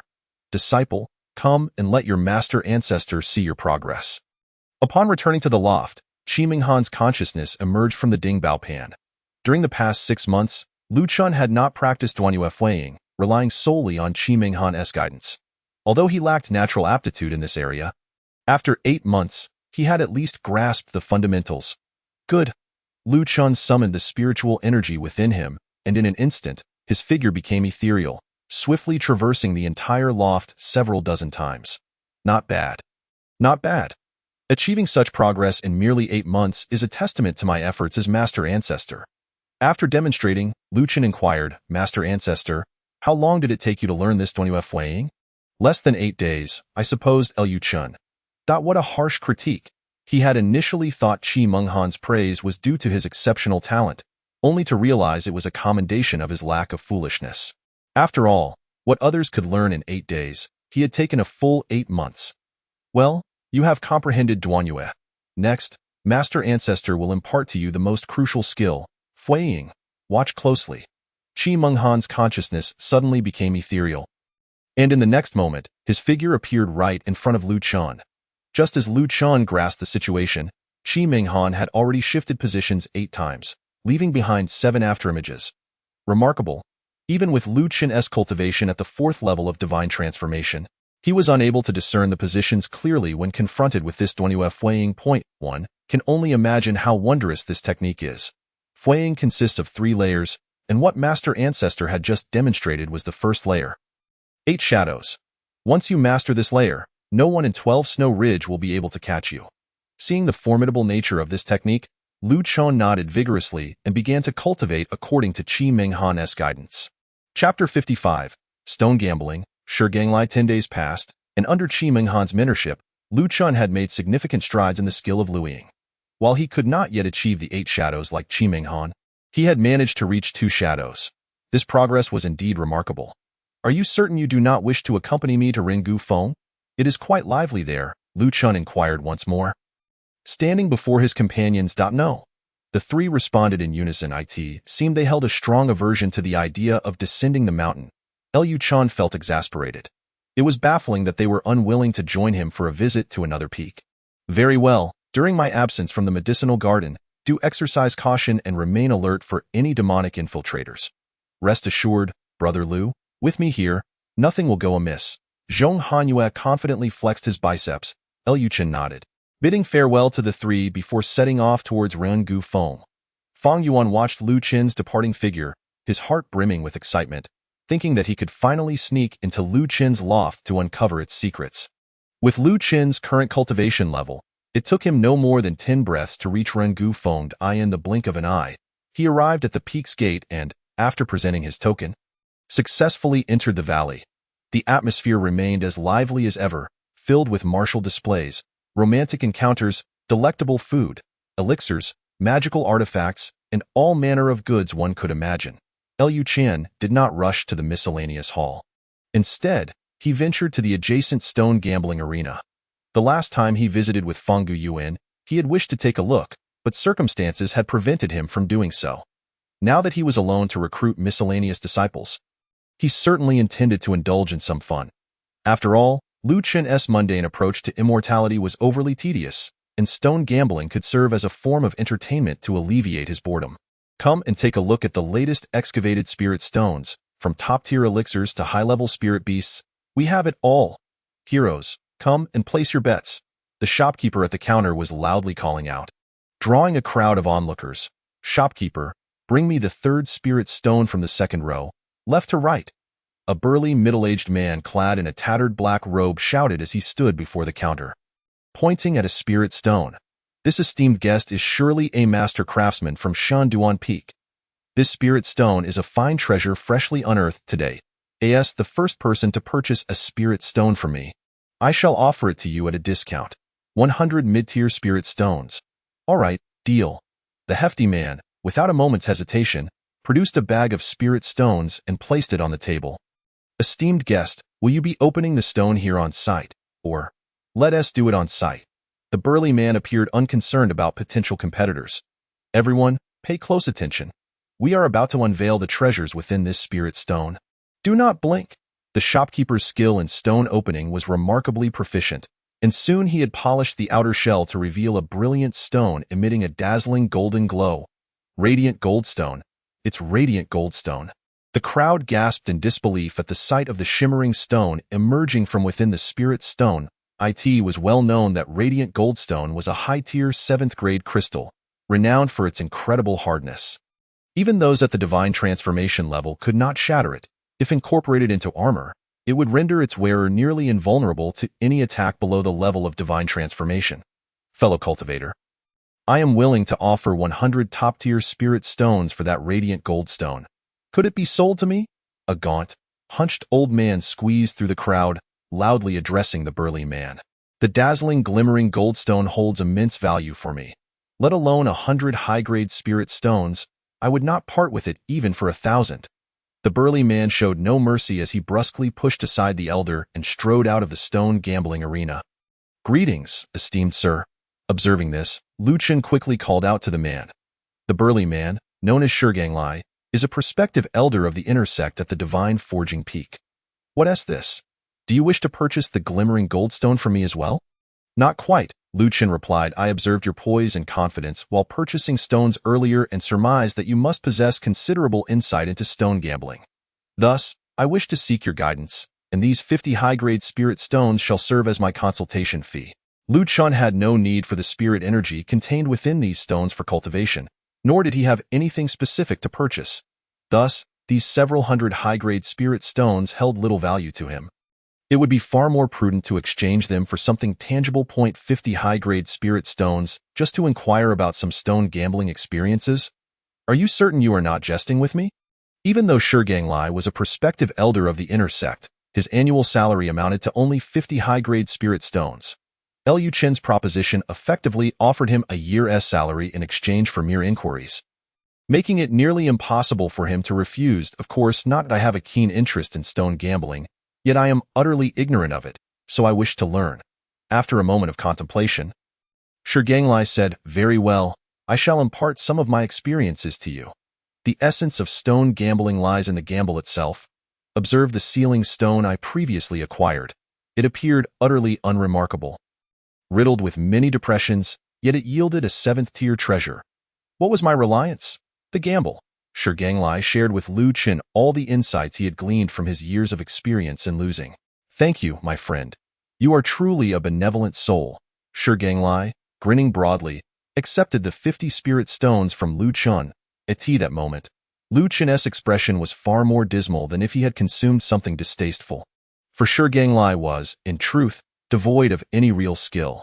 His success in unearthing crystal stones was merely a stroke of good fortune. Internally cursing his misfortune, Liu Chen felt he could not express his discontent too openly. "By the way, my friend, I have yet to learn your name." "I am Liu Chen," he replied. "Which peak do you hail from?" "I serve as a menial worker in the medicinal garden of the divine refining peak." Shi Ganglai momentarily froze, then regarded Liu Chen with evident trepidation. This fellow's willingness to spend 50 high-grade spirit stones indicated a prosperous background. Yet, why would he be a mere menial worker in the medicinal garden? Could it be that he is here to experience life? Shi Ganglai, though somewhat slow-witted, had garnered some understanding of human affairs over 2 decades of struggle. Having served as a prospective elder for precisely 20 years, he had numerous opportunities to ascend, but always fell short by a hair's breadth. He knew that it was due to his insufficient connections. 2 decades of failure had taught him that he could not let this opportunity slip by. "I am Shi Ganglai. Here's the deal. I shall not accept your spirit stones for free. In half a month, I will personally forge a weapon tailored for you and deliver it to your medicinal garden." "Ah?" Liu Chen was taken aback. Was this a moment of conscience awakening? "Very well, then, it is settled. I must return to the divine forging peak for matters at hand, so I shall take my leave." Liu Chen stood in a daze, perplexed by Shi Ganglai's unexpected demeanor. However, he did not dwell on it further and proceeded directly to the stone gambling arena. He surveyed the area thoroughly before addressing the shopkeeper. "Please bring me the 3rd sealing stone from the left in the 3rd row." "Certainly, esteemed guest. This sealing stone is priced at 2 high-grade spirit stones." Liu Chen wasted no time, producing 2 high-grade spirit stones and handing them over. "Kindly assist me in unsealing it right here." Of course, esteemed guest, Liu Chen was not overly concerned that he might unveil a coveted treasure that others would covet. For being a novice at stone gambling, he assumed he would not unearth anything of great worth. Nonetheless, he felt a flicker of anticipation, as the sealing stone was polished clean. A flicker of forbidden spirit light burst forth, transforming into a soft, pliable mass of flesh. "What is this?" Liu Chen, having never encountered such a thing, inquired with curiosity. The shopkeeper's expression soured as he awkwardly replied, "Esteemed guest, your luck appears to be quite unfortunate. This seems to be a pile of beast meat." The moment the shopkeeper's words fell, a chorus of laughter erupted around them. 2 high-grade spirit stones for a lump of rotten meat. This fellow must be the unluckiest of all. If it were me, I would take those 2 high-grade spirit stones to Cho Yuefeng and enjoy myself instead. What do you lot know? The essence of stone gambling lies in the gamble itself. True, he may have only revealed a lump of rotten meat this time, but who is to say he won't uncover a piece of beast hide next time? Ha ha ha, you've certainly mastered the art of disparagement. The crowd jeered at Liu Chen, and despite his resilient mental fortitude, he could not help but feel somewhat vexed. Who wouldn't he be disheartened by unveiling such a worthless trinket for 2 high-grade spirit stones? Esteemed guest, your luck today is rather poor. Allow me to offer you another stone as compensation. Please return next time. The shopkeeper, displaying remarkable shrewdness, retrieved a stone of medium quality from the counter and handed it to Liu Chen. Seeing this, Liu Chen's mood lifted considerably. "Very well, I shall take my leave. Safe travels, esteemed guest. A patron who spends 2 high-grade spirit stones is undoubtedly a valued customer." The shopkeeper could not afford to lose a significant fortune over a trifling matter. Liu Chen remained silent, clutching the lump of beast meat and the sealing stone as he made his way to the side. Before heading to the menial workers' hall, he decided to dispose of the lump of rotten meat to avoid further ridicule. Lu Chun had not anticipated his inaugural attempt would end in failure. While he had not expected to uncover a treasure of earth-shattering significance, he certainly did not anticipate such misfortune. Just as he was about to discard it, a voice suddenly resonated within his heart. "Foolish disciple, do not throw it away." Hearing the voice of his master, Lu Chun inquired in confusion, "Master, what is this? It is the spiritual energy released by the treasure stabilization plate that has awakened my consciousness." The spiritual energy released by the treasure stabilization plate. Lu Chun was taken aback, pondering how such an item, meant for tracking, could also release spiritual energy. Indeed, do you believe the treasure stabilization plate serves solely for location tracking? Lu Chun fell silent. The reason it is called the treasure stabilization plate is that it can locate and identify treasures, and upon locating a treasure, it releases spiritual energy. I see. Lu Chun nodded. So according to your words, Master, this beast meat is, in fact, a treasure. What you hold is not mere beast meat, but the seedling of the legendary ancient wild plant, the walking flesh tree. Walking flesh tree. Lu Chun's eyes widened in astonishment. Suddenly intrigued, it was entirely normal for those around not to recognize this ancient wild plant. Consider yourself fortunate, for had someone identified it earlier, your path ahead would have been fraught with difficulties. Thank you, Master. If not for your timely reminder, I might have discarded this precious treasure. While the walking flesh tree is indeed rare, the true treasure has yet to reveal itself. Lu Chun was astonished. Are you implying that there is an even greater treasure hidden within this sealing stone? Naturally, otherwise, how could it have forcibly awakened my consciousness? Pooling her thoughts, she continued, "Proceed to unseal the stone as I instruct you, and be careful not to harm what lies within." Understood. Lu Chun responded, following his master's guidance to carefully unseal the sealing stone. As a brilliant light burst forth, a sky-blue egg landed in Lu Chun's hands. An egg? Lu Chun queried with curiosity, "Master, do you know what creature's egg this is?" Pooling her thoughts, she fell silent. She was beginning to question her life choices. For Lu Chun's luck was simply extraordinary, far beyond that of an ordinary person. After a moment, she finally spoke. "The egg you hold is that of the ancient wild beast, the Supreme Skyhawk." Supreme Skyhawk? Lu Chun's expression shifted dramatically. Is this ancient wild beast formidable? Indeed. I can count on both hands the number of ancient wild beasts throughout history. This Supreme Skyhawk possesses spatial abilities and, once fully matured, can traverse the void and travel back and forth. I can't believe it, Lu Chun exclaimed in surprise. This Supreme Skyhawk is that powerful? Absolutely. In this world, the forces of time and space are the most formidable. If you can master one of them, you will have the foundation to dominate the world. How do I incubate this Supreme Skyhawk? It's quite simple. You merely need to drip your heart's blood onto the egg daily, and in a few years, you will be able to hatch the Supreme Skyhawk. Heart's blood. Lu Chun murmured, "Understood, Master, I shall remember." Pooling her thoughts, she refrained from further comment, perhaps because the time for her consciousness to manifest had come. The walking flesh tree and the Supreme Skyhawk were indeed marvelous treasures. How had she discovered them? As soon as Qi Menghan's voice faded, Lu Chun could not help but feel a sense of worry. What if, in the future, Qi Menghan were to resurrect and demand those two items from him? Would he simply relinquish them?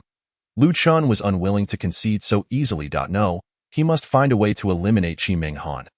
Otherwise, her presence would become too much of a hindrance. Musing over this, Lu Chun made his way to the servants' hall. This time, he intended to recruit several more disciples, as he had an abundance of spirit stones at his disposal. With this thought in mind, he activated the lifespan search function, aiming to find a few ordinary individuals with exceptionally low lifespans. Suddenly, a disheveled girl, clad in rags, burst forth from the crowd and fell to her knees at Lu Chun's feet. "Please, take me in, I beg you." Lu Chun looked down and saw her details. Gu Qianro, Qi refining level 11686. This one will do, Lu Chun thought to himself, quickly helping Gu Qianro to her feet. "You may rise. I accept you." "Thank you, benefactor. Thank you." Just then, a burly man with a round face and thick neck approached, cursing loudly. "You bastard, where do you think you're running off to?" As Gu Qianro stood, she instinctively dashed behind Lu Chun. "Master?" The man, named Feng Xiong, paused to size up Lu Chun before speaking. Who are you? I am Lu Chun, the master of the Xin Valley Herb Garden on the Divine Refinement Peak. Master of the Herb Garden? Feng Xiong hesitated, then retorted, you're just a servant, yet you speak so grandly that I warn you. You cannot take this person away today. Lu Chun smiled and replied, I will offer you one high-grade spirit stone. What? Feng Xiong thought he misheard. For such a girl, you would offer one high-grade spirit stone. If one is insufficient, how about two? A smile played on Lu Chen's lips. There was nothing in this world that could not be resolved with a spirit stone. If not, then two would suffice. Feng Xiong swallowed hard and agreed, fine, 2 high-grade spirit stones, you may take her. Here are 2 high-grade spirit stones. Please accept them. Lu Chen handed the spirit stones to Feng Xiong and prepared to leave with Gu Qianrou. Is that dot really a high-grade spirit stone? Have the servants at the herb garden become so wealthy? Or is this some young master from a prominent family trying out life? Feng Xiong's mind raced, and he quickly chased after them. Please wait, my friend. Lu Chen halted and turned back to ask, is there something else? Oh, it's nothing. I merely wish to make your acquaintance. I am Feng Xiong, the master of the Fengyue workshop in the Human Valley. Here are 3 vouchers. You may use them whenever you wish to unwind. Lu Chen's expression shifted. Did Feng Xiong think him a lecherous man? Fine, I will accept them. Although Lu Chen had no genuine interest in such matters, the youthful Feng Yuan might find them useful. By the way, I also have a newly published exquisite pictorial book to gift you. WOW. Lu Chen's eyes lit up. He truly wanted that. However, with so many people around, openly accepting it would not bode well. That might not be appropriate. Feng Xiong quickly leaned in and pressed the book into Lu Chen's arms. Rest assured, I have given you nothing. Lu Chen smiled faintly and replied, very well, if you are sincere in the future, feel free to come to the herb garden to find me. The term sincere carried profound implications, and Feng Xiong, having roamed the world for many years, immediately grasped its meaning. He became even more convinced that Lu Chen was no ordinary servant. Given that business at the Fengyue workshop had been lackluster, securing such a patron could undoubtedly bring it back to life. I shall remember this, he said earnestly. After exchanging a few more words, Feng Xiong departed. Lu Chen watched him leave, quietly pondering, what is happening today? Why are so many people coming to offer me gifts? Could it be that as my talents have risen, so too has my allure? It must be that, for how else could one explain this situation? Master, why did you accept his gifts? Could it be that you are? Of course not, Lu Chen replied nonchalantly, not betraying any sign of embarrassment. He offered me these items as a gesture of respect. If I had refused, it would have been akin to slapping his face in front of so many witnesses. If that had happened, do you think you would still be able to follow me? So that's how it is. Gu Qianrou's eyes widened in understanding. I apologize, master. I should not have presumed to judge your intentions. It's no matter. I will recruit 2 more servant disciples, and once they are gathered, I shall take you back to the Divine Refinement Peak. Yes. Gu Qianrou, still shaken from her escape from hell, clung to Lu Chen's robe as they walked. Lu Chen swiftly scanned for candidates and, in less than 15 minutes, identified 2 individuals. Zhao Xian, Qi Refining Level 1 1668, Li Qiyue, Qi Refining Level 1 1789. These 2 will suffice. After finalizing his selections, Lu Chen approached them to negotiate. Ultimately, he secured them for the price of 20 low-grade spirit stones per year, a sum that was double what he had once received, leaving them with no grounds for refusal. Qianrou, your salary will be the same as theirs. But you also know, Master, you need not say more, and I will forever remain in the herb garden to gather herbs, repaying your kindness. Though Gu Qianrou was young, her face bore the marks of maturity, clearly a result of her trials in the world. You misunderstood my meaning. I meant to say I forgot to tell you what your salary would be. Gu Qianrou suddenly looked up at Lu Chen's face. What is it? Lu Chen was momentarily taken aback by her gaze. Did she think it too little? No, it's just that I believe you to be a great benefactor. Lu Chen thought to himself, the good person card in this world is rather unique. Very well, if there's nothing else, let us depart for the herb garden. Yes. The servants at the hall were all selected through rigorous assessments, making them eager to be chosen, as selection meant they would receive a salary, which in turn meant the means to cultivate. 3 days later, Lu Chen returned to the Xin Valley herb garden with Gu Qianrou and the 2 new recruits. Upon hearing the commotion, Zhong Hanyue and the others rushed over. Brother Lu, you've returned? Indeed. These three will be your junior brothers and sisters from now on. Treat them well and do not exploit them. Rest assured, Brother Liu, we are very friendly towards our junior brothers and sisters. Liu Chen nodded and then inquired, where is Fang Yuan? He should be gathering herbs with Zhu Jiwei. Recently, he seems to be in a foul mood. And despite my inquiries, he refuses to divulge anything. In that case, I shall refrain from prying. In a foul mood? Liu Chen mused, then added, I brought wine and meat with me. A hearty meal tonight should lift his spirits. The others nodded in agreement, and Liu Chen proceeded to assign Gu Qianrou and the others their roles. As for himself, he discreetly exited the herb garden and made his way to the Cloud Valley's blessed land. My dear disciple, you have finally arrived. As he entered the sanctuary, Qi Menghan's voice echoed, I was delayed on the road. Master Ancestor, you haven't yet told me how to cultivate the flesh tree. Liu Chen offered an explanation before casually asking, what is the method for planting the flesh tree? The cultivation of the flesh tree is quite unique. Listen carefully to your master's words, as any misstep could lead to failure. Upon hearing this, Liu Chen immediately focused all his attention. Understood. First, gather a heart-refining herb and crush it. As Qi Menghan instructed, Liu Chen hurriedly complied. The flesh tree was of such high grade that if planted within the herb garden, it would undoubtedly attract attention. Therefore, this location was the most suitable. Moreover, this plant was an ancient relic. Who could ascertain its age? Should it reach maturity and be harvested, Liu Chen's lifespan could potentially exceed 100,000 years, a monumental gain. Next, gather an ice island lotus and burn it to create steam, condensing 3 droplets of water. Collect 3 wood spirit leaves and 1 dream flower, extracting their moisture and adding it to the mixture. Finally, bury 30 blood flesh fruits 10 steps in front of you. Then add the prepared spirit liquid, and you will be able to plant the flesh tree. Qi Menghan outlined approximately a dozen steps. Were it not for Liu Chen's expertise in the properties and names of herbs, he might have already succumbed to despair.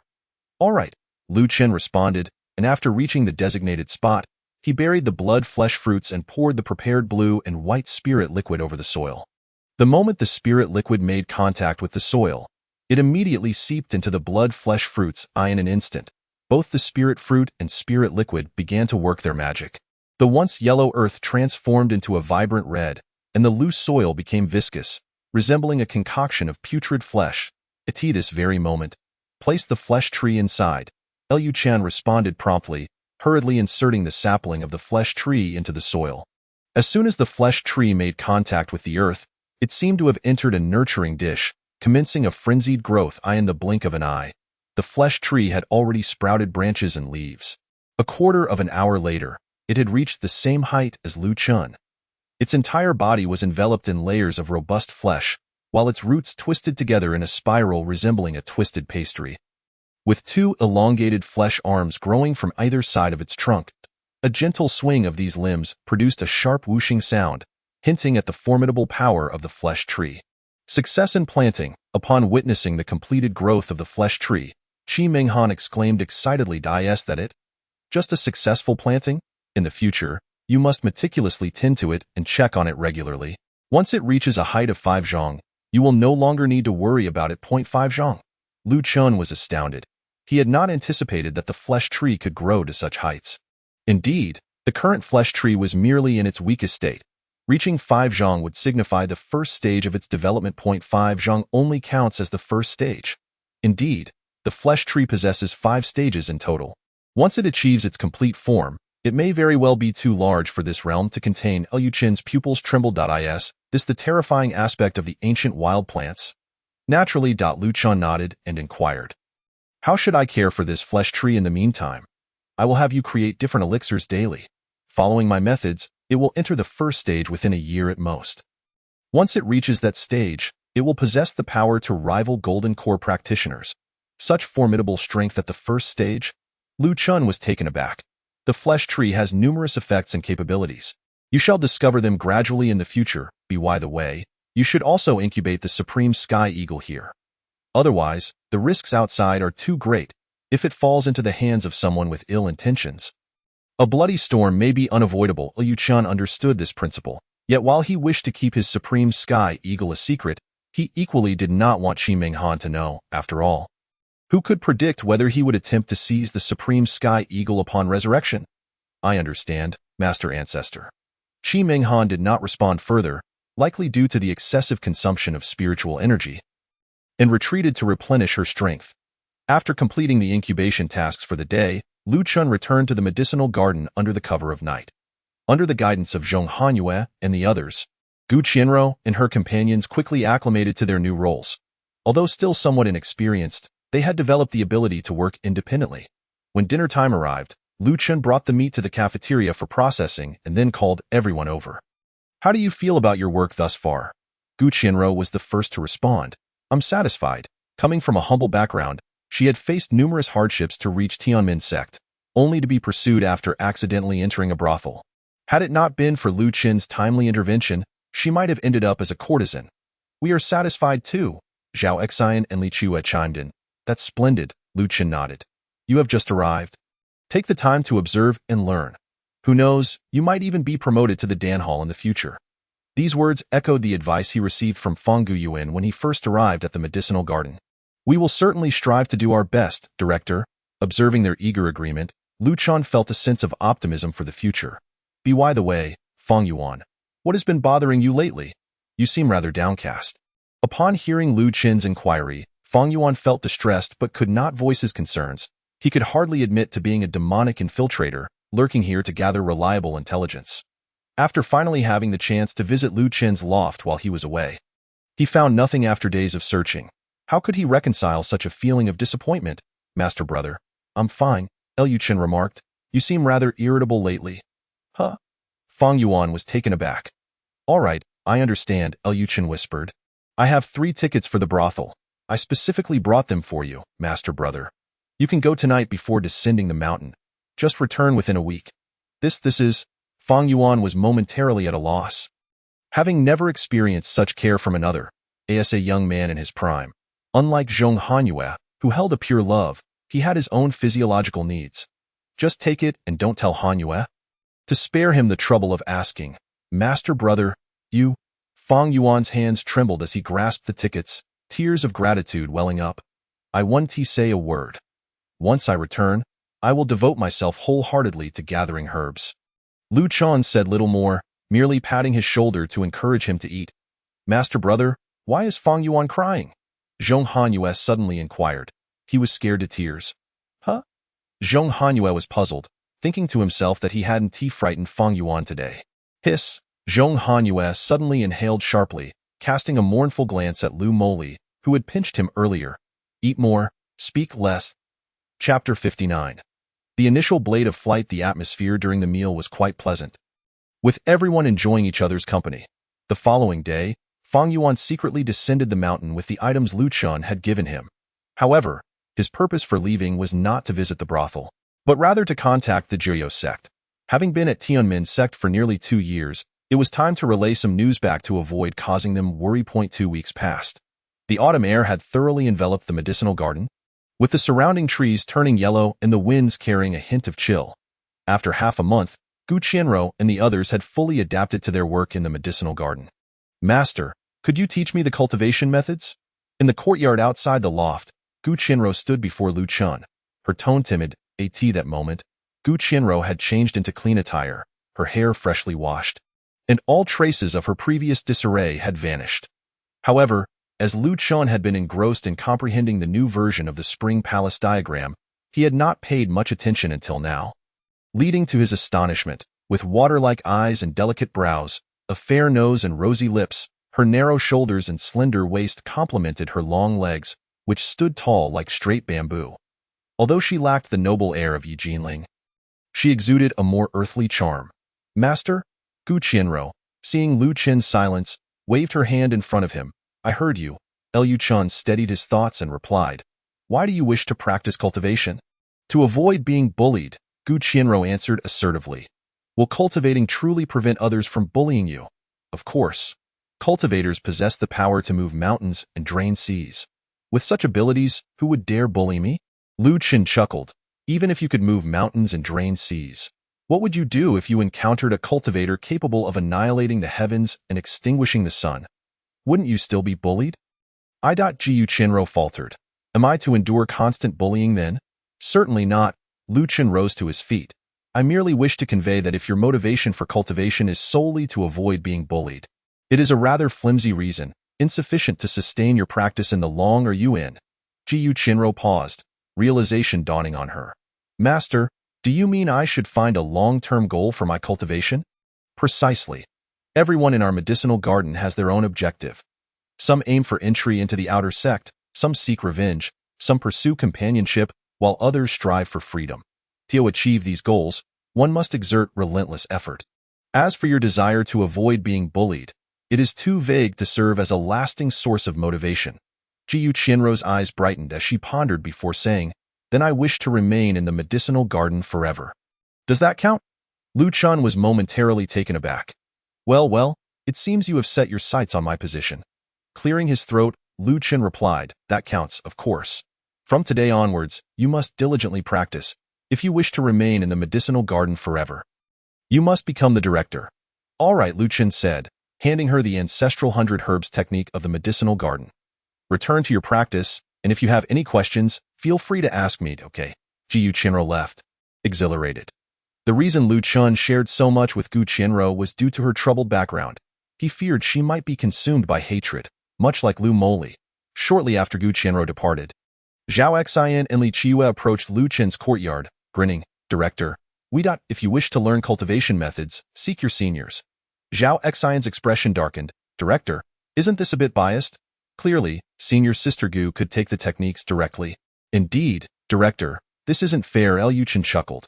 Now that you understand fairness, you see how ruthless cultivation can be. Focus on herb gathering. When the time is right, you will naturally have the chance to cultivate. Zhaoshen. Li Qiyu. The two fell into a prolonged silence before departing in a sullen mood. Observing their retreating figures, Lu Chun could only shake his head in resignation. It was not that Lu Chun was unwilling to assist them. Rather, the Baichao Gong was a singular tome.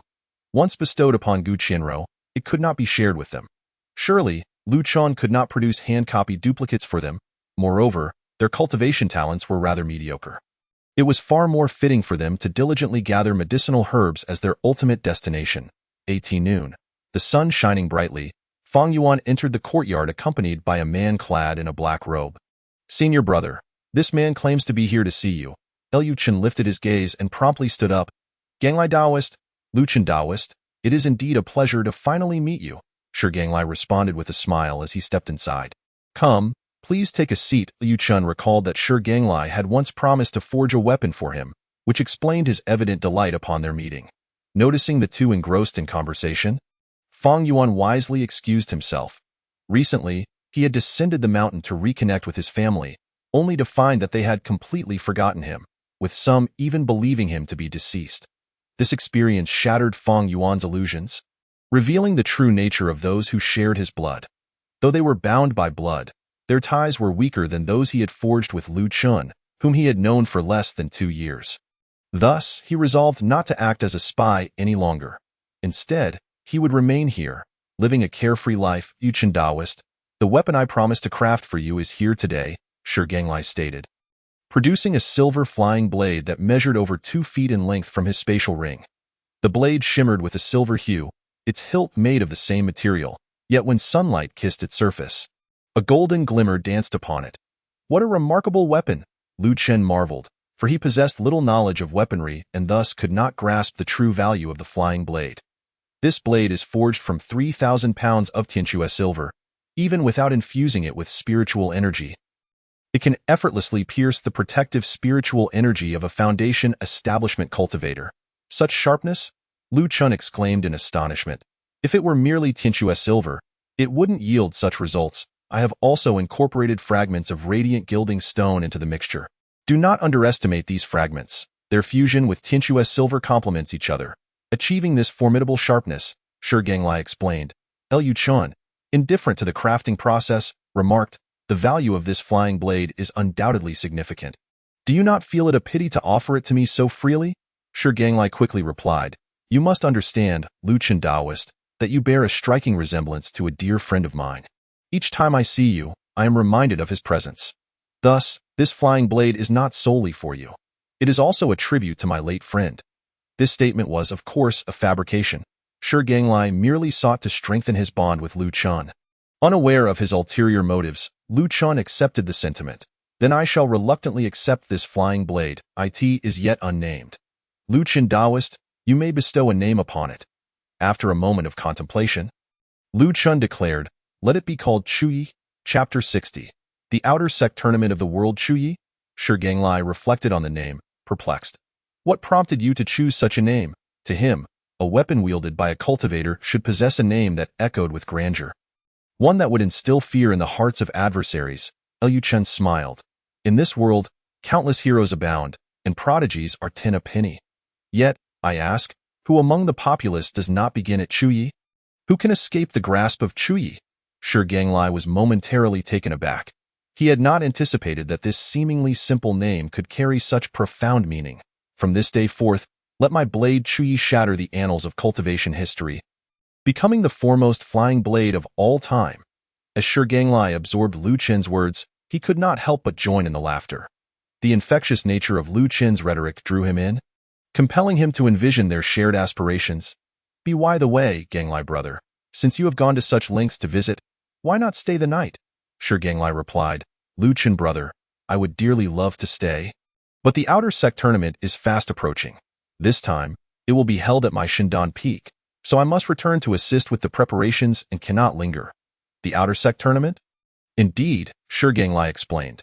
The Tianmen sect hosts the Outer Sect tournament every 5 years, open to all cultivators below the Golden Core stage. It is quite grand, necessitating a considerable number of personnel, hence my need to return for coordination. Will the demonic sect's members be in attendance? Lu Chun inquired. Yes, Shi Ganglai nodded. Yet, at its core, this tournament is merely a contest arranged by the powerful, a spectacle for us to observe. Liu Chun continued to question. When does this tournament commence? Soon, in half a month. After today, it won't be long before people begin to arrive in droves. Very well, I shall not trouble you further, Ganglai Taoist. Do return to your tasks? Shi Ganglai clasped his fists together. Once the preparations are complete, do visit me at Shindan Peak. I shall host a banquet in your honor. Liu Chun smiled. Agreed. As Shi Ganglai departed, Lu Chun began to ponder. The Outer Sect tournament would gather all cultivators below the Golden Core from across the Tianqian Kingdom, and the demonic sect members would also be present. Would they not engage in some nefarious activities? Lu Chun could not help but worry about his own identity. He was, after all, an undercover agent for the demonic sect. Should he receive a mission at such a critical juncture, it would spell trouble. 10 days later, the once tranquil medicinal herb garden suddenly buzzed with excitement. For today, Yi Jinling and Yang Xiaojia had returned. Senior sister Yi, senior brother Yang, Lu Moli and others rushed towards them upon their arrival. Though Gu Qianrou and her companions were unfamiliar with Yi Jinling and Yang Xiaojia, they had often heard tales of the two. Now that they had the opportunity to witness them in person, they were eager to catch a glimpse of their true selves. What brings you back? Yang Xiaojia replied, in 5 days, the Tianmen sect will hold the Outer Sect tournament, and since we have nothing pressing to attend to, we thought we would return to see you all. The Outer Sect tournament is exclusively for Outer Sect disciples, is it not? You could interpret it that way, but more specifically, it is open to those below the Golden Core stage. Zhong Hanyue explained. With your prowess, senior brother, you are bound to be the champion this time. Haha, there are countless heroes in this world. I am merely one among the throngs. As Yang Xiaojia spoke, his gaze inadvertently drifted to Yi Jinling. What man would not be enamored by the royal family's 7th princess? Did he not journey back from the Yang family upon hearing of her predicament? It was not merely to rescue his senior sister. It was to save the one he loved. Alas, love breeds insecurity, even for one hailing from the illustrious Yang family. What of senior brother Lu? Does he not know we have returned? Yi Jinling inquired. Showing no interest in Yang Xiaojia's musings. Senior brother Lu is currently preparing a banquet to celebrate your return. Zhong Hanyue interjected. Is that so? At least he has a semblance of conscience, Yi Jinling remarked. Her nostalgia for the herb garden after more than 2 years away washing over her. You all continue your conversation. I shall see what he is preparing. What? Lu Moli exclaimed, suddenly alarmed at a tea this hour. Lu Chun is likely still engrossed in admiring the new illustrations. Do not ask how Lu Moli knew. She merely repeated what Feng Yuan had said. What of it? Am I not permitted to go? Yi Jinling asked, puzzled. No, it is not that. Even Lu Moli, who possessed high emotional intelligence, found herself at a loss for words in this situation. Suddenly, Yi Jinling recalled something. I remember you are the niece of Su Yi. Correct? This cultivation method is one I exchange for contributions at the Chui Shui Peak. It is for you. In addition, I have some scattered manuals that I have no use for. I shall give them all to you. Manuals? At the mention of this term, Lu Moli's attention shifted entirely from Lu Chan. Senior sister, grant me a copy, please. Zhao Xian and the others quickly gathered around, vying for the manuals. Yet Yang Xiaojie's gaze remained fixated on Yi Jinling, her ethereal figure appearing both close and infinitely distant. Meanwhile, in the loft, Lu Qian was engrossed in examining the newly released springtime illustrations. Suddenly, a voice broke through his reverie. Liu Qian, you rascal, what are you sneaking around looking at? By the heavens! Startled by the sudden call of his name, Lu Qian nearly jumped out of his skin. His heart raced, and he instinctively concealed the book within his robes. Turning around, he was met with an exquisitely flawless face. Yi senior sister. A year and a half had passed, and Yi Jinling seemed even more radiant than before. Moli mentioned you were preparing a banquet for us. Why are you here, sneaking about? Feeling a bit flustered, Lu Qian fabricated a response. I was merely reviewing the menu, thinking of preparing something special for you, senior sister. Are you pretending again? You had no idea I was coming back, so how could you have prepared food for me in advance? Lu Qian felt a pang of anxiety. Just as he was about to explain, Yi Jinling's hand suddenly slipped into his embrace, retrieving the newly published Spring Palace illustration. Fire! At that critical moment, Lu Qian summoned his spiritual energy, igniting the illustration and turning it to ashes. His heart bled, yet he felt utterly powerless. Why, Yi Jinling softly exclaimed as she withdrew her hand. Liu Qian, why did you burn that book? Senior sister, how come you suddenly look more beautiful? Lu Qian quickly diverted the conversation. Yi Jinling paused for a moment, then retorted with annoyance. Didn't you say before that you didn't like me? Why are you complimenting me now? Lu Qian mumbled. I didn't expect senior sister Yi to hold a grudge. What did you say? Oh, I meant that not liking you doesn't imply that you're unattractive. It's just that you're not my type. Yi Jinling shot him a disdainful look. You, a mere herbal gathering servant? Have preferences? Even a herbal gathering servant has dreams. Perhaps one day I could become the prince consort of Tianmen. Yi Jinling scoffed. You should first focus on reaching the foundation establishment stage. The Tianqian kingdom doesn't need a useless prince consort. Is becoming a prince consort merely dependent on reaching the foundation establishment? Lu Qian inquired. That seems like quite a low bar. It is indeed low, but even such a low standard eludes some people. Yi Jinling remarked, her expression one of exasperation, as if she were intentionally mocking Lu Qian. He took no offense, as the requirement truly seemed trivial to him. By the way, senior sister, what is your current cultivation level?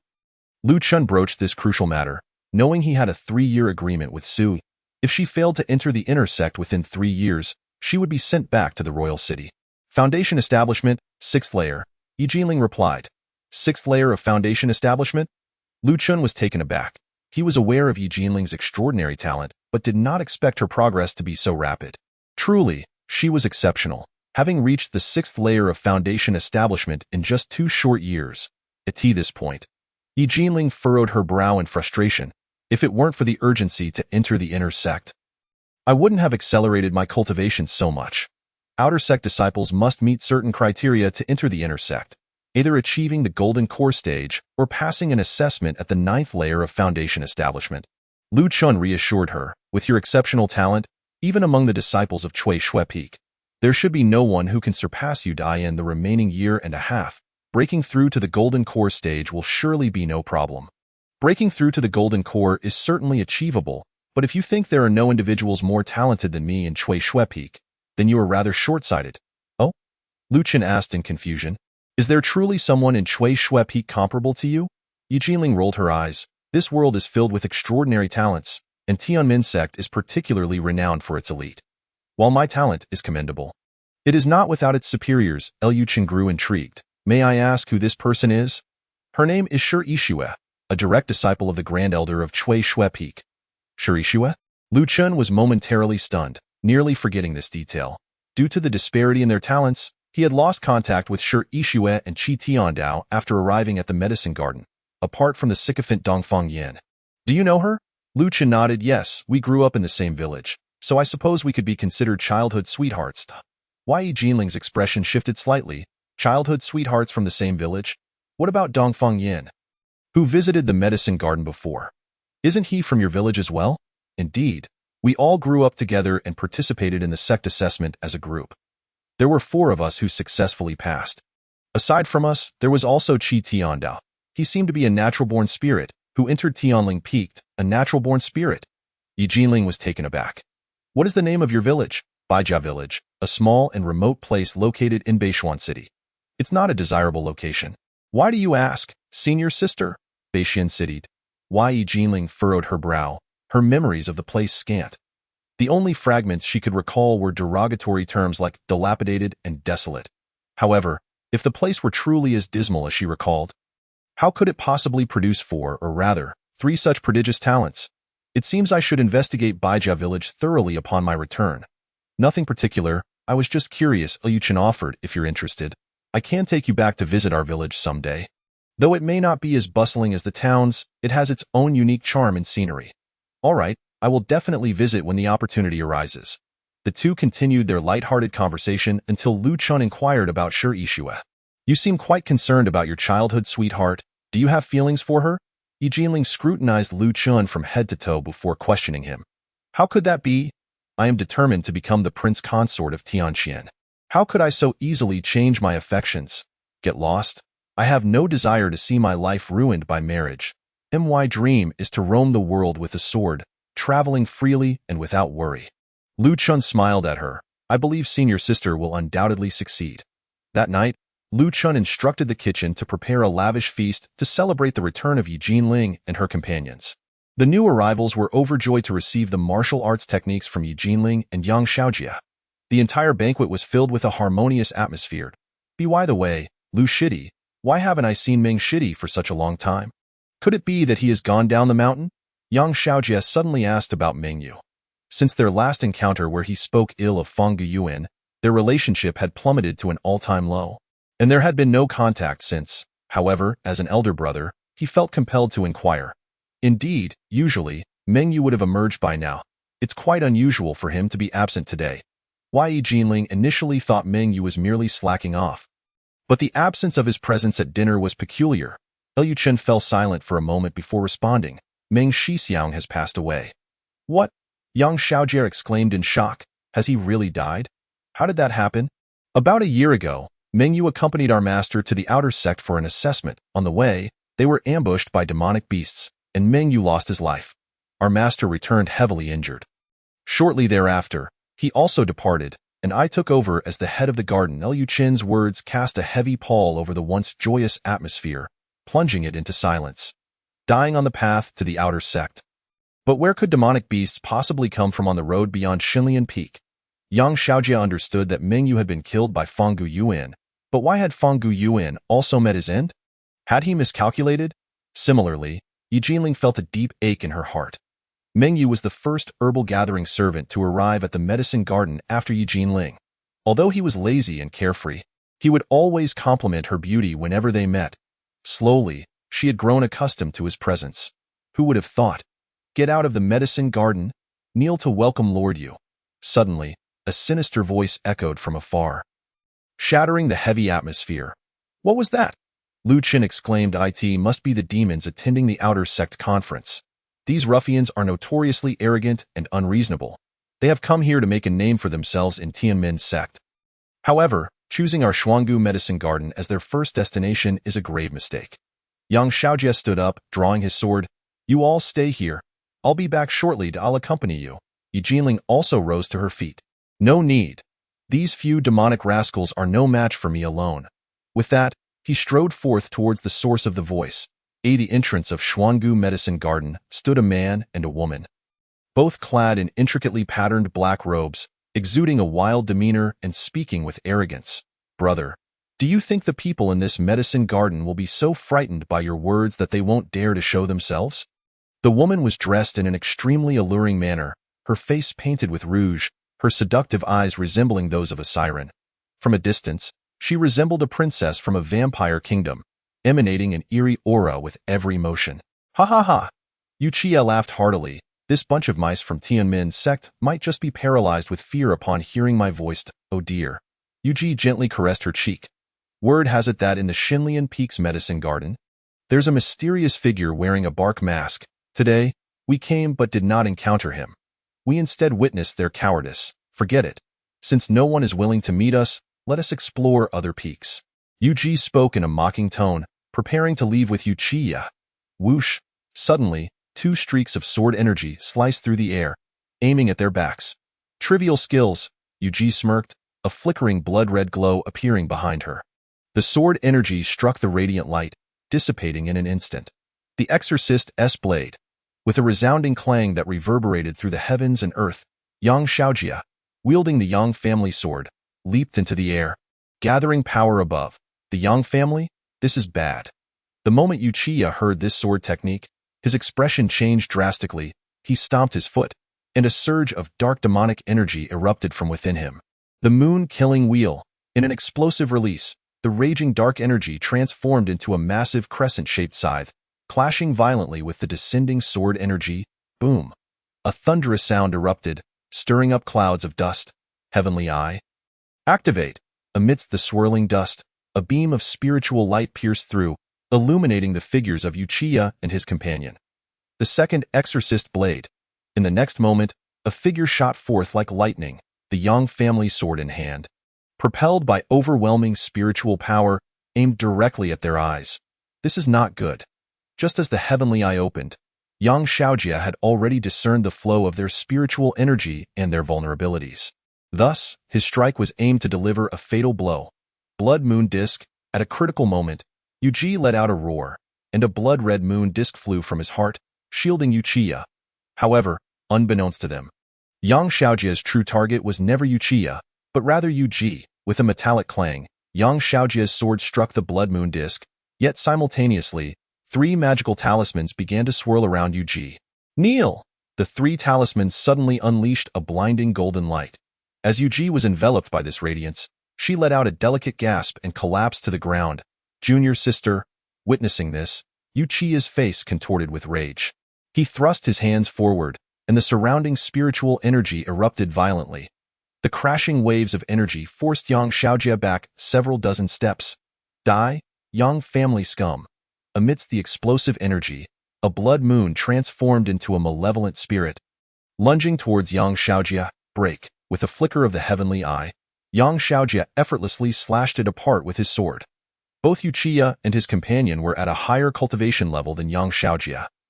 And had it been any ordinary cultivator facing them, escape would have been impossible. Yet, alas, they were up against the Yang family of the heavenly eye. Under its illumination, their weaknesses were laid bare. All it took was a single glance for him to uncover their flaws. With every attack, he struck at their critical vulnerabilities. Unbeknownst to them, they had already fallen into a disadvantageous position. Today, I, Yang Xiaojia, shall bury the rabble of the moon-killing sect here. Ha ha ha, such bold words from an ignorant junior. Boom! A calm yet terrifyingly oppressive voice echoed, accompanied by a fierce spiritual explosion that sent Yang Xiaojia flying. At that moment, an elderly figure stepped forth from behind Uchiha and his companion. The man stood over 9 feet tall, slender, with a face lined with deep wrinkles, a silver half-moon mark imprinted on his forehead. You Wuming? Yang Xiaojia instantly recognized the person before him, tall stature and half-moon seal. The moon-killing Taoist, Yu Wuming. To think this junior recognizes my name. If so, kneel and offer 3 respectful bows, apologize to my disciple, and I shall spare your life. You must be dreaming, Yang Xiaojia retorted vehemently, even in death. I shall never kneel before the minions of the demonic sect. Very well, then meet your demise. A bloodthirsty glimmer flashed in Yu Wuming's eyes, and a dark aura shot forth like a vortex. The speed of the attack was so swift that Yang Xiaojia had no time to react before being struck, his body uncontrollably toppling backward. Snow palm. A massive snowflake palm surged from afar, dissipating the dark moon's spiritual essence before barely saving Yang Xiaojia. The most sacred scarlet snow technique, Mu Bingxue. Who are you? Yu Wuming recognized the technique and immediately questioned. You are not worthy to mention that name. Yi Jinling, accompanied by others, stepped into Yu Wuming's line of sight. Frost Fist. Yi Jinling uttered a single phrase before launching an offensive against Yu Wuming. The power of this frost fist was incredibly formidable, nearly unmatched among those at the Foundation establishment stage. Yet, regrettably, the man before her was no ordinary cultivator but an absolute powerhouse at the 9th level of the nascent Soul Bang. Yu Wuming merely raised a hand, and Yi Jinling's frost fist was effortlessly shattered. Even if Mu Bingxue stood before me today, she would not dare to act recklessly against me. How dare a mere girl like you attempt to strike me? He instantly appeared before Yi Jinling, seizing her neck and lifting her off the ground. Since you are so eager to die, I shall send you on your way first. Yu Wuming, as the master of the moon-killing sect, cared little for the lives of mere servant disciples. You dare. Yi Jinling struggled, desperately clawing at the withered, skeletal hands, but to no avail. Jinling. Seeing Yi Jinling in danger, Yang Xiaojia's heart surged with fury. He charged forth with his sword. But before he could reach Yu Wuming, he was blocked by Yu Qia and his companion. Ha ha ha, two arrogant juniors. Today I shall use your blood to cleanse the plaque of the moon-killing sect. Just as Yu Wuming was about to strike, a flying blade pierced through the air, emerging from the darkness in an instant. It struck Yu Wuming's head with an almost imperceptible speed. In that moment, blood burst forth from Yu Wuming's head like a fountain, tracing the final arc of his life in the air. Chapter 63. The Origin of Feng Yuan. With Yu Wuming slain, Yi Jinling fell to the ground, her body limp. Her consciousness wavered a few times before she fainted. Master, witnessing Yu Wuming's sudden demise, Yu Qia's heart ignited with a fierce determination. I will kill you all. Boom. The once feeble presence of Yu Qia erupted into a terrifying aura. Nearing the golden core stage. This is bad. Yang Xiaojia felt a surge of alarm within.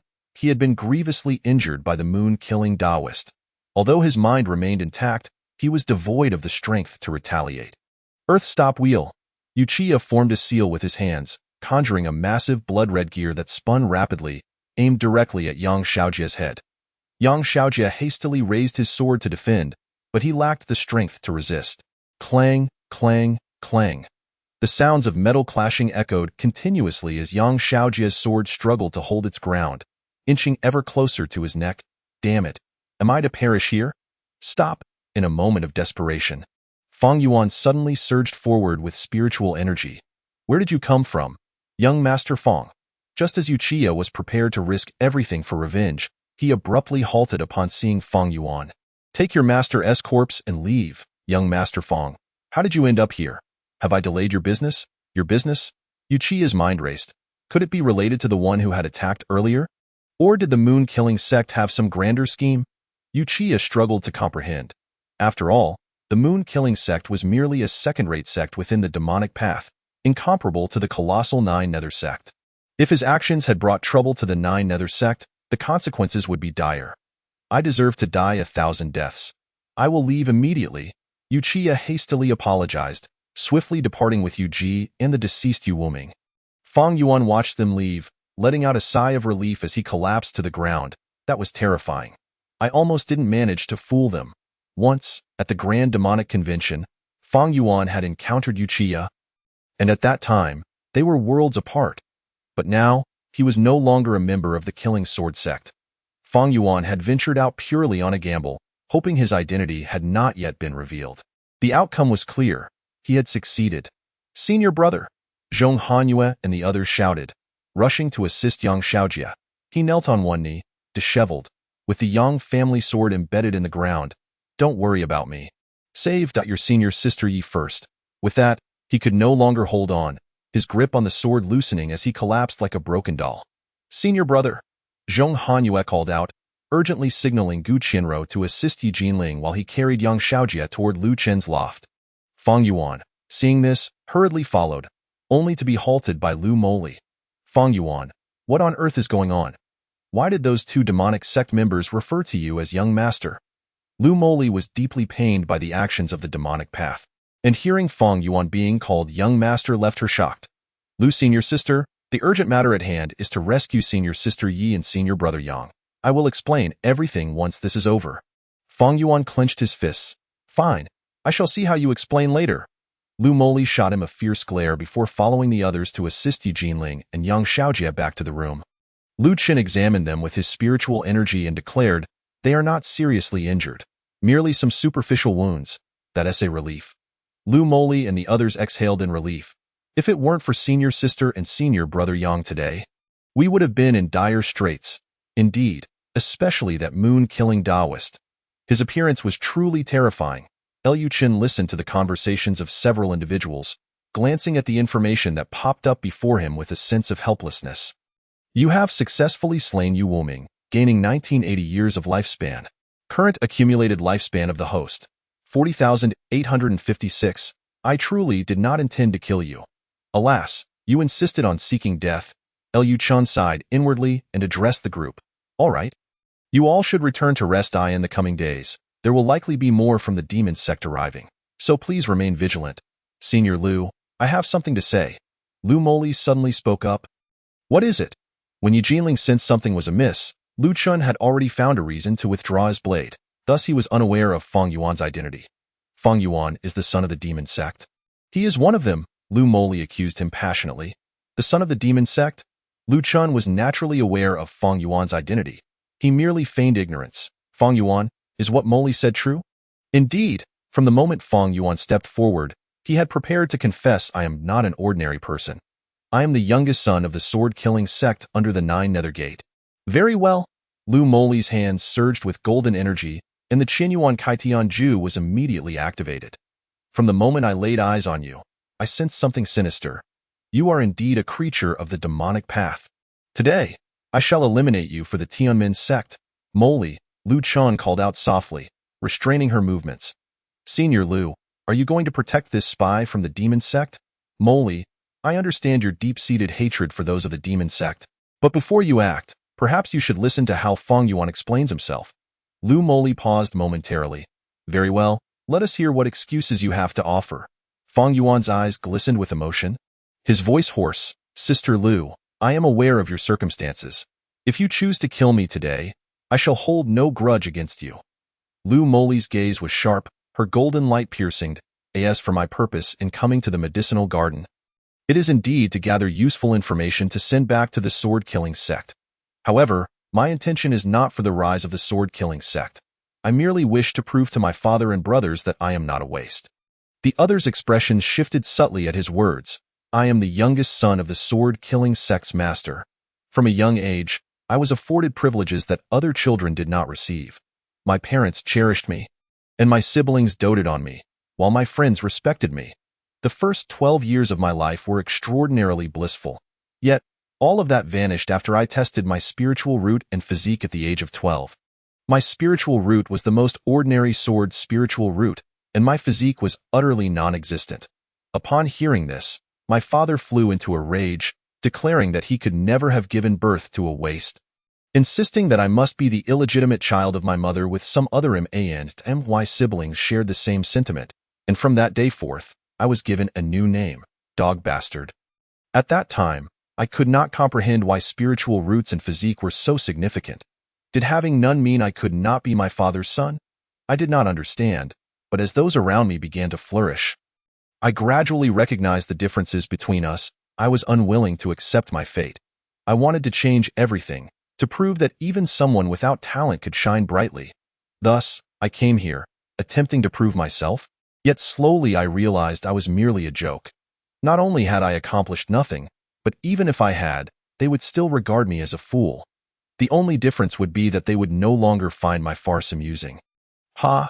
Feng Yuan chuckled self-deprecatingly. This world is truly strange. It grants me a lineage to look down upon the world, yet bestows upon me the qualities of a lifelong failure. If only I could start anew. I would wish to be born in the Xuangu medicinal garden, devoid of that glaring lineage and the expectations of talent. Just as he resolved to remain here, fate played a cruel joke on him. Perhaps this was merely his destiny. The group fell into silence, particularly Lu Qin. Although he understood Feng Yuan was a traitor, he had not anticipated such a tragic fate for the lad. No wonder he had been so obstinate when choosing techniques for sword flight. In his world, retreating equated to surrender, and yielding meant enduring. Sister Lu, strike? Chapter 64. Moli departed swish. Lu Moli struck a palm against his chest. unleashing a fierce wave of energy. In the next moment, golden light shot from his back, puncturing several holes in the room's wall, while Fang Yuan remained unscathed. Sister Lu, you. This technique, striking the bull from across the mountain, has never succeeded before. Today you are merely fortunate to escape with your life. Should I encounter you again, I will surely kill you. With that, Lu Moli departed. In the end, she could not bring herself to slay Fang Yuan, knowing he, like herself, was a victim of circumstance. Zhong Hanyue sensed Lu Moli's despondence and quickly followed her out after exchanging a few words with Lu Chun. Qianro, please take Zhao Xian and Li Chue back to rest. There are tasks awaiting us tomorrow. Understood. Jiyu Qianro was quick to comply with Lu Chen's orders, leading the two away. The young Zhao Xian and Li Chue, unfamiliar with such scenes, opted to leave without further ado. Senior brother, I doubt you need not say more. I have known of your allegiance to the demon sect for quite some time. You knew all along? Fang Yuan's expression changed slightly. How could that be? I concealed my identity so well. How did you discover me? Do you remember the incident with the white-haired mouse? Fang Yuan froze. You knew back then. But why did you not expose me? Lu Chun turned away, speaking with a weighty tone. Because I would not dismantle the aspirations of one who seeks to prove themselves, I can treat today's events as though they never occurred. If you wish to prove yourself, remain here and continue your efforts. If you wish to leave, then depart. Fang Yuan fell into silence for a moment, a profound light shining in his eyes. Senior brother Lu, I understand. With that, he rose and left. Lu Chun chose not to dwell on Fang Yuan, instead gazing at the unconscious Yi Jinling, sighing in resignation. With your temperament, you are likely to face dangers in the future. Fortunately, I was here this time. Otherwise, he paused. Rest well. With that, he exited the room, as the door closed. Yi Jinling awoke. Sitting up, as Lu Qian had indicated, her injuries were merely superficial, with his divine energy supplementing her. She would heal swiftly. Could it be that the one who saved me was Lu Chun? But his cultivation is only at the 7th level of qi refinement. How could he? Wait, there is something amiss. If his cultivation truly is that low, how could he master the blood exchange technique? Could it be that he had been hiding his true capabilities? Contemplating this, Yi Jinling was suddenly reminded of the matter concerning the Prince of Tianxian, her face flushing with embarrassment. Meanwhile, on another bed, Yang Xiaojia, feeling Yi Jinling's every movement, closed his eyes tightly, taking a deep breath before forcing himself to sleep. After Lu Chun left the room, he made his way to Lu Moli's quarters. He did not enter directly, choosing instead to wait for Zhong Hanyue to emerge. After about a stick of incense, Zhong Hanyue walked out of Lu Moli's room. Senior brother Lu, what brings you here? Zhong Hanyue asked in surprise upon seeing Lu Chen waiting. I came to check on Moli. How is she? Moli is fine. She is not the type to hold grudges. Fang Yuan was in a dire situation, and since he saved us, she did not take it to heart. Hearing Zhong Hanyue's words, Lu Chen felt a sense of relief. That is good. You should return to rest now. It is getting late. Senior brother Lu, you should also rest early. The next day, Yi Jinling and Yang Xiaojie rose early. Following the events of the previous day, they were not disheartened. Rather, they were filled with renewed determination. Cultivating immortality is like this, fraught with uncertainty. One can never predict what will happen next, much like the sudden appearance of the blood-killing Taoist yesterday. Although they had nearly lost their lives, it served as a reminder that one must never grow complacent in their cultivation. Lu Chun, how have you become so lazy since taking on the role of the garden master? Sleeping until the 3rd hour of the day? Awakened from his slumber, Lu Chun, still carrying some drowsiness, replied, Sister Yi, why are you all up so early? We haven't returned in quite some time. Now that we are back, we must see if our medicinal garden has any new varieties. I heard from the pill hall that our medicinal garden has introduced several new spiritual herbs this year. Is this true? Lu Chun modestly rubbed his nose. I didn't expect you to know about this. Since you do, I will take you to have a look. The three arrived at the northern part of the medicinal garden, where 5 plots were filled with the newly introduced spiritual herbs, and in the center stood a snow tree about a foot tall, Shaoyin grass, Taihan branch. The snow refining spirit tree? Yang Xiaojie exclaimed in astonishment at the sight of the spiritual herbs before him. To our astonishment, our medicinal garden now boasts spiritual herbs, which may very well become the vital energy source for our Dan Hall in the future. He chuckled softly, and then, pointing at the Tsueshua spirit tree, asked, by the way, Sister Yi, This Tsueshua spirit tree was specifically sent by your Tsueshua peak for cultivation. Dio, you know why it was sent to Shinlian Peak for nurturing? Yi Jinling pondered for a moment, then replied, the primary cultivation area for spiritual herbs at Tsueshua Peak is the 12 Snow Ridges, but just a few months ago, the 12 Snow Ridges were sealed off. As it stands, not only spiritual herbs, but even people cannot enter. The 12 Snow Ridges have been sealed. Lu Chun felt a slight shock within. He still had the task of helping Qi Ming Han find the returning soul pill. Under normal circumstances, navigating through the patrolling guards at the 12 Snow Ridges would be no easy feat for him. However, if it has indeed been sealed off, the situation changes entirely. As for eliminating Qi Ming Han, he would need to deliver a fatal blow when she returned her soul. Otherwise, he would be unable to even touch those mirror shards, let alone speak of killing her. Indeed, but I'm not entirely sure of the specific reasons. She concluded. I see. Liu Chen nodded. Suddenly, Zhao Exine rushed over, exclaiming, Director, something terrible has happened. Zhao Exine? Lu Chun turned to look at him, speaking steadily. What has transpired? Speak slowly. Zhao Exine took a breath and hurriedly said, Brother Fong has gone mad. What? Lu Chun was taken aback. Where is he? Take me to him. Brother Fong is in Sister Lu's room. I'll lead you there right away. I in Mo Li's room? Lu Chen frowned slightly. It was unlikely for Fong Yuan to lose his mind in Lu Mo Li's chamber. Something felt amiss. The group hurriedly arrived at Lu Mo Li's room, where the doors stood wide open. Zhong Hanyue was kneeling on the floor, sobbing, clutching something in his hands as he pounded the ground in a frenzy. Hanyue, what has happened? Lu Chen approached him. Zhong Hanyue looked up, his face streaked with tears, and said, Brother Lu, Li has left. Li has left. Lu Chen's expression darkened as he directed his gaze at the crumpled piece of paper in Zhong Hanyue's hand. Was that a farewell letter from Li? Yes. Zhong Hanyue wiped his nose and handed the letter to Lu Chen. The letter was crumpled beyond recognition, but fortunately, the handwriting remained legible. Brother Lu, when you read this letter, I will have already departed. Do not worry about me. I am merely leaving the mountain, not seeking death. I know you would prefer not to see me and Brother Fong at odds, and I understand that Brother Fong is not a bad person. However, I cannot accept him, nor can I bear to be in the company of the family of the one who annihilated my Lu clan.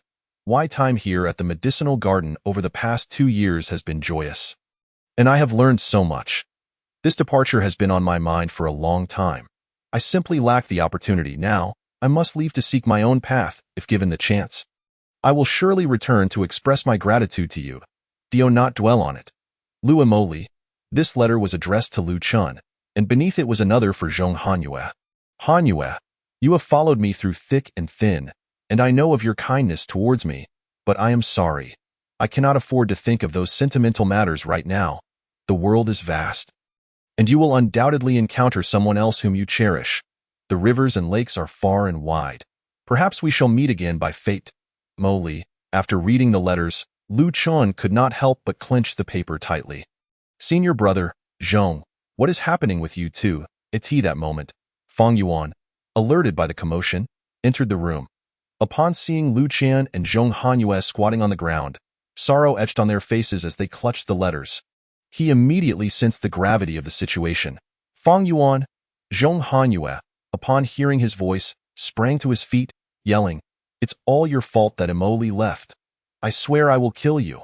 He cursed vehemently, suddenly lunging at Fong Yuan with a powerful kick aimed at his face. Fong Yuan, unable to react in time, felt his mind go blank as he was struck with tremendous force, crashing against the wall. Zhong Hanyue staggered and swiftly closed the distance to Fong Yuan, raining down punches like a tempest. Saintly cold barrier. Suddenly, a shimmering ice barrier of golden light appeared before Fong Yuan, barely blocking Zhong Hanyue's relentless assault. Ah! Zhong Hanyue's eyes were bloodshot as he howled at the sky, earthy-hued spiritual energy surging violently from his body, determined to shatter the ice barrier. Hanyue, calm down. Lu Chun swiftly moved to his side, grasping his incoming left fist. Brother Lu, I cannot calm down. I have been with Emoli for 13 years, never leaving her side. We traversed mountains and crossed seas together, endured hunger, shared laughter, and ultimately arrived at the medicinal garden together. But today, Emoli has left me. Do you know what this means? Do you understand what this signifies? Zhong Hanyue shouted at Lu Chun, tears streaming uncontrollably down his cheeks, splashing onto his garments. Brother Zhong, Sister Liu. Has she truly departed? It's all because of you. If you weren't a member of the Devil Sect, Emoli would not have left. Fang Yuan fell silent. He had not realized that Liu Emoli's farewell implied they would never meet again.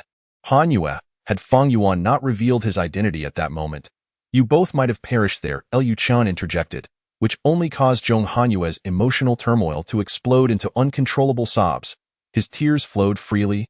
I know that, but I cannot help it. The thought of never seeing Emoli again pierces my heart like 1,000 needles. Brother Liu, you must tell me what to do. Please, guide me. Though Liu Chun had never experienced such a profound loss, he could sense Zhong Hanyue's anguish. The two had endured countless hardships together, yet for Zhong Hanyue, these were merely cherished memories with Liu Emoli. From this day forth, he would be forever trapped in those memories. Such a reality would be unbearable for anyone. Who says you will never meet again? Suddenly, Yi Jinling approached.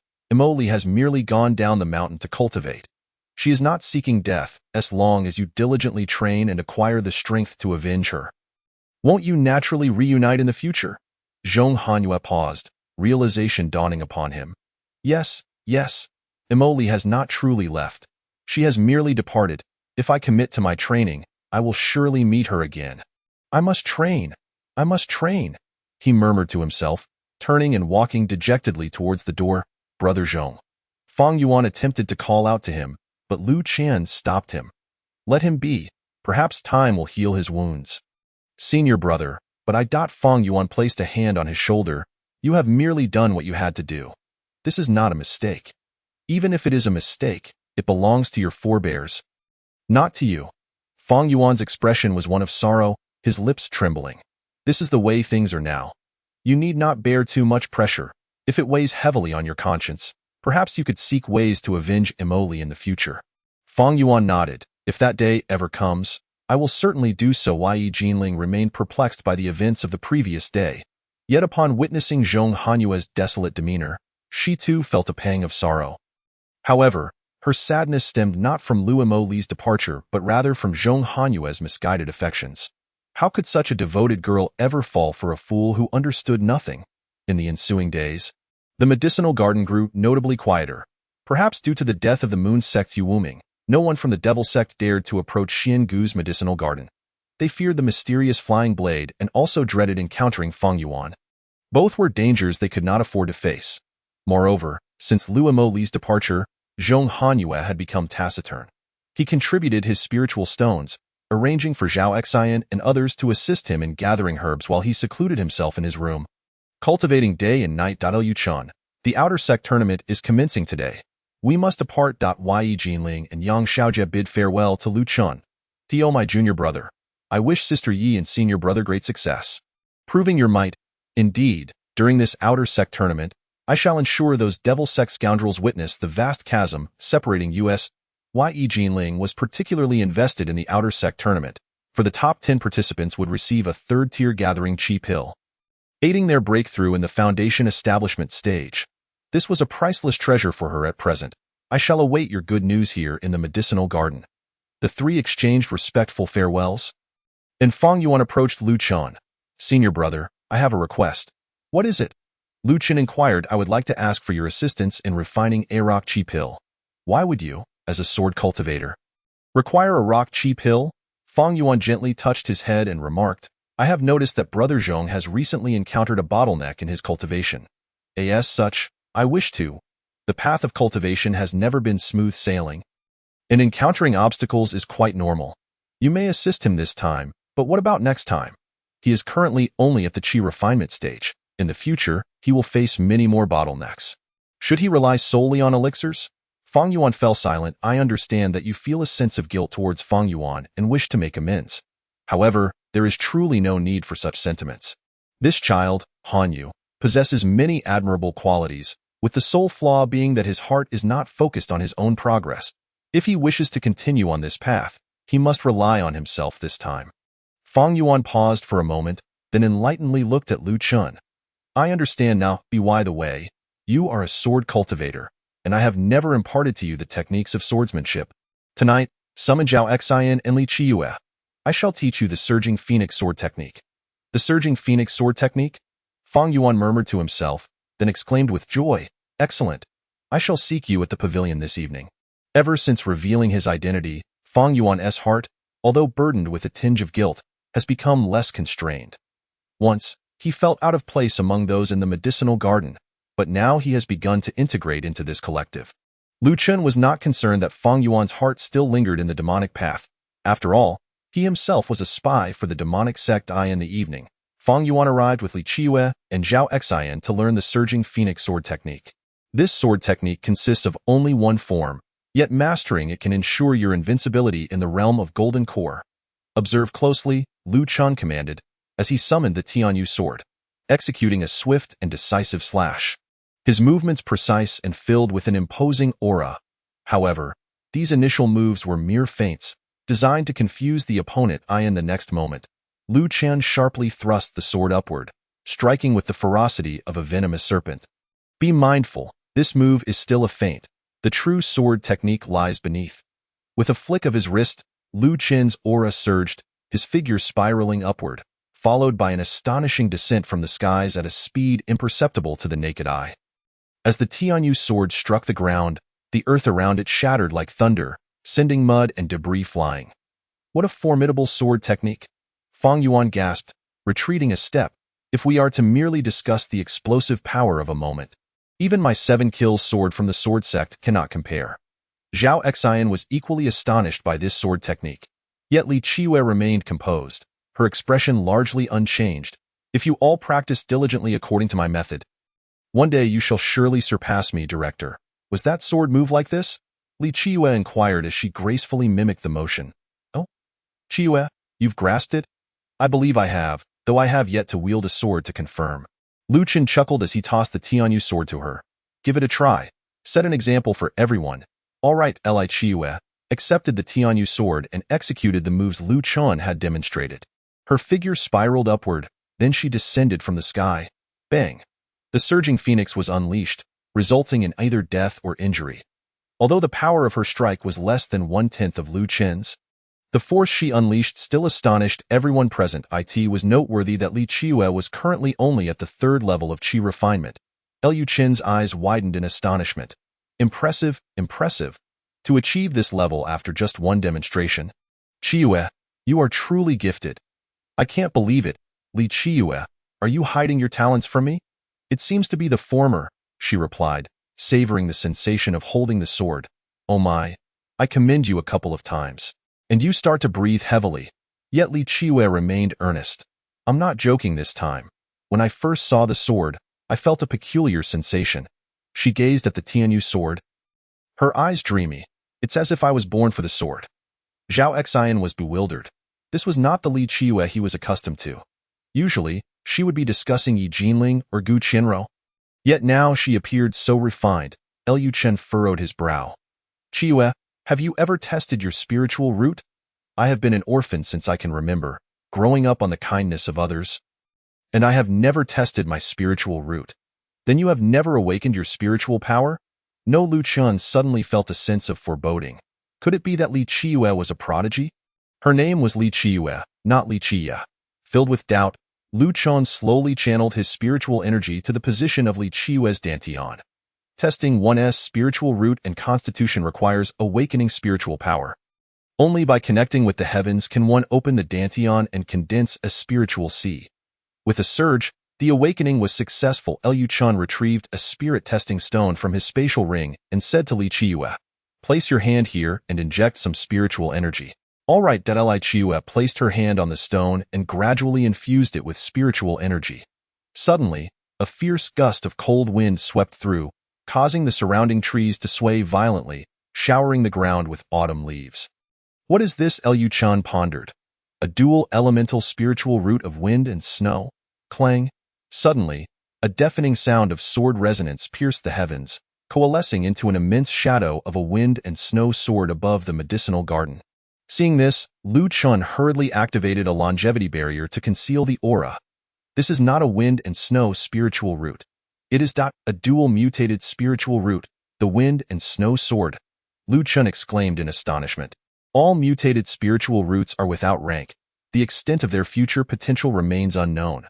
The phenomenon persisted for nearly 10 breaths before dissipating, leaving Lu Chun both astonished and apprehensive.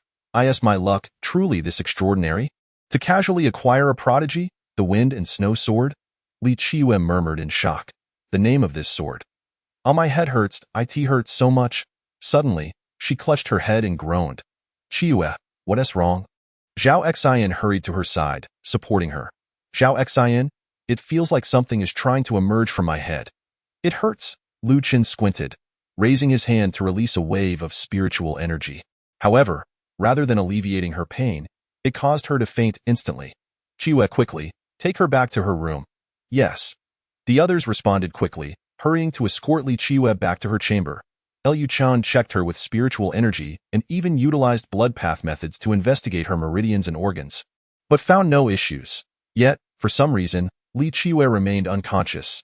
Director, what has happened to Qiyue? She is not in any serious danger, but I do not understand why she remains in a state of unconsciousness.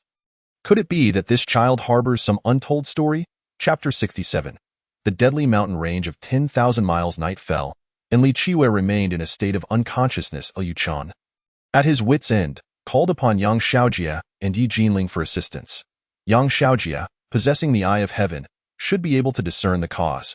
Senior brother, what have you discovered? Yang Xiaojie closed his Eye of Heaven, frowning as he replied, I have not been able to identify anything amiss. How peculiar. Not even the Eye of Heaven can see through it. However, I can assure you that Qiyue's body is undoubtedly fine. As long as her body is well, that is a relief, Zhao Xian said, his spirits lifting. By the way, junior brother Lu, what did you say Qiyue's spiritual root was? The wind and snow sword. Yang Xiaojie's brow furrowed. Are you certain?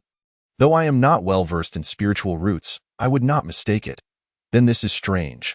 Yang Xiaojie placed a hand on his forehead, deep in thought. What is the matter with the wind and snow sword's spiritual root? Lu Qin inquired. There is nothing inherently wrong with the wind and snow sword's spiritual root, but junior brother Lu, do you understand why such dual mutated spiritual roots exist in this world?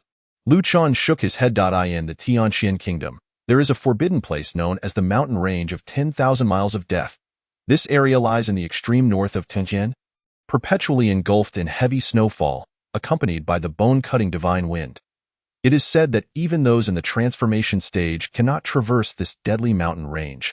However, 30,000 years ago, a mysterious elder arrived at this forbidden area and, through an incredibly exquisite method, uncovered the source of the bone-cutting divine wind, successfully harnessing it with a wind control pearl.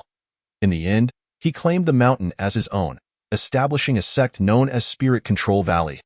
As this individual prospered, Spirit Control Valley grew increasingly powerful, and the wind and snow sword's spiritual root was passed down through his descendants.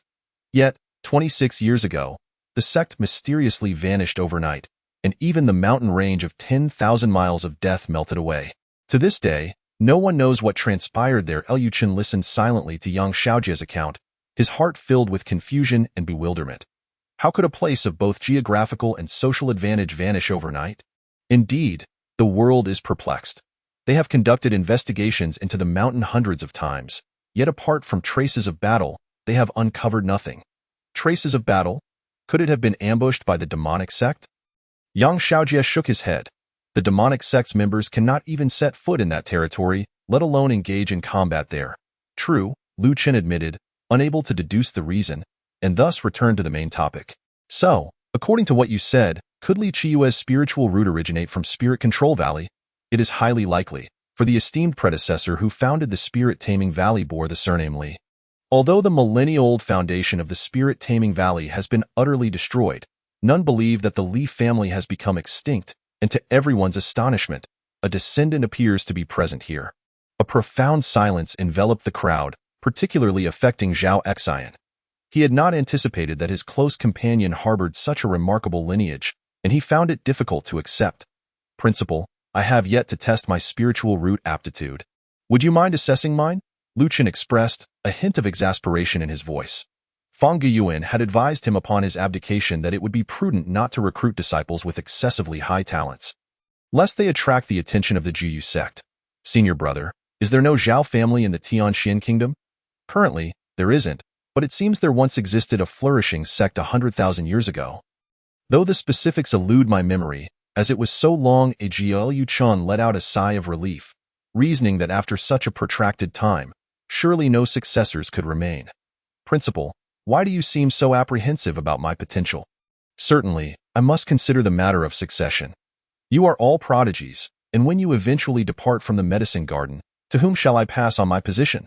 Surely, I cannot cling to it indefinitely. Lu Chun appeared merely as a lowly qi refining cultivator, with a lifespan barely exceeding a century. If he were still serving as principal at such an age, would the Tianmen sect not seek to cause him trouble? Do not worry, master. I possess no aptitude for spiritual roots. You may bestow the position upon me. Jiyu Chenro was quite content with her current life and thus responded eagerly to the prospect of succession. Lu Chun, with a hint of resignation, replied, "Very well. Once I age and am incapable of continuing, I shall hand the position to you." With that, he began to assess Zhao Xian's spiritual root. A dazzling blue light flickered, transforming into a droplet of verdant water, suspended above the spirit-testing stone, a dual spiritual root of water and wood of ordinary grade. Upon witnessing this, Lu Chen chuckled. It appears my worries were unfounded. Zhao Xian, however, erupted in fury. How can this be? My best friend is a genius, yet I am a waste. A ripple of laughter spread through those present at his exclamation. Zhao Xian, talent is inherently a rare gift in this world. Your dual roots are indeed commendable. Should you be willing to exert effort, achieving the realm of Yuanying is not beyond possibility. After sharing a laugh, Lu Chun sought to console him. If my talent can reach Yuanying, then wouldn't Shuyue effortlessly attain the god transformation? The crowd fell silent. Zhao Xian, sensing their lack of response, felt even more distressed. Principal, why not assess my physique? Perhaps my spiritual roots are lacking, yet my physique is exceptionally strong. Lu Chen advised, Shuyue, I suggest you refrain from testing. Why? Because I have already assessed Shuyue's physique. What? Zhao Xian exclaimed in shock. What kind of physique does this lad possess? A pure young body. Zhao Xian's eyes nearly bulged from their sockets.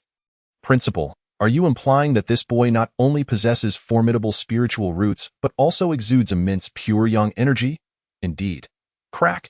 Zhao Xian felt a surge of frustration, nearly grinding his back teeth to dust. He was aware of Li Qiuyue's difficult childhood and felt deep sympathy for him. However, this did not imply that he could possess such astonishing talent. That Li Qiuyue is truly intolerable. Zhao Xian? Why do you curse me? Suddenly, Li Qiuyue, reclining on the bed, opened his eyes and slowly sat up. Li Qiuyue, you awakened quite timely? Huh?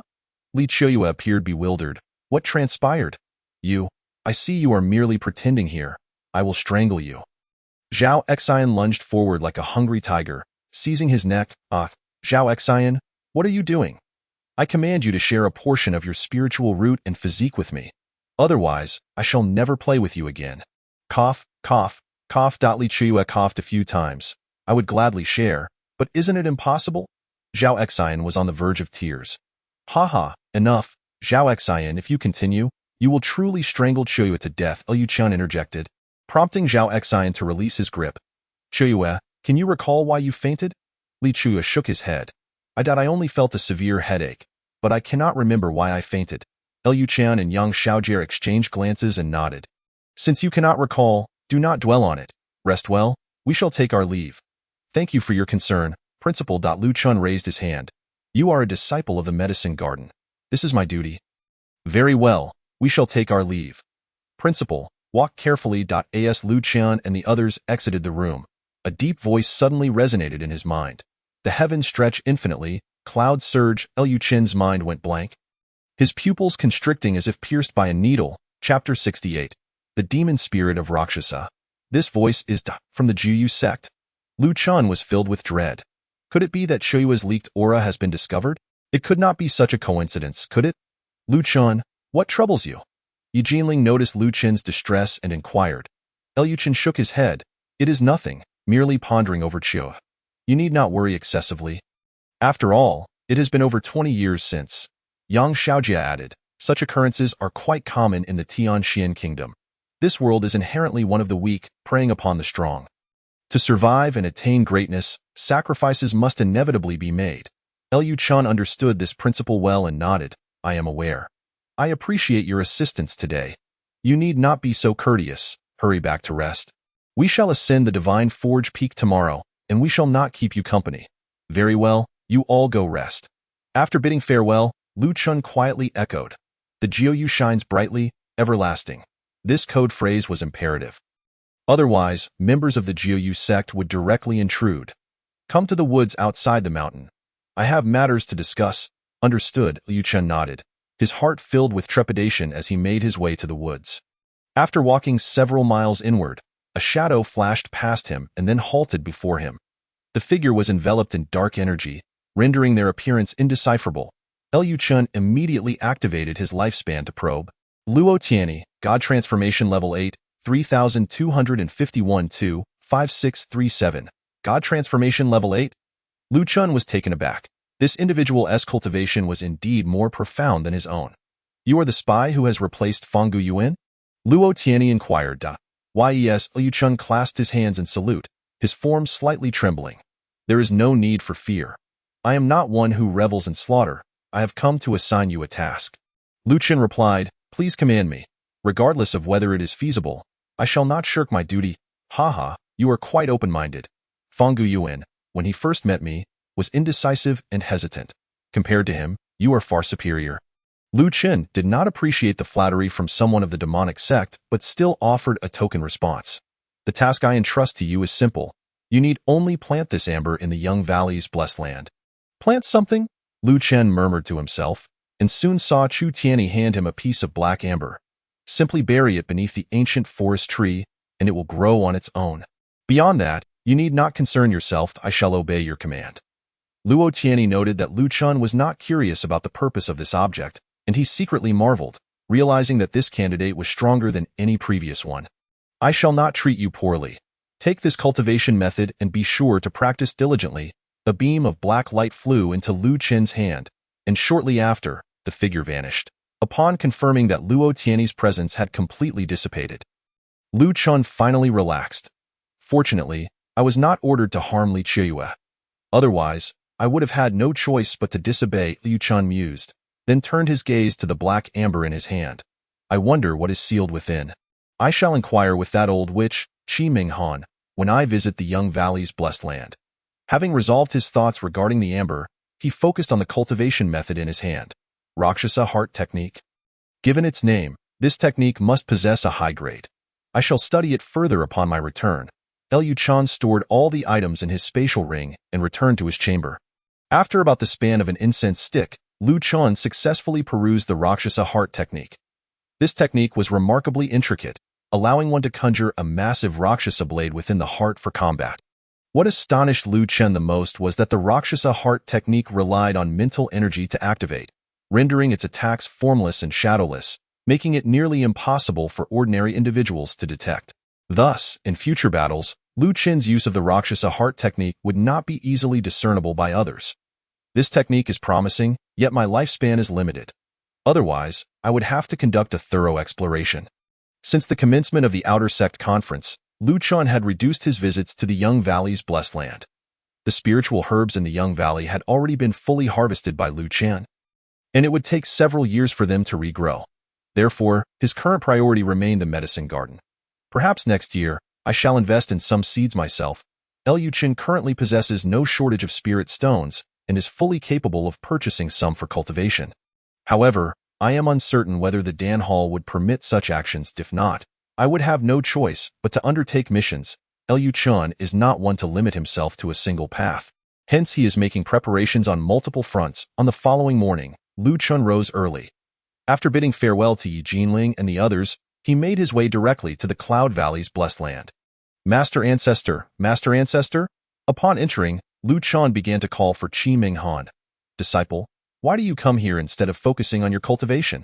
Qi Ming Han's voice resonated, prompting Liu Chun to hasten to the realm of medicinal corpses. Master Ancestor, someone from the Nine Nether Sect sought me out last night. Someone from the Nine Nether Sect came? Qi Ming Han's tone revealed a hint of astonishment.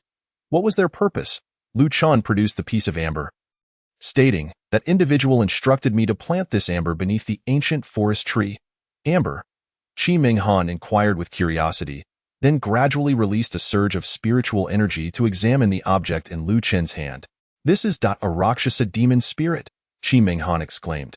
Who provided you with this? The individual was surrounded by a shroud of dark mist, obscuring their appearance. Liu Chan felt the change in Qi Minghan's tone. It was shadowy mist. Shadowy mist? What is that? It is merely a substance that conceals one's aura and form. A trivial trick of the Rakshasa sect.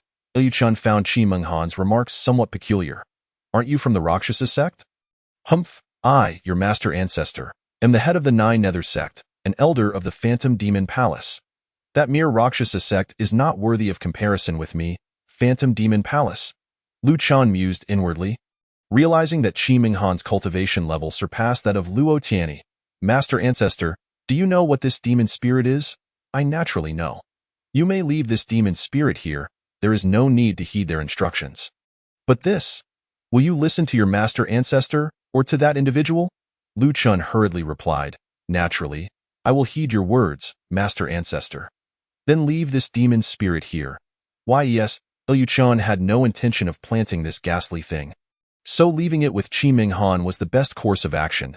By the way, I observe that the Supreme Sky Eagle is about to enter its hatching period. You must come by more frequently to ensure it is well fed. So soon? Lu Chan was somewhat astonished, having only spent a little over 8 months incubating the Supreme Sky Eagle, yet it was already nearing the hatching phase. It is merely at the hatching stage. When it will actually hatch remains uncertain. Understood. Lu Chan paused before inquiring, however, Master Ancestor, since the Supreme Sky Eagle is hatched from my blood, would it not be difficult for you to take it away later? Take it away? Qi Minghan replied. Why would I want to take it? Upon hearing this, Lu Chen's heart soared with joy, though he feigned surprise, saying, the Supreme Sky Eagle is an ancient ferocious beast, and I am but a mere servant tending to the medicinal garden. How could I be worthy of such a spirit beast? Chapter 69. Stealing the divine body, the spirit thief Qi Minghan remarked, the reason the Supreme Sky Eagle is given to you is to prevent the Cloud Valley's blessed land from being exposed. Should anyone come to destroy the ancient forest tree, by keeping it, you essentially possess the combat power of a harmonization realm cultivator. Furthermore, even if you cannot defeat your foes, you can utilize the Supreme Sky Eagle to relocate your belongings. Lu Chan suddenly understood. The implication of these words was that he was being expected to act as cannon fodder, cloaked in a facade of grandeur. Nevertheless, it mattered little. Should Lu Chen's presence be discovered, he would promptly cut down the ancient forest tree and flee with the Supreme Sky Eagle. Master Ancestor, are you preparing to depart? Lu Chen reined in his thoughts and posed the most critical question. I still have some personal grievances to resolve, so I shall not linger. By the way, how has your practice of the moonlight shadow technique progressed? Replying to Master Ancestor, I can now achieve 2 shadows with 1 form. And I anticipate that in another year, I will reach the stage of 8 forms and 7 shadows. Qi Minghan appeared satisfied with Lu Chen's performance. Not bad, keep striving. By the way, Master Ancestor, I have a matter I wish to inquire about. What is it? Qi Minghan asked. That it is not a significant issue, merely that during the Outer Sect conference, I heard mention of a forbidden area belonging to the Li family in the Tianmen kingdom. Strangely, the Li family vanished overnight. You know the reason? Qi Minghan chuckled lightly.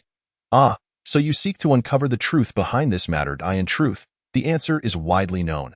Only the process remains unclear.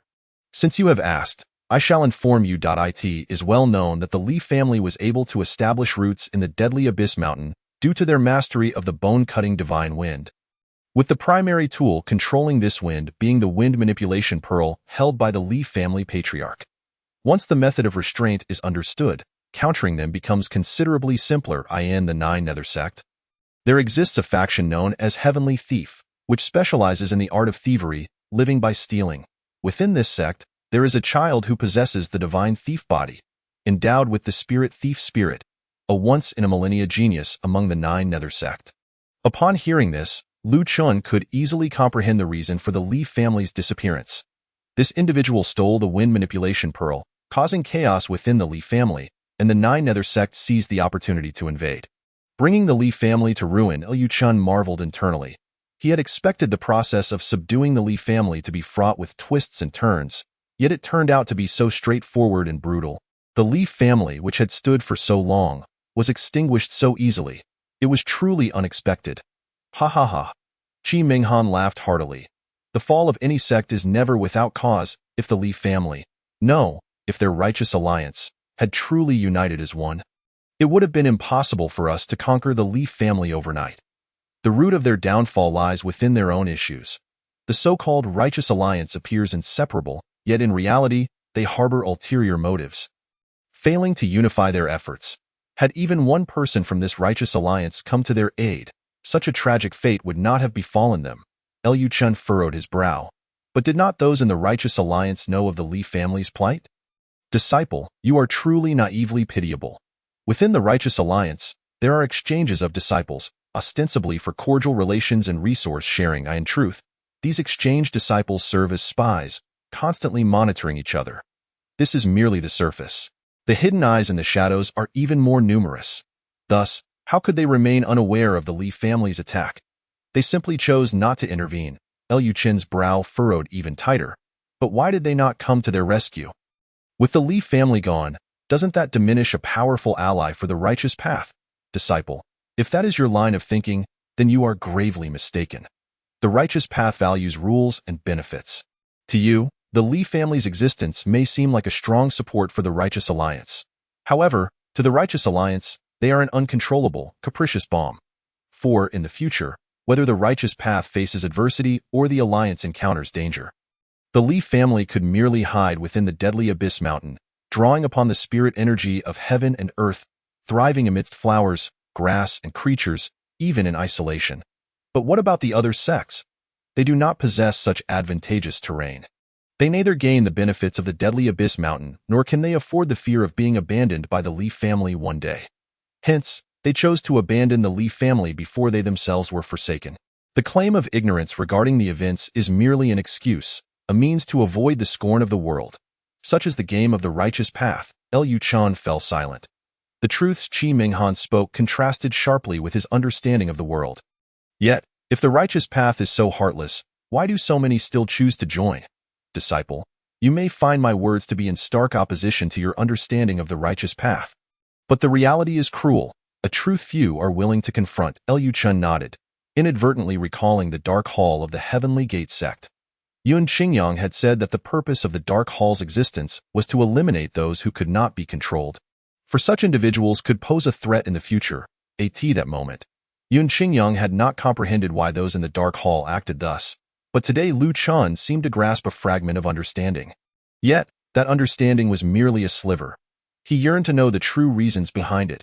Reflecting on this, Liu Chen's desire for answers intensified, and he could not resist asking, but Master Ancestor, after we have extinguished so many sects, what exactly do we seek? Unification of Tianmen? Qi Minghan remained silent for a long while, unable to respond. Liu Chan believed he had struck a nerve, prompting a retreat. Just as he was about to take his leave, Qi Minghan spoke. Disciple, what do you believe the essence of evil is? Liu Chen pondered for a moment, then replied, murderous intent, wrongdoing, harming the masses. In truth, this is merely the prejudice of outsiders towards evil. The essence of evil lies in its uncontrollable nature, its unorthodox thoughts, its individuality, and the immense talent possessed by such beings. As you ponder deeply, from whence does the concept of demons truly originate? Perhaps you believe that the world exists in a delicate balance of yin and yang, where light must coexist with darkness, and righteousness is accompanied by malevolence. Yet, since ancient times, it has been said that evil cannot suppress good. How potent can such demons truly be? The real demons, in fact, are born from the prejudices of the righteous towards the world. We refuse to abide by the notions imposed upon us. We are ungovernable. And we cherish individualism. Thus, we are unjustly branded as traitors to our sect, as fratricides. The reason why demons persist in this world is not due to an inability to eradicate them, but rather because the prejudices of humanity are excessively numerous, accelerating the creation of demons. Otherwise, with the formidable foundation of the righteous alliance, how could they possibly fail to eliminate these scattered demonic forces? Liu Chun was momentarily taken aback, his expression frozen upon his face. Ultimately, It all circles back to their own karmic cycle. The righteous appear to embody goodness, yet they engage in intricate schemes and deceit. In comparison, I find demons to be far more candid. We are simply in pursuit of the great path, striving to reach the pinnacle. The demonic sect is merely a congregation of individuals harboring such vengeful spirits. Certainly, among us, there are indeed some bloodthirsty madmen. However, such individuals find no refuge within the demonic sect. Therefore, they cannot truly be called demons, but rather malevolent beings, scattered practitioners. Liu Chan felt a profound shock within, and though he still did not believe the actions of the demonic path to be just, he found his aversion to the term demon diminishing. For compared to the clandestine machinations of the Heavenly Gate sect, at least the demonic path is sufficiently forthright. Liu Chen's eyes flickered, and he spoke. Thank you, Master Ancestor, for your guidance. Your disciple shall remember it. Alas, Qi Minghan suddenly sighed. You are still too young. Discussing these matters with you is futile. Just attend to your own affairs and leave. Yes, then I shall not disturb your rest. Master Ancestor Liu Chen bowed to the empty air before departing. After his exit, only a wisp of residual soul remained in the underworld where the demonic spirit lay, and Qi Minghan let out a melodious, ancient sigh. Chapter 70. Refined Saint I's spiritual root upon returning to the Cloud Valley's blessed land. Qi Minghan's words lingered in Liu Chen's mind, refusing to fade. For in his heart, he had always perceived the members of the demonic sect as madmen, ruthless and unflinching in their killings, readily resorting to extermination and citywide slaughter. However, after today's events and in light of the Heavenly Gate sect's shadowy dealings, he suddenly felt that the demonic path was not quite as malevolent as he had once thought. At the very least, when demons take lives, the world is made aware. In contrast, the actions of the Heavenly Gate sect are carried out in secrecy. Comparing the two, the distinction between good and evil becomes apparent. It matters not. As long as she does not covet my supreme sky eagle and the walking flesh tree, I shall remain indifferent to notions of righteousness or wickedness. You may fight amongst yourselves. Just do not bring your conflict to my doorstep. Muttering to himself, Liu Chan began to nourish the walking flesh tree with spiritual liquid. After more than 8 months of growth, the tree had reached over 3 zhang in height, while the space was scarcely 20 zhang in width. What if the walking flesh tree flourishes too much in the future and breaks through this mountain? Liu Chen pondered, then poured the prepared spiritual liquid over the tree. After completing this task, he began to use his heart's blood to incubate the Supreme Sky Eagle. Qi Minghan had mentioned that the Supreme Sky Eagle had reached its incubation deadline, yet Liu Chen was unable to discern any signs. Once he finished these 2 tasks, he returned to the medicinal garden in the blink of an eye. It had been half a month since the Outer Sect tournament had commenced. The competition had progressed from its initial stage to a fevered climax, with Yi Jinling and Yang Xiaojie successfully advancing to the finals. A toast to our senior brother and sister for reaching the finals.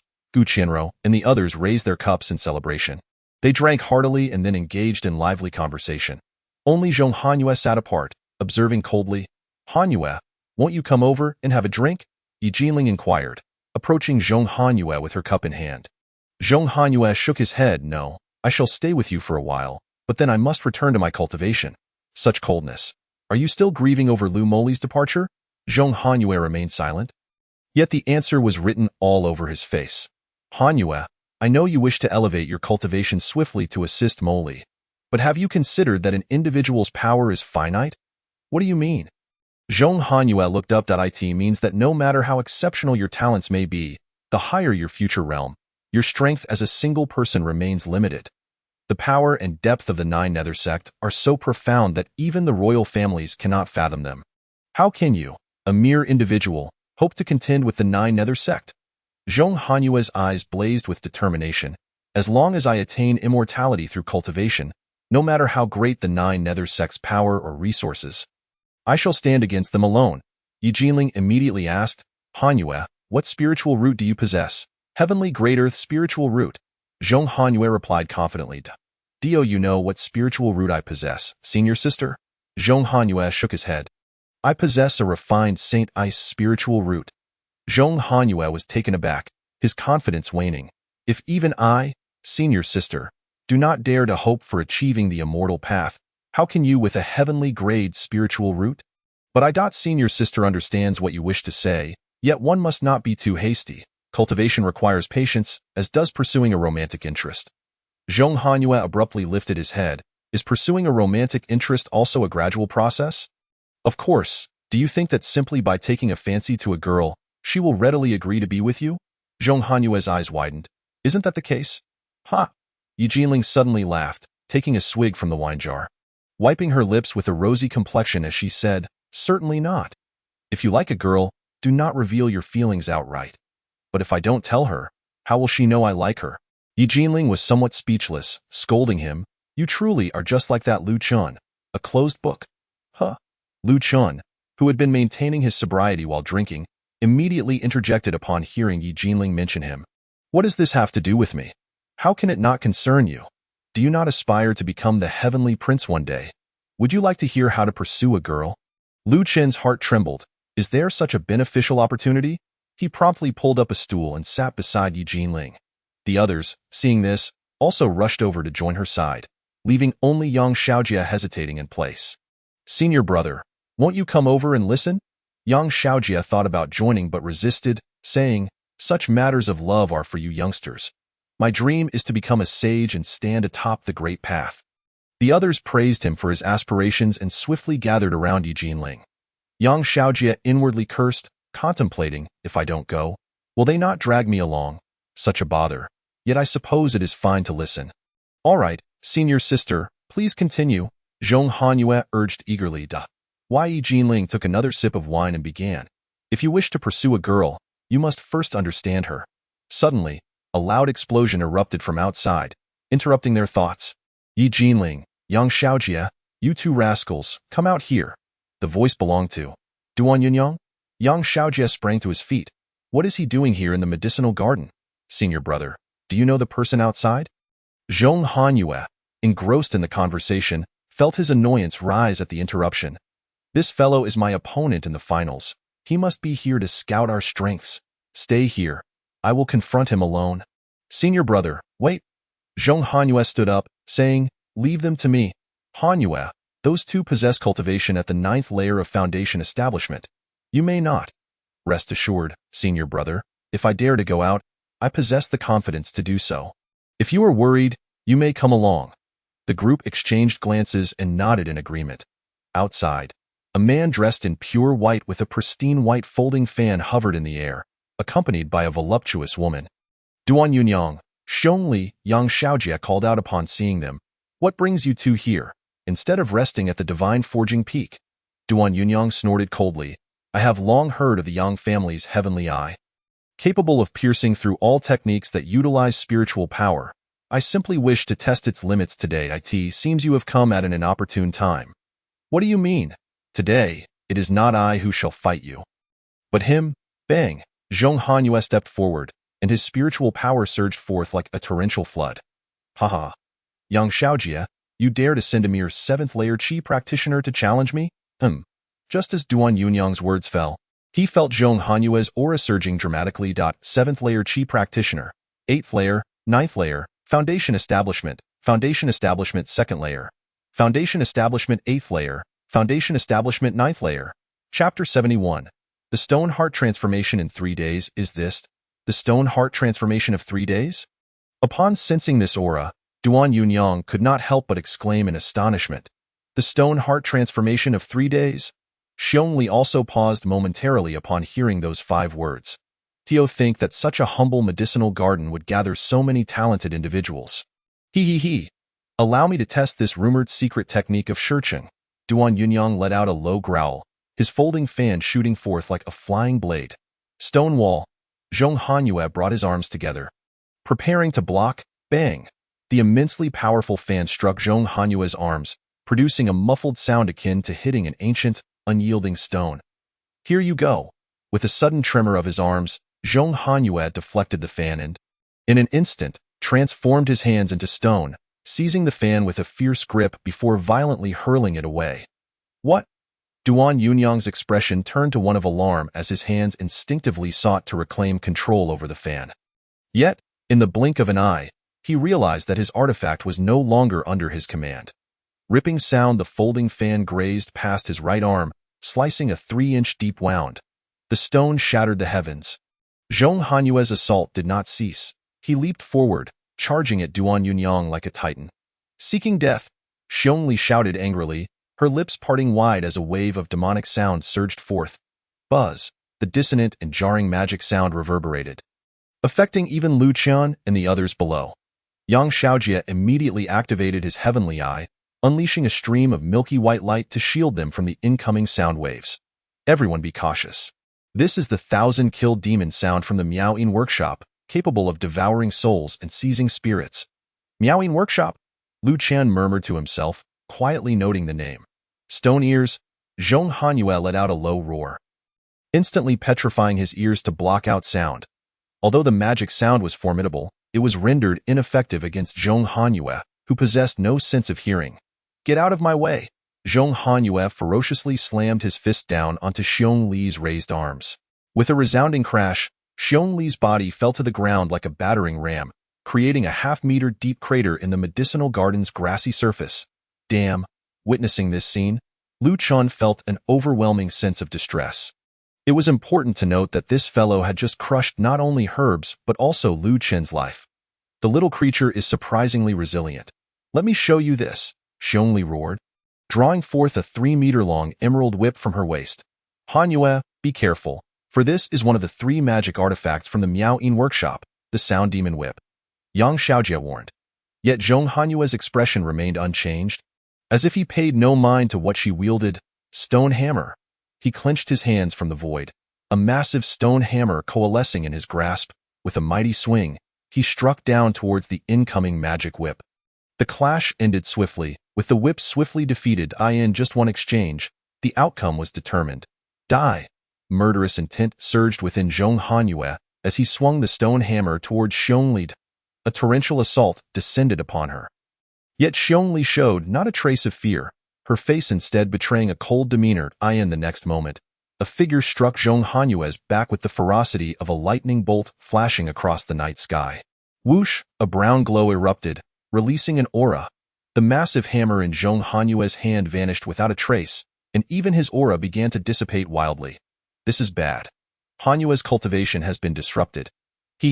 If you were to unleash the stone heart transformation of 3 days at the 9th level of Foundation establishment, we might have been somewhat intimidated, but now, you are far too weak. Bang! The power of the stone heart shattered, and Zhong Hanyue's body crashed heavily to the ground.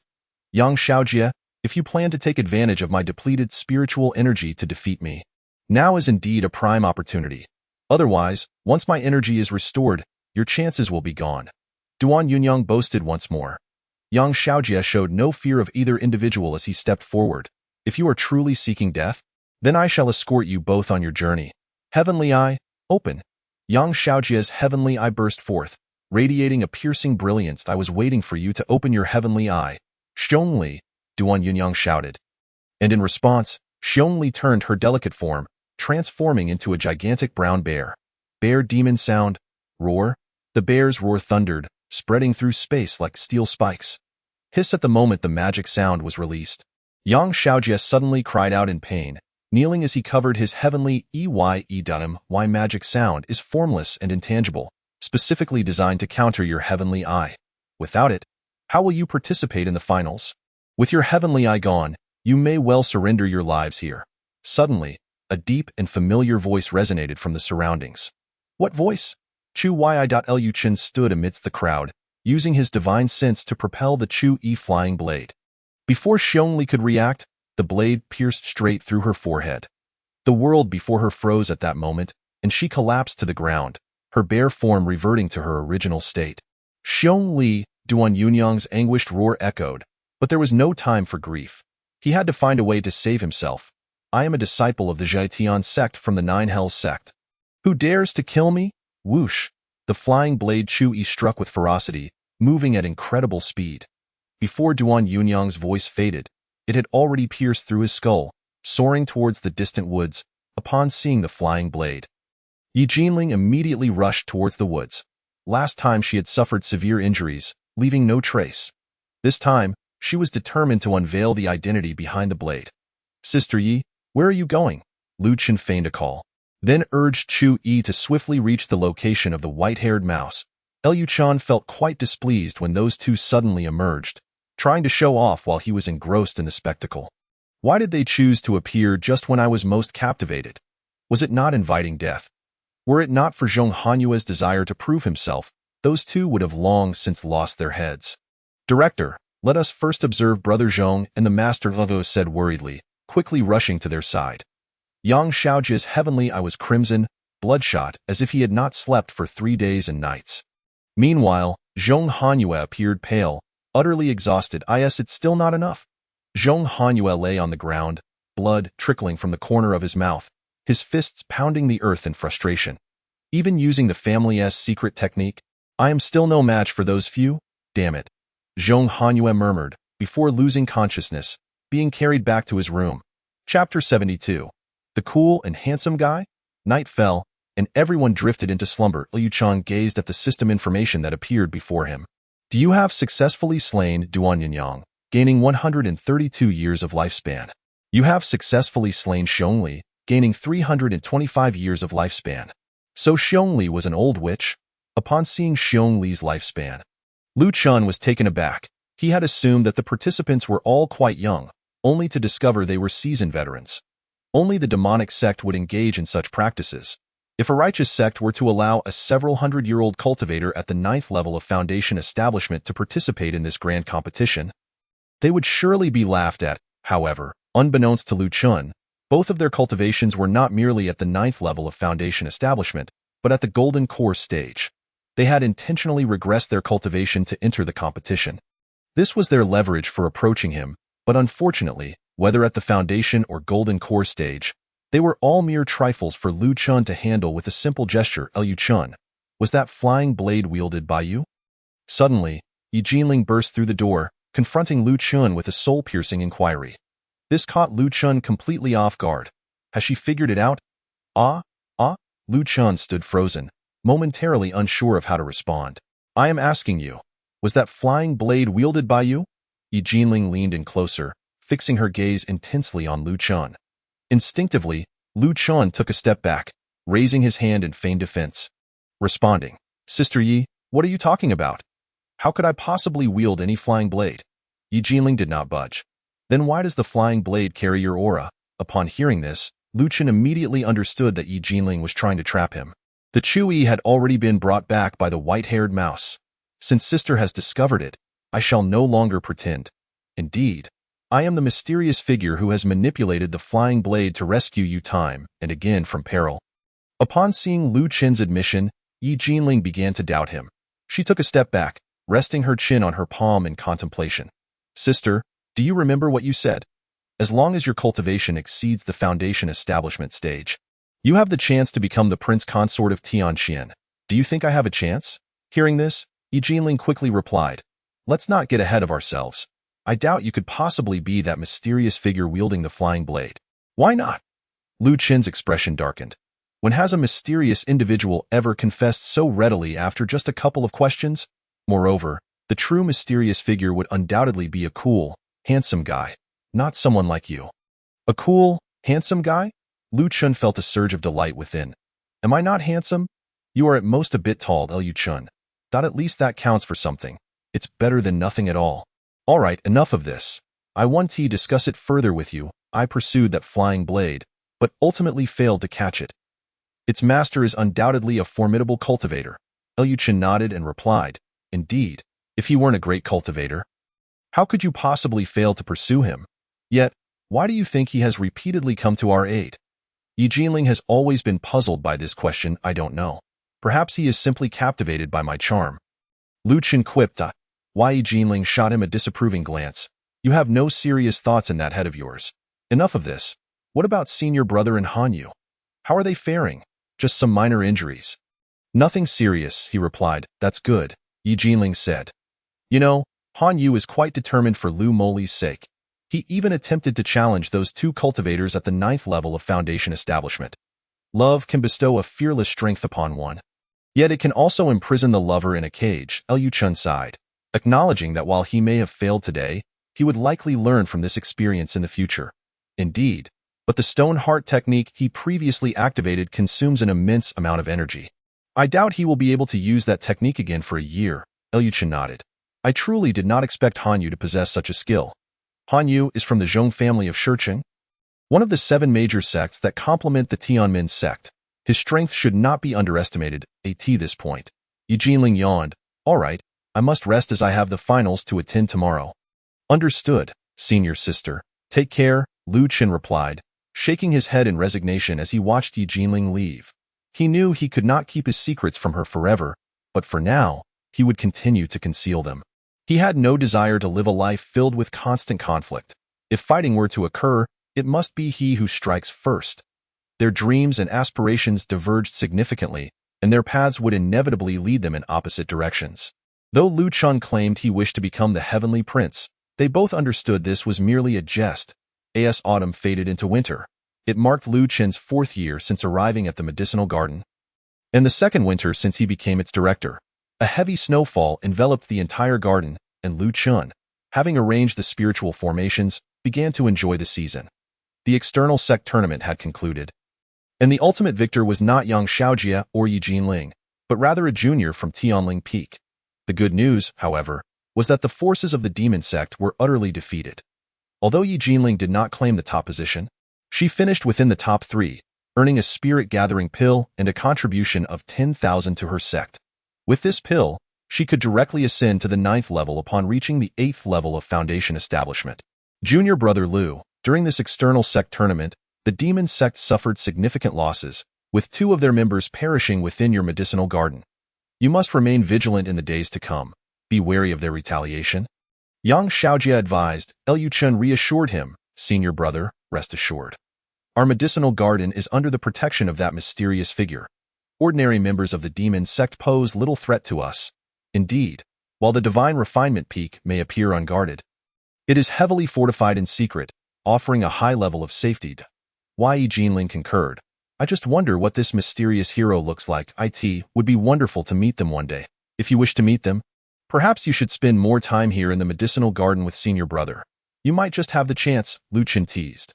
Another winter has arrived, and Lu Chen wished for more lively company in the medicinal garden. So he encouraged them to stay longer. Yi Jinling shook her head. Let's not. The external sect is urging me to return, and I have matters to attend to there. I also need to return to my family soon for ancestral rites. So I cannot linger here. Elu Chun understood that he could not retain them, so he simply said, then let us gather again next year. Agreed. They all nodded. As they bid farewell, Lu Chen suddenly remembered something important and quickly asked, by the way, senior brother, I am looking for some tasks related to managing medicinal herbs for others. Do you have any recommendations? Managing medicinal herbs for others? Yang Xiaojie inquired. Are you in dire need of spirit stones? Not at all. I simply wish to expand my knowledge of medicinal herbs. I plan to further develop the garden next year. I see. Let me think. Yang Xiaojie pondered for a moment. I happen to have a task available, but it involves managing herbs in someone's cave dwelling. The reward is a high-grade spirit stone every 6 months. Would you be interested? I would certainly be, Lu Chen replied eagerly. All right, I will contact him for you and let you know once I have news. Thank you, senior brother. 3 days after Yang Xiaojie departed, Lu Chun received a message from him. Junior brother Lu, I have contacted the person. When can you go?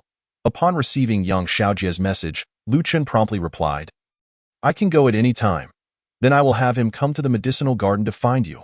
Very well, I will wait for him at the garden entrance.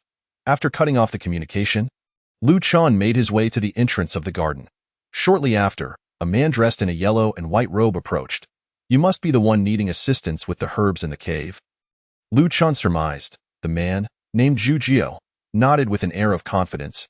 Indeed, I have taken on a task to descend the mountain and eliminate a demon from the Hall of Spectral Demons.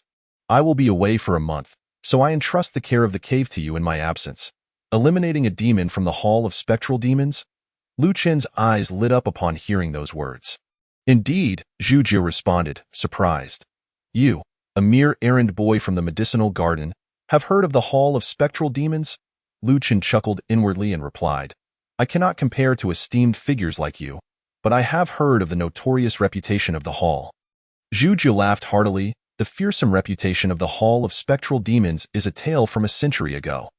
Ever since the first spectral demon perished, what is there to fear from them now? The first spectral demon? Lu Qin's gaze intensified with keen interest. He eloquently stated, "For someone of your stature to refer to someone as the first, they must possess considerable strength." Zhu Jiao, a mere outer sect disciple, basked in the flattery. Naturally, the first spectral demon was known as Qi Ming Han, a legendary figure with the 9 nether profounding body, possessing the mutated cold dream spirit root, a supreme master of both the ice and dream paths. Even the Tianmen sect had to avoid her brilliance during her lifetime. Alas, she tragically passed away a century ago. Since her demise, the demon sect has remained silent, lurking in the shadows to scheme. Is that so? Lu Chun acknowledged, though his thoughts raced. Wasn't Qi Ming Han merely an elder? How did she become the first spectral demon? Was she merely being modest? Or had she grown so powerful that she no longer cared for her reputation? Enough of this idle chatter. You should follow me to the cave now, Zhu Jiu urged. Liu Qin's eyes gleamed with determination as he eagerly complied. Throughout the journey, Lu Qin's mind was preoccupied with thoughts of Qi Ming Han. He had once entertained the idea of eliminating her, but how could he do that? A supreme master of the dream and ice paths surpassed Lu Chun by countless levels. He was currently a grandmaster of the blood path. Having achieved a certain level of understanding, what then of a supreme grandmaster? The thought was daunting. Furthermore, to master both paths to such a degree, what realm must one attain? The tribulation realm. Even if Lu Chun devoted all his lifespan to cultivation, he could never reach the tribulation realm. In a wonder Qi Ming Han had been reduced to mere fragments, yet still exuded such powerful pressure and could even split her will to reside within artifacts to guide Lu Chun. It was clear she held no regard for mere creatures like the flesh tree or the extreme sky eagle. They simply did not pique her interest. Luckily, Lu Chun had refrained from making foolish decisions earlier. Otherwise, well, he likely wouldn't be here now. It seemed he would have to make peace with this situation. As Lu Chun contemplated, he ultimately decided to acquiesce. Such a figure was not someone he could afford to offend. Since he could not make an enemy of her, he would strive to become her ally. After all, Lu Chun had choices. At worst, he could align himself with Qi Ming Han in the future hadn't she mentioned her personal grievances. If he stood by her side and supported her unconditionally, he might even secure a position within the Hall of Spectral Demons in the future. If all else fails, surely being a humble herb-gathering assistant would suffice. At that moment, Zhu Jiu produced a silver token and placed it into a slot at the cave entrance, causing the door to open. The cave was modest in size, approximately 100 square feet, filled with a variety of medicinal herbs and spirit plants. At the far end, there was a bed, a stone table, and several stone chairs and benches. Some of the herbs were nearing their harvest time. And while I am away, please assist in the gathering. Rest assured, Senior, that I will complete the task. With Brother Yang's assurance, I trust you, Zhu Jiu replied, leaving the silver token behind before bidding farewell to Lu Chun. As Lu Chun watched Zhu Jiu depart, he took a moment to reflect while seated on a chair. Then, he began the task of harvesting the herbs. You have successfully slain the soaring swordgrass, advanced tier 4, and gained 60 years of lifespan. Do you have successfully slain the enlightened heartflower, intermediate tier 4, and gained 50 years of lifespan? You have successfully slain. By the end of the day, Lu Chun had accumulated a remarkable 3,000 years of lifespan. His total lifespan was on the verge of surpassing 50,000, with the milestone of 100,000 also within reach. Once the herbs in Yun Qingyang's courtyard ripen next year, combined with those from the medicinal garden and Yun Valley's blessed land, in no more than 2 years, my lifespan will surely exceed 100,000. Liu Chun was already beginning to anticipate the features that would be unlocked by the 100,000-year system. A month slipped by quietly, during which Lu Chun had harvested a total of 10,030 years of lifespan from Zhu Jia's cave dwelling. This achievement marked a new breakthrough in his accumulated lifespan. Considering the time, Zhu Jia should be returning soon. Liu Chun was calculating the days. Unfortunately, instead of news of Zhu Jia's return, he received word of his demise. Zhu Jia is dead. Lu Chun gazed at the alchemy hall steward before him, shock evident in his voice. Yes, he failed an assassination attempt 3 days ago and perished at the hands of a demon. Liu Chun expressed his sorrow. I never imagined that a formidable foundation-building powerhouse would meet such an untimely end. You need not worry too much. The alchemy hall will compensate you for the spirit stones he owed you. That was not my intention. Chao Guang raised his hand to interrupt Lu Chun, stating that this was the decision of the alchemy hall and was not up for debate. You simply need to surrender Zhujia's cave token. Yes, Liu Chen promptly handed the silver token to Chao Guang. The herbs in his cave will be reclaimed by the alchemy hall, but a portion may be retained to expand your medicinal garden. Huh? Lu Chun was taken aback. Steward Chao, is that truly permissible? Of course, we have observed the performance of the Xian Valley Medicinal Garden. Your cultivation of these herbs is intended to supply the alchemy hall, not for personal consumption. What could be wrong with that? Lu Chen found Chao Guang's reasoning sound and thus agreed. He followed Chao Guang to the cave and, under Chao Guang's guidance, received 3 seeds of spirit herbs and 10 seeds of tier 3 herbs. Excellent. This resolves the introduction of new medicinal materials. Now, the only task remaining is to help Qi Minghan find the soul-returning pill. Liu Chan returned to the medicinal garden, exhaling a sigh of relief. As winter faded into summer, the scorching heat brought forth a vibrant vitality. Various herbs thrived luxuriantly. Within the headmaster's loft, Lu Chen's figure flickered, as he swiftly shifted positions 8 times within the space. Leaving behind 7 afterimages, success. Lu Chen gazed at his cultivation achievements, exhilarated. Quite impressive. In less than 2 years, you have attained such results. Master Ancestor did not misjudge you. It is indeed due to your guidance. Master Ancestor. Qi Minghan nodded in agreement. Naturally. I was once the first specter of the Ghost Demon Hall. With my guidance, your progress is bound to be rapid. Now that you have reached such a realm, prepare to head to the Shuesu Peak and retrieve the soul-returning pill for Master Ancestor. Chapter 74, Descent from the Mountain, a Dream. At long last, the day has arrived. I shall prepare to journey to the Shuesu Peak. Lu Chen feigned an expression of great excitement.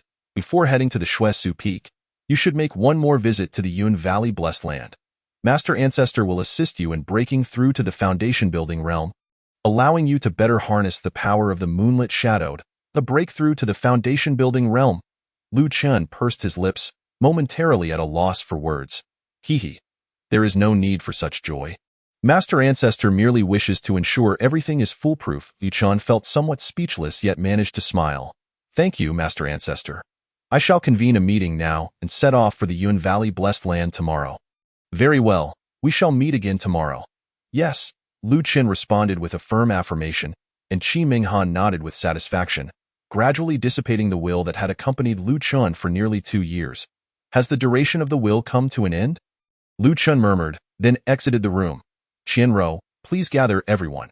Upon stepping outside, Lu Chen spotted Gu Qianro practicing diligently. Like Zhao Xian, she possessed no extraordinary talent for cultivation. However, both adhered to the principle that diligence can compensate for a lack of talent. Practicing daily in Lu Chen's courtyard. Yes. Gu Qianro had always heeded Lu Chen's words, never questioning the reasons behind his requests. Before long, everyone had gathered in the medicinal garden. Senior Brother Lu, did you call us here for something?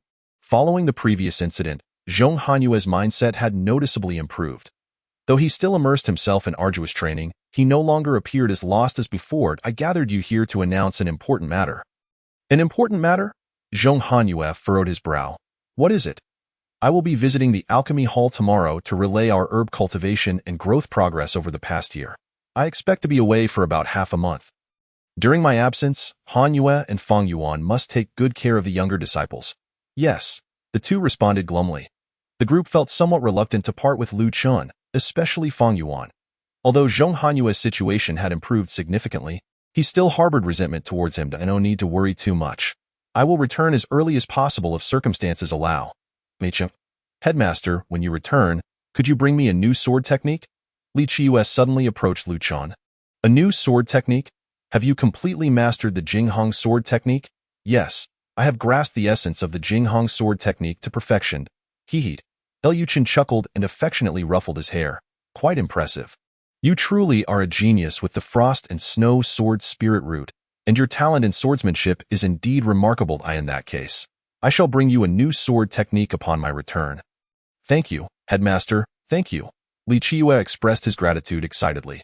The others, seeing Li Qiu's enthusiasm, also approached Lu Chen with requests for gifts.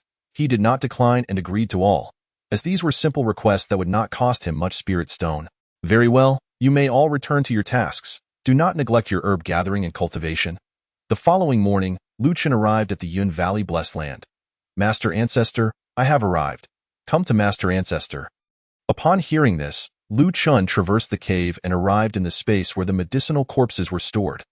After 2 years of changes, the skin and flesh of these medicinal corpses had significantly shriveled, as if all moisture had been drawn from them. In a corner, a dark purple orb of light floated in midair. It was the Rakshasa demon spirit Lu Chun had previously brought. Master Ancestor. What is this? Just a small technique, allowing my will to temporarily attach itself to this Rakshasa demon spirit. Master Ancestor truly possesses boundless abilities. Hee. Pooling praise is unnecessary. Come closer. Master Ancestor will now help you break through your cultivation. Lu Chun felt a tightening in his chest, secretly urging his spiritual power. He always maintained vigilance towards Pooling Han, for she was the first specter of the ghost demon. Should she change her mind and attempt to resurrect through his body, it would spell disaster for him. Lu Chun seated himself before the Rakshasa demon spirit. Relax your body and mind. Fully absorb the power I transmit to you. Yes, Lu Chun complied, and a dark purple beam erupted from the Rakshasa demon spirit. Under the illumination of this light, Lu Chun's consciousness began to rapidly fade.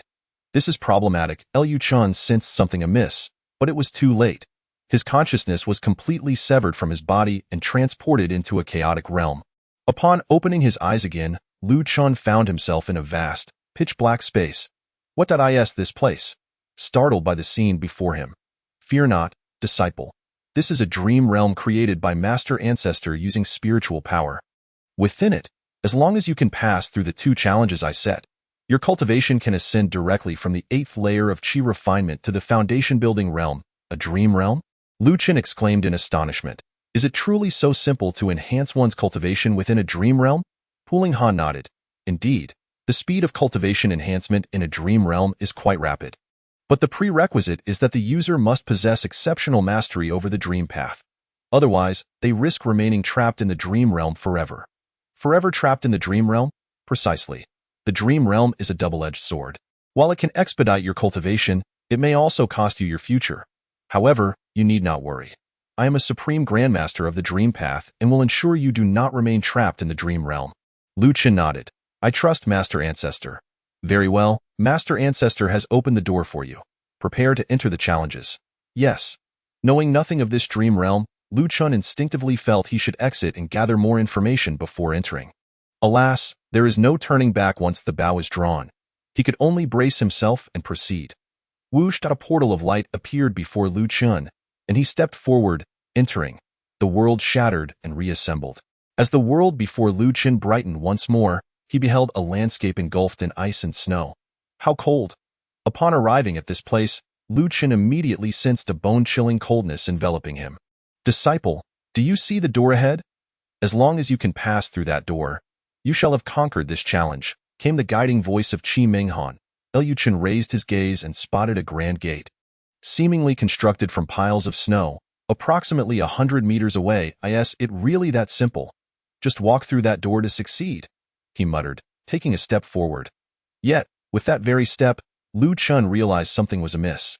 His feet had become utterly immobile, as if bound, refusing to heed his commands. What is happening? Chapter 75. The snowy heights and the chaotic spiritual roots. The frigid realm of snow has constrained your cultivation and realm, rendering you unable to move. Frigid realm? Lu Chun exclaimed in astonishment. What is that? It is a dreamlike challenge created by my master, simulating the boundary of the frosty snow peak. You may consider everything within this dream as if you were standing on the frosty snow peak.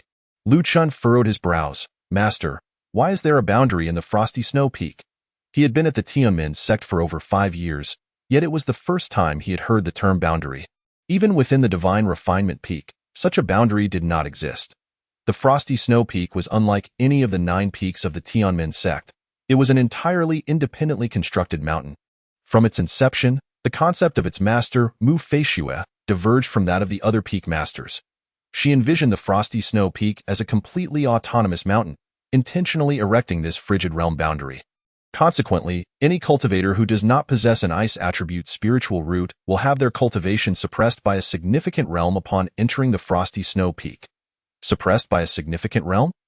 Lu Chun's expression turned blank. Oh, according to you, master, if my cultivation is at the 8th level of chi refinement, I would be reduced to a mere mortal upon reaching the frosty snow peak? Not merely a mortal. Your cultivation would be diminished by 2 entire levels. Liu Chun fell silent, realizing why he was unable to move. Being 2 levels behind made it entirely reasonable. However, you need not worry excessively. If you can pass these 2 challenges, I can use dream techniques to conceal your spiritual root and envelop you in the aura of ice. Thus, your cultivation will not be suppressed. But the prerequisite is that you cannot employ any techniques outside of ice.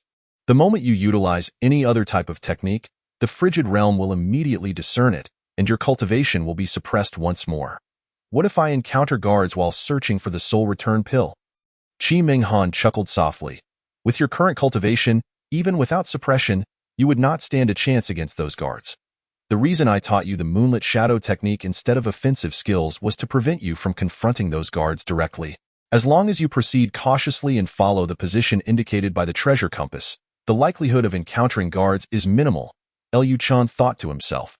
So you want me to master this moonlit shadow technique not to enhance my agility, but rather to flee if I encounter guards?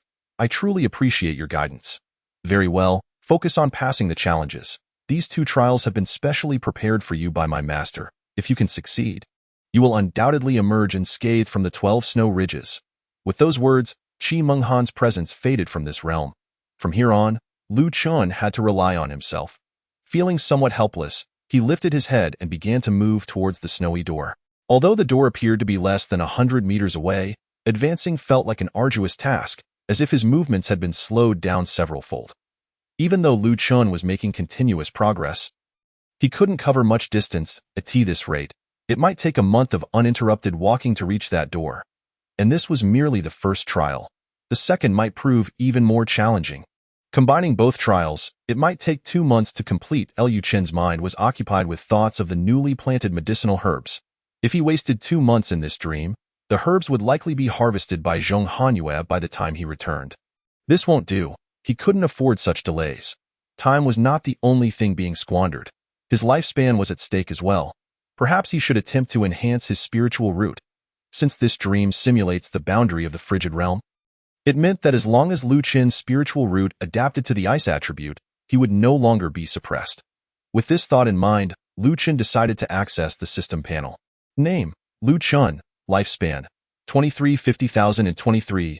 Physique: Yellow Spring Blood Demon Body. Can invest lifespan for evolution. Spiritual root: Ordinary 5 elements. Spiritual root. Can invest lifespan for evolution. Cultivation: 4th level of divine transformation. Can invest lifespan for evolution. Technique: Dragon God Primordial Technique. Heaven rank low level. Mastered. Can invest lifespan for evolution. It appeared that even within the dream, he could activate the system for evolution. Observing the spiritual root aptitude displayed on the panel, Liu Chun gritted his teeth and declared, System: Invest 10,000 years of lifespan to evolve my spiritual root. It had been 2 years since Liu Chen last evolved his spiritual root. To him, it was akin to an endless abyss, and the outcome depended entirely on luck. If luck were to abandon him, even investing 50,000 years of lifespan might not yield a desirable spiritual root. However, this time, Liu Chen chose to trust in his fortune. The thought of the harvested spiritual herbs made his heart ache. You have invested 10,000 years of lifespan to evolve your spiritual root. You have comprehended the natural essence of heaven and earth for 1 year, enhancing your perception of the 5 elements spiritual root. You have comprehended the natural essence of heaven and earth for 1,000 years, gaining a glimpse of true meaning from the cosmos. Obtaining a trace of Tao aura. You have comprehended the natural essence of heaven and earth for 3,000 years, receiving a gift from the heavens. Your spiritual root has merged and advanced to a low-grade 5 elements spiritual root. Wow, it has advanced to low grade, Liu Chun exclaimed in excitement. You have comprehended the natural essence of heaven and earth for 5,000 years. Your low-grade 5 elements spiritual root has been refined by the heavens, all advancing to a medium-grade spiritual root. You have comprehended the natural essence of heaven and earth for 10,000 years, by chance obtaining a trace of the heavenly Tao's true meaning. Through your relentless efforts, your 5 elements spiritual root undergoes a transformation, evolving into chaotic spiritual root. Chaotic spiritual root? Liu Chen's eyes widened in astonishment as he read the system notification, his breath quickening. The chaotic spiritual root possesses the ability of all attributes, with no mutual restrictions among the elemental powers. Incredible! I actually managed to obtain a mutated spiritual root. Heaven bless Lu Chun. His heart swelled with excitement. He had merely hoped for a 5-element spiritual root with an emphasis on ice, yet he had unexpectedly acquired a mutated chaotic spiritual root. It was beyond his expectations. Regaining his composure, he quickly suppressed the spiritual root aptitude with the Dragon God Primordial technique to prevent Qi Ming Han from noticing. Now, this boundary should pose no more restrictions on me, Lu Chen thought, as he slowly took a step forward. This step carried him half a meter, a stark contrast to his previous sluggish pace. Thrilled yet cautious, he spent an entire day traversing the snowy door. With a flash of light, he cleared the first trial. Not bad, not bad. You managed to pass the first trial in just one day. My master did not misjudge you. The next trial would present all the unforeseen challenges one might encounter within the 12 snow ridges. As long as he overcame this trial, his master assured him he would exit the frosty snow peak unscathed. Qi Ming Han's laughter echoed as Lu Chen's consciousness was transported to the second trial.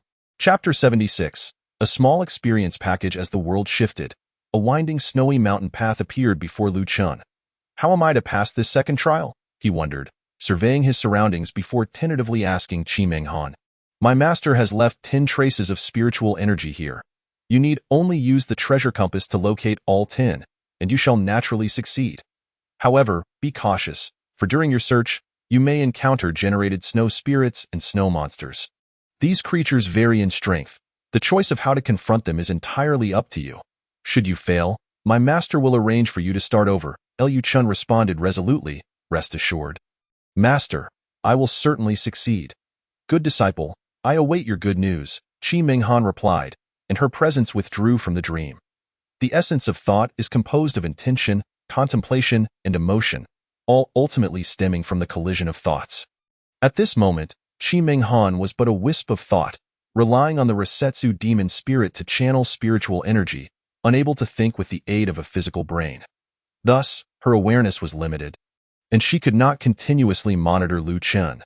Nevertheless, it was impressive enough for her to create such an expansive dream. Lu Chen took out the treasure compass and infused it with spiritual energy. The needle on the compass began to oscillate wildly before eventually settling on 3 directions. Then, pointing straight ahead, it appeared that the first trace of spiritual energy was directly in front of him. As Lu Chen advanced, the compass transformed into a phantom butterfly, guiding him onward. The compass possessed such a function? Lu Chen had initially thought he would have to keep a constant eye on the artifact. But to his surprise, it could take the form of a living creature. Truly, it is a remarkable treasure bestowed by the first phantom demon. The mountain paths here are all one way, occasionally branching out into several forks. However, guided by the fixed treasure plate, Lu Chen harbors no concerns about taking a wrong turn. After nearly a quarter of an hour, the snow before Lu Chen suddenly stirred, and the snowdrift absorbed the surrounding spiritual energy, transforming into an unsightly snowman. Has it come? Lu Chen could not discern whether this was a snow spirit or a blood beast, yet he sensed that the snowman's power was not formidable. Merely at the 3rd level of Qi refinement. Perish, with a flick of his finger, Chu Yi lunged towards the snowman. Everything in the dream felt remarkably real, including Chu Yi pierced through the snowman's body, leaving a wound upon its chest. The snowman's eyes, black and glimmering, lost their luster after being breached by Chu Yi. According to the guidance of the fixed treasure plate, the first trace of spiritual energy should be right here. Lu Chen paid no heed to the snowman and continued onward.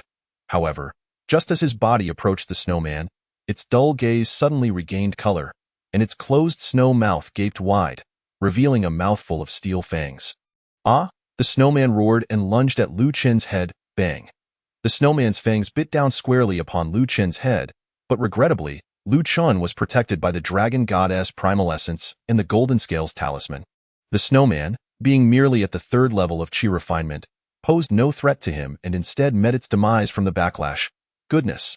Although Lu Chen was unscathed, he was still quite startled by the earlier scene.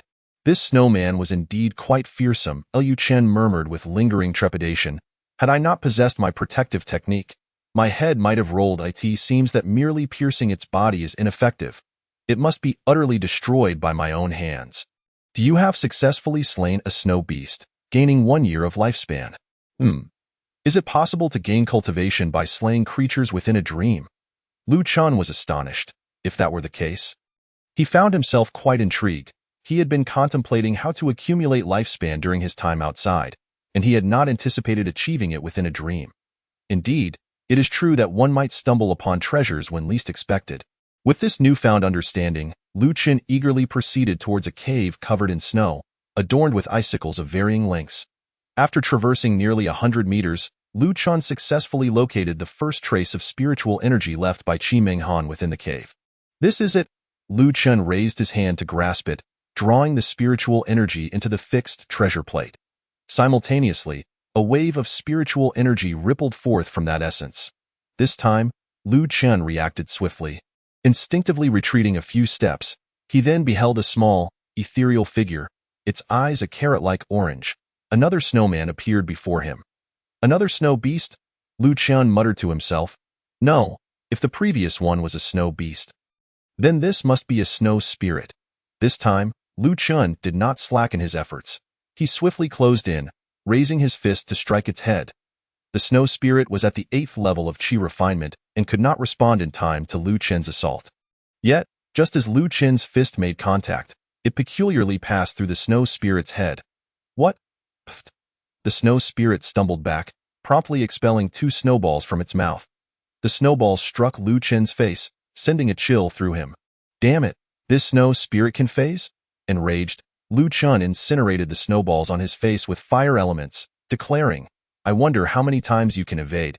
He activated the Dawn Phoenix sword technique, pursuing the snow spirit through the cave. Though the snow spirit could phase, it was ultimately constrained by time, and it fell beneath Lu Chen's onslaught. You have successfully slain a snow spirit, gaining 2 years of lifespan. Excellent, excellent. Not only can I complete my task here, but I can also accumulate lifespan. Truly a magnificent place for cultivation. Upon discovering that these snow beasts and snow spirits could extend his life, Lu Chen abandoned the idea of hastily completing his task and began to roam the snowy mountains. After all, these snow spirits and snow beasts were essentially small experience packs. To avoid arousing Qimeng Han's suspicion, he even deliberately allowed himself to perish a few times. Ultimately, on the 10th day, Lu Chen successfully collected the 10 traces of spiritual energy left by Qimeng Han. Passing through this second checkpoint, simultaneously, he had also accumulated 1,000 years of lifespan. The 1,000 years here were vastly different from those in the medicinal garden because the snow beasts and snow spirits would continuously regenerate. Conversely, once the herbs in the medicinal garden were harvested, they required time to grow anew. If given a choice, Lu Chen would prefer to remain in this dream indefinitely, for there was no real danger. Upon completing his task, the world before him shattered. The surrounding space collapsed, and a blizzard whirlwind surged forth. This icy tempest posed no harm to Lu Chen. It merely consumed everything around him. After a quarter of an hour, the whirlwind ceased, and under the infusion of a great power, everything converged into Lu Chen's body. This force was immensely powerful, sweeping through his organs and meridians the moment it entered. After a stick of incense had burned, a layer of ice elements enveloped Lu Chen's spiritual root energy, and his cultivation also progressed. Of course, this had no bearing on Lu Chen's current realm, yet to avoid detection, he feigned his cultivation as being at the first level of foundation establishment. Excellent, excellent. This is considerably faster than my master anticipated. Now that your cultivation and spiritual root are no longer restricted, the next step is to find a way to enter the 12 snow ridges. Lu Chen felt no anxiety regarding the issue of entering the Suex Peak, for Yi Jinling resided there. If he wished to go, he could simply contact Yi Jinling directly. What concerned him more was what Qimeng Han would do upon her resurrection. If she planned to attack the Tianmen sect, Lu Chen would absolutely not permit that. He did not wish to be branded a historical villain. Previously, Qimeng Han's powerful will had deterred him from inquiring. But now, having expended much of her strength, Lu Chen felt a glimmer of confidence.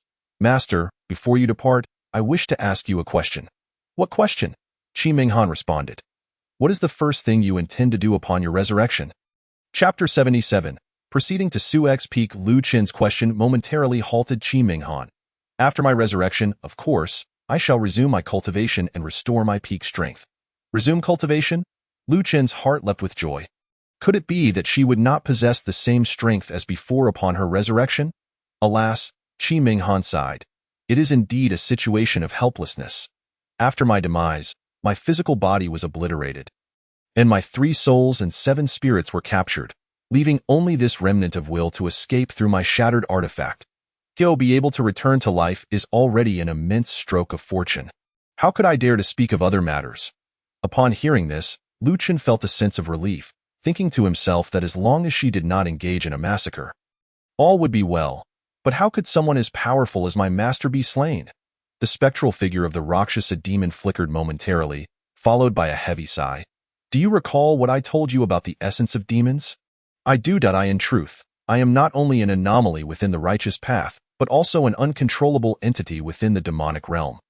Though I serve as an elder, my power far exceeds that of the sect leader.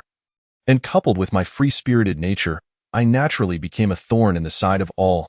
However, such a reputation merely sowed the seeds of resentment within their hearts, for I was still of use while I lived. Yet, once I resolved to infiltrate the Tianmen sect, they decided to eliminate me.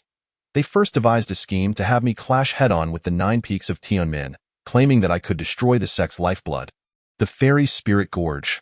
At the time, I harbored doubts, yet my accustomed freedom and the scarcity of those capable of slaying me led me to think little of it. But who would have thought that that old man Tianling would exploit the power of the cave heavens to severely wound me?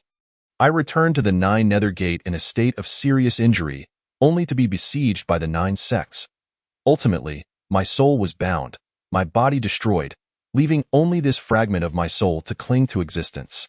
As Qi Minghan recounted these events, her tone remained remarkably calm, as though narrating the most ordinary of tales. Yet, Lu Chen listened with a heart full of trepidation and despair. The 2 most powerful sects in Tianxin Kingdom had united to target a single individual. Particularly someone she had trusted the most. Liu Chun could scarcely fathom the despair he would feel in such a situation. He had not anticipated that his master harbored such a past. Qi Minghan continued, "There is no need for you to mourn for me. Though I am dead, my spirit endures. Once I reclaim my physical form, those individuals shall undoubtedly pay the price. Very well. We shall discuss these matters further at a later time. For now, our urgent task is to recover the soul-returning pill. I am eager to confront those individuals. I can hardly wait to see the expressions on their faces when they behold me. It will surely be quite the spectacle." Qi Minghan's words banished any remnants of sorrow within Lu Chen's heart. It was no wonder the Tianmen sect established the Dark Hall. Such uncontrollable beings were indeed fearsome, capable of obliterating one's millennia of effort in an instant if one were not cautious. Yet, all Lu Chen could do was silently contemplate, his lips still respectfully uttering, "Your disciple shall proceed to Su X Peak. Indeed, before you depart, I shall provide you with a pouch. Should you encounter an insurmountable issue, simply open this pouch." "Thank you, master." Lu Chen expressed his gratitude and promptly set off. Upon exiting the Cloud Valley, Lu Chen immediately contacted Yi Jinling. "Senior Sister Yi, are you there?" Lu Chen took out the communication spirit stone belonging to Yi Jinling and inquired, "What brings you to contact me so suddenly?" The spirit stone flickered twice before glowing steadily. "What is it, you rascal?" Yi Jinling's voice came through. "Sister Yi, is that how you speak to me? Am I not allowed to reach out if I have no pressing matters?" There was a brief pause on the other end. "You can, so just tell me what you need." Liu Chun licked his lips and replied, "Recently, I unexpectedly obtained several dragon python spirit herbs. I thought to myself that keeping them would serve no purpose. So I considered delivering them to you, sister." "Dragon python spirit herbs?" Yi Jinling's tone grew serious. "Where did you acquire such high-level spirit herbs? That's a long story. Let us discuss it when we meet." "Sister, where are you in the outer sect of the Frosty Snow Peak?" "I'll come find you." Yi Jinling sensed Lu Chen's ulterior motives. Yet these dragon python spirit herbs were essential for concocting the dragon soul exploding pill, which she had been troubled about how to refine. A pill capable of permanently enhancing one's strength and spiritual power reserves. To her astonishment, Lu Chen possessed such valuable spirit herbs. "You can come. But you have a fire spiritual root, which means that when you arrive at Frosty Snow Peak, you'll be suppressed by the cold snow realm by a whole cultivation level. With your current cultivation, you will likely suffer from the cold unless you possess an ice attribute spiritual root." "Ah, the cold snow realm again," Lu Chen muttered. "Sister, Do you have any methods to mitigate its effects? There was a brief silence on the spirit stone before Yi Jinling spoke again. Right? We have the frosty snow spirit tree in our herb garden. If you pluck a branch from it and carry it with you, its aura will harmonize with frosty snow peak, allowing you to avoid the suppression of the cold snow realm. I asked that so? I happen to have a branch of the frosty snow spirit tree with me, Lu Chen replied joyfully. All right, then contact me when you arrived. I'll come out to meet you. Sister, just come out. I am already here. Ha? Yi Jinling exclaimed in surprise, and before she could ask further, Lu Chen had already severed the connection. The distance between Shanlian Peak and Frosty Snow Peak was over 10,000 miles. If Lu Chen, at the first level of foundation building, wanted to travel there, it would take at least 10 days. However, with his cultivation at the fourth level of transformation, he could arrive in merely a few breaths. Lu Chen activated the moon-slicing shadow technique, and with the enhancement of his transformation realm cultivation, his figure darted swiftly, reaching the sky above Frosty Snow Peak in an instant. The 8 shadows he projected were a deliberate suppression. He had already stepped into the second realm of the shadow technique, Void Severance. Speed had been a significant weakness for Lu Chen, but this moon-slicing shadow technique successfully compensated for that deficiency. In the blink of an eye, Lu Chen arrived beneath Frosty Snow Peak, suppressing his cultivation back to the first level of foundation building as he approached the gate of the peak. Frosty Snow Peak was a mountain range stretching for hundreds of thousands of miles, perpetually covered in snow, with the surrounding air often dropping to freezing temperatures, occasionally inhabited by snow monsters and snow spirits. At its center stood 12 towering snow peaks, resembling 2 hands reaching towards the heavens, soaring into the clouds, exuding an overwhelming aura. This frosty snow peak is indeed magnificent, and the spiritual energy here is abundant. No wonder the sect master concealed the returning soul pill in this location. Stop. Present your identification token. The gate was 3 meters high, crafted from snow, adorned with snow tiles and flying eaves, carved beams and painted rafters.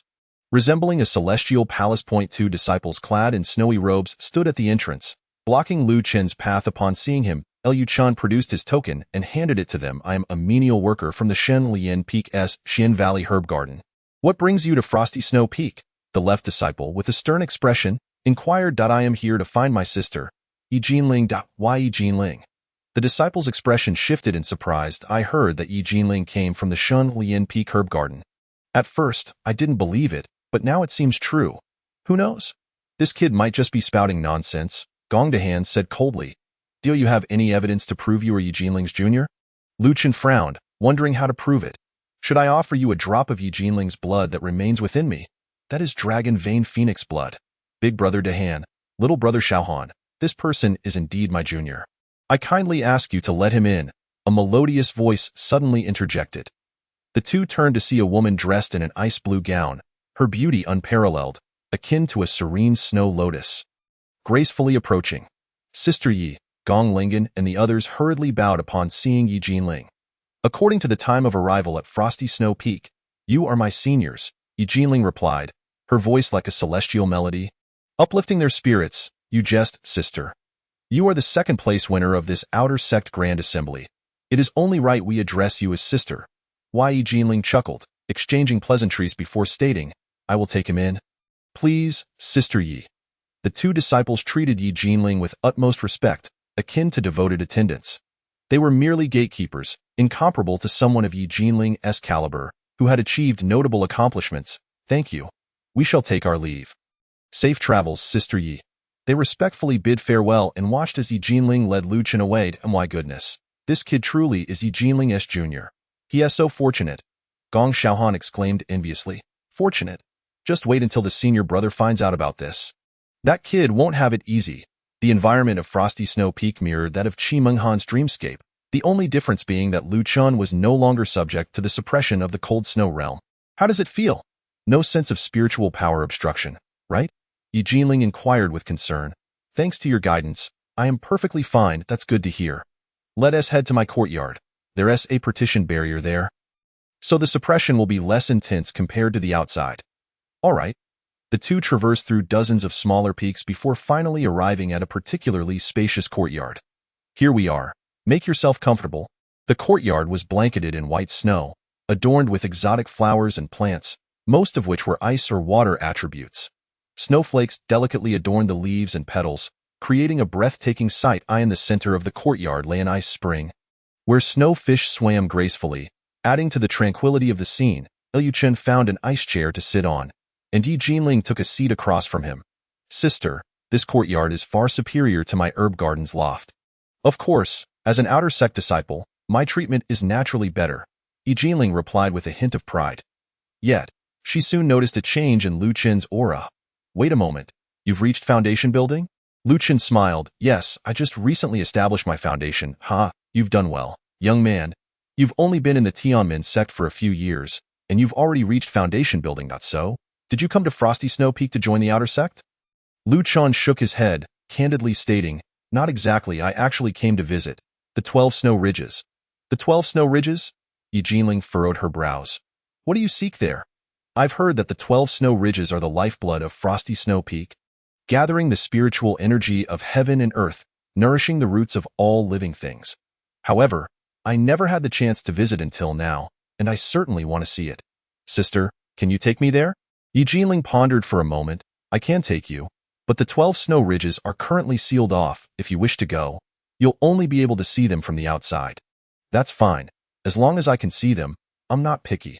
Although Liu Chen could locate the 12 Snow Ridges himself, that would make his movements suspicious and easily noticeable. Thus, it was safer to let Yi Jinling guide him. All right, you can stay in my courtyard for now, and I'll take you to the 12 Snow Ridges tomorrow.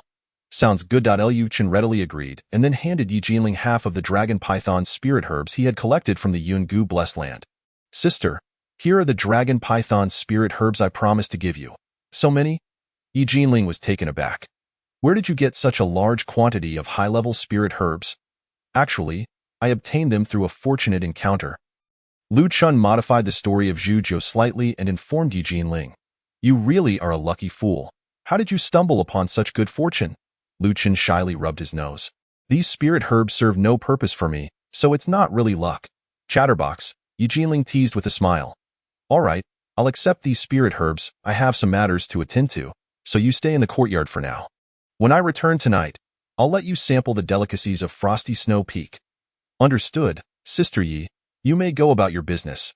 Yi Jinling acknowledged and then exited the courtyard. With nothing pressing to do, Liu Chen suddenly thought of Shi Yixue. Since arriving at Frosty Snow Peak, it had been 5 years since they last met. The disparity in their statuses truly was the greatest barrier in this world. Pondering this, Liu Chen took out Dongfang Yan's communication spirit stone. Dongfang Yan, are you there? Yes, yes, yes. Just as Liu Chen finished speaking, Dongfang Yan immediately connected the call. Brother, I was just about to reach out to you when you contacted me first. Upon hearing this, Liu Chen felt an urge to end the call. After all, this fellow's search for himself can hardly lead to anything good at it. Seems we share a remarkable understanding, Liu Chen awkwardly replied. Brother, recently Yixue has been in seclusion striving for the Golden Core Realm, and I wish to concoct a pill for her. I have heard that your Shuanggu herb garden has recently introduced a plethora of ice and snow spiritual herbs. Might I borrow some? Upon hearing this, Liu Chen inwardly cursed. It had been 5 long years, yet this guy still failed to realize he was nothing more than a sycophant. I happen to possess the latest edition of exquisite Spring Palace illustrations. A complete set of 10 volumes, Liu Chen exclaimed. This is merely because we are good brothers. Otherwise, I would never lend them to you. Liu Chen's agreement was not motivated by the thought of those Spring Palace illustrations, but purely out of brotherly affection. Indeed, it was for the sake of brotherhood. Naturally, our bond of brotherhood is as steadfast as the sun and moon, Liu Chen replied. What herbs do you require? 20 stalks of lesser eene grass, 30 branches of supreme cold twigs, and 5 branches of the snow refining tree. Liu Chen was taken aback. You're quite bold, asking for so much right off the bat. Come now, aren't we the best of brothers? Besides, didn't I help you last time you needed something? Wasn't that me going to ask for it myself? Alas, brother, your words are misguided. My suggestion to seek help from others was also a form of assistance. Liu Chen felt a bit speechless, but chose to say nothing further. By the way, is there a reason for your visit? Liu Chen feigned innocence. I came to the snow refining peak, thinking it's been a while since I last saw Yixue, and wishing to pay her a visit. What for? The tone of Dongfang Yin suddenly became animated. To see Yixue. I haven't seen her in years, and you think you can see her? Furthermore, The snow refining peak is a realm of cold and snow. How did you manage to enter? My entry is naturally due to my own methods. Is it any of your concern? Dongfang Yin underwent a complete change of demeanor. Well then, Brother Liu, please teach me. I too wish to see Yishue. Chapter 79. Gong Yuding Luchan regarded the swift change in Dongfang Yan's attitude with awe and responded, Did you not say Yishue is in seclusion? You won't be able to see her anyway. That does seem true. Let us save it for another time when I bring her some pills. With that, Dongfang Yin cut off the connection. Liu Chun sighed in resignation. This fellow certainly changes his mind quickly.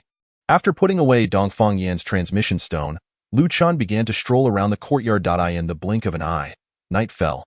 The night at the snow refining peak was not as pitch black as that of the divine refining peak.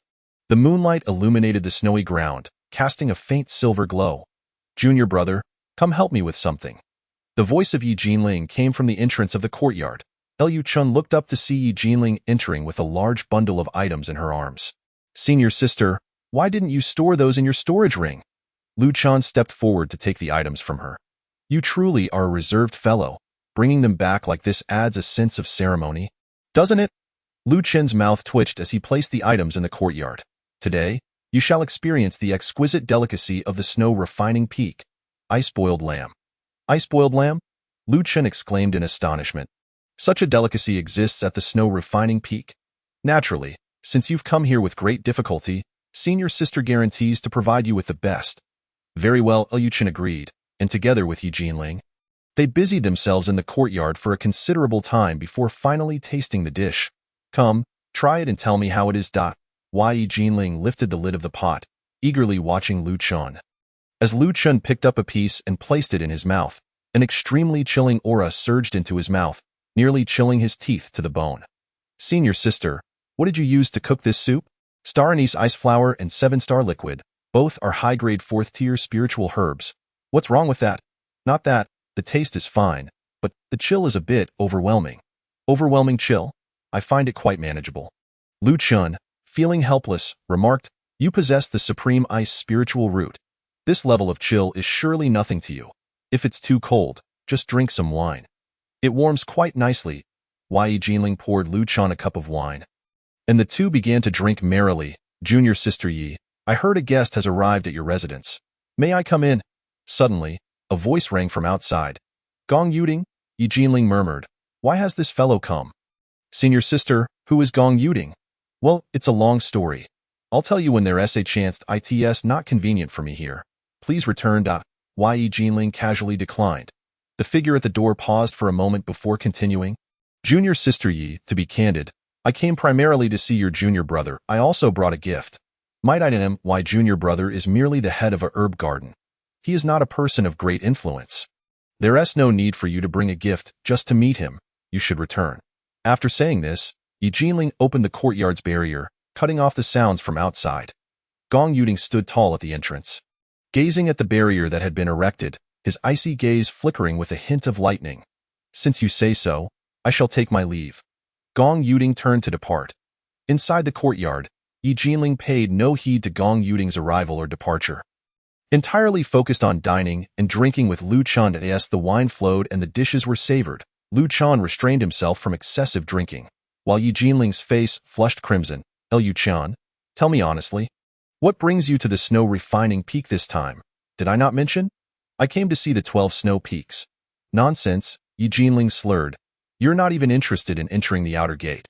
How could you possibly be interested in a few snow-capped mountains?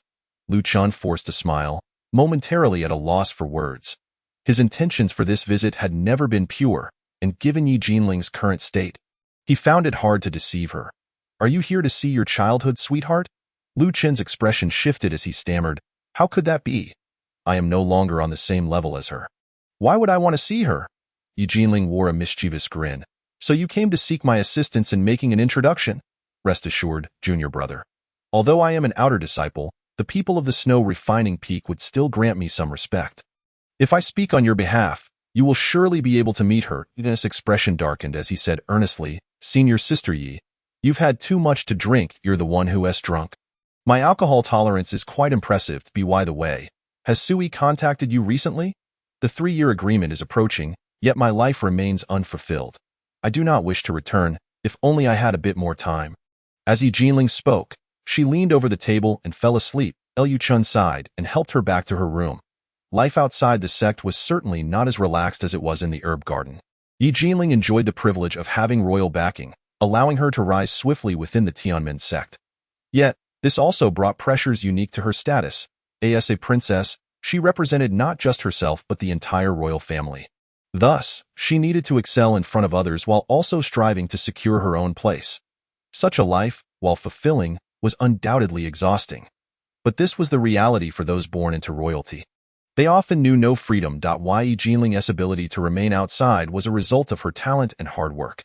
Though these two attributes may seem simple to mention, the actual effort behind them was immense.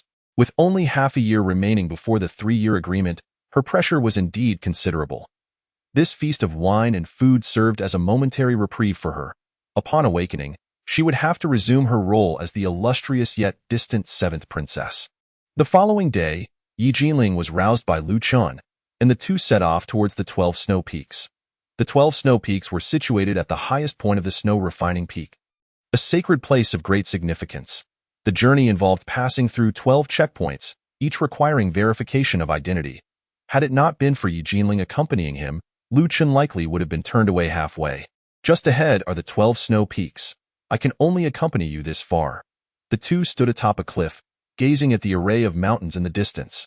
There were indeed 12 peaks, varying in height, stretching for tens of thousands of miles. The mountains were cloaked in snow, resembling a majestic icy garment.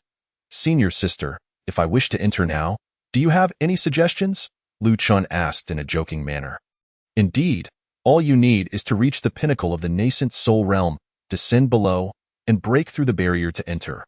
Will I not be discovered? Discovered? Yi Jinling's eyes narrowed playfully. The 12 snow peaks are sealed off. Not extinct. There are still 12 mountain guardians within. Common folk would never dare approach, let alone enter. Yi Jinling lightly nudged Liu Chen's shoulder. What's this? Is your childhood sweetheart inside? Liu Chen's expression shifted. Senior sister Yi. You jest again. Very well, if you wish to see, then see for yourself. The 3-year agreement is nearing, and I still need to reach the Golden Core realm. I must focus on completing tasks to earn contribution points. You Regis leaving me here? You're not a child. Do you still need me to watch over you? Liu Chun was momentarily stunned. That's unnecessary. I have already communicated with those people at the foot of the mountain. They will not make things difficult for you. You can leave whenever you wish. All right then, senior sister, you may continue with your tasks. I shall take my leave, and do not linger too long with that. Yi Jinling departed, leaving Liu Chen alone against the vast cliff face. According to his senior sister's words, this should be the gateway into the mountains. Liu Chen's gaze remained fixed upon the mountain ridges, his mind pondering the methods of infiltration. It was not until nightfall that Liu Chun descended the mountain. The guards along the way recognized him and, without further inquiry, allowed him to pass. He returned briefly to Yi Jinling's courtyard, then disguised himself, preparing to re-enter the 12 snowy peaks. Just after his departure, a man with eyes like lightning flashed a smile. Indeed, this fellow harbors ulterior motives. Chapter 80. The Dream-Cold Artifact. An unexpected turn. The silver moon hung high, casting its ethereal light upon the snowy peaks, resembling exquisite ice flowers blooming in layers. Breathtakingly beautiful, Liu Chun had traversed the necessary path to the 12 snowy peaks, gaining a considerable understanding of the cultivation levels of the various guards. Although their cultivation was merely at the golden core stage, their vigilance was remarkably high. Any slight disturbance would set their nerves on edge. Whoosh, whoosh, whooshed, a series of piercing sounds sliced through the air, startling the 2 guards stationed at the snowy path. What noise is that? Someone's here. The guards reacted almost simultaneously, exchanging a hurried glance before rushing out. Where does this thief dare to trespass upon my Quisno Peak? The 2 guards chased for 3 miles, only to discover nothing. Meanwhile, Liu Chen effortlessly passed through the first checkpoint. Knowing oneself and the enemy ensures victory in every battle. Liu Chen memorized their guarding methods. Exploiting the loopholes with ease, he employed different tactics to divert the guards at the first 10 checkpoints.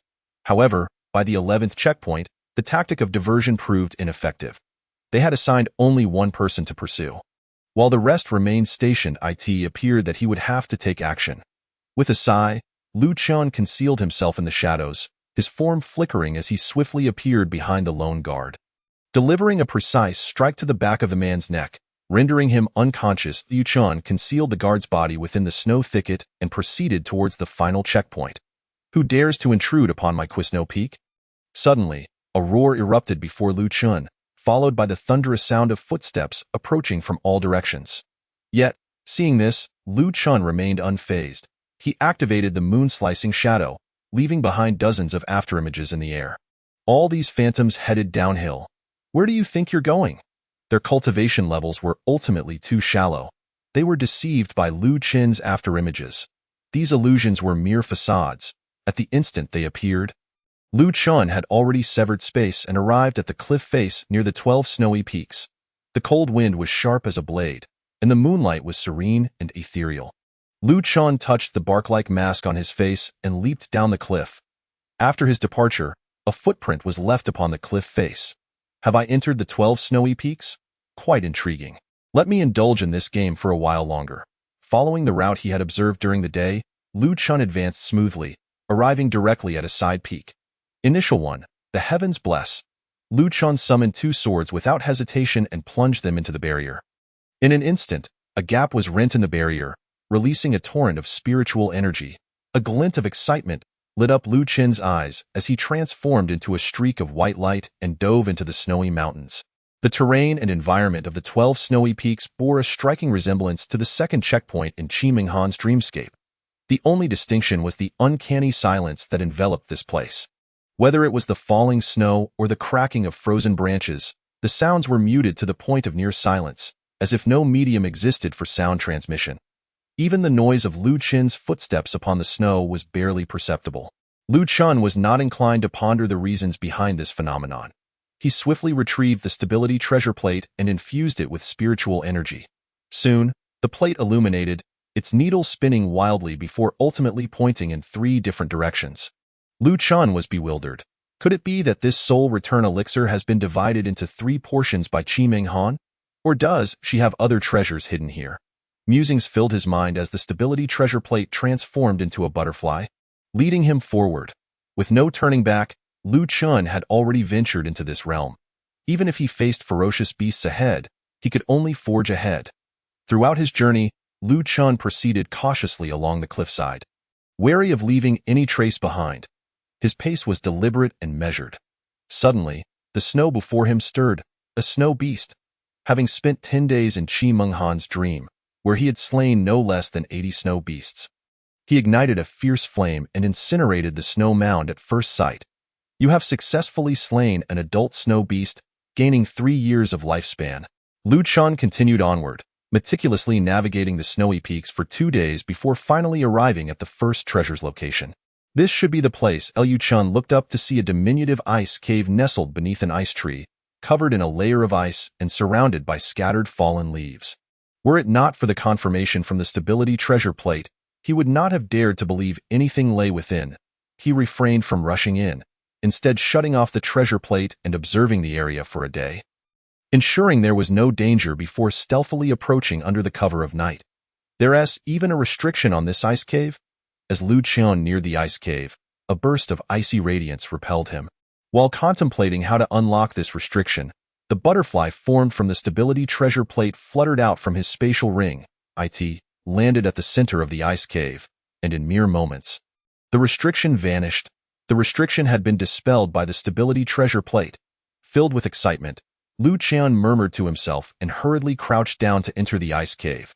The internal space of the cave was exceedingly narrow, only allowing passage for 1 person. Fortunately, it was a one-way path, and Liu Chun quickly reached the end. The terminus lay a makeshift ice chamber, showing signs of decay, yet it too bore a restriction. With the assistance of the stability treasure plate, Liu Chun successfully traversed the numerous seals and ultimately discovered a mirror disk at the far end of the chamber. The mirror disk was cracked, with several fragments missing. However, the aura of spiritual energy it radiated felt familiar to Liu Chun. Is this the artifact that harbors Qimeng Han's lingering soul? How could she have hidden it here?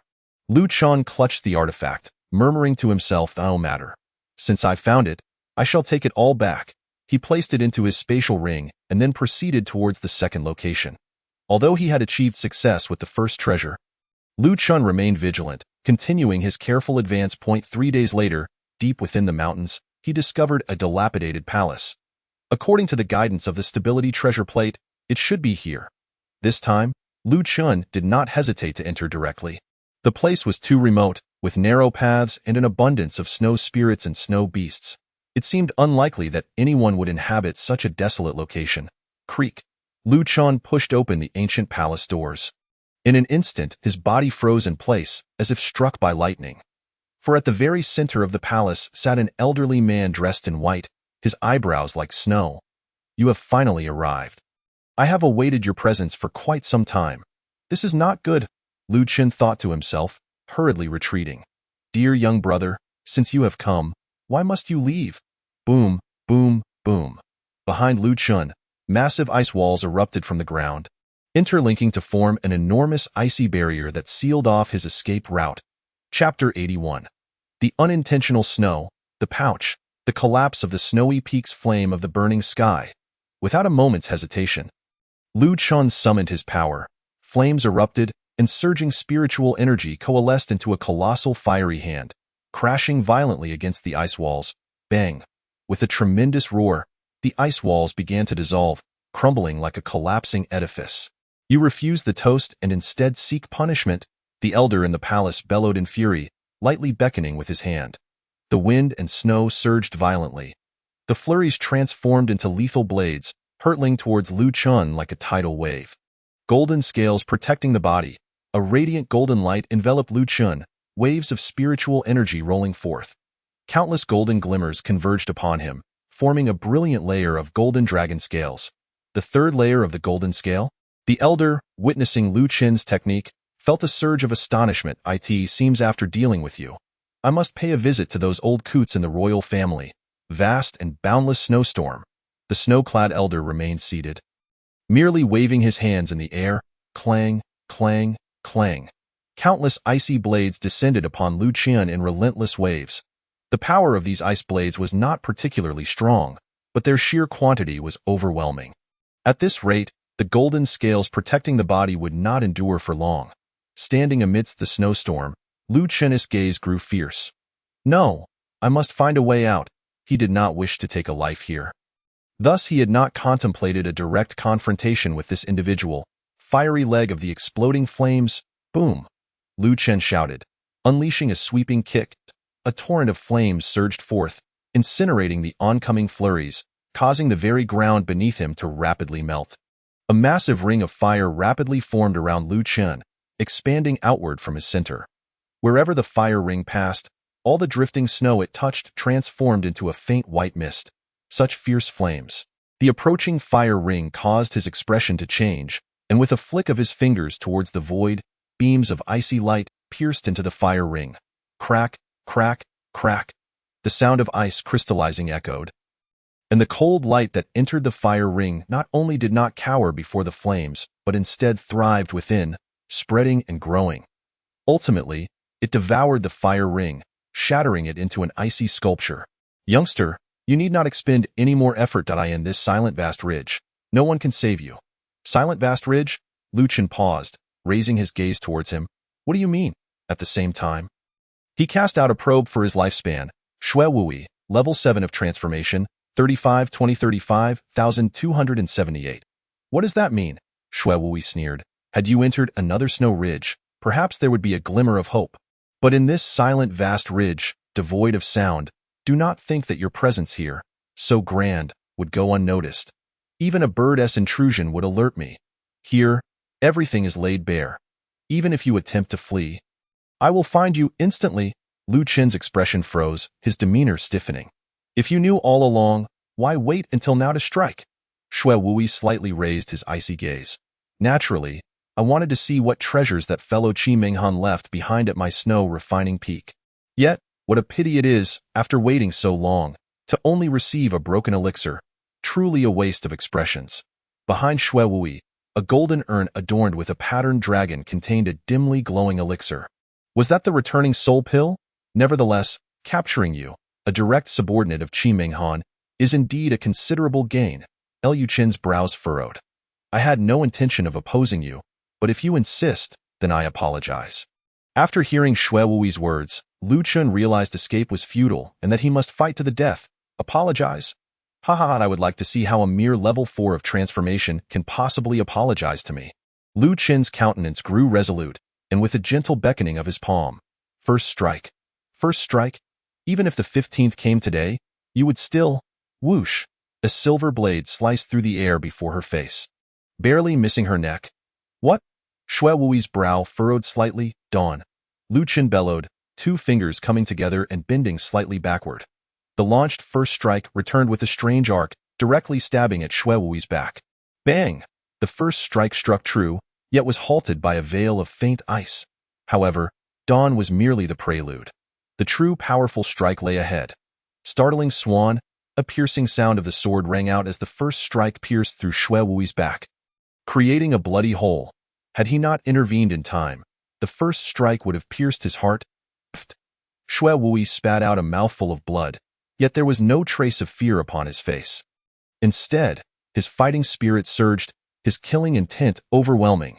Truly formidable for the younger generation, to be able to pierce through my ice mystic garb that it seems today. I shall have the chance to truly stretch my limbs. As he spoke, Xue Wui slowly rose to his feet. Though not tall, he stood exceptionally upright. His visage was aged, yet his eyes glimmered with the vigor of a youthful man. Today, allow me to demonstrate my self-created killing technique. Whoosh, whoosh, whoosh. The moment he stood, the world transformed. The snow fluttering in the air, the tranquil snow covering the ground, seemed to respond to his summons, swirling around him, gathering and coalescing, ultimately forming a majestic icy war armor. What is this killing technique?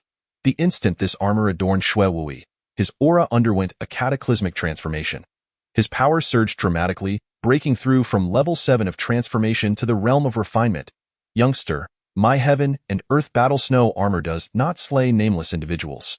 State your name. Lu Chen's body trembled, the fighting spirit in his heart plummeting to an icy stillness. With his strength, he might possibly slay a level 9 of transformation expert.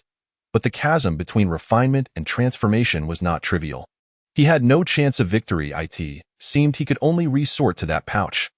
Lu Chun opened the pouch given to him by Qimeng Han, and a wisp of dreamlike energy slowly flowed from his spatial ring, intertwining and coalescing in the air, forming a radiant figure. Xue Wui, you, a mere transformational being, dare to know the name of my master? Qimeng Han. Upon seeing the figure before him, Xue Wui instinctively took a step back, his icy gaze trembling, his lips quivering. You are still alive. Shouldn't that question be for me to ask you? After enduring my killing technique all those years ago, you still managed to cling to life. It appears your so-called turtle shell battle armor is indeed extraordinary. You? Xue Wui glared fiercely at Qimeng Han. This is the 12th snow ridge of my snow refining peak. How could you, a mere remnant soul, possibly challenge me? Bang, bang, bang. As Xue Wui uttered these words, his inner killing intent overshadowed his fear. He raised both hands high, conjuring an icy long sword that descended towards Qimeng Han's figure. Seeking death, the flicker of illusion in Qimeng Han's eyes dimmed, as a realm of dreams burst forth from her hands. Bang! The dream exploded, engulfing the surrounding area for dozens of miles. Take the returning soul pill and flee. Qimeng Han's phantom called out to Lu Chun, then resolutely self-destructed. Boom! The explosion resonated violently, sending shockwaves that shook the entire 12th snow ridge. The barrier created by Xue Wui fractured under the explosive force. Countless cracks appearing and vast amounts of spiritual energy surged out uncontrollably. Witnessing this, Lu Chen's figure flashed, arriving before the golden urn. He raised his hand to seize the returning soul pill and then dashed wildly towards the exit of the 12th snow ridge. However, the moment he escaped the barrier, he found himself frozen in place. The 12th snow ridge was unexpectedly melting away. The barrier that once enveloped the sky had been blasted open, revealing hundreds of breaches.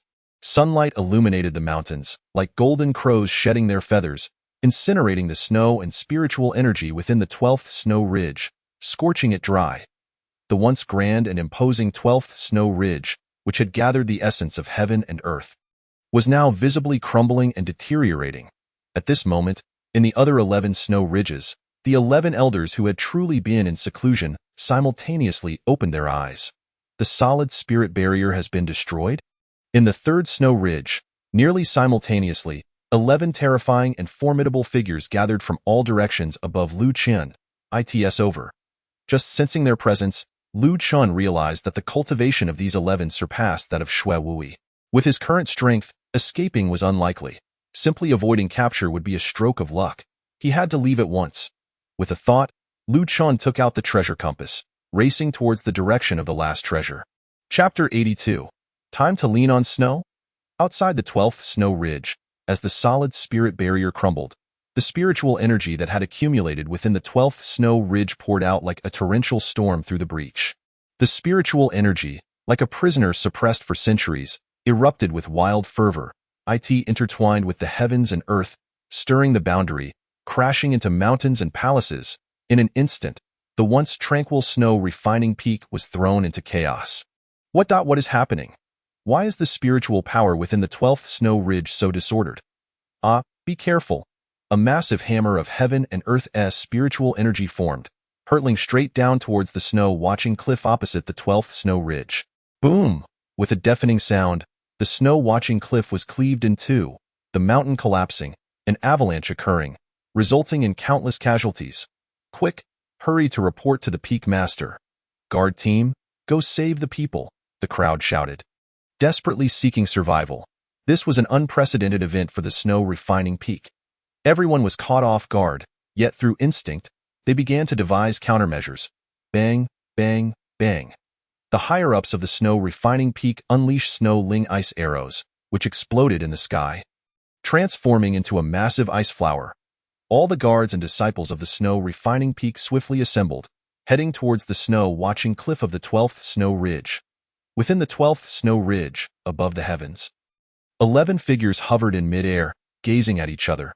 Quick, reinforce the barrier. Otherwise, the cold heavens and snowy earth will vanish. The ridge master, Xue Wujin, maintained a calm demeanor, issuing commands without haste. Yes, the 11 elders formed seals with their hands, conjuring the solid spirit array. The earth trembled, and patterns emerged upon the snow-covered ground. The patterns interconnected and intertwined, forming a massive formation. Heaven and earth solidify, Xue Wujin roared, unleashing a pillar of light thousands of feet high. Connecting heaven and earth, vast spiritual energy surged forth, rapidly enveloping the snow ridge, compensating for the breach in the barrier. After a full 3 hours, the solid spirit barrier finally completed its initial restoration. The external spiritual energy was entirely reclaimed, once again imprisoning it within this realm. Few finally succeeded.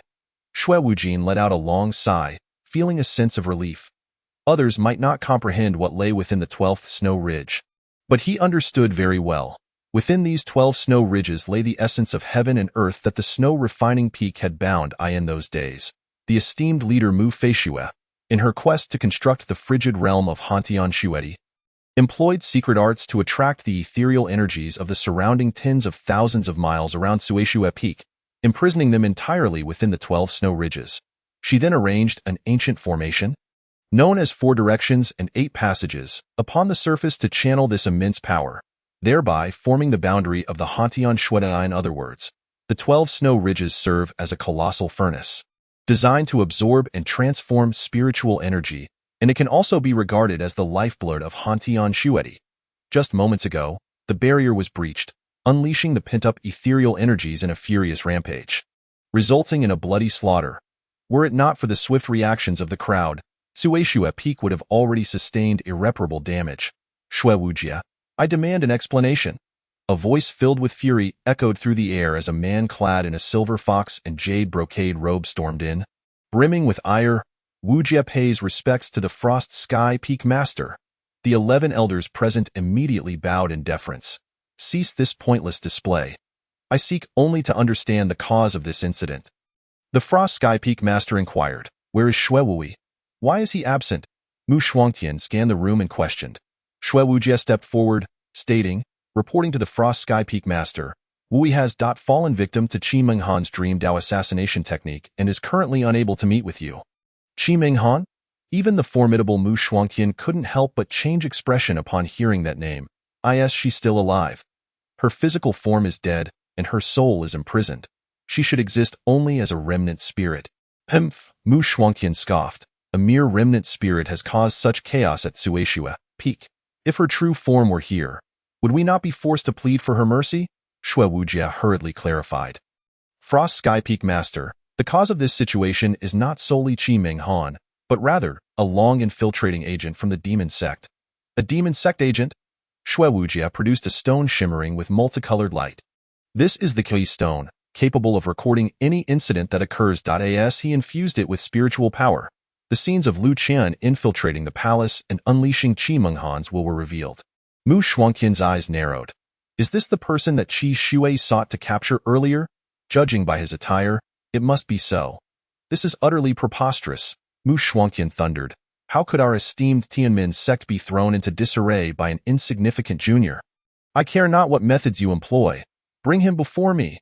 Rest assured, Peak Master. While I repair the barrier, I have already dispatched someone. He will not escape. Suishu Yuchen fled at breakneck speed, hastening away from the desolate and vast ridge. Upon exiting that realm, the surrounding sounds resumed their normalcy, yet the biting cold wind intensified. I have been exposed. It is only a matter of time before they find me. I must devise a means to escape this place. Liu Chun gazed at the flickering lights upon the treasure plate, placing his last hope upon it. He was acutely aware that without extraordinary methods, he could never leave the 12 snow ridges. His earlier actions had alerted everyone at Suishua Peak, and now, the 12 snow ridges were undoubtedly tightly surrounded by guards. Setting aside the fact that Lu Qian dared not approach the exit for fear of being discovered, even if he managed to escape, he would still face the question of how to deal with those sentinels. Who goes there? Lu Qian's senses heightened, and he suddenly unleashed a powerful palm strike before him. A blazing fire erupted, dissolving the incoming snowflakes, and crashed violently into a man. The man let out a blood-curdling scream, succumbing to the force of that blow. You have successfully slain a gold core realm cultivator, gaining 150 years of lifespan. Lu Qian's current offensive left no room for mercy. He was attacking with all his might. He feared that if he wasted any time, he would soon be surrounded. At that point, no matter how many tricks he possessed, death would be inevitable. That damned Qi Ming Han, must I risk my life because of her? If I cannot return, just wait and see how you will be resurrected. Lu Qian cursed under his breath, continuing to dash toward the last treasure's location. Along the way, he encountered numerous interceptors, all of whom he dispatched without hesitation. It was not that Lu Qian had developed a sudden thirst for blood. Rather, his identity could not be exposed. For if it were, not only would he perish, but everyone in the Xian Valley Herbal Garden would also suffer the consequences. Just ahead, Lu Qian's eyes sparkled with excitement as he beheld a frozen river before him. Halt, sinner! Suddenly, a breathtakingly beautiful woman clad in a silken snow robe and adorned with icy blue crystal shoes appeared before him. Liu Chun came to a stop, raising his gaze, his heart racing. Shi Ishua? Chapter 83. Capture of the Ancient Sea Tortoise. Standing upon the icy river, Shi Ishua's fair face was stern, her snow-like brows arched, and her eyes, seemingly infused with the souls of countless ice and snow spirits, were now filled with fury. With a single foot planted on the ground, her unparalleled grace and the aura that dimmed the heavens and earth were innate. Merely standing there left Lu Qian entranced. You cannot escape. Shi Ishua's delicate lips parted slightly. Snowfall, the pinnacle of ice. Her delicate hand was raised, and ice light burst forth, transforming into a colossal sword of ice, 100 meters in length. Surrender, Shi Ishua commanded. Charging forth with her sword, Liu Qin's pupils constricted, and instinctively, he took a step back before unleashing a punch. Boom! A scorching flame erupted, as Lu Qian crushed the ice sword with overwhelming force, causing it to dissolve into a torrential rain of ice shards. With resolute eyes, Lu Qian propelled himself forward, fire enveloping his fist, aiming directly for Shi Ishua's chest. Shi Ishua's breath caught, her hands instinctively raised in defense. Bang! An ice barrier materialized, absorbing the force of Lu Qian's punch. Yet the immense impact sent Shi Ishua staggering back hundreds of meters. Extreme Shadow Ice Phoenix transformation. Realizing the dire situation, Shi Ishua immediately activated her killing move. An outpouring of spiritual energy akin to a celestial river cascaded forth.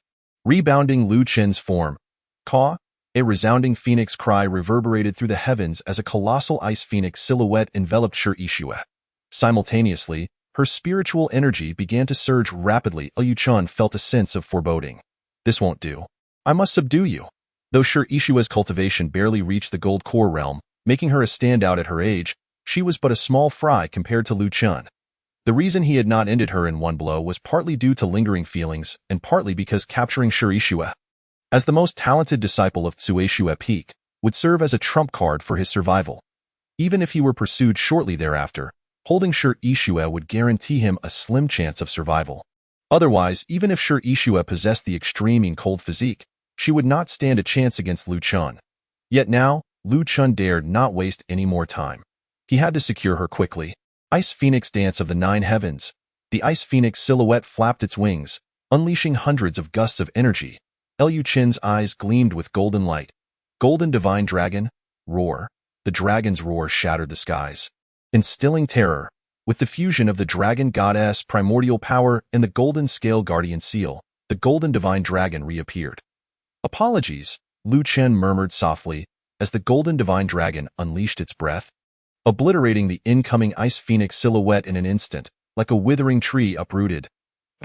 With her killing move shattered, Shi Ishue coughed up several blood clots. Come with me. A black rope shot forth from Liu Chen's hand, ensnaring Shi Ishue's form. This rope was the Dark Spirit Rope, previously belonging to Bloodfeather Taoist.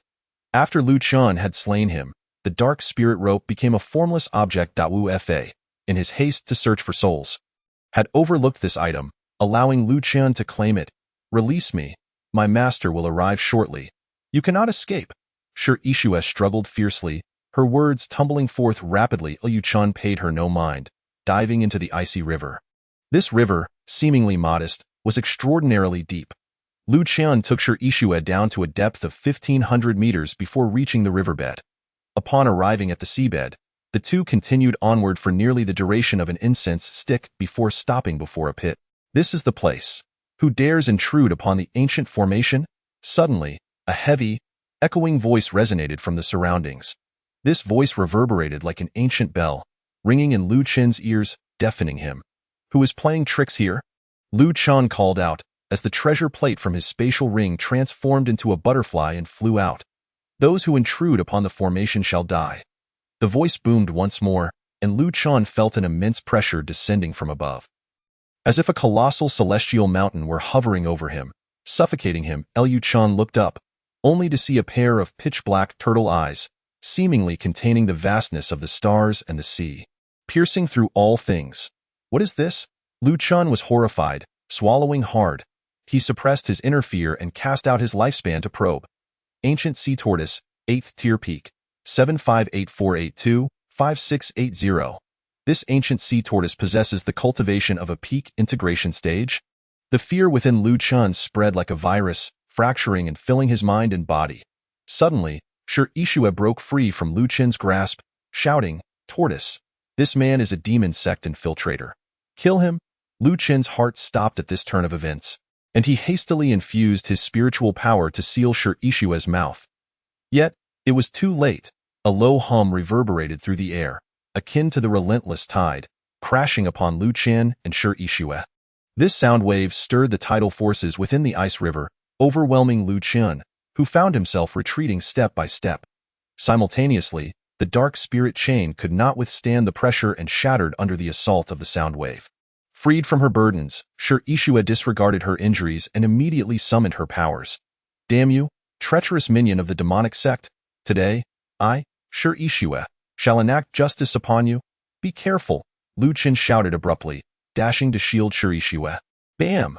A massive tortoise foot, measuring several dozen yards, crashed down upon Liu Chen. Bang, bang, crack! The golden-scaled protective talisman was obliterated by this blow, and the dragon goddess primordial energy reached its limit, failing to defend against the onslaught. Nonetheless, the impact shattered 3 of Liu Chen's ribs. A metallic taste filled his mouth as blood surged forth, yet he forced it down. Enter my grand formation, and you shall all perish, the ancient Sea Xian turtle's voice boomed. heavy and slow, yet its murderous intent was swift. With a deep inhalation, the seawater surged, transforming into spiraling torrents that rushed towards its gaping MW. Liu Qin's heart sank. Run? Just then, he turned to look at Shi Yixue, only to find her ice blade piercing through her own chest, protruding from the front. The excruciating pain heightened Liu Qin's awareness. With a swift motion, he sent Shi Yixue tumbling into the pit, then darted to the pit's edge. The butterfly formed from the fixed treasure disc had already undone its seal, and Liu Qin dove in with Shi Yixue. You won't escape. The ancient sea Xian turtle unleashed a torrent from its maw. A colossal water vortex stirring the riverbed, erupting forth with a thunderous roar. The seals left by Qi Minghan crumbled under the strain, collapsing entirely. Come forth, the ancient sea Xian turtle inhaled once more. And a massive whirlpool formed instantaneously, pulling everything from the pit into its grasp. Though Liu Qin pressed forward with all his might, he was still affected by the suction, being drawn towards the pit's exit. Damn it! Liu Qin cursed under his breath, summoning Tianyu and fiercely embedding it into the pit's wall to mitigate the suction's pull. However, this was merely a temporary reprieve. Being drawn away was only a matter of time. In the critical moment of life and death, Shi Yixue shifted her body, floating in the center of the pit, her ice-blue hair dancing in the currents. Suddenly, she bit her tongue, releasing a spray of her essence blood. Ice Phoenix, arise! Chapter 84. The liquefied spiritual qi of heaven and earth, a blood sacrifice. Liu Qin was taken aback, utterly unprepared for Shi Yixue to offer her essence blood at such a pivotal moment to counter the suction. With determination in her frosty gaze, Shi Yixue's hands wove intricate seals. Just moments prior, she had received a message from Shui Wuji. The message indicated that she was currently situated in the heart of the ancient formation, where the ancient sea Xian turtle served as the guardian beast. Any intruder would be deemed an enemy, including those from Shuxiafeng. The only individuals exempt from attack were those bearing a token and of Mu lineage. Consequently, Shui Wuji had no immediate solutions, urging Shi Yixue to stabilize Liu Qin while safeguarding herself, assuring her that they would arrive shortly. Thus, she resolved to sacrifice her essence blood to buy time. As for Liu Qin's earlier act of saving her, it scarcely crossed her mind. Setting aside her status as a captive, Liu Qin would not easily allow her demise, even if she were not a prisoner. Her constitution and beauty made her a coveted prize among the demonic sect, ensuring they would not relinquish Shi Yixue. Therefore, her sole focus was on surviving the ancient sea Xian turtle's wrath. If she could endure until Shui Wuji arrived, Liu Qin would be trapped without escape. With a piercing cry, the sound of the phoenix resonated through the depths, far louder than before. In the next instant, a nearly corporeal image of the ice phoenix burst forth from Shi Yixue, sealing the pit's entrance. Under the ice phoenix's protection, the suction weakened significantly, allowing Liu Qin to swiftly react, pulling Shi Yixue along as they fled. However, her cultivation was still insufficient. Even with her blood sacrifice, she could not hold out for long. The vortex's strength surged, the image of the ice phoenix gradually fracturing, and the immense suction enveloped Liu Qin and Shi Yixue once more. Shi Yixue's complexion paled, and she suddenly expelled a jet of blood. Though the blood sacrifice had immense power, its efficacy was fleeting, and the backlash was severe. This infernal turtle truly was a nuisance. Liu Qin could not have anticipated such a formidable spirit beast lurking here, deepening his frustration. Time was running out. They would perish if this continued. He glanced at Shi Yixue, gritting his teeth. Can you still move? If you wish to survive, join me in resisting this suction. Shi Yixue lifted her gaze to meet Liu Qin's, her voice faint. I have sacrificed my essence blood and have no strength left. In truth, she still possessed energy, but she would not expend it easily. She intended to conserve her last reserves for a critical moment. Liu Qin appraised Shi Yixue, saying nothing further, and pressed forward towards the vortex. In his eyes, her recent blood sacrifice had indeed exhausted her strength. Even if he coerced her to resist, she could not endure for long. Thus, he had to rely on himself. Shi Yixue glanced back, observing the gaping wound on Liu Qin's chest, the river water flowing freely through it. Strangely, the water appeared non-aggressive, even aiding in healing Liu Qin's injury. The spiritual energy here was peculiar. Could it be? Shi Yixue's eyes narrowed as she discreetly released her protective energy, allowing the river water to seep into her orifices. Without her protective energy, She expected to suffocate, yet to her surprise, the extraordinary river water did not choke her. Instead, it replenished her depleted spiritual energy. This was not mere river water, but liquefied spiritual energy of heaven and earth. Sure, Ishua was astonished yet maintained an extraordinary calm. She quietly absorbed the surrounding energy, gathering strength and preparing for a counterattack. Meanwhile, Lu Chun was filled with worry as he stared at the coalescing vortex before him. At this juncture, he could only resort to his final strategy. Suspended in the pit's center, Lu Chun was slowly drawn towards the exit by the vortex. "Blood demon!" he bellowed, streams of blood lines erupting from his body, racing outward and swiftly absorbing the surrounding river water. In mere moments, a dry void formed around Lu Chun. Though this void lasted less than a second, it left Lu Chun dumbfounded. What was happening? The blood demon was consuming the river water.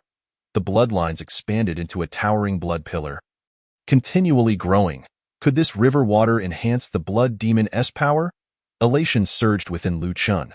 He disregarded any other considerations, fervently channeling the blood demon's energy, allowing it to absorb the river water and amplify its might. "Get out of my way!" The thunderous roar echoed once more. The vortex within the pit swelled, its suction intensifying abruptly. A smirk crested Lu Chun's lips. "You're just in time. Let you taste the blood demon." He thrust his hands forward. The blood pillar, now saturated with the ice river's water, shot forth like a cannonball towards the exit. Boom! The blood pillar raced forth with incredible speed, bursting out of the pit and crashing into the ancient Xi turtle's maw. With the blood demon bolstered by the ice river's strength, it broke the turtle's suction. "Damn you, vermin!" The ancient Xi turtle's pull was severed, and it descended in fury to the riverbed. With a deafening crash, the sand particles erupted, forming a curtain of sediment that cascaded down from its limbs. It opened its mouth again, expelling the river water it had consumed. While the ancient Xi turtle's technique, swallowing heaven and earth, was formidable, it was unfortunate that the water had to be expelled once consumed. Otherwise, it would suffocate. Indeed, it would suffocate. For this river water was no ordinary flow. It was transformed from imprisoned spiritual energy. The principle of the Great Way is akin to water, and so is spiritual energy. The barrier of the Hanyu world relied upon the spiritual energy from the 12 snow peaks for sustenance. While this ancient formation that transmits spiritual power operated on the liquefied spiritual energy, this explained why the blood demon consumed the river water, as it was the purest essence of heaven and earth. Similarly, Lu Chun's wound did not worsen but healed due to the absorption of this spiritual energy. In the pit, the moment Lu Chun sensed the suction weaken, he was filled with exhilaration, grasping Sure Ishua and sprinting deeper into the pit. With the pull diminished, they swiftly reached the pit's end. There, a massive stone door awaited, adorned with the seals left by Qi Ming Han. Yet the fixed treasure disc could not unlock these seals. Lu Chun's heart stilled, his mind racing. What lay beyond this door that warranted 2 distinct seals from Qi Ming Han, with each requiring different methods for dissolution? The waves expelled by the ancient Xi turtle surged back, a terrifying force crashing down. Hey! Sure Ishua urged, "Can you open this door? That ancient Xi turtle is launching its attack again." Lu Chun felt a sense of urgency within, yet who could decipher how to break this seal? Never mind, he thought.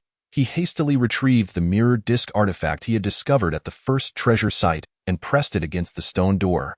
With a whoosh, a fantastical radiance shot forth from the stone door. And in the blink of an eye, both Lu Chun and his companion were drawn into its depths. Chapter 85.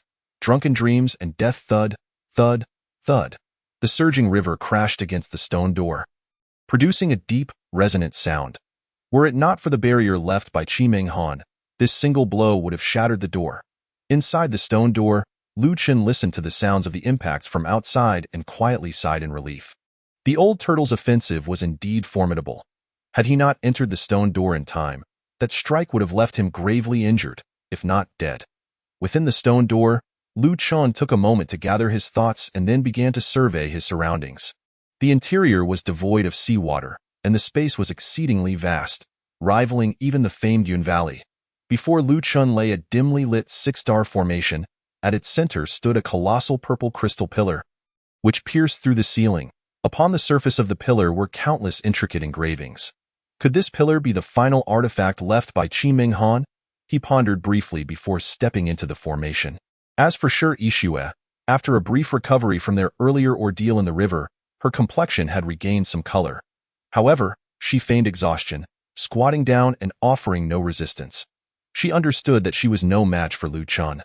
Her only task was to guard this place and prevent his escape. Was this Qi Minghan's dream-based killing move? Lu Chun approached the purple crystal pillar, murmuring in astonishment.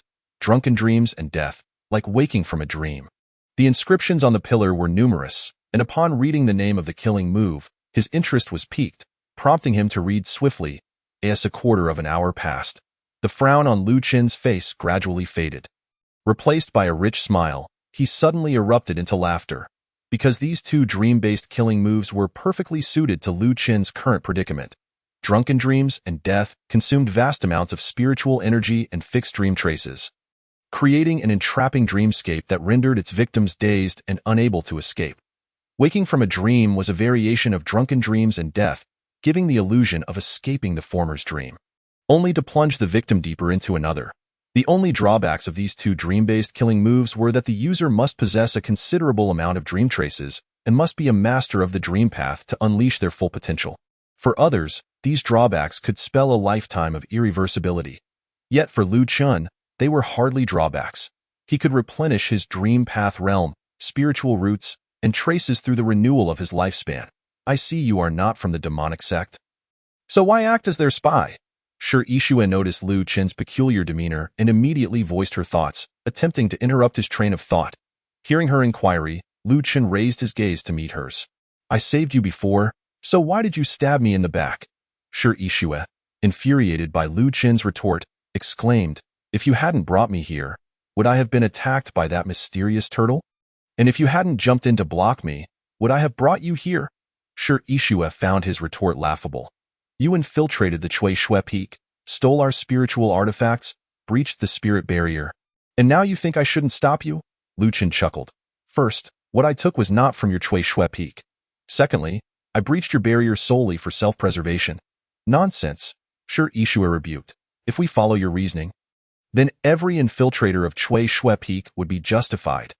I believe you have been brainwashed by the demonic sect, losing your judgment and consciousness, becoming a mere tool for them. Lu Chun shook his head. You seem to misunderstand. I have never claimed to be a spy for the demonic sect. What do you mean? Shi Yixue frowned, perplexed.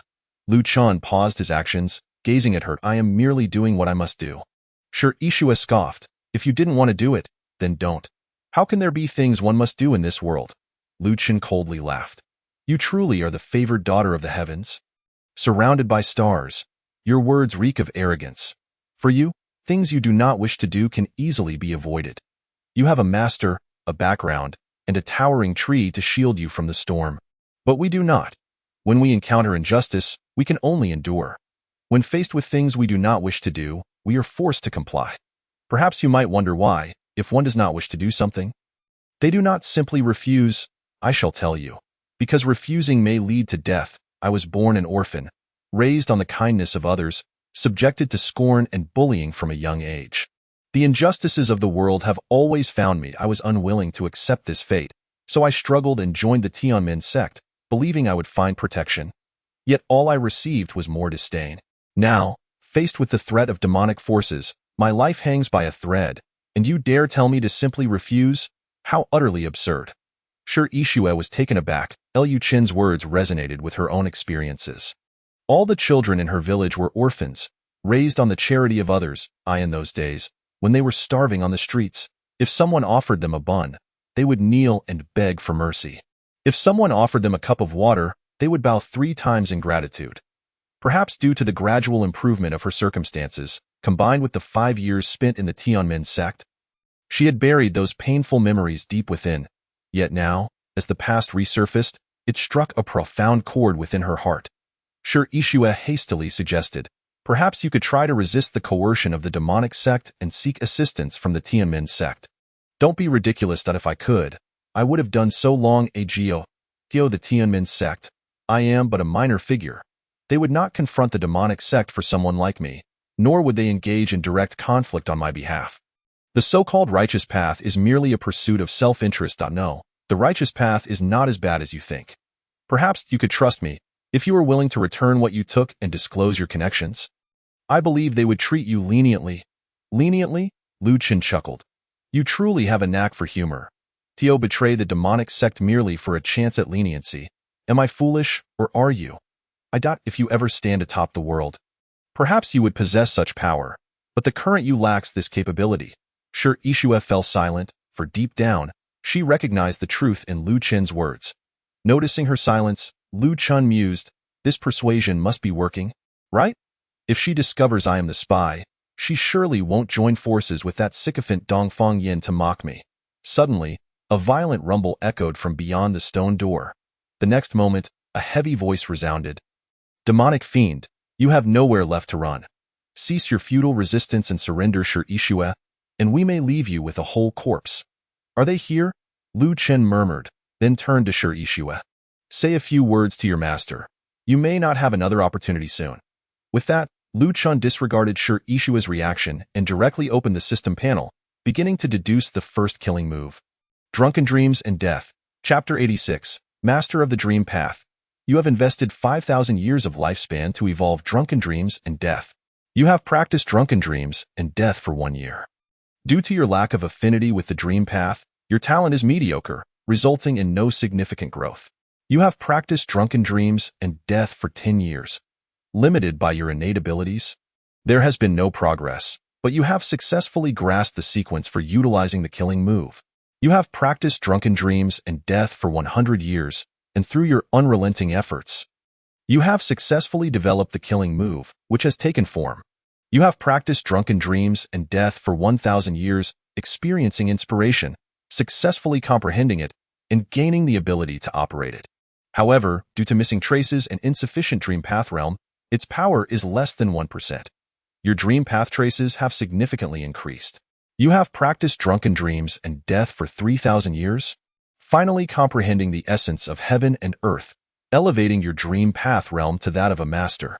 You have practiced Drunken Dreams and Death for 5,000 years, elevating your Dream Path realm to that of a great master.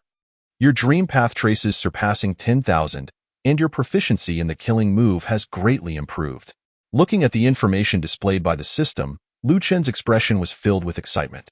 I did it! Remarkably, after expending merely 5,000 years of lifespan, he had fully comprehended this dream-based killing move. It is important to note that killing moves are fundamentally different from techniques. They are a combination of numerous techniques, making them exceedingly difficult to master. Moreover, ordinary individuals cannot comprehend killing moves at all. Only those with exceptional intellect and talent can grasp them within their limited lifespans. For instance, Lu Chen's Golden Divine Dragon is a killing move formed by the convergence of two techniques. However, Lu Chen merely relied on the system.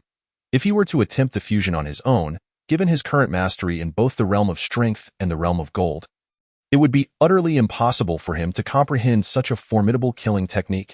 Therefore, after spending 5,000 years of his lifespan to grasp this killing move, Lu Chen deemed it very worthwhile. Do not fear, Ishua. Your master has arrived. Just as Lu Chen's will was immersed in the system, Sure Ishua had already concluded her negotiations with Shui Wujin.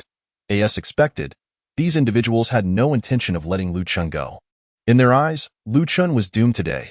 As long as they could break the seal left by Qimeng Han, there would be countless means to rescue Sure Ishua.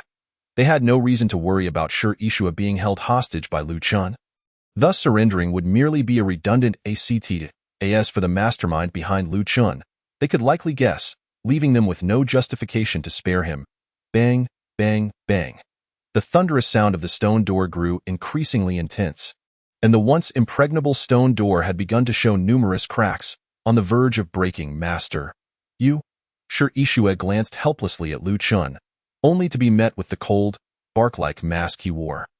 For some reason, she seemed to sense Lu Chen's indomitable gaze beneath that mask. In that moment, her belief in Lu Chen's words deepened. Lu Chen chose not to respond to her. The more he spoke to this former friend, the more likely he was to expose himself. Thus, after exiting the system panel, he immediately began to channel his techniques. Drunken life, dreaming death.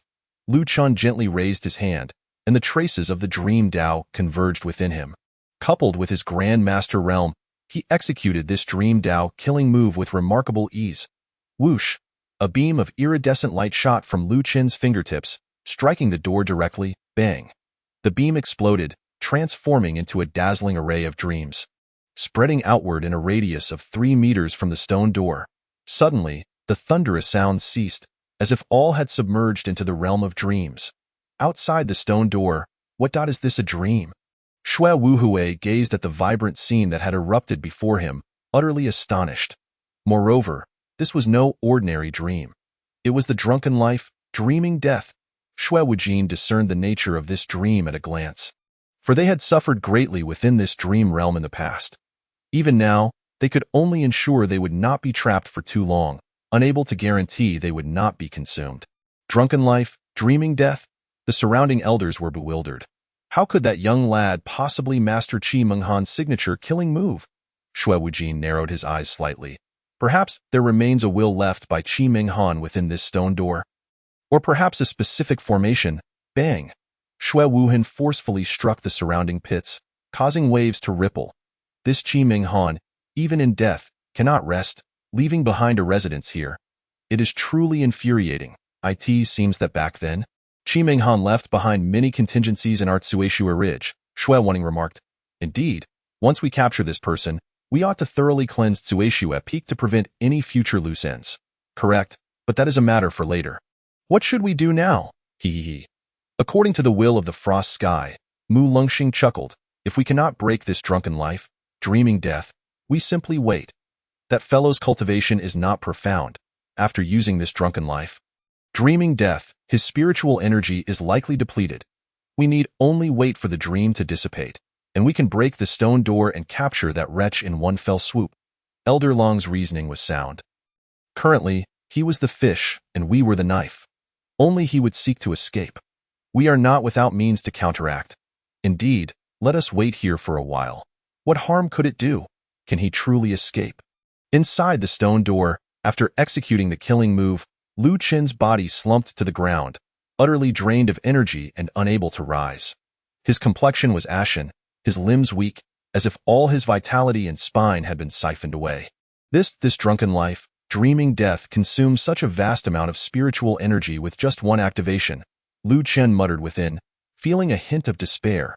He had overlooked one crucial point. This drunken life, dreaming death was a killing move comprehended by Qi Menghan upon her breakthrough to the void refinement stage. Liu Chun was currently only at the divine transformation stage, with a significant disparity in both the quality and concentration of spiritual energy compared to the void refinement stage. This was why he collapsed after merely one activation. Rendered immobile, I cannot. My spiritual energy is insufficient. This drunken life, dreaming death will only last half a day before it dissipates. Before then, I must devise an escape plan. Or else. Hope in Lu Qin's heart waned by 8 parts, yet he had not completely succumbed to despair. He retrieved several hundred high-grade spirit stones to begin replenishing his spiritual energy. Simultaneously, his mind raced to devise a solution. A direct confrontation was absolutely unfeasible. The only way to survive was to flee, using Shi Yixue as a bargaining chip. However, if he merely treated Shi Yixue as a trump card, that too would be problematic. With the profound heritage of Tsueshua Peak, should anyone among them be well versed in the Tao of space, his hostage would merely become a joke. Shi Yixue could only serve as a last resort. And before that, everything must be meticulously planned. Yet, suddenly, the patterns beneath him began to shimmer. After absorbing a few high-grade spirit stones, Lu Qin regained a modicum of strength. Although he could not stand, he could at least move. He glanced down to see the underground patterns illuminating one by one. Was that the violet crystal pillar emitting energy? Chapter 87. The Triad Formation, awakening from a dream. Liu Chun lay prostrate on the ground, gazing up at the violet crystal pillared eye. In the next moment, his gaze abruptly froze. The formerly dim ceiling of space brightened significantly, with array patterns streaking across like shooting stars, flickering brilliantly. There was also an array at the ceiling? Lu Chun was astonished, as the array patterns at the top shifted from intermittent flashes to a steady glow. A complete and gigantic formation appeared above Lu Qin's head. Whoosh whoosh waves of spiritual energy cascaded down from the top, pouring into the violet crystal pillar. They surged like water columns, powerful and abundant in energy. This upper spiritual array absorbed the celestial spiritual energy from the outside world for its own use. Lu Chan was in awe. What a formidable conversion array. Could this also be a creation of Qi Minghan? It is well known that Qi Minghan was proficient only in the Ice Dao and Dream Dao. Yet no one had heard of her mastery in formation arts to such an extent. It seemed that at her level, her comprehension of various paths was already interconnected, even without prior experience. She could deduce and evolve through her own Dao techniques. In the next moment, the formation beneath him began to slowly rotate. A torrent of chaotic and uncontrollable spiritual energy surged violently into Lu Chen's body. The moment the spiritual energy entered, it filled his previously depleted spiritual reservoir. His body sprang upright, radiating energy waves all around. Even someone as strong as Lu Chen found it impossible to deplete this influx of spiritual energy. He was instead being overwhelmed by it. Drunken life, dreaming death. Lu Chen hurriedly activated the killing move, unleashing two beams of light that struck the stone door. The dream realm, which had begun to dissipate, began to coalesce once more under the reactivation of this killing move, and its potency was several times stronger than before. After consecutively activating drunken life, dreaming death twice, Lu Chen's spiritual energy plummeted once again. Yet, strangely, after these two consecutive activations, the rotation speed of the array seemed to increase. This is Liu Chen thought to himself, hastily retreating from the center of the array. Boom, boom, boom. Pulses of spiritual energy light beams erupted forth. And the once dim six-star formation now shone brightly like the stars and moon. Simultaneously, the base of this six-star formation slowly parted, revealing a massive red crystal pillar that began to rise. There were a total of 6 such pillars, each a different hue: red, orange, yellow, green, blue, and indigo. Along with the central violet crystal pillar, there were 7 in total. As these 6 pillars emerged from the ground, their tops emitted different beams of light, intertwining to form another formation. However, this new formation was neither the conversion array above nor the absorption array below, but rather a peculiar refining array. The converging energies from the 6 pillars surged towards the central violet pillar. As if something were being refined, Liu Chen stared at the scene before him, rendered speechless. The triad spiritual formation, each interconnected, mutually dependent, and indispensable. Such a grand spiritual array, even the external pathways could not compare. What exactly was Qi Minghan trying to achieve? What were the conditions for activating this formation? These two questions rapidly burgeoned in Lu Chen's mind, but they soon dimmed. He currently possessed too little information and data, leaving him with no means to deduce. Furthermore, his understanding of the Tao of intelligence was too shallow. Even with some critical information, he could not converge it through reasoning. In that moment, Lu Chen felt profoundly insignificant. In the vastness of the universe, with countless beings, only a few could shine with even a glimmer of light amidst the myriad stars. Throughout history, those able to radiate a small brilliance in a sea of heroes are exceedingly rare. Although Lu Chen had the aid of the system, his temperament was not strong, and he dared not act rashly, causing him to miss many opportunities. Yet this also allowed him to evade numerous calamities. After this incident, he would need to devote himself to gathering herbs and diligently cultivating. It appears that only by deducing the remaining mysteries of can I hope to penetrate this formation. Without hesitation, Lu Chen devoted 5,000 years of his lifespan to the calculation of. Meanwhile, Shi Yixue, standing beside him, was utterly astounded by the scene before her. Despite her exceptional talent and unparalleled brilliance, she felt an overwhelming sense of insignificance when confronted with the triad formation and the 6 elements cultivation method. This was a formation that made even her feel diminutive point. One can only imagine the terror that the triad formation possessed. After practicing for 1 year, due to your profound understanding of the dream path, your mastery of has significantly improved. After practicing for 10 years, your success rate in employing the technique has increased by 20%. After practicing for 100 years, your success rate has risen to 80%, and your dream path traces have increased by thousands. After practicing for 1,000 years, it has become second nature, as if an extension of your own body. After practicing for 3,000 years, your comprehension has reached its limit and cannot be further enhanced. Yet your dream path traces have grown by tens of thousands. After practicing for 5,000 years, your understanding has barely advanced, but your dream path traces have surged by hundreds of thousands. As the deduction came to a close, an overwhelming flood of memories surged into Lu Chen's mind. Within those memories, he had refined and utilized this technique countless times, yet he found himself at an impasse, unable to break through once more. Had he reached his limit? Lu Chen felt a sense of dissatisfaction.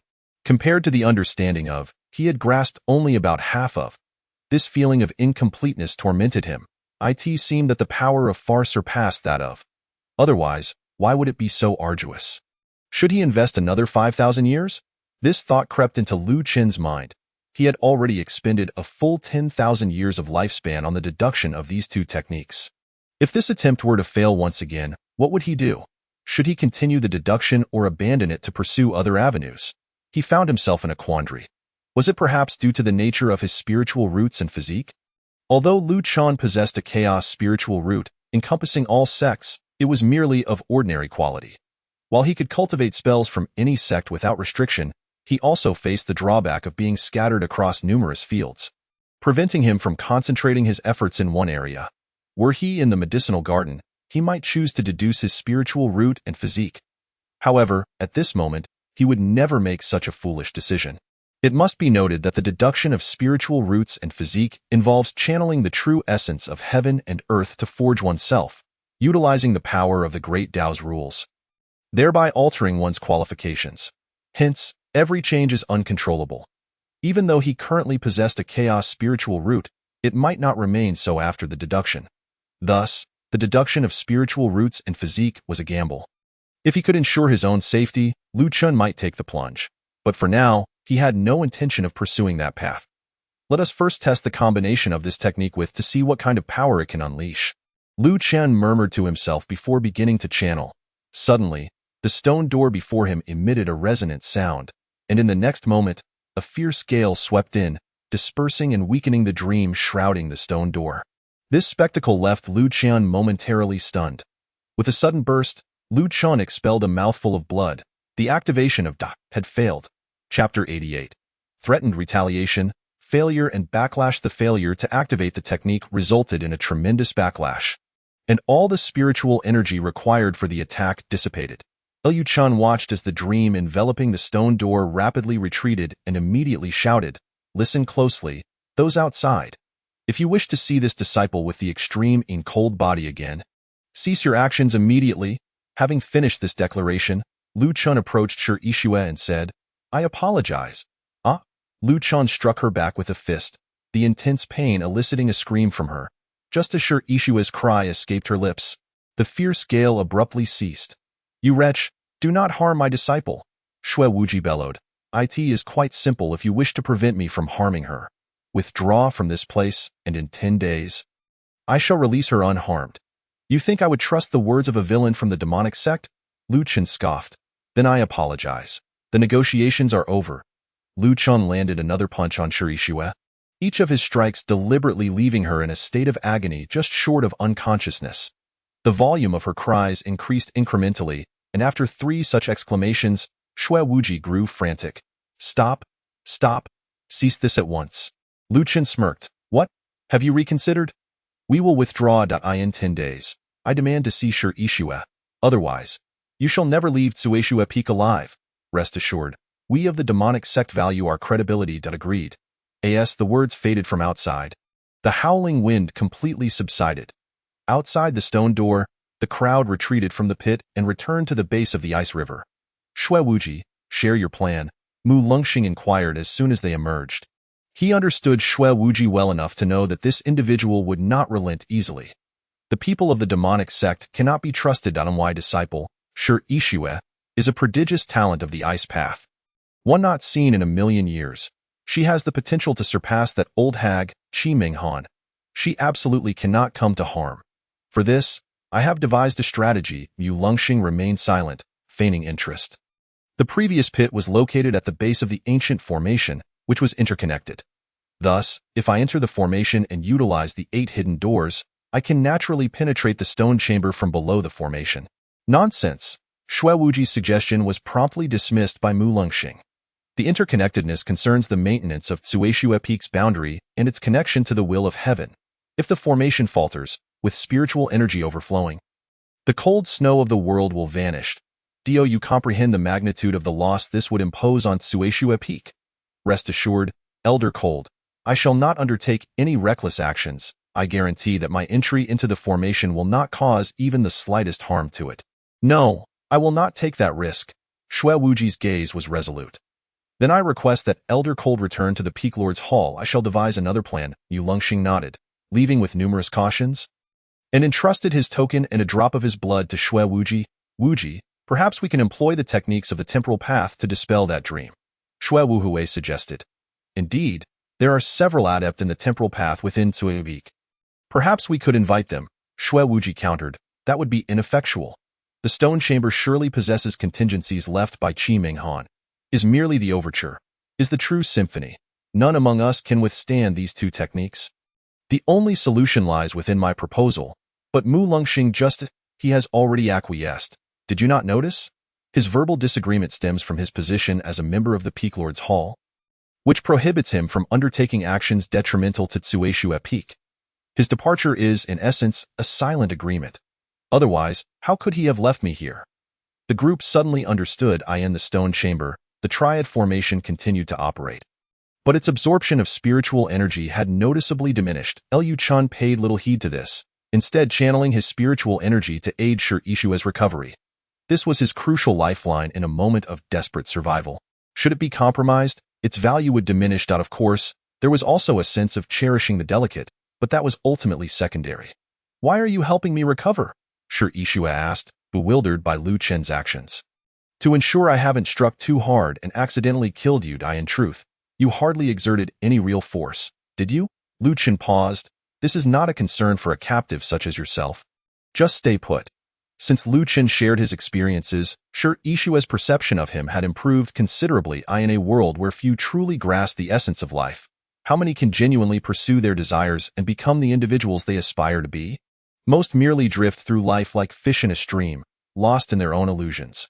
Once the healing concluded, Lu Chun returned to the formation's front. This time, he had learned from his previous mistakes, refraining from directly entering the formation to replenish his spiritual energy. Instead, he positioned himself at the edge, absorbing the surplus energy. The spiritual energy of this realm was exceptionally dense, so even the overflow contained levels far exceeding that of the outside world. After approximately the duration of an incense stick, Lu Chun had replenished his spiritual energy and once again activated the technique. Initially, he believed that this time, free from interruption, he could successfully invoke it. However, unexpectedly, just as success was within reach, another anomaly occurred. The backlash from the technique was exceedingly severe. Lu Chun could not withstand it, and blood erupted from his mouth once more. Liu Chun had no time to concern himself with his injuries, solely focused on absorbing spiritual energy to replenish his power. Although he had agreed to a 10-day time frame with Shui Wuji, Lu Chun was acutely aware that he had at most 3 days before Shui Wuji would find a way to break in. Thus, he needed to prepare in advance. Should Shui Wuji burst in, then he would have utterly lost any chance of escape. With his spiritual energy replenished, Lu Chun once more attempted to unleash his fatal strike. Failure. Gritting his teeth, he endeavored again to restore his spiritual energy. Failure.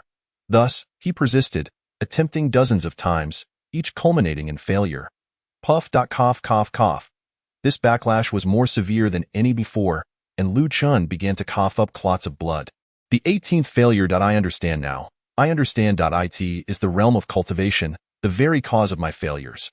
After 18 failed attempts, Lu Chun finally grasped the reason behind his setbacks. Like a dream awakened is a technique realized after indulging in a drunken stupor, implying that it was comprehended following such an experience. A technique so perfectly aligned requires an immense amount of time and energy for its derivation and understanding. Perhaps Qi Ming Han had already transcended the void refinement stage, reaching the combined body realm by the time she comprehended this fatal strike. Meanwhile, I am merely at the spirit transformation stage, although I can forcibly activate the drunken dream using abundant Dao marks in the dream Dao realm. It ultimately remains too taxing. As for like a dream awakened, I can initiate it, yet I fail at the crucial moment due to a lack of spiritual energy. Clearly, I must first break through my cultivation. Lu Chen's spirit transformation level 4 had not advanced for quite some time. He had intended to wait until his lifespan reached 100,000 years to unlock a new ability. But it appears that cannot be the case any longer. System. Invest 20,000 years of lifespan. Boom. Before Lu Chun could even finish his words, the previously sluggish formation suddenly accelerated, and at that moment, the 6 crystals radiated a brilliant light. What is happening? Chapter 89. Ninth Order Immortal Herb, Cataclysm of the Celestial Flame. Boom, boom. The speed of the formation's operation increased dramatically, as both the conversion and absorption formations seemed to reach some form of limit. The 6 stone pillars flickered incessantly, as if resonating with the purple crystal pillar. Why has the formation suddenly started operating so quickly?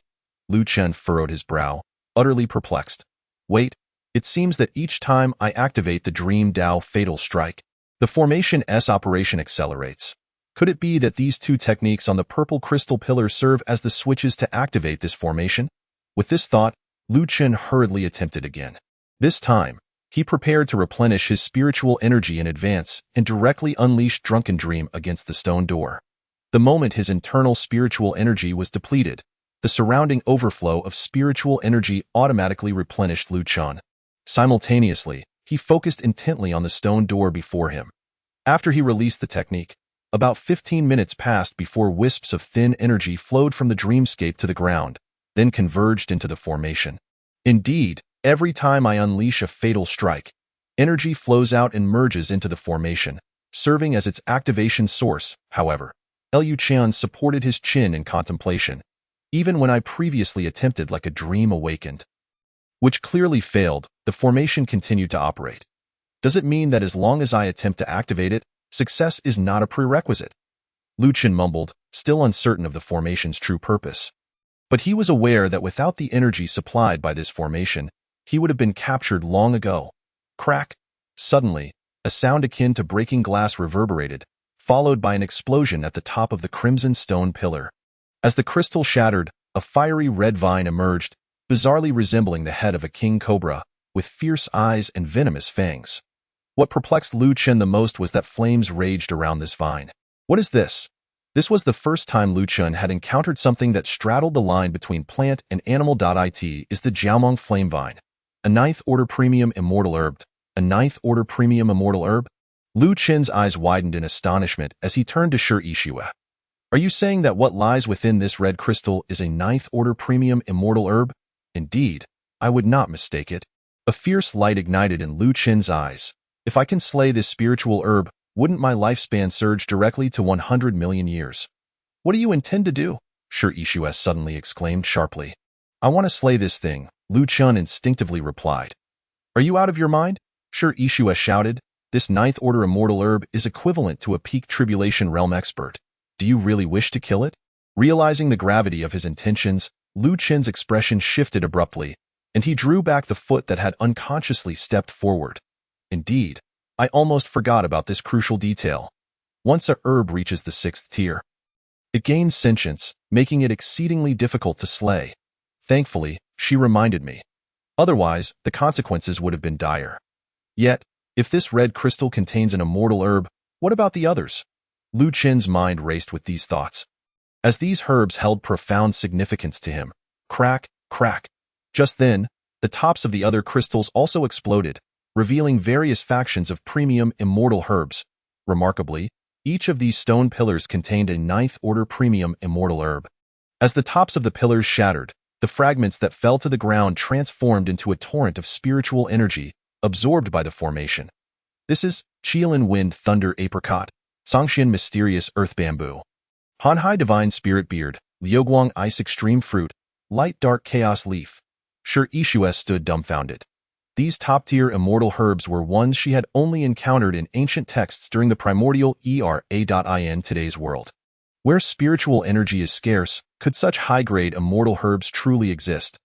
Are these really 9th Order Premium Immortal Herbs? Lu Chen couldn't help but inquire. Indeed, and these herbs are extinct in the current world.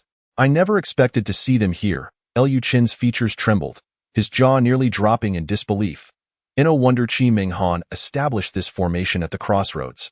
Aside from this place, other areas likely lack the spiritual energy even to activate the formation, let alone refine these immortal herbs. But with so many high-tier immortal herbs, what exactly is Qi Minghan trying to concoct? Boom, boom.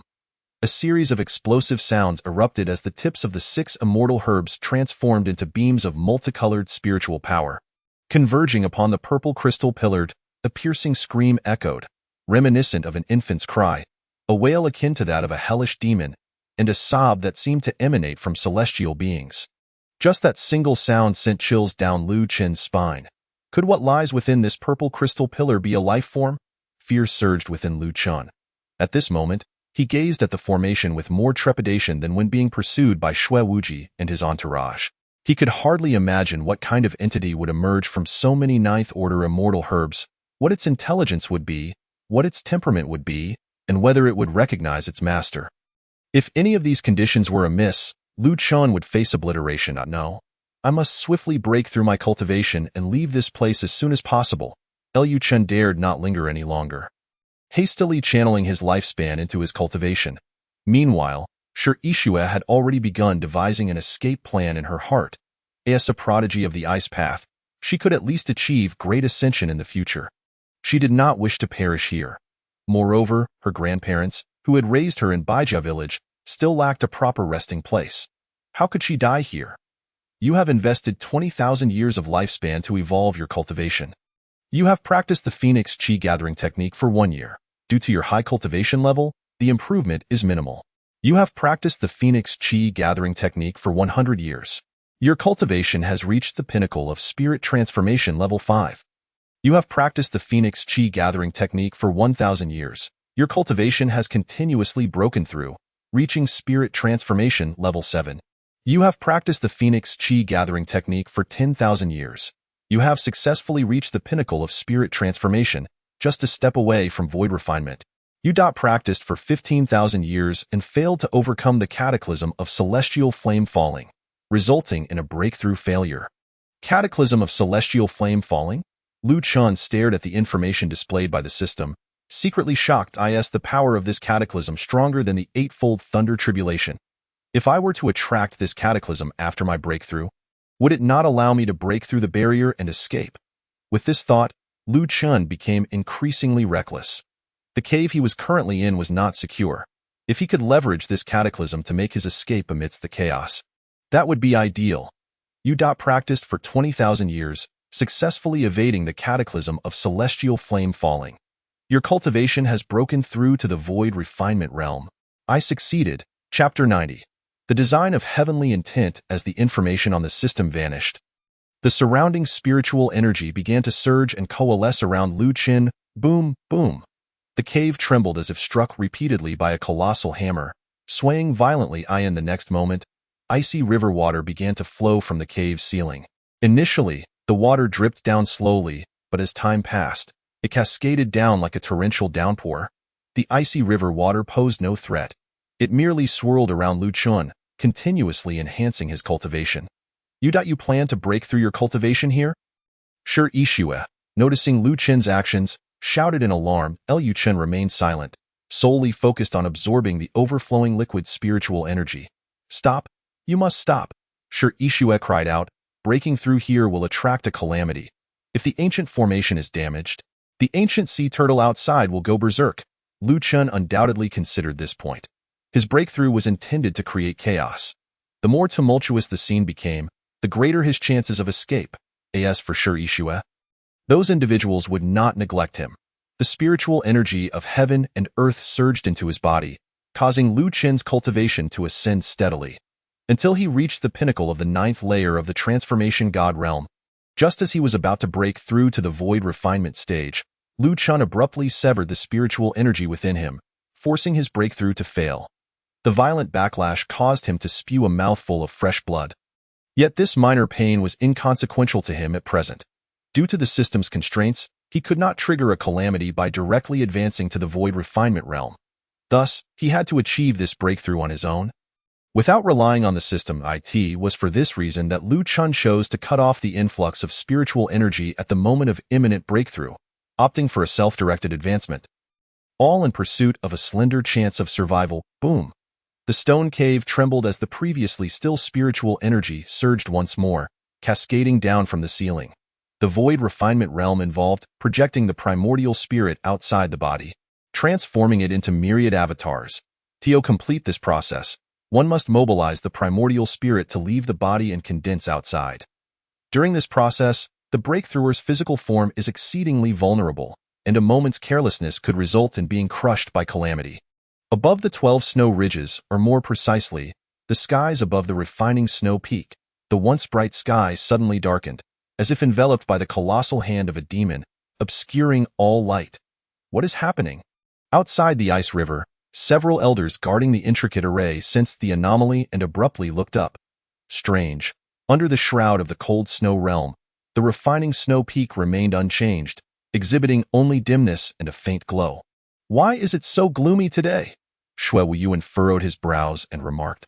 Perhaps it is because Wuji and the others infiltrated the intricate array, causing an imbalance in the will of heaven, thus resulting in this phenomenon. There is indeed a possibility in their eyes. The cold snow realm was an indestructible existence. Therefore, they had never considered that an accident could occur here. Consequently, they merely exchanged a few brief words before retracting their gazes. Their most pressing task now was to ensure that no one escaped and that no one entered. However, in the very next moment, the shadows of several individuals on the icy surface were suddenly overshadowed by an enormous ray of light. Bang! A thunderous explosion reverberated as the barrier of the cold snow realm was abruptly compressed, bending as if it were a flattened bubble, on the verge of collapse at any moment. What is going on? This explosion was unlike the violent detonations that shook the heavens and earth. Rather, it felt as though it had pierced through the laws of space, producing an eerie silence.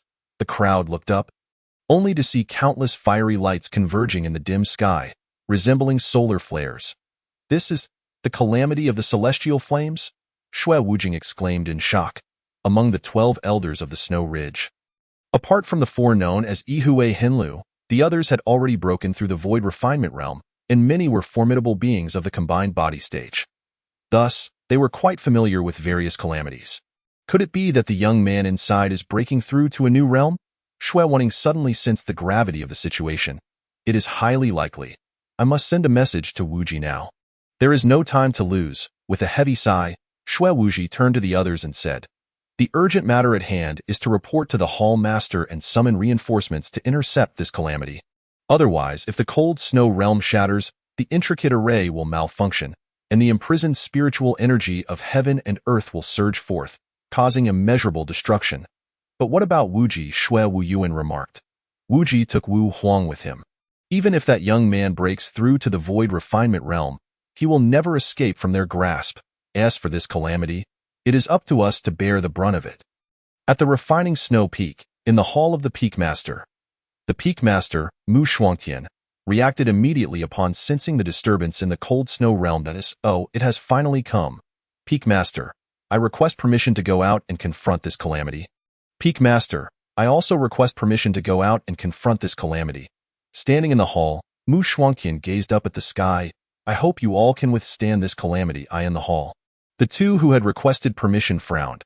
What do you mean, Peak Master? A mere void refinement calamity is hardly beyond our capability to handle. Mu Shuangtian sighed heavily, shaking his head. In your eyes?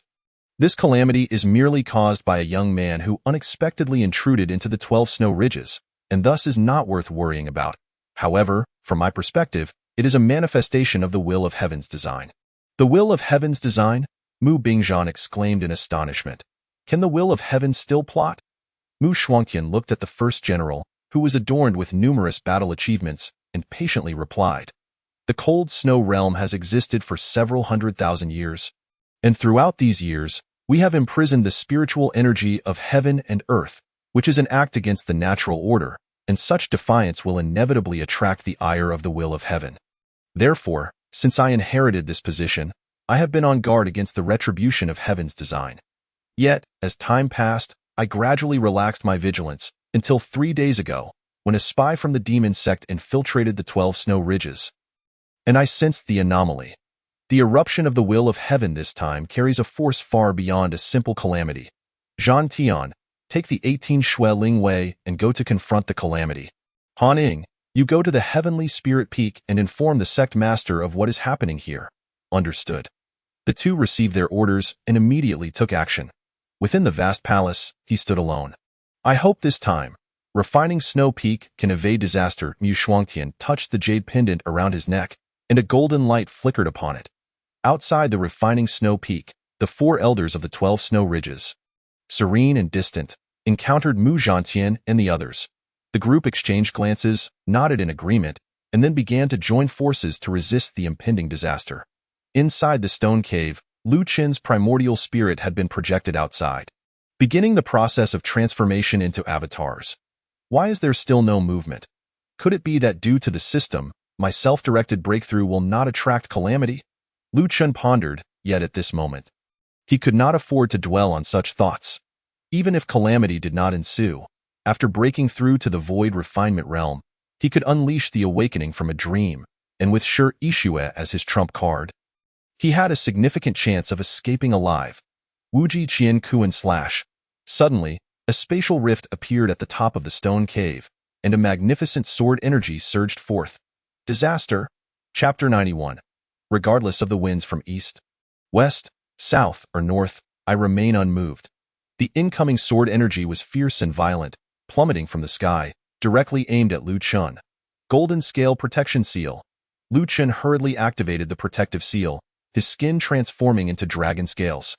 3 treasure seals swirling around him. In the past, no one could breach his protective seal. However, now he faced a peak powerhouse of the Great Ascension realm, and no matter how formidable the Golden Scale Protection Seal was, it was simply no match for this sword energy. Crack! The 3 treasure seals shattered instantly, and the descending sword energy effortlessly pierced through his dragon scale skin, obliterating his primordial dragon god technique. Elyuchan suffered a grievous injury and hastily leaped to the center of the formation.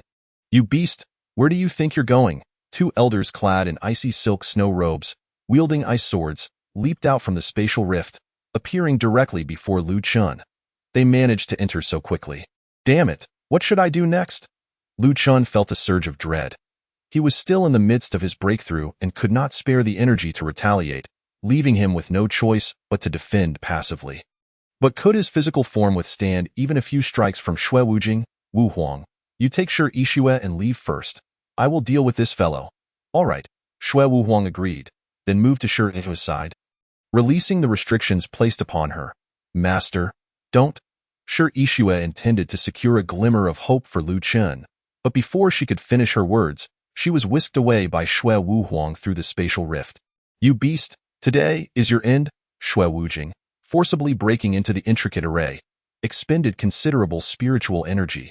However, defeating a mere boy in the transformation god realm was child's play. With a sudden swing of the Shui Wujing sword in his hand, a wave of sword energy descended towards Lu Qin. Lu Qin's eyes widened in despair, fully aware he could not withstand it, and hurriedly retreated. Boom. At the critical moment, the incoming sword energy was unexpectedly obstructed by an invisible barrier, isolating it from him. What? Shui Wujing exclaimed in astonishment, his gaze sharpening.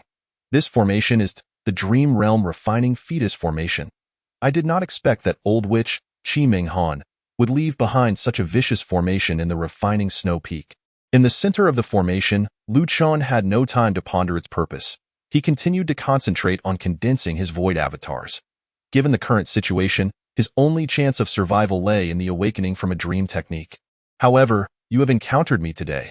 No matter how powerful your formation may be, you cannot escape death. Ice Calamity Heavenly Slash. Shui Wujing raised his hand, and a fierce sword light surged from the blade. Infinite sword intent permeated the space, continuously disassembling the surrounding stone cave. Break for me. A sword slashed down, the vast sword light accompanied by violent sword aura, crashing directly against the obstructive barrier. Boom. The sword aura roared violently but could not breach the invisible barrier. This barrier was left by Qi Ming Han to prevent disruption during the refinement of the final divine fetus. Although the formation had diminished in power over 100 years, it was certainly capable of holding off Shui Wujing for a moment. It seems I underestimated this barrier. In that case, Blizzard. He suddenly swept his hand back with great force, and a fierce whirlwind of snow and ice quickly coalesced into form. The tempestuous winds and snow rushed over the dreamscape at the entrance of the stone cave. Resembling countless blades of wind slicing through, severing the ethereal illusion. In an instant, the dream of intoxication and death dissipated above the stone door. "Come in, all of you." With a thunderous crash, the stone door was shattered by a powerful kick, and the surging waters of the icy river surged in alongside two figures. These two were also elders of the 12 Snow Ridge, known by the names of Fame and Profit, their cultivation only second to Shui Wuji and Shui Wuhuang. "This damn dream has finally vanished," Shui Wuming spoke coldly. "Indeed, the intoxication of life and death is difficult to restrain, but fortunately, this fellow's cultivation is too low to fully unleash its power. Fame, Profit, stop the chatter and join me in breaking through this formation." "Formation?" The two suddenly turned their gazes toward the array before them, their pupils narrowing in shock. "Illusory dream refining embryo? This fellow, Qi Ming Han, is truly stubborn. Today, let this damned formation accompany her shattered soul to oblivion." With a mighty roar, Shui Wuming raised his hand, and one ice and snow formation after another materialized before him, forming a massive ice spear several zhang high.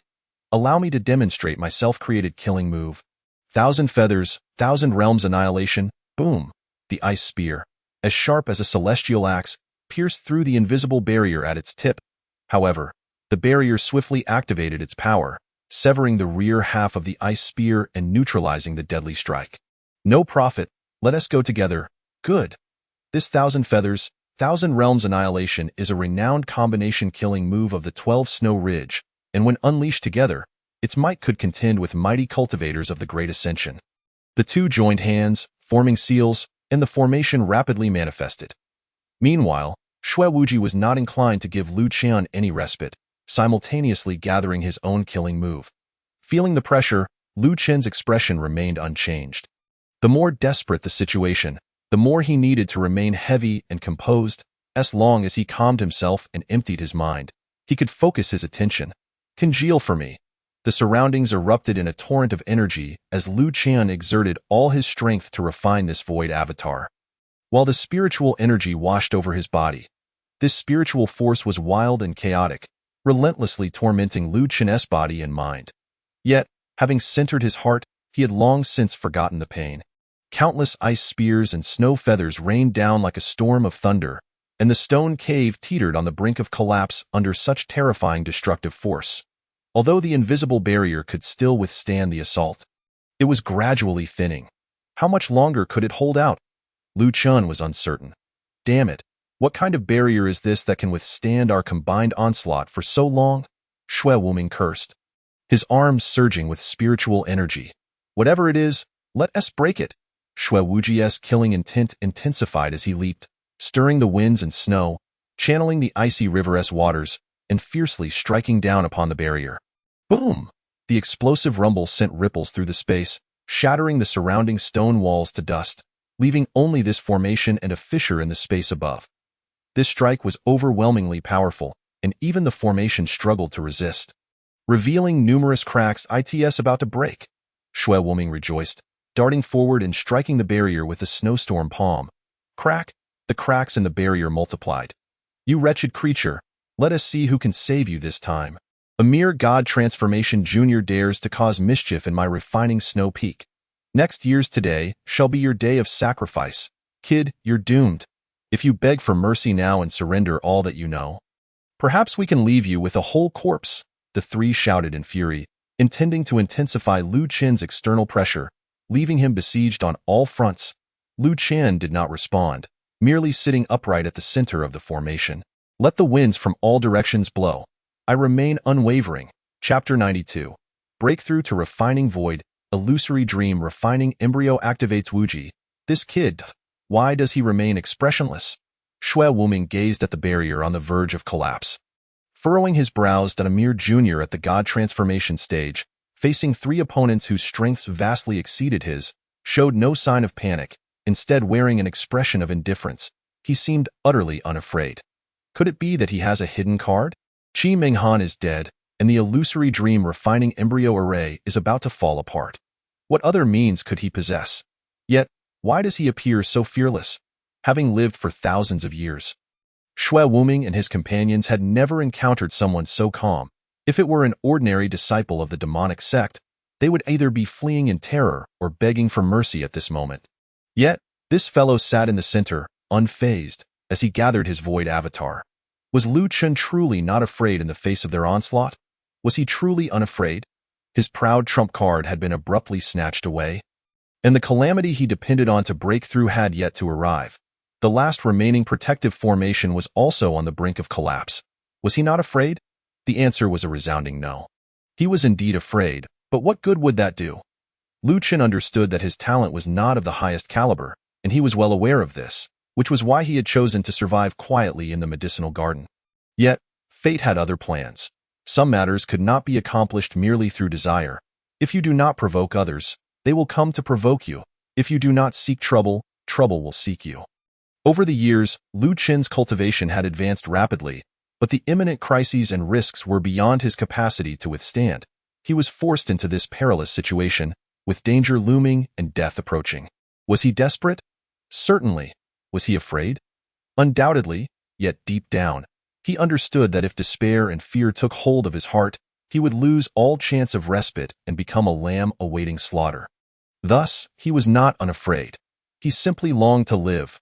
Wuming, you talk too much. Shui Wuji, as the Ridge Master, was exceptionally astute.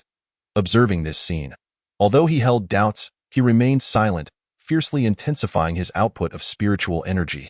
Crack! With a crisp sound, the invisible barrier shattered completely. The three entered the formation simultaneously, a myriad of sword energies and ice feathers cascading down like a waterfall in the nick of time. Lu Chen's void avatar abruptly returned to his body, his aura surging. Oh, what if I break through successfully? There have been countless refining void juniors who have perished at my hands. Shui Wuji swung his ice sword once more, sending forth a torrent of sword energy that stirred the river water, creating waves of energy. You boast boldly. If you truly possess skill, why not use a snow path killing move instead of a sword? Lu Chen retorted sarcastically, causing Shui Wuji's expression to change. Snow path killing move? Ha ha ha. Shui Wuji sneered. For a petty character like you, you are unworthy of my snow path killing moves. Ha ha ha. The world speaks of Shui Wuji as composed, merciless toward enemies. Yet, upon closer inspection, he was but an arrogant braggart. Shui Wuji, being so seasoned, would not be provoked by mere words. Humph, the demonic Sect scum is indeed cunning. You wish to provoke me to buy yourself some time. But alas, I will not fall for your trick. Wuming, prophet, attack. Shui Wuji was the first to charge forth, his figure flashing as he approached Lu Chen with his sword. Heaven's blessing. Suddenly, Lu Chen's heaven's blessing manifested, fully unleashing the power of the dawnbreak, directly receiving this sword strike. Shui Wuji, do you know why you were able to rescue Shi Ishu so effortlessly? It is because her extreme in cold body has already been broken by me. You wretched creature, die. Shui Wuming and Shui Wuji's onslaught followed closely behind. Knowing he was outmatched, Lu Chen immediately activated the Moon's crescent shadow to evade, positioning himself beside the violet crystal pillar. Their attacks missed. Moon's crescent shadow, that old hag Qi Minghan truly taught you well, but to date you must die. Ice Scar Century, boom! The river surged, unleashing monstrous waves. Shui Wuji's robes billowed, his ice hair danced wildly, and his dark eyes were filled with azure light at that moment. Simultaneously, a violent force of wind and snow erupted from within him. Crack, crack, crack. The icy river began to freeze, the spreading ice visible to the naked eye. It's Ice Scar Century. Upon sensing this aura, Shui Wuming trembled all over. Get back! Seeing the situation turn dire, Shui Wuming and his companion hurriedly retreated to the side. Gotcha! Lu Chen smirked, continuing, is this the signature killing move of the 12 Snow Ridge? It's not even as powerful as when Shi Ishu was struggling. Can you handle it? Shui Wuji remained silent, but inside, he was seething with rage. He had no children or family, having sacrificed everything for the path of cultivation, even abandoning companionship. Shi Ishu had entered his sect, becoming the only soft spot in his heart throughout thousands of years of cultivation, the only dragon's reverse scale, an existence that could not be touched by anyone. Lu Chen had thoroughly provoked him this time. If you can withstand my killing move, I will let you leave. Lu Chen said nothing, silently urging his killing move as if waking from a dream. Shui Wuming scoffed. At this point, they had completely lost the will to engage. for they had personally experienced the devastating power of this move. Even for them, there was no chance to defend against it. The entire icy river was sealed by the chill emanating from Xuewuji, leaving only a fissure above and the illusory dream refining embryo formation still in operation. Die! The ice shattered abruptly, and the surrounding space shattered along with it. The distant sounds erupted like firecrackers, carrying the immense power of shattering space as they surged toward Lu Chun. Witnessing this scene, Lu Chun's expression finally changed. Shifting from indifference to a sense of relief, it appears that this young man has provoked Xuewuji merely to seek a less painful demise. Indeed, such is the demeanor of a formidable hero. It is true that the righteous path harbors hypocrites, just as the demonic path is not devoid of true valor. The explosive assault draws near. In the blink of an eye, Lu Chun's figure becomes ephemeral. And in the next moment, his form materializes behind the amethyst crystal pillar, channeling the meticulously prepared, dreamlike killing blow into it. Did you truly believe that this amethyst crystal pillar could save you? Boom! The sound of the explosion sends tidal waves surging hundreds of layers deep beneath the sea, a cacophony echoing endlessly. The amethyst crystal pillar, struck by this force, immediately begins to collapse and disintegrate. Shatter, bang! As the amethyst crystal pillar bursts apart, a divine treasure, a celestial embryo shimmering with purple light, emanates a faint white glow, appearing before the crowd. In that instant when the white light emerges, the surrounding sounds of explosion are entirely devoured by it. What?